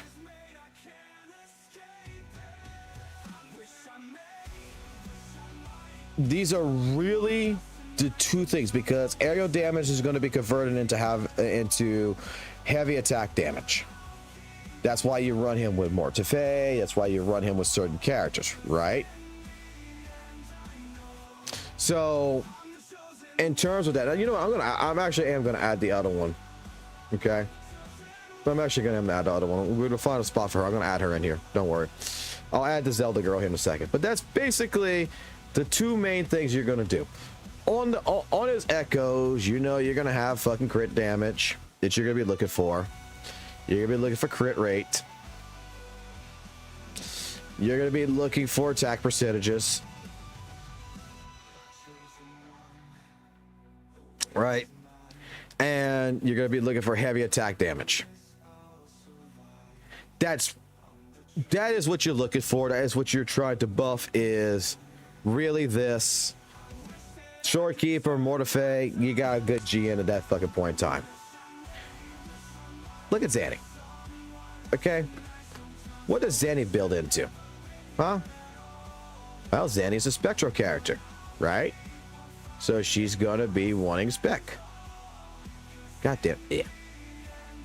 She's gonna be wanting Spectrum.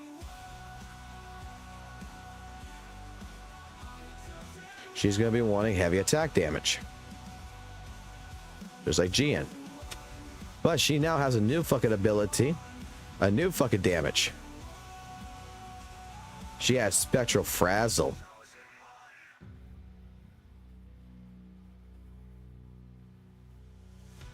With GN, everything's being pretty much converted into heavy attack damage.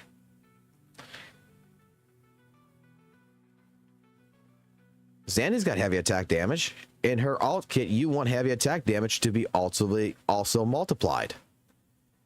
In this kit, every bit of spectral damage you got is going to amplify heavy attack damage.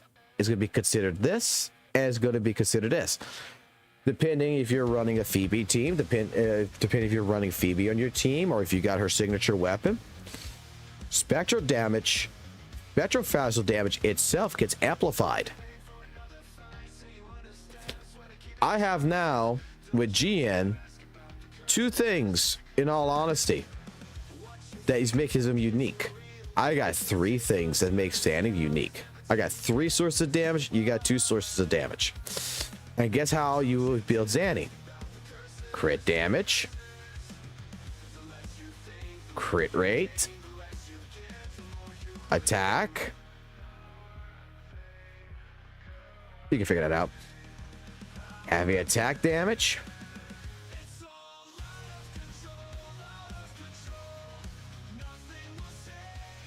I got the same shit, but I can amplify because I can do stack damage. The new character that's coming in, the one I like to call the two-faced Zelda bitch, Zelda knockoff,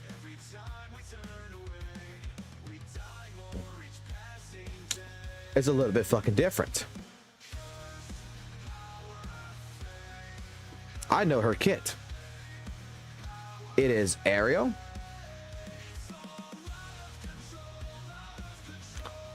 HP,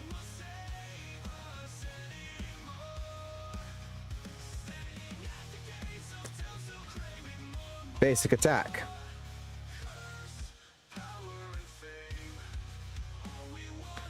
With her,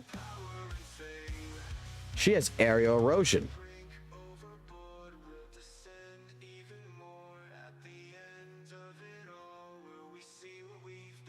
What is the general English? What is the general most basic English term I could tell you about this one right here and this right here? What is the purpose of this entire damage center? It stacks.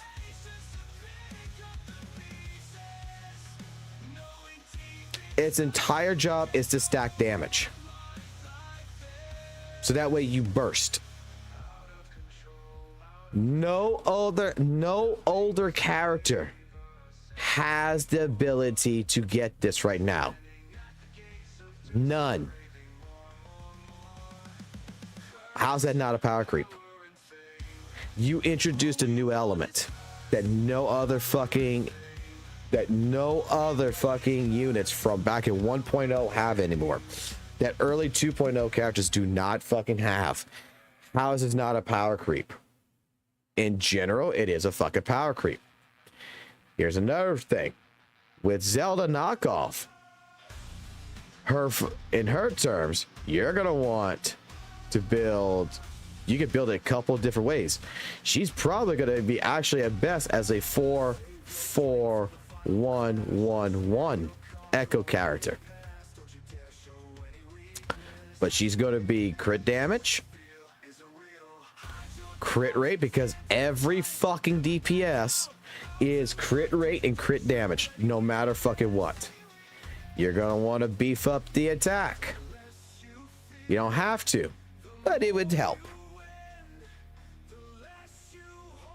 Work on your basic attack damage if possible. And the last thing that you're going to do is you're going to make her a tank. And you're going to toss in nothing but HP. Because the reason why, the character's an HP character. She's going to sacrifice health when she goes into her alt form as HP. That's legitimately going to fucking rack up her fucking everything else. Aerial erosion is going to stack. It's going to be converted into aerial damage. It's going to be multiplied by a percentage of your HP. Basic attack is going to be multiplied by a basic part of your HP. Your own attack is going to be multiplied by a part of your HP. The character itself is going to be based on pure life. She's a suicide character. Her fucking job is to fucking lose health to deal damage. How is that not a fucking power creep? I don't know any other fucking character in the fucking game that loses HP and gains fucking strength.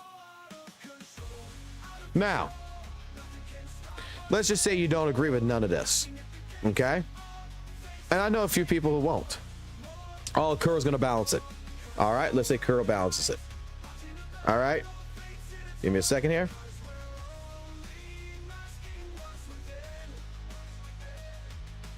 Let's put these three categories back up one more time. Right at the bottom. Same characters.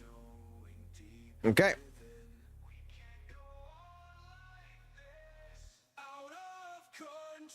Whatever. So we got, you know, GN, Zanny, Zelda. I call her Zelda because she looks like fucking Zelda. I'm not changing that name. I like that name.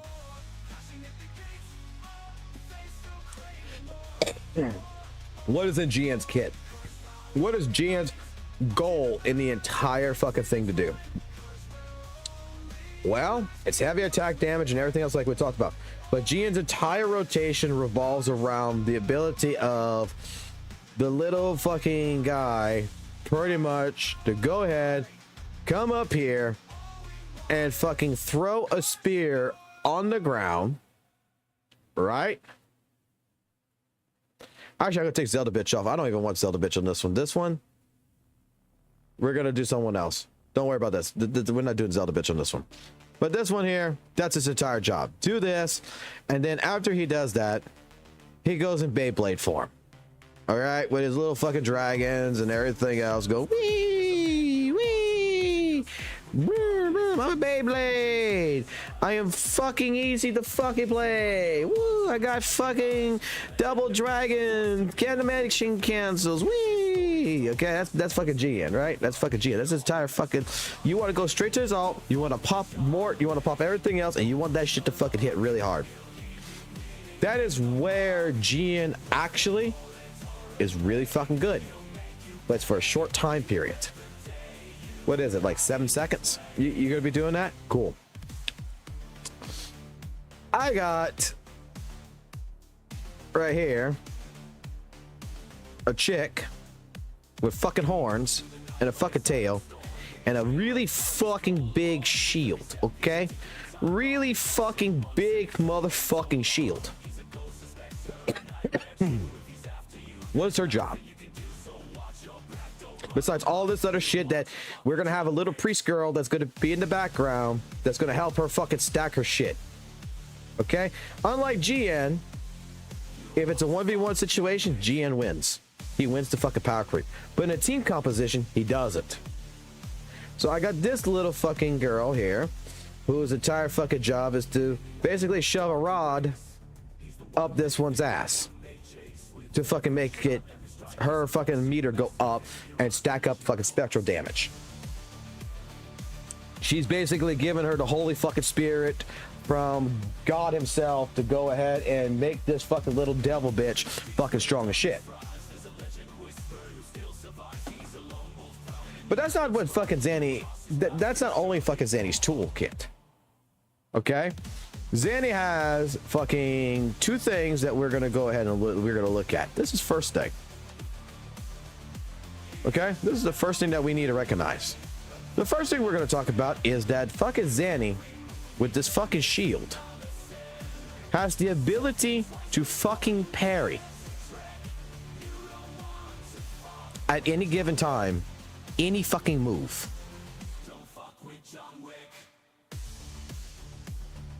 She can parry any fucking time, and then when it builds up and you got your meter and everything else, you can parry again with a fucking giant ass fucking shield sword.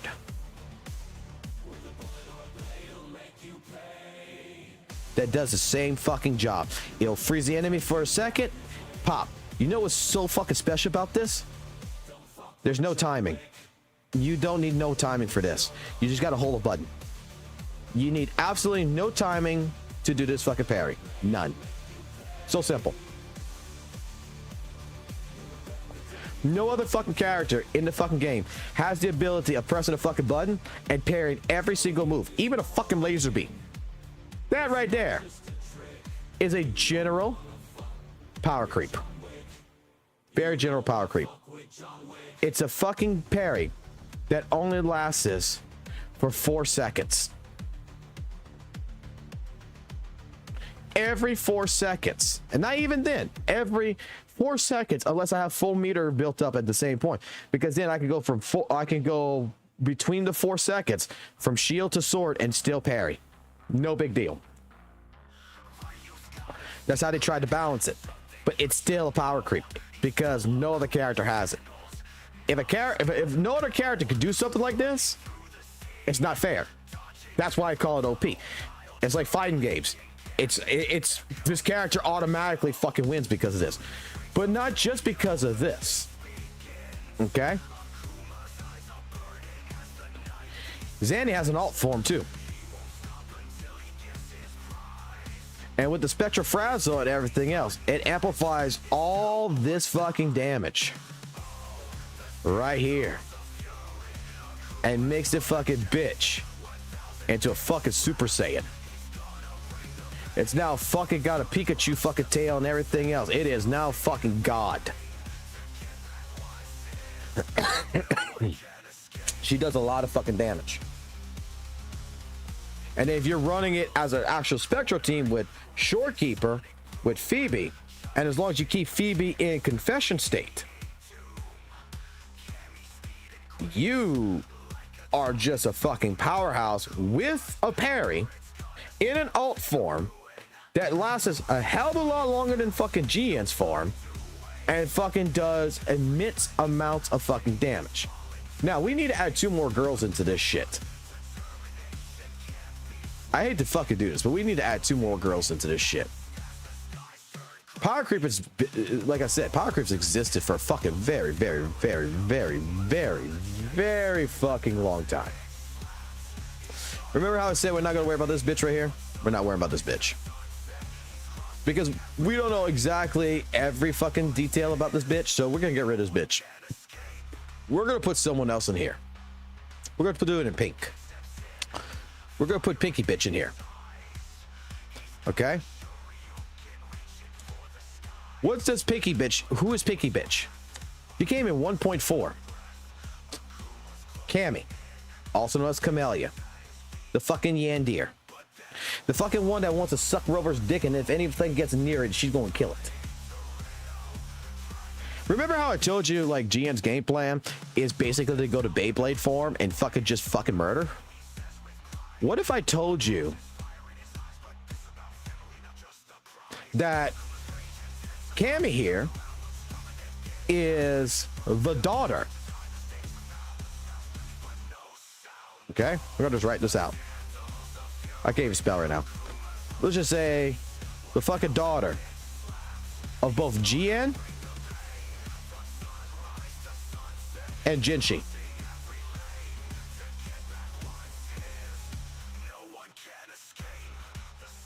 Jinshi and fucking GN met under a fucking tree. GN said, "I like your anno beads." Jinshi said, "I like your fucking stick," and fucking rode his ass and gave birth to this fucking girl. Why do I say this?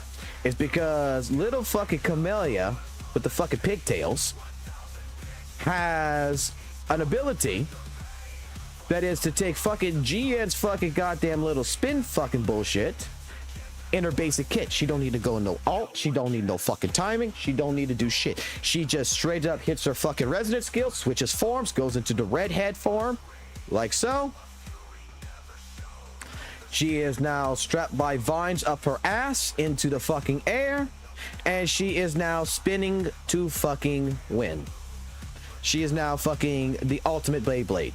But not only that, the character, once you build the meter up like someone like Jinshi, she will fucking go ahead and pose in a very provocative fucking pose, like so, with her fucking pigtails out like this, and will go ahead and blow the fuck up. And is a fucking nuke. And can repeat, and then after it's done, can repeat the fucking spin the win to go back to nuke. Spin the win, back to fucking nuke. Very fucking brain dead fucking character. But not only that, she also has a Resin Liberation, which makes her go into the fucking T-pose. I just took the fucking kit from here. I threw it here. I took fucking Jinshi's fucking kit. I threw it here. And I still gave her a fucking alt. because this exists. Why the because this exists right here. This is automatically a power creep in general to this fucking character.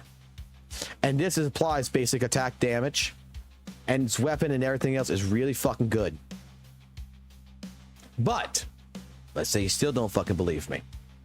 Please, you don't believe me. We have another character, Carlotta 2.0. There's only one fucking move you need to know about this character.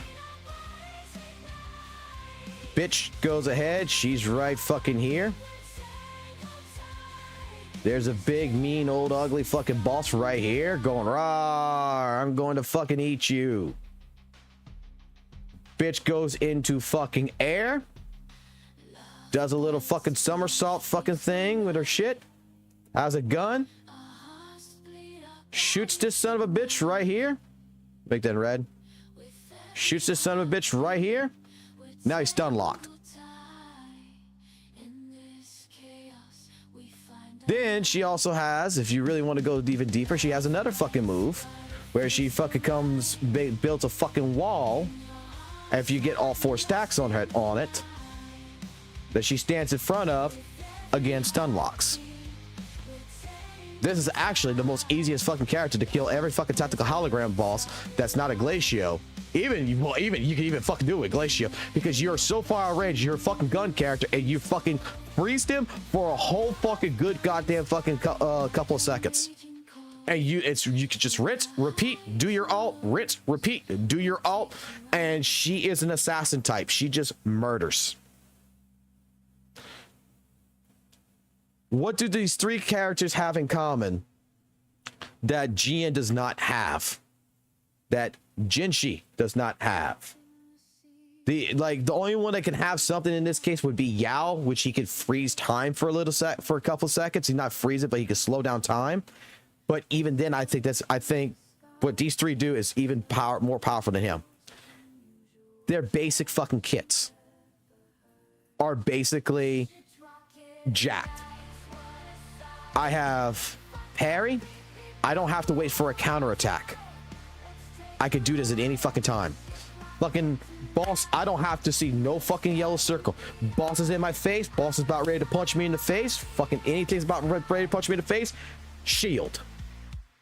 Shield lasts for 3 seconds. I don't have to time it. GN's got to fucking time his spear. Jinshi's got to time her attack. Chang Li's got to time her attack. Otherwise, if you don't time it, it's going through. You're getting your ass hit. Zanny, you're not getting hit. If you hit the shield. It's so fucking easy. I got an entire fucking basic kit with this one right here that is 2 characters in one. That is so fucking dumb. It's a power creep. And then the last one right here is a fucking straight up DPS that fucking freezes the enemy in place and allows me a good fucking 3 seconds to fucking do as much fucking damage as I want, and I can rinse and repeat it in a very, very short amount of time, and I can recharge the fucking skill to do it again faster.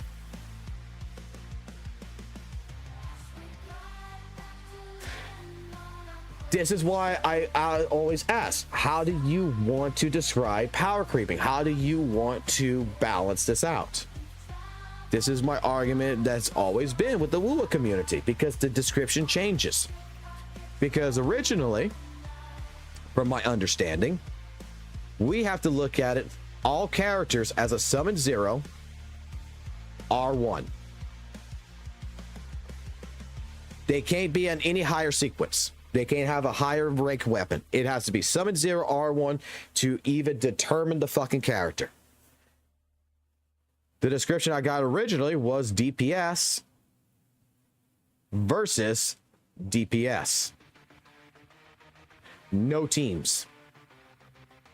It's a 1v1. Okay. In that case scenario, GN versus Zanny in a 1v1, GN wins. But GN versus Camellia loses.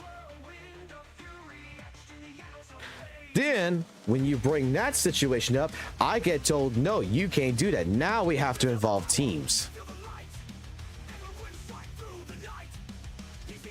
Now it's team versus team.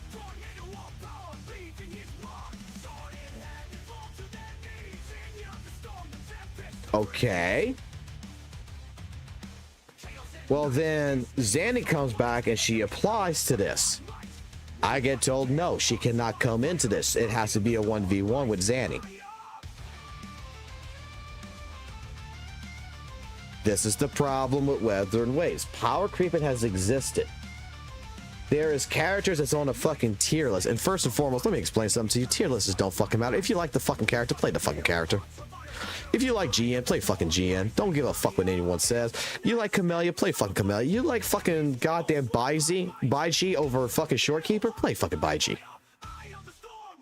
Don't worry what someone's fucking little goddamn tier list tells you, because it's all fucking bullshit at the end of the fucking day. I look at this logically. I don't look at fucking numbers and all this other shit. I don't look at all that fucking, oh, the rotation numbers, the fucking speed. No, I look at what fucking is the easiest fucking thing to do. I am a casual fucking player. What is the fucking goddamn easiest thing to do that's going to give me fucking results? And I can tell you right now, my fucking Zanny, my Carlotta, and my Camellia has outperformed GN with tactical hologram bosses so fucking much easier than anything. The only way my GN actually fucking works anymore is with a fucking quick swap team. Like, I can still work with him with Mortife and everything, but to get the numbers that I want to get the push that I want to push, to get that 14 seconds, to get that 10 seconds on the clock, it's got to be a quick swap team. Zanny, I don't need a quick swap team. Camellia is sort of a quick swap team with Sanwa, but I'm not using it. I'm going straight up Shorekeeper, Sanwa, Camellia, done.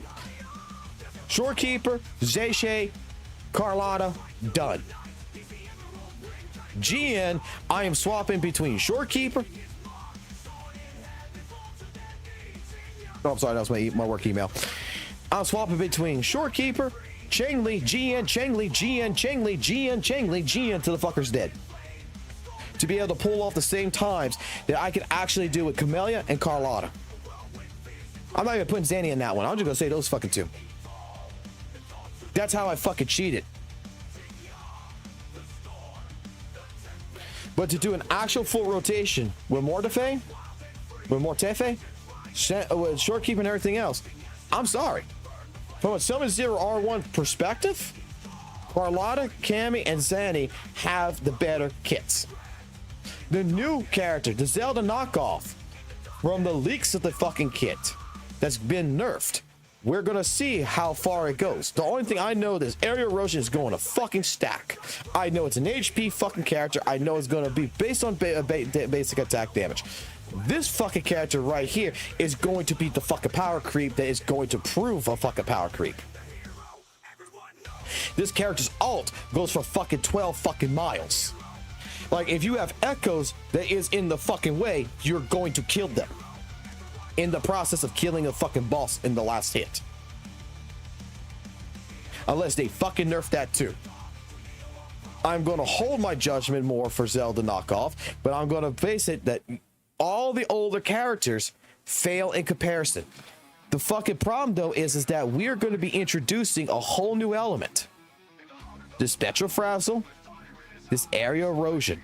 Soon we're going to have characters that are going to have Havoc Bane, the Flame Burst, the Glacial Shash, the Chaff. We're going to have these other negative stats effects that's going to be in echo sets, that's going to be in characters' kits in the future. And when all of these come into Evolve, unless there is something that happens that Kuro thinks we could give GN aerial erosion and buff his ass by buffing up like a weapon or something to give it to him, the new shit is buffing more stats than aerial and heavy attack damage is doing for GN.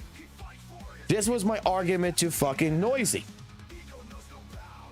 you're not going to notice it because there's no content to actually show this. But I mean, in a year from now, I'm pretty sure in a year or two from now, yeah, you're going to see the content because Curl's going to make sure of it that you can't just kill a fucking thing in 2 seconds anymore. We're going to need to have the harder content that's going to balance this. But how do you balance the old characters without breaking them for new players who probably going to go experience, who wants to experience 1.0 first?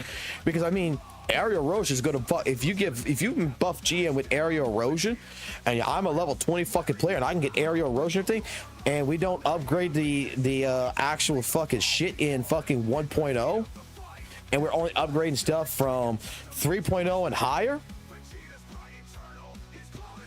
a level 20 fucking GM is going to go through fucking 1.0 with no fucking problems. And people are going to be like, damn, this game's easy. Where the vanilla fucking players were actually struggling.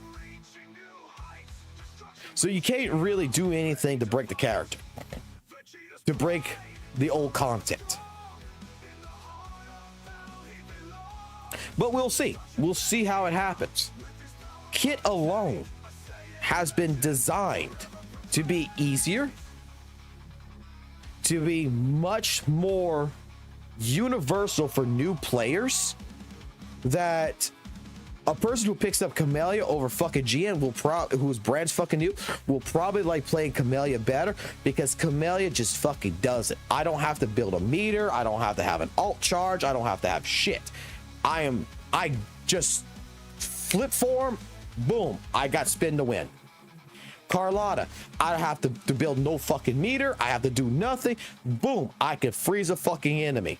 Zanny, I got a fucking parry shield. I only gotta wait fucking 3.5 seconds basically to fucking use it again, unless I got my little secondary bar that fills up quite fast anyway after a couple of hits, that I could just have shield, sword, shield, sword, shield, sword.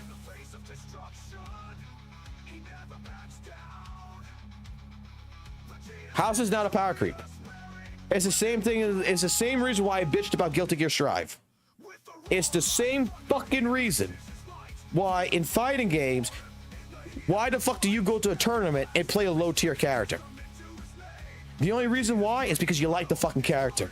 Why do people play high tier characters, play top tier characters in a fighting game? Because the top tier character is fucking broken. The top tier character has something the other fucking part of the cast does not have, that is unbalanced, unfair, and it's an advantage. What I mean by this, let's zoom out. I don't know if anyone here plays Guilty Gear Strive, but here's another little quick lesson for you. Another quick lesson. And this applies to all fighting games. This even applies to fucking Tekken. I play a character in fucking Guilty Gear. My art fucking sucks. Don't fucking worry.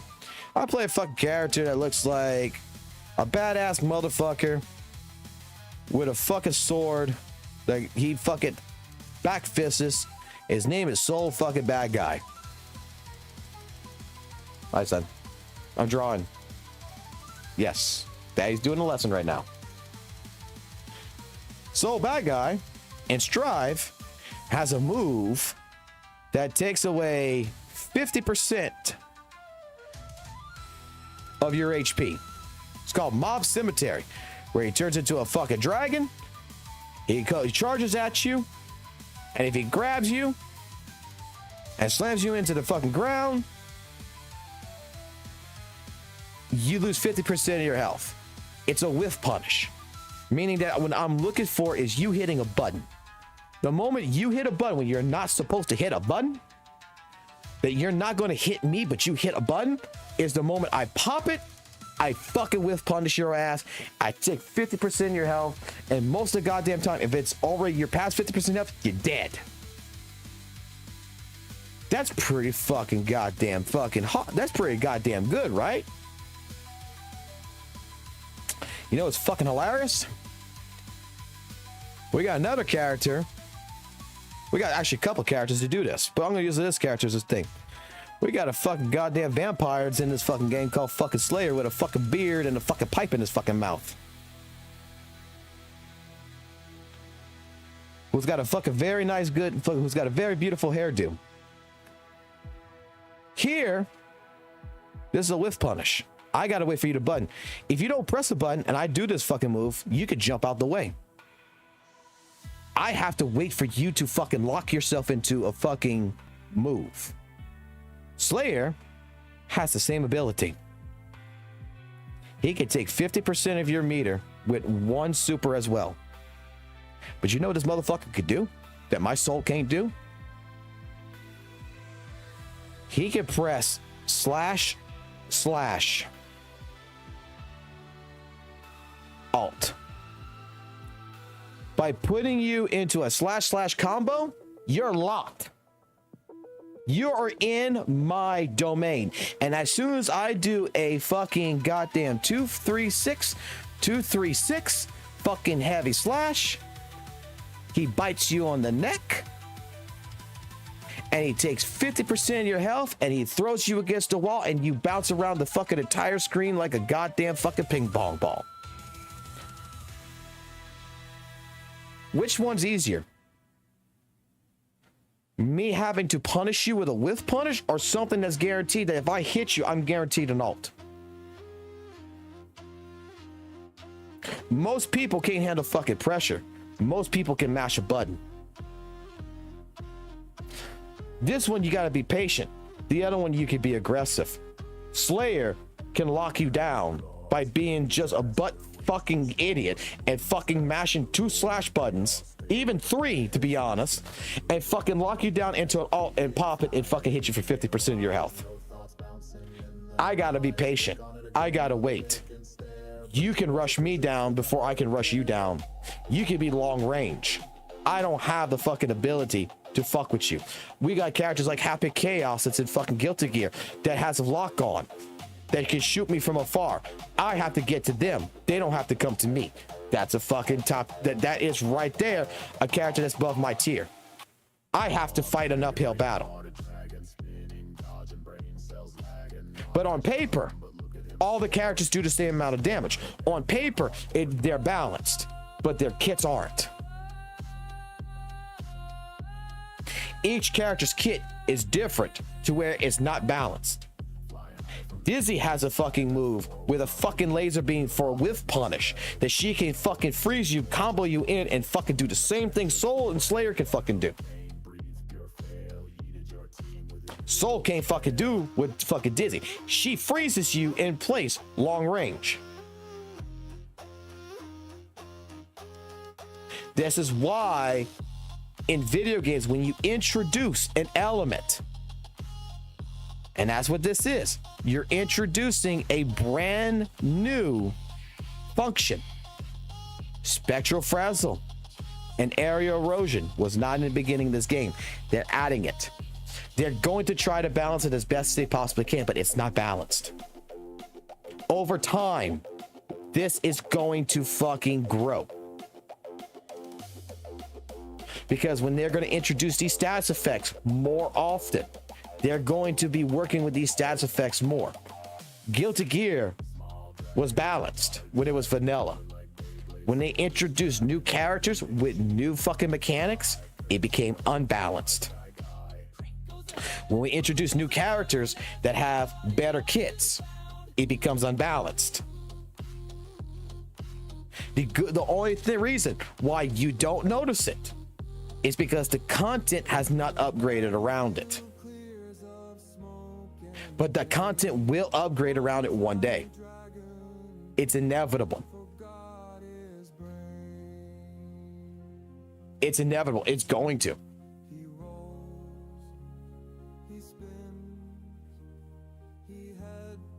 Because they're going to want to sell you a fucking overpowered character. They're going to want to do, and because Tencent fucking owns their asses now.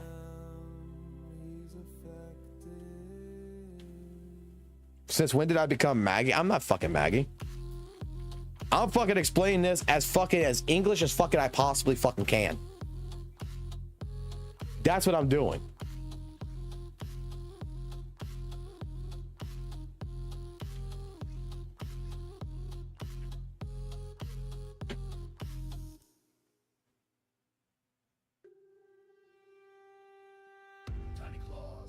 disaster. Wings too small, but he's moving faster. Rolling chaos tail like a bat, head first to the ground. Imagine that.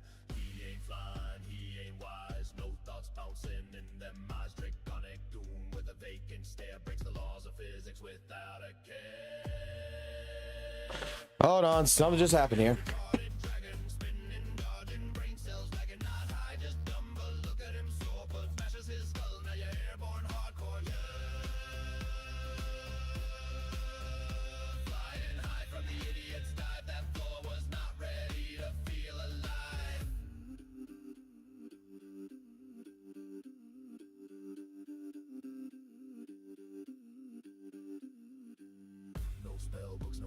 Lore, just blunt force trauma and a fractured floor.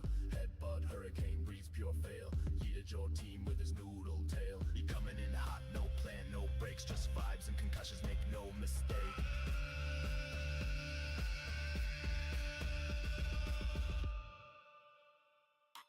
Small dragon, retarded dragon, twirling like Beyblade, soul is dragon. Didn't mean to hit you, but now you fly. Courtesy of a lobotomized sky guy. Friend goes ahead, boom goes the ground, and it freeze goes your body, lost and found.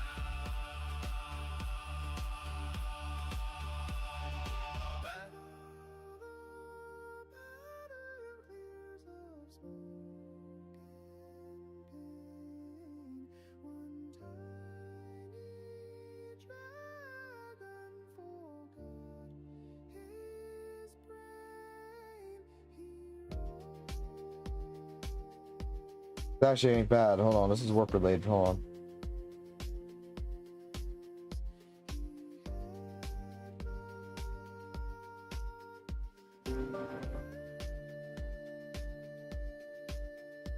All right, I'm back.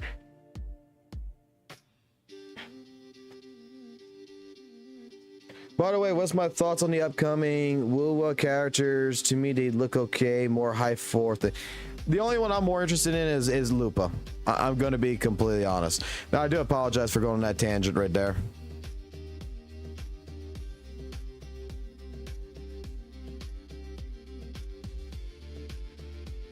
What I think they should do with the old units, and I was stating this before with WutheringWaves, okay? Because like that Grok, I think it is that you were saying, to update the characters. I think they need to introduce one more thing if you're going to do all these stats effects and shit. There is one way that I could see that you could counterbalance, and it's going to sound stupid probably, the status effects. Give the ability to add a jewel slot or something to your fucking weapon, to where now the weapon itself can be area erosion.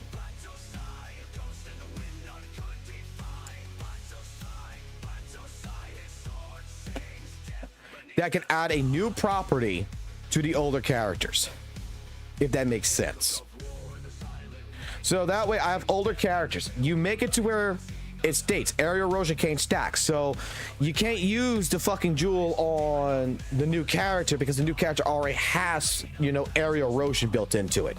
So it cannot be added to them. But for units that do not have negative status effects, here is a fucking slot that you could put on your fucking signature weapon, that you could put a fucking jewel in it that fucking gives you area erosion.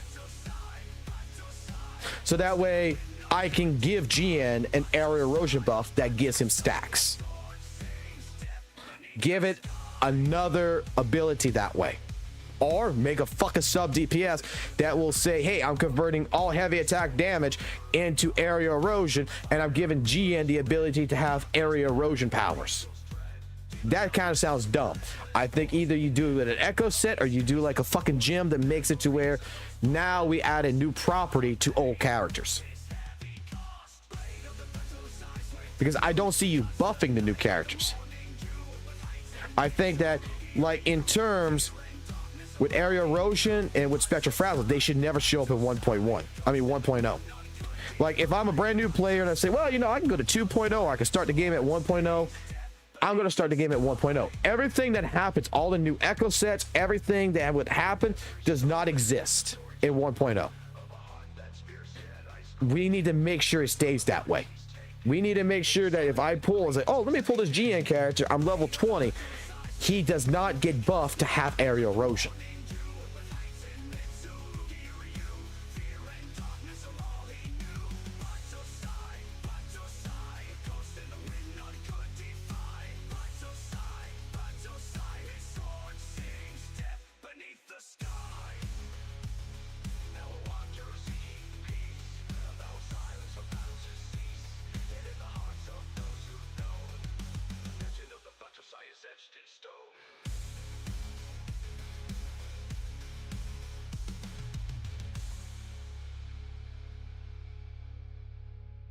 But you know what the fucking, I'll say also though to you, Yano, you do realize, look, I'm not gonna lie, I talk to leakers. I'm in a Discord with leakers who leaks Kuro shit all the fucking time, who leaks fucking Hoyo shit all the time. And you want to hear what fucking apparently Kuro's gonna be doing? It's in the process of being developed right now. And the first character is going to be Yang Yang. They're going to test this shit with, which is a 4-star character. Because PGR already fucking did it. They're just going to reintroduce characters as new variations. Like, apparently, one of the biggest ideas is to make a 4-star character like Yang Yang come into the fucking game brand fucking new as a fucking 5-star. And they're going to do the same thing for Calchero. They're going to do the same thing for all the signature characters. All the standard characters. Honestly, I don't know how I feel about that. But then I'm noticing, like, in this fucking game, you got fucking, like, 3 clones of the same fucking character. So, I mean, all gacha games apparently fucking do this shit. So, okay, I guess, you know what? Fuck it.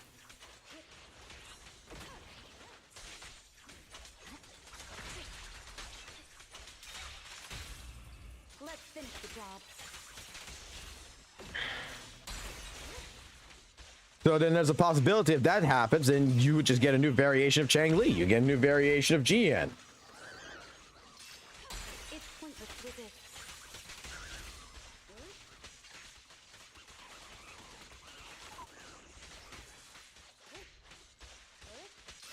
I hope it don't go that fucking route. Also, how do y'all fucking feel about, there's something that was brought up to me in the Discord DMs earlier too when I was looking at my phone. Like, how do you feel about the possibility that there's going to be no rerun banner coming in 2.4? Like, the rerun banner should be for Carlotta and Chang Li because of the skins, and there was no report of it, so like everybody's kind of worried, it seems like, that you will be able to buy Chang Li skins and Chang Li skins, but if you don't own the characters and you did not pull them in the anniversary banner, the skin's going to be completely fucking useless.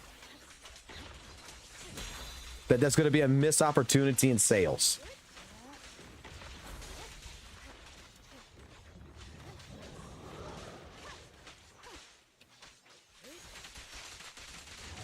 Like, it makes absolutely no sense. Why would you offer the fucking 2 fucking skins with no rerun banner? That's kind of fucking dumb. If Kuro fucking does that, that's kind of fucking dumb.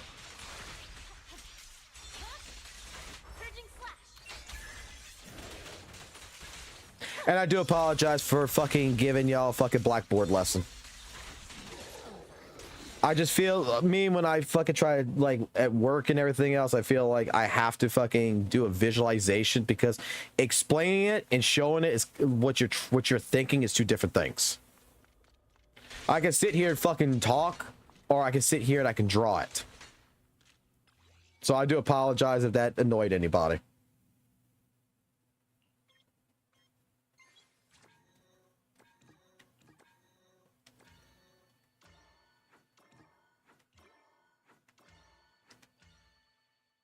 Jesus Christ, that's fast as fuck.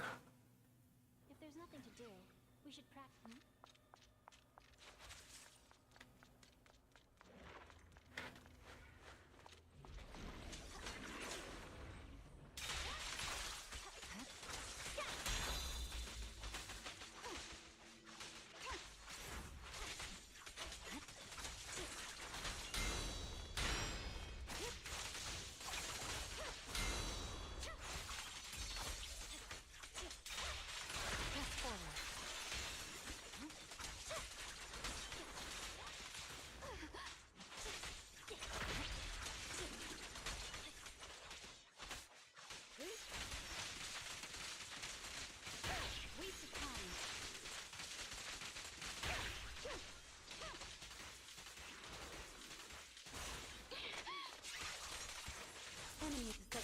let me also put I guess another thought process in here. Like, I don't think the WutheringWaves community, and I don't think people like St. Tonus really fucking understand this either. You do realize WutheringWaves is not that fucking popular. Like, I'll even say this to ZZZ. ZZZ is not that fucking popular either. I mean, if I piss anyone off with that, I do apologize. But that, I mean, honestly, I think that's the fucking absolute truth.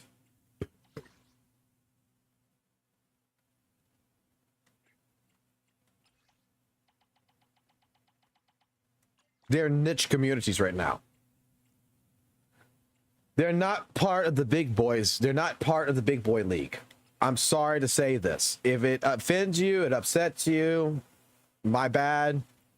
But I mean, it's, to me, that's like, the more I look at like ZZZ, Honkai Star Rail, Genshin Impact, WutheringWaves and ZZZ are basically at the same level. It's there, but it's not popular enough to actually constitute a lot of shit. It's niche. It's like Guilty Gear fucking Revelator. You know, it's like before Strive came out, Guilty Gear only sold fucking like 20,000 fucking copies in a sense.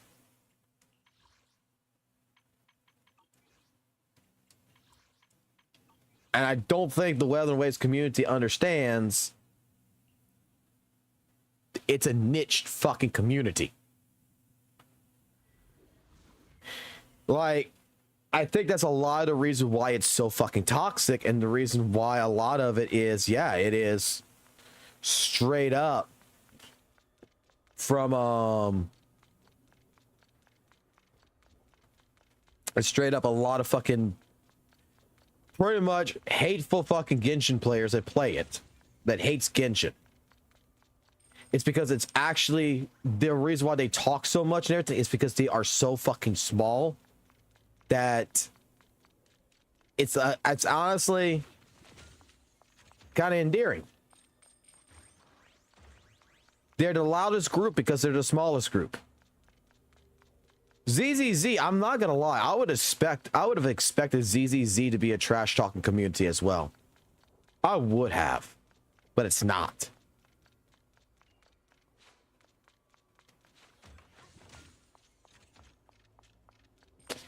Like, the ZZ community is too busy fucking jacking their cock off to fucking goddamn fucking some of these fucking girls in here that they don't have time to fucking apparently troll.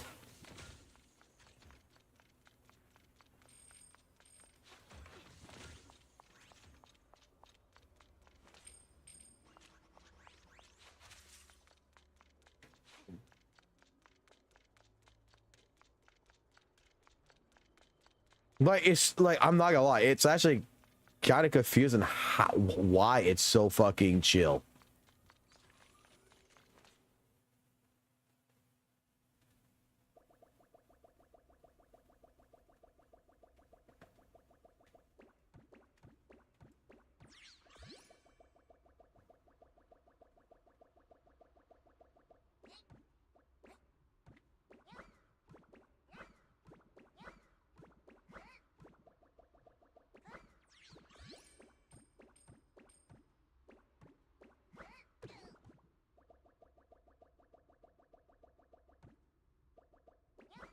DZZ PvP is a thing? Okay.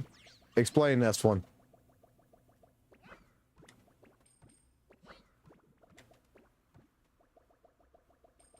What is the PvP? You got my fucking interest perked.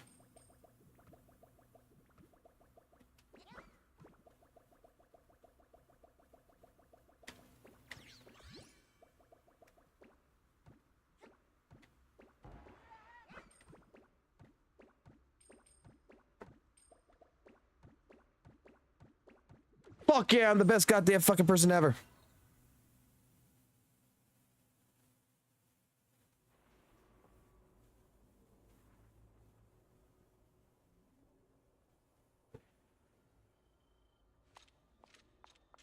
He doesn't mean that kind of PvP. It's PvP in game. Okay.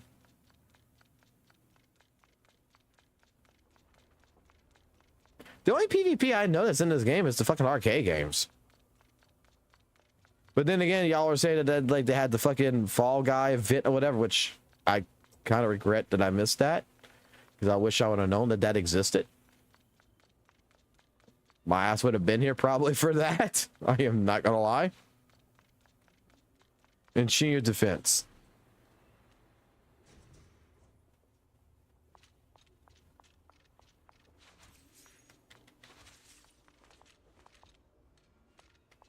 I will go take a look at this right here after this.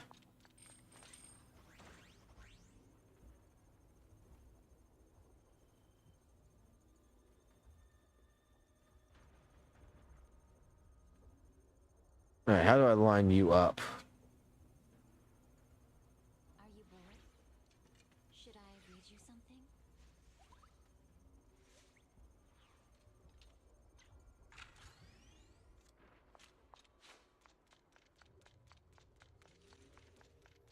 I believe the game just gave that to me. It's like, dude, you're fucking a moron. So we're going to fucking put it in place for you. I'm okay with that. There's nothing to kill here. This is just going collect shit. There's nothing to kill. I'm a little sad about this.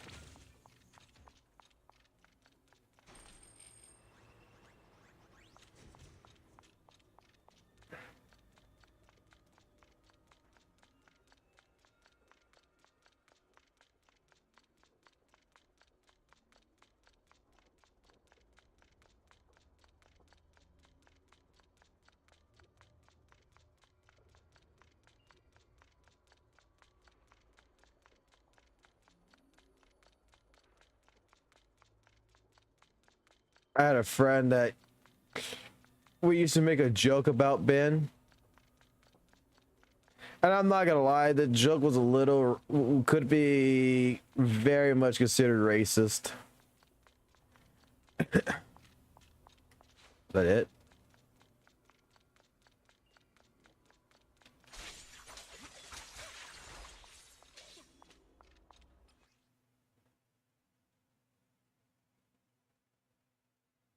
I didn't collect this over here. All right. Exit course.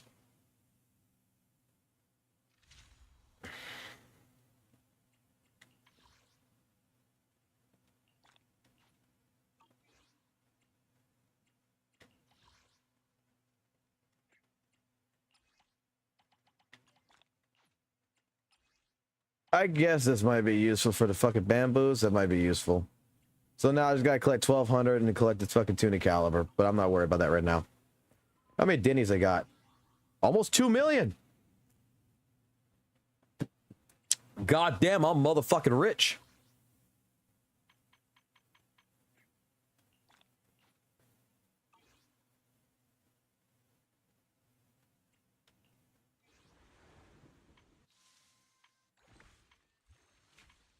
I think pretty much I could consider this done.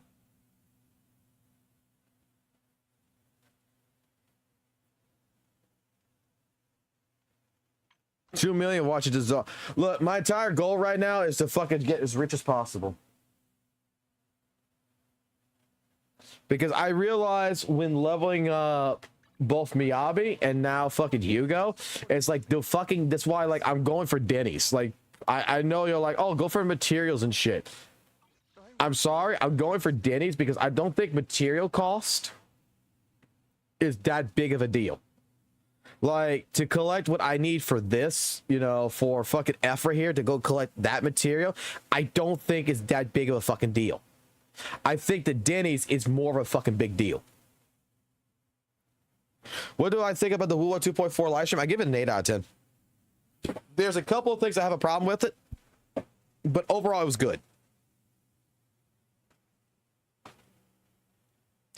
Overall, it's actually really fucking good.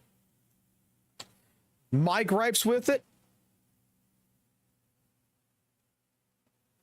My gripes with 2.4's live stream is very simple.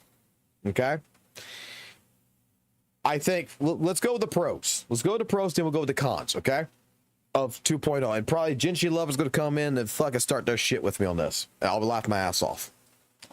But number one, the pros. The new area is absolutely fucking gorgeous. The new area itself is exactly what I fucking wanted Renacita originally to be.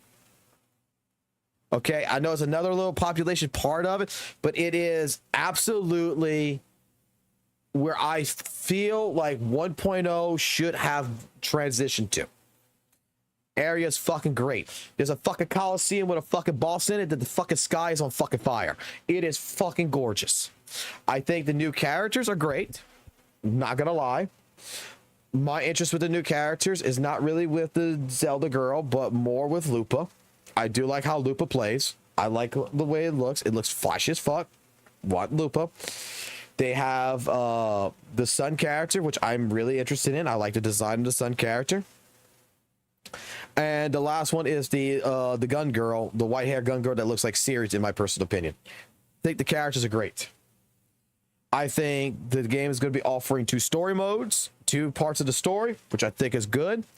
It's going to be offering a new permanent event, which looks like a battle kind of fucking RPG style, you know, challenge. Like you start from like kind of like Elusive Death Realms, but it's not, where you're going to start from level 0 and you're going to have to build your way against enemies.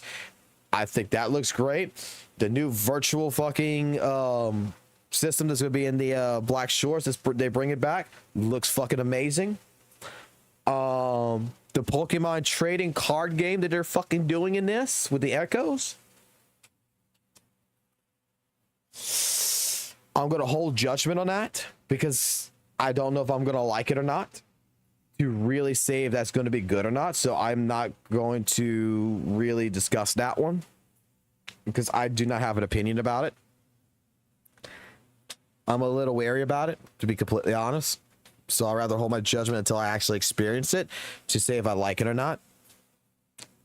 When it comes to the other events that they're showcasing, they're all bullshit events, exploration events. Like there's nothing else in, like, in all honesty, there's three things in WUWA that I care about: 2 events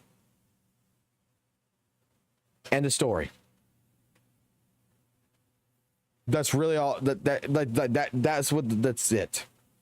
They got a new tactical hologram boss that they're bringing in, which is going to be my cons. We're gonna get to my cons now. There's 2 bosses that are reskins. Straight up, Tempest and Ajax has been reskinned. It looks like the moves have been a little bit changed, but overall, the entire move pattern is exactly the same. From the footage from the couple of seconds of footage that we got of both of them, I'm not happy about that. I feel like, especially when it came to a tactical hologram boss, we have the Bell Turtle, we have Scar, we have Jew, we have a Mech Abomination, we have the fucking Cockroach. There's other enemies that they could have used for the tactical hologram boss. That is what I honestly believe. The new boss that they're bringing into the game could have been a tactical hologram boss instead of fucking reskinning Tempest. So now we got 3 fucking Tempests that's in the fucking game. That is just lazy fucking developing bullshit. The optimization, I'm going to put it as a con personally, because NVIDIA fucking filters so I could have a classic thing. Unless I'm colorblind, I can see maybe for a colorblind person to be good. For someone like me, that's useless. The optimization of having leaves on the ground fly up in the air when you slash your sword or run across it and shit. And when you're flying, the water fucking makes waves now. I'm gonna be honest, that's cool, but that's that is completely fluff. That's not an optimization. I'm fucking sorry. That is just an addition. That is not an optimization. That's like the fucking goddamn useless fucking shooting mechanic tool that you get in your inventory after 1.3. It's fucking useless.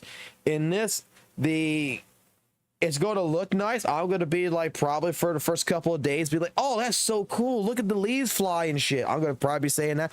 And then 6 months down the road, I'm not going to give two fucks about it. It's the same thing like flying. Everybody was, oh man, flying is so fucking amazing. It's great. About a month later, they just didn't give a fuck about it. It's so fucking common. It's like, oh yeah, they got flying in the game.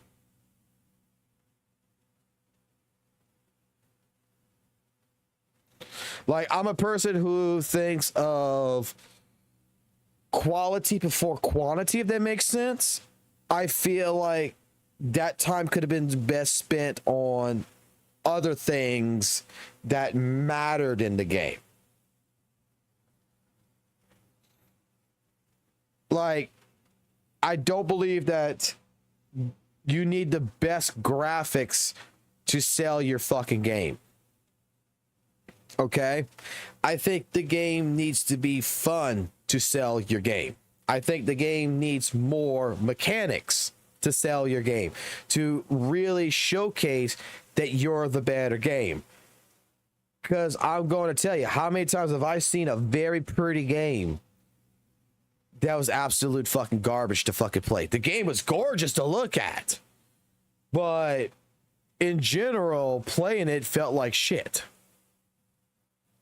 I'm sure we all have had that experience.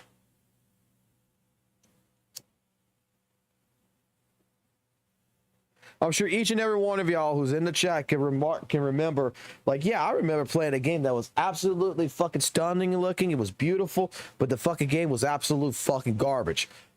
Primary example, Bleach. The latest game, Bleach. I was so excited for it.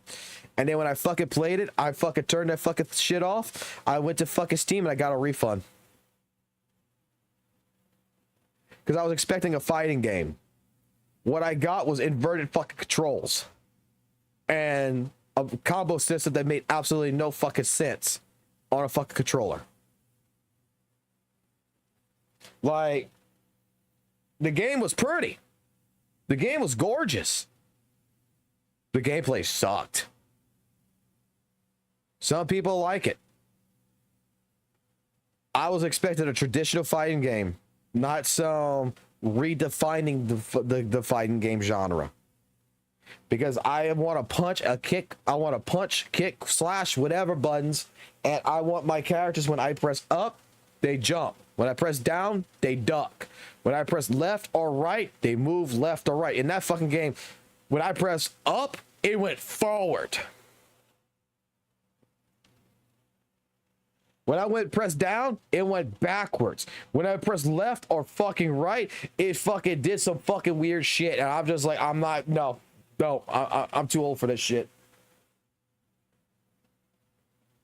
Someone inverted controls in that fucking game. And I didn't like it. But it was pretty. It was fucking pretty. I'm not gonna lie. That's why I say I think you can remark that. That's why I say, like, WutheringWaves, with that situation, yeah. The other thing that I did not like that 2.4 brought up, because I'm going to be fucking Jump Force. Oh god. Let's not talk about Jump Force. Jump Force was a shit game too. The one in the PS3 was great. The one that came with PS4 sucked. It was pretty, but it sucked. Now, the other con in WutheringWaves, I call this a con, you might not, is they're putting in the, what is that shit again? Let me go find it. They're putting in this. Okay? God damn it.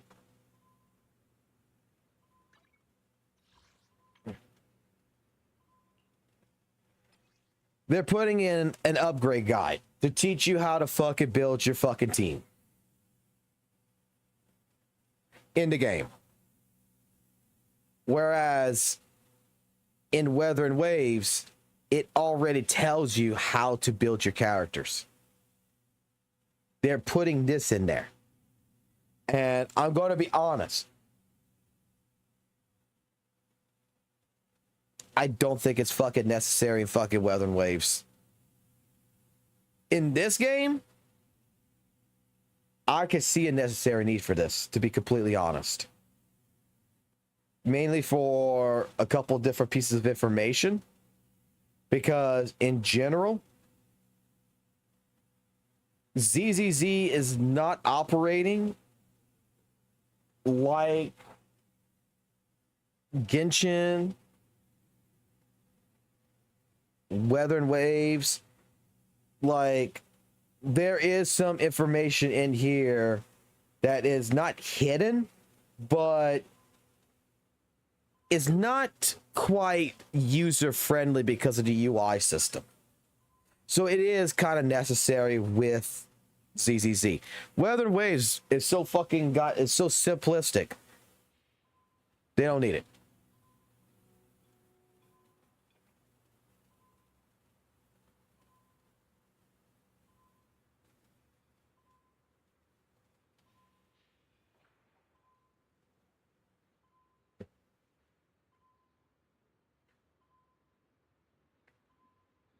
So that to me is a con.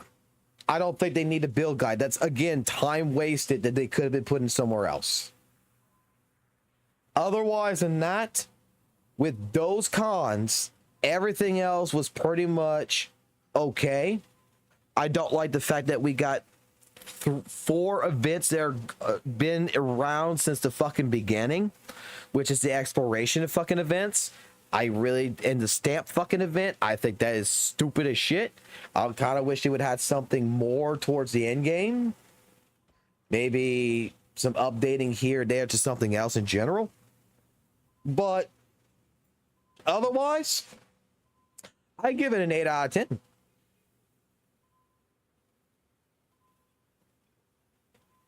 I give it a fucking complete 8 out of 10. I think for the cons, they don't outweigh the actual good shit. Like, my cons are really more nitpicking cons than anything. Like, I could see someone saying it's a 9 or a 10 out of 10. It's just that for me, it's an 8 out of 10 because there's a couple of things that I think is just wasted potential. Well, here's the thing. I was also explaining this earlier. And I think that this is actually going to hurt Kuro more than it's going to help Kuro in the long run. When it comes to WutheringWaves. WutheringWaves is rushing 2 major updates a year. And what I mean by that is that ZZZ launched in June 9th, I believe, of last year. And we're just coming into 2.0 a year later. Like, ZZZ has basically soft launched itself. It has done a couple of different things here and there. It has taken its time to polish things before going into the next game. And if I'm not mistaken, correct me if I'm wrong, but I would feel that like 2.0 should feel like a new game. Not I'm playing ZZZ. I'm playing ZZZ 2 basically. Because when I hear someone say, "Oh man, Genshin 5 is amazing," I'm like, "Well, you mean 5.0? No, this is Genshin 5, man. What the fuck are you talking about? It's the 5th game. Every major update's a new game." It's like, oh, okay. So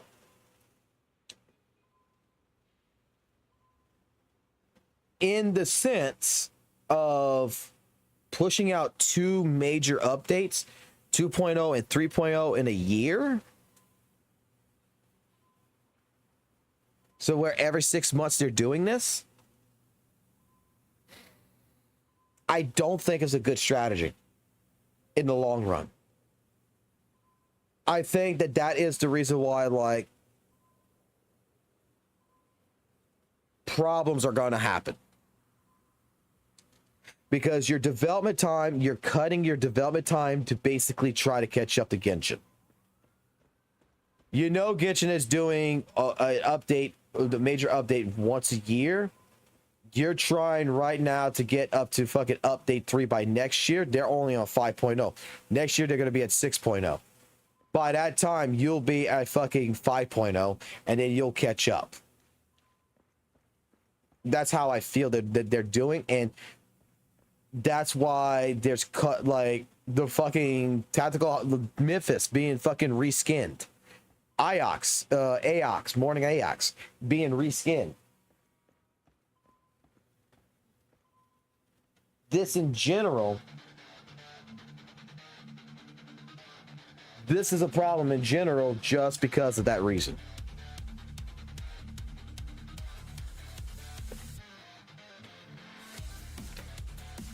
You're going to get a lot more reused assets that's going to be refurbished, reskinned, and thrown in there, rather than actually someone taking the time to build it.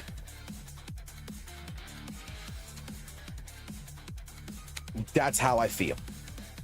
That's why, like I said, 2.0 versus 1.0. 1.0, dude, I fucking love 1.0 to 1.4. I loved it. I feel like everything visually, everything was done, well, not everything, but a majority of everything was done correctly. When 2.0 came out, I honestly feel like, and I said it before, like a couple of months ago, WutheringWaves, Kuro just threw some keys out at me, fucking dangled it up here with the fucking flying mechanics, and said, here you go have fun. And a lot of people was like, oh my god, Kuro's the best company, I could fly. But when you actually go look at the world and see, you don't realize that the new region has not that many fucking echoes. It's kind of bland. You know, it's more cartoonish.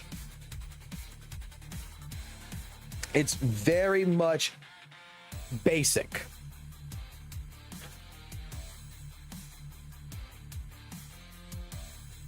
And that to me is a problem because you're rushing development.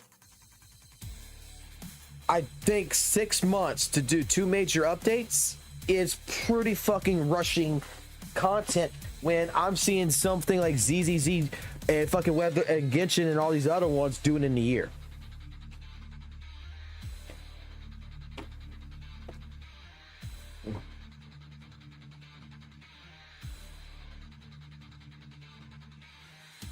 Like 1.0, the world felt alive from just enemies. The enemies themselves made the world feel alive. Renacida, because we could fly, and when you get close to the ground like I did, there's hardly really any life to Renacida. The life is in major parts. Like, how can I explain this? In major areas in Renacida in 2.0, when it first came out,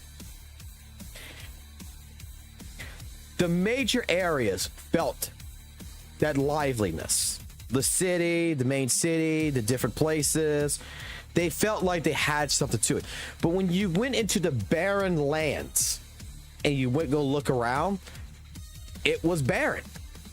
Like there was no life. Now, if you did this in Jinzhou, you know, you leave Jinzhou and you go to the Central Plains, you go down to the bottom. The barren lands had life. Echoes, it made it feel like there was danger around every single fucking corner. If you get where I'm coming from there. Like, you could not walk 2 feet without having something target you. In Renacida, you don't have that urgency. You don't have that feeling of danger. You don't have that feeling that there's something watching you. You don't have that feeling of all this other shit.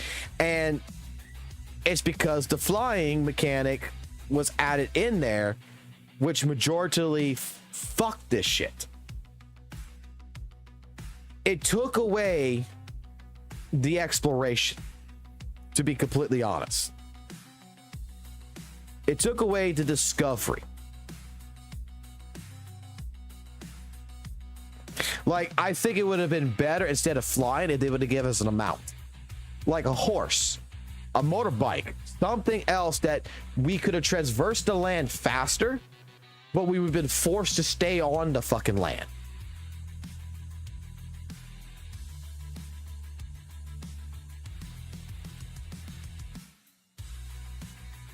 And then you would put more effort into seeing what the developers are actually trying to build, and maybe they would have taken a little bit more care in their placement of enemies and different things. But like, watch, I'll open up WUWA for a second.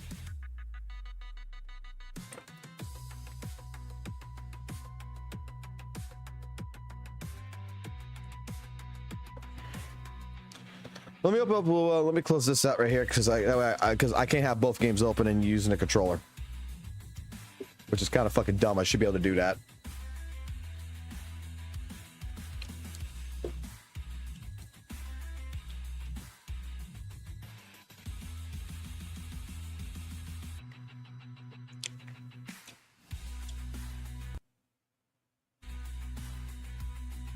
Let me tell you in a moment in 2.0 WutheringWaves that I could tell you. Let me see if I can explain this visually. Here's another lesson about WutheringWaves.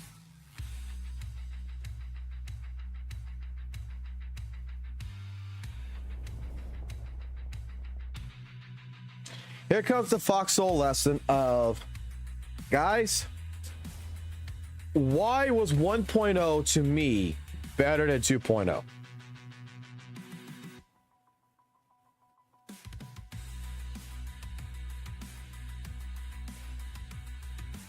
Perfect area. So we're in Jinzo, right?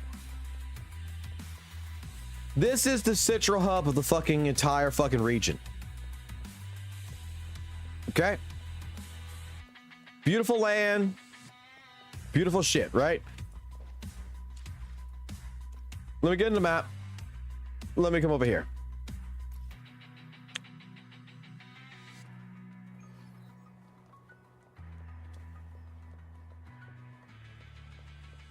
This is like, to me, civilization's last main defense. I think Attack on Titan when I see this shit. That's what I think. When you leave from here and you go out, it's still green and luscious right here, don't get me wrong. But start looking at the landscape. The closer that we get to endgame.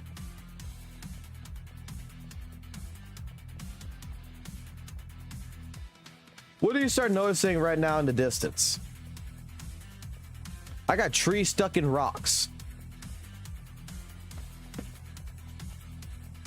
The planet on this end is starting to wither slowly. I got enemies that is just crawling on the side. I got all the life, like things and thing going. Like, you could see the post-apocalypse. You could see that the fucking ground has come fuck out with the mountain shit and everything. And when we were traversing this, you can start seeing, you know, the greenery is going to start going bye-bye.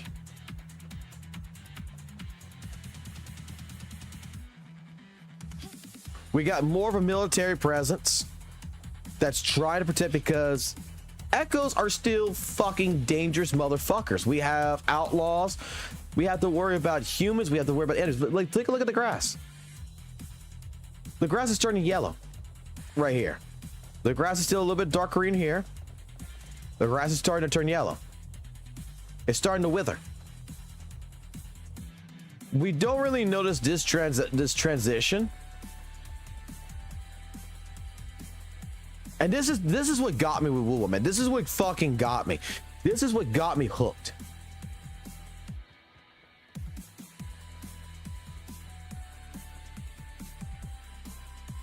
While we pull that down, I'll go bring you to the Easter egg that's over here of the floppy disk. The holy floppy disk.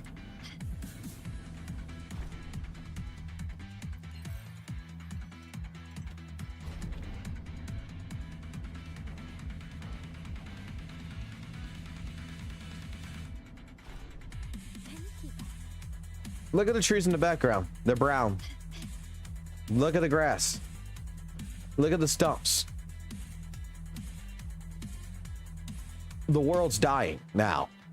Now we're coming into areas where it feels like if you're playing this for the first time, this feels dangerous. This feels like everything here is going to start killing me. Enemies become more of abundance. This is desperation. I gotta be careful with my fucking using my stamina because everything's locking onto me. Like, look how many fucking enemies is just here in an area that looks fucking dead. It still got its flowers, but you got the fucking tree over there. You know, it's withering. It's dying. The land is... This is what I played over 10 months. Not 10 months, but like 6 months, 7 months before 2.0, whatever. This is what I was playing. This is what got me.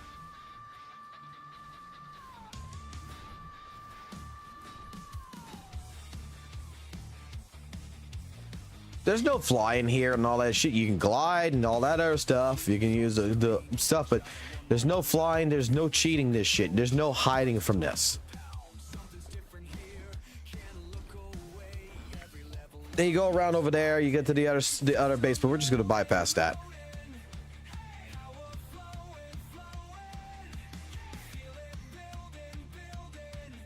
We're going to the fucking fight with Dreamless. The story brings you all around, and this is where it brings you to the end. It shows you the green lush lands that took over the fucking cities and everything. It shows you the fucking darkness.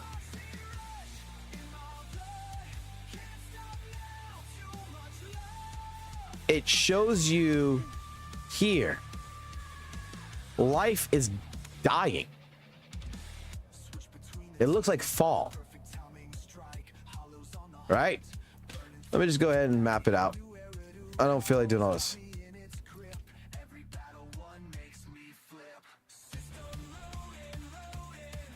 We keep going. Oh, I think I'm going the wrong way, right? Yeah, I'm going the wrong way. It's this way.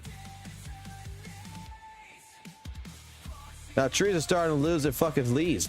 Like, there's hardly any fucking leaves on these fucking trees anymore.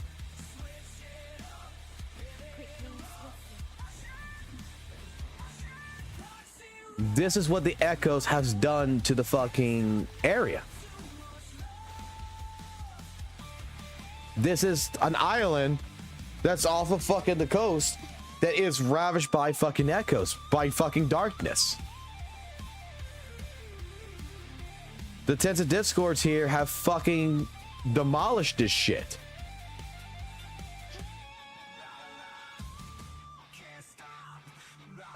And then, okay. All this is the dead area. It brings you through cycles of life, is what I'm trying to get. This is ice. This is your ice mountain. There's really nothing much here. This was your cyberpunk style fucking original fucking Black Shores, which is fine. Now let's get to 2.0. I was expecting, you know, a Jinzo. I was expecting a nice city. I don't have a problem with this place. I really don't. This place, I have no fucking problem. I think this place is fine.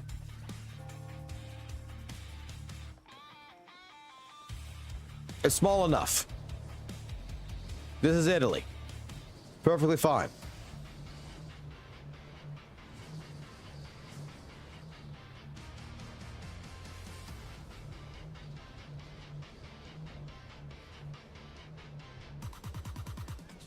Once I get past here, everything's just fucking beautiful. But the moment but the reason why I'm going to tell you this is four kids fucking development. Let me pause the music. You just hear sound effects, right? You hear sound effects. You see this fucking city right here?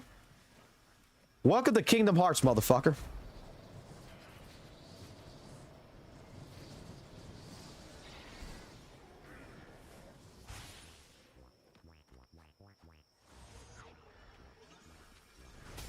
Let me kill these motherfuckers real quick.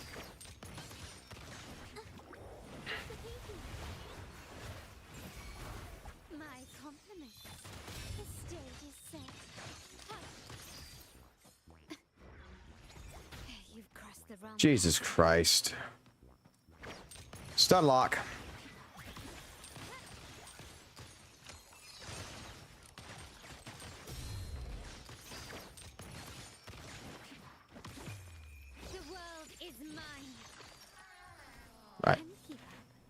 Alright, can I now go fucking do what I want to do here?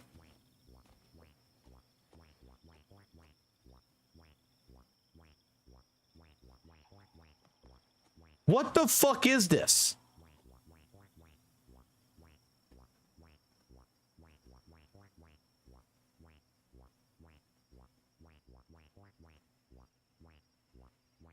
There we go, man.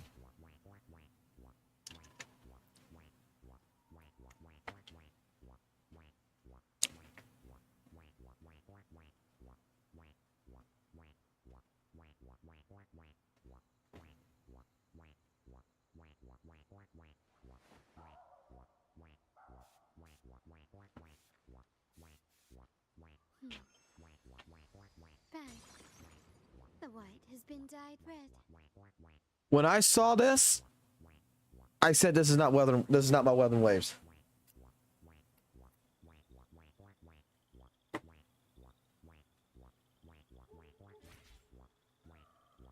I said right here, when I saw this town, I saw this right here, this entire area. I said, what the fuck is this area? This does not compute. This is not WutheringWaves. Like, the aesthetic of this is absolutely not the aesthetic. And there I had people fighting me. Oh, you don't realize it's a carnival. You gotta realize it's a carnival. Dude, I understand what you're trying to get at. But let me be completely honest. Dark Souls, for example, does not change their fucking areas to include fucking dancing lamps. It maintains its aura. It maintains what it's trying to succumb. Everything here it's been like censored. That's what it feels like. Like I said, it has some highlights. Don't get me wrong. Renaceda's areas here has some highlights. But it's too colorful.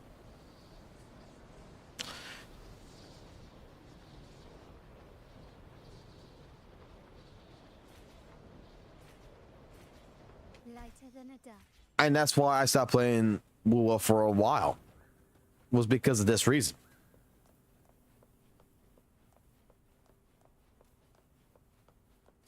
I understand that. What I'm saying is, though, is you don't see Dark Souls updating the game to go ahead and add a cheerful little area that is cartoonish. They don't try to add a vibe to it. This place it doesn't fit. It don't feel like to me it fits going from 1.0 into 2.0. Now 2.4 is what I was expecting 2.0 to be.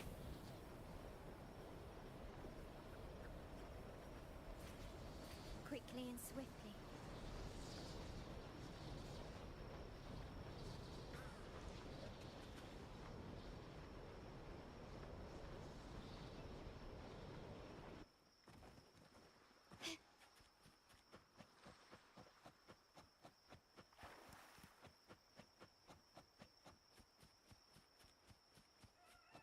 That was my entire issue.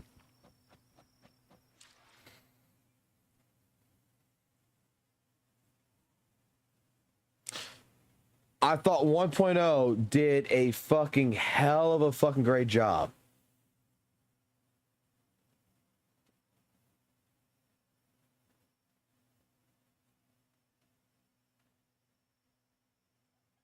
In the way it handled its world building and how it brought you from area, and it was showing you throughout the entire process life to death. I didn't feel that with 2.0. I didn't feel the same feeling that I felt with WUWA 1.0. It's 4 o'clock in the afternoon. I just realized that. I tell you what, I'm gonna call it. We've been streaming for well over fucking shit, I don't fucking know. Playing ZZZ. I think I'm gonna steal myself a fucking nap, grab myself some food, and then I'll come back and I'm gonna play more ZZZ. That's what I think I'm gonna do. So I'm gonna be out for a bit. You guys have a good one. Chat back with y'all later.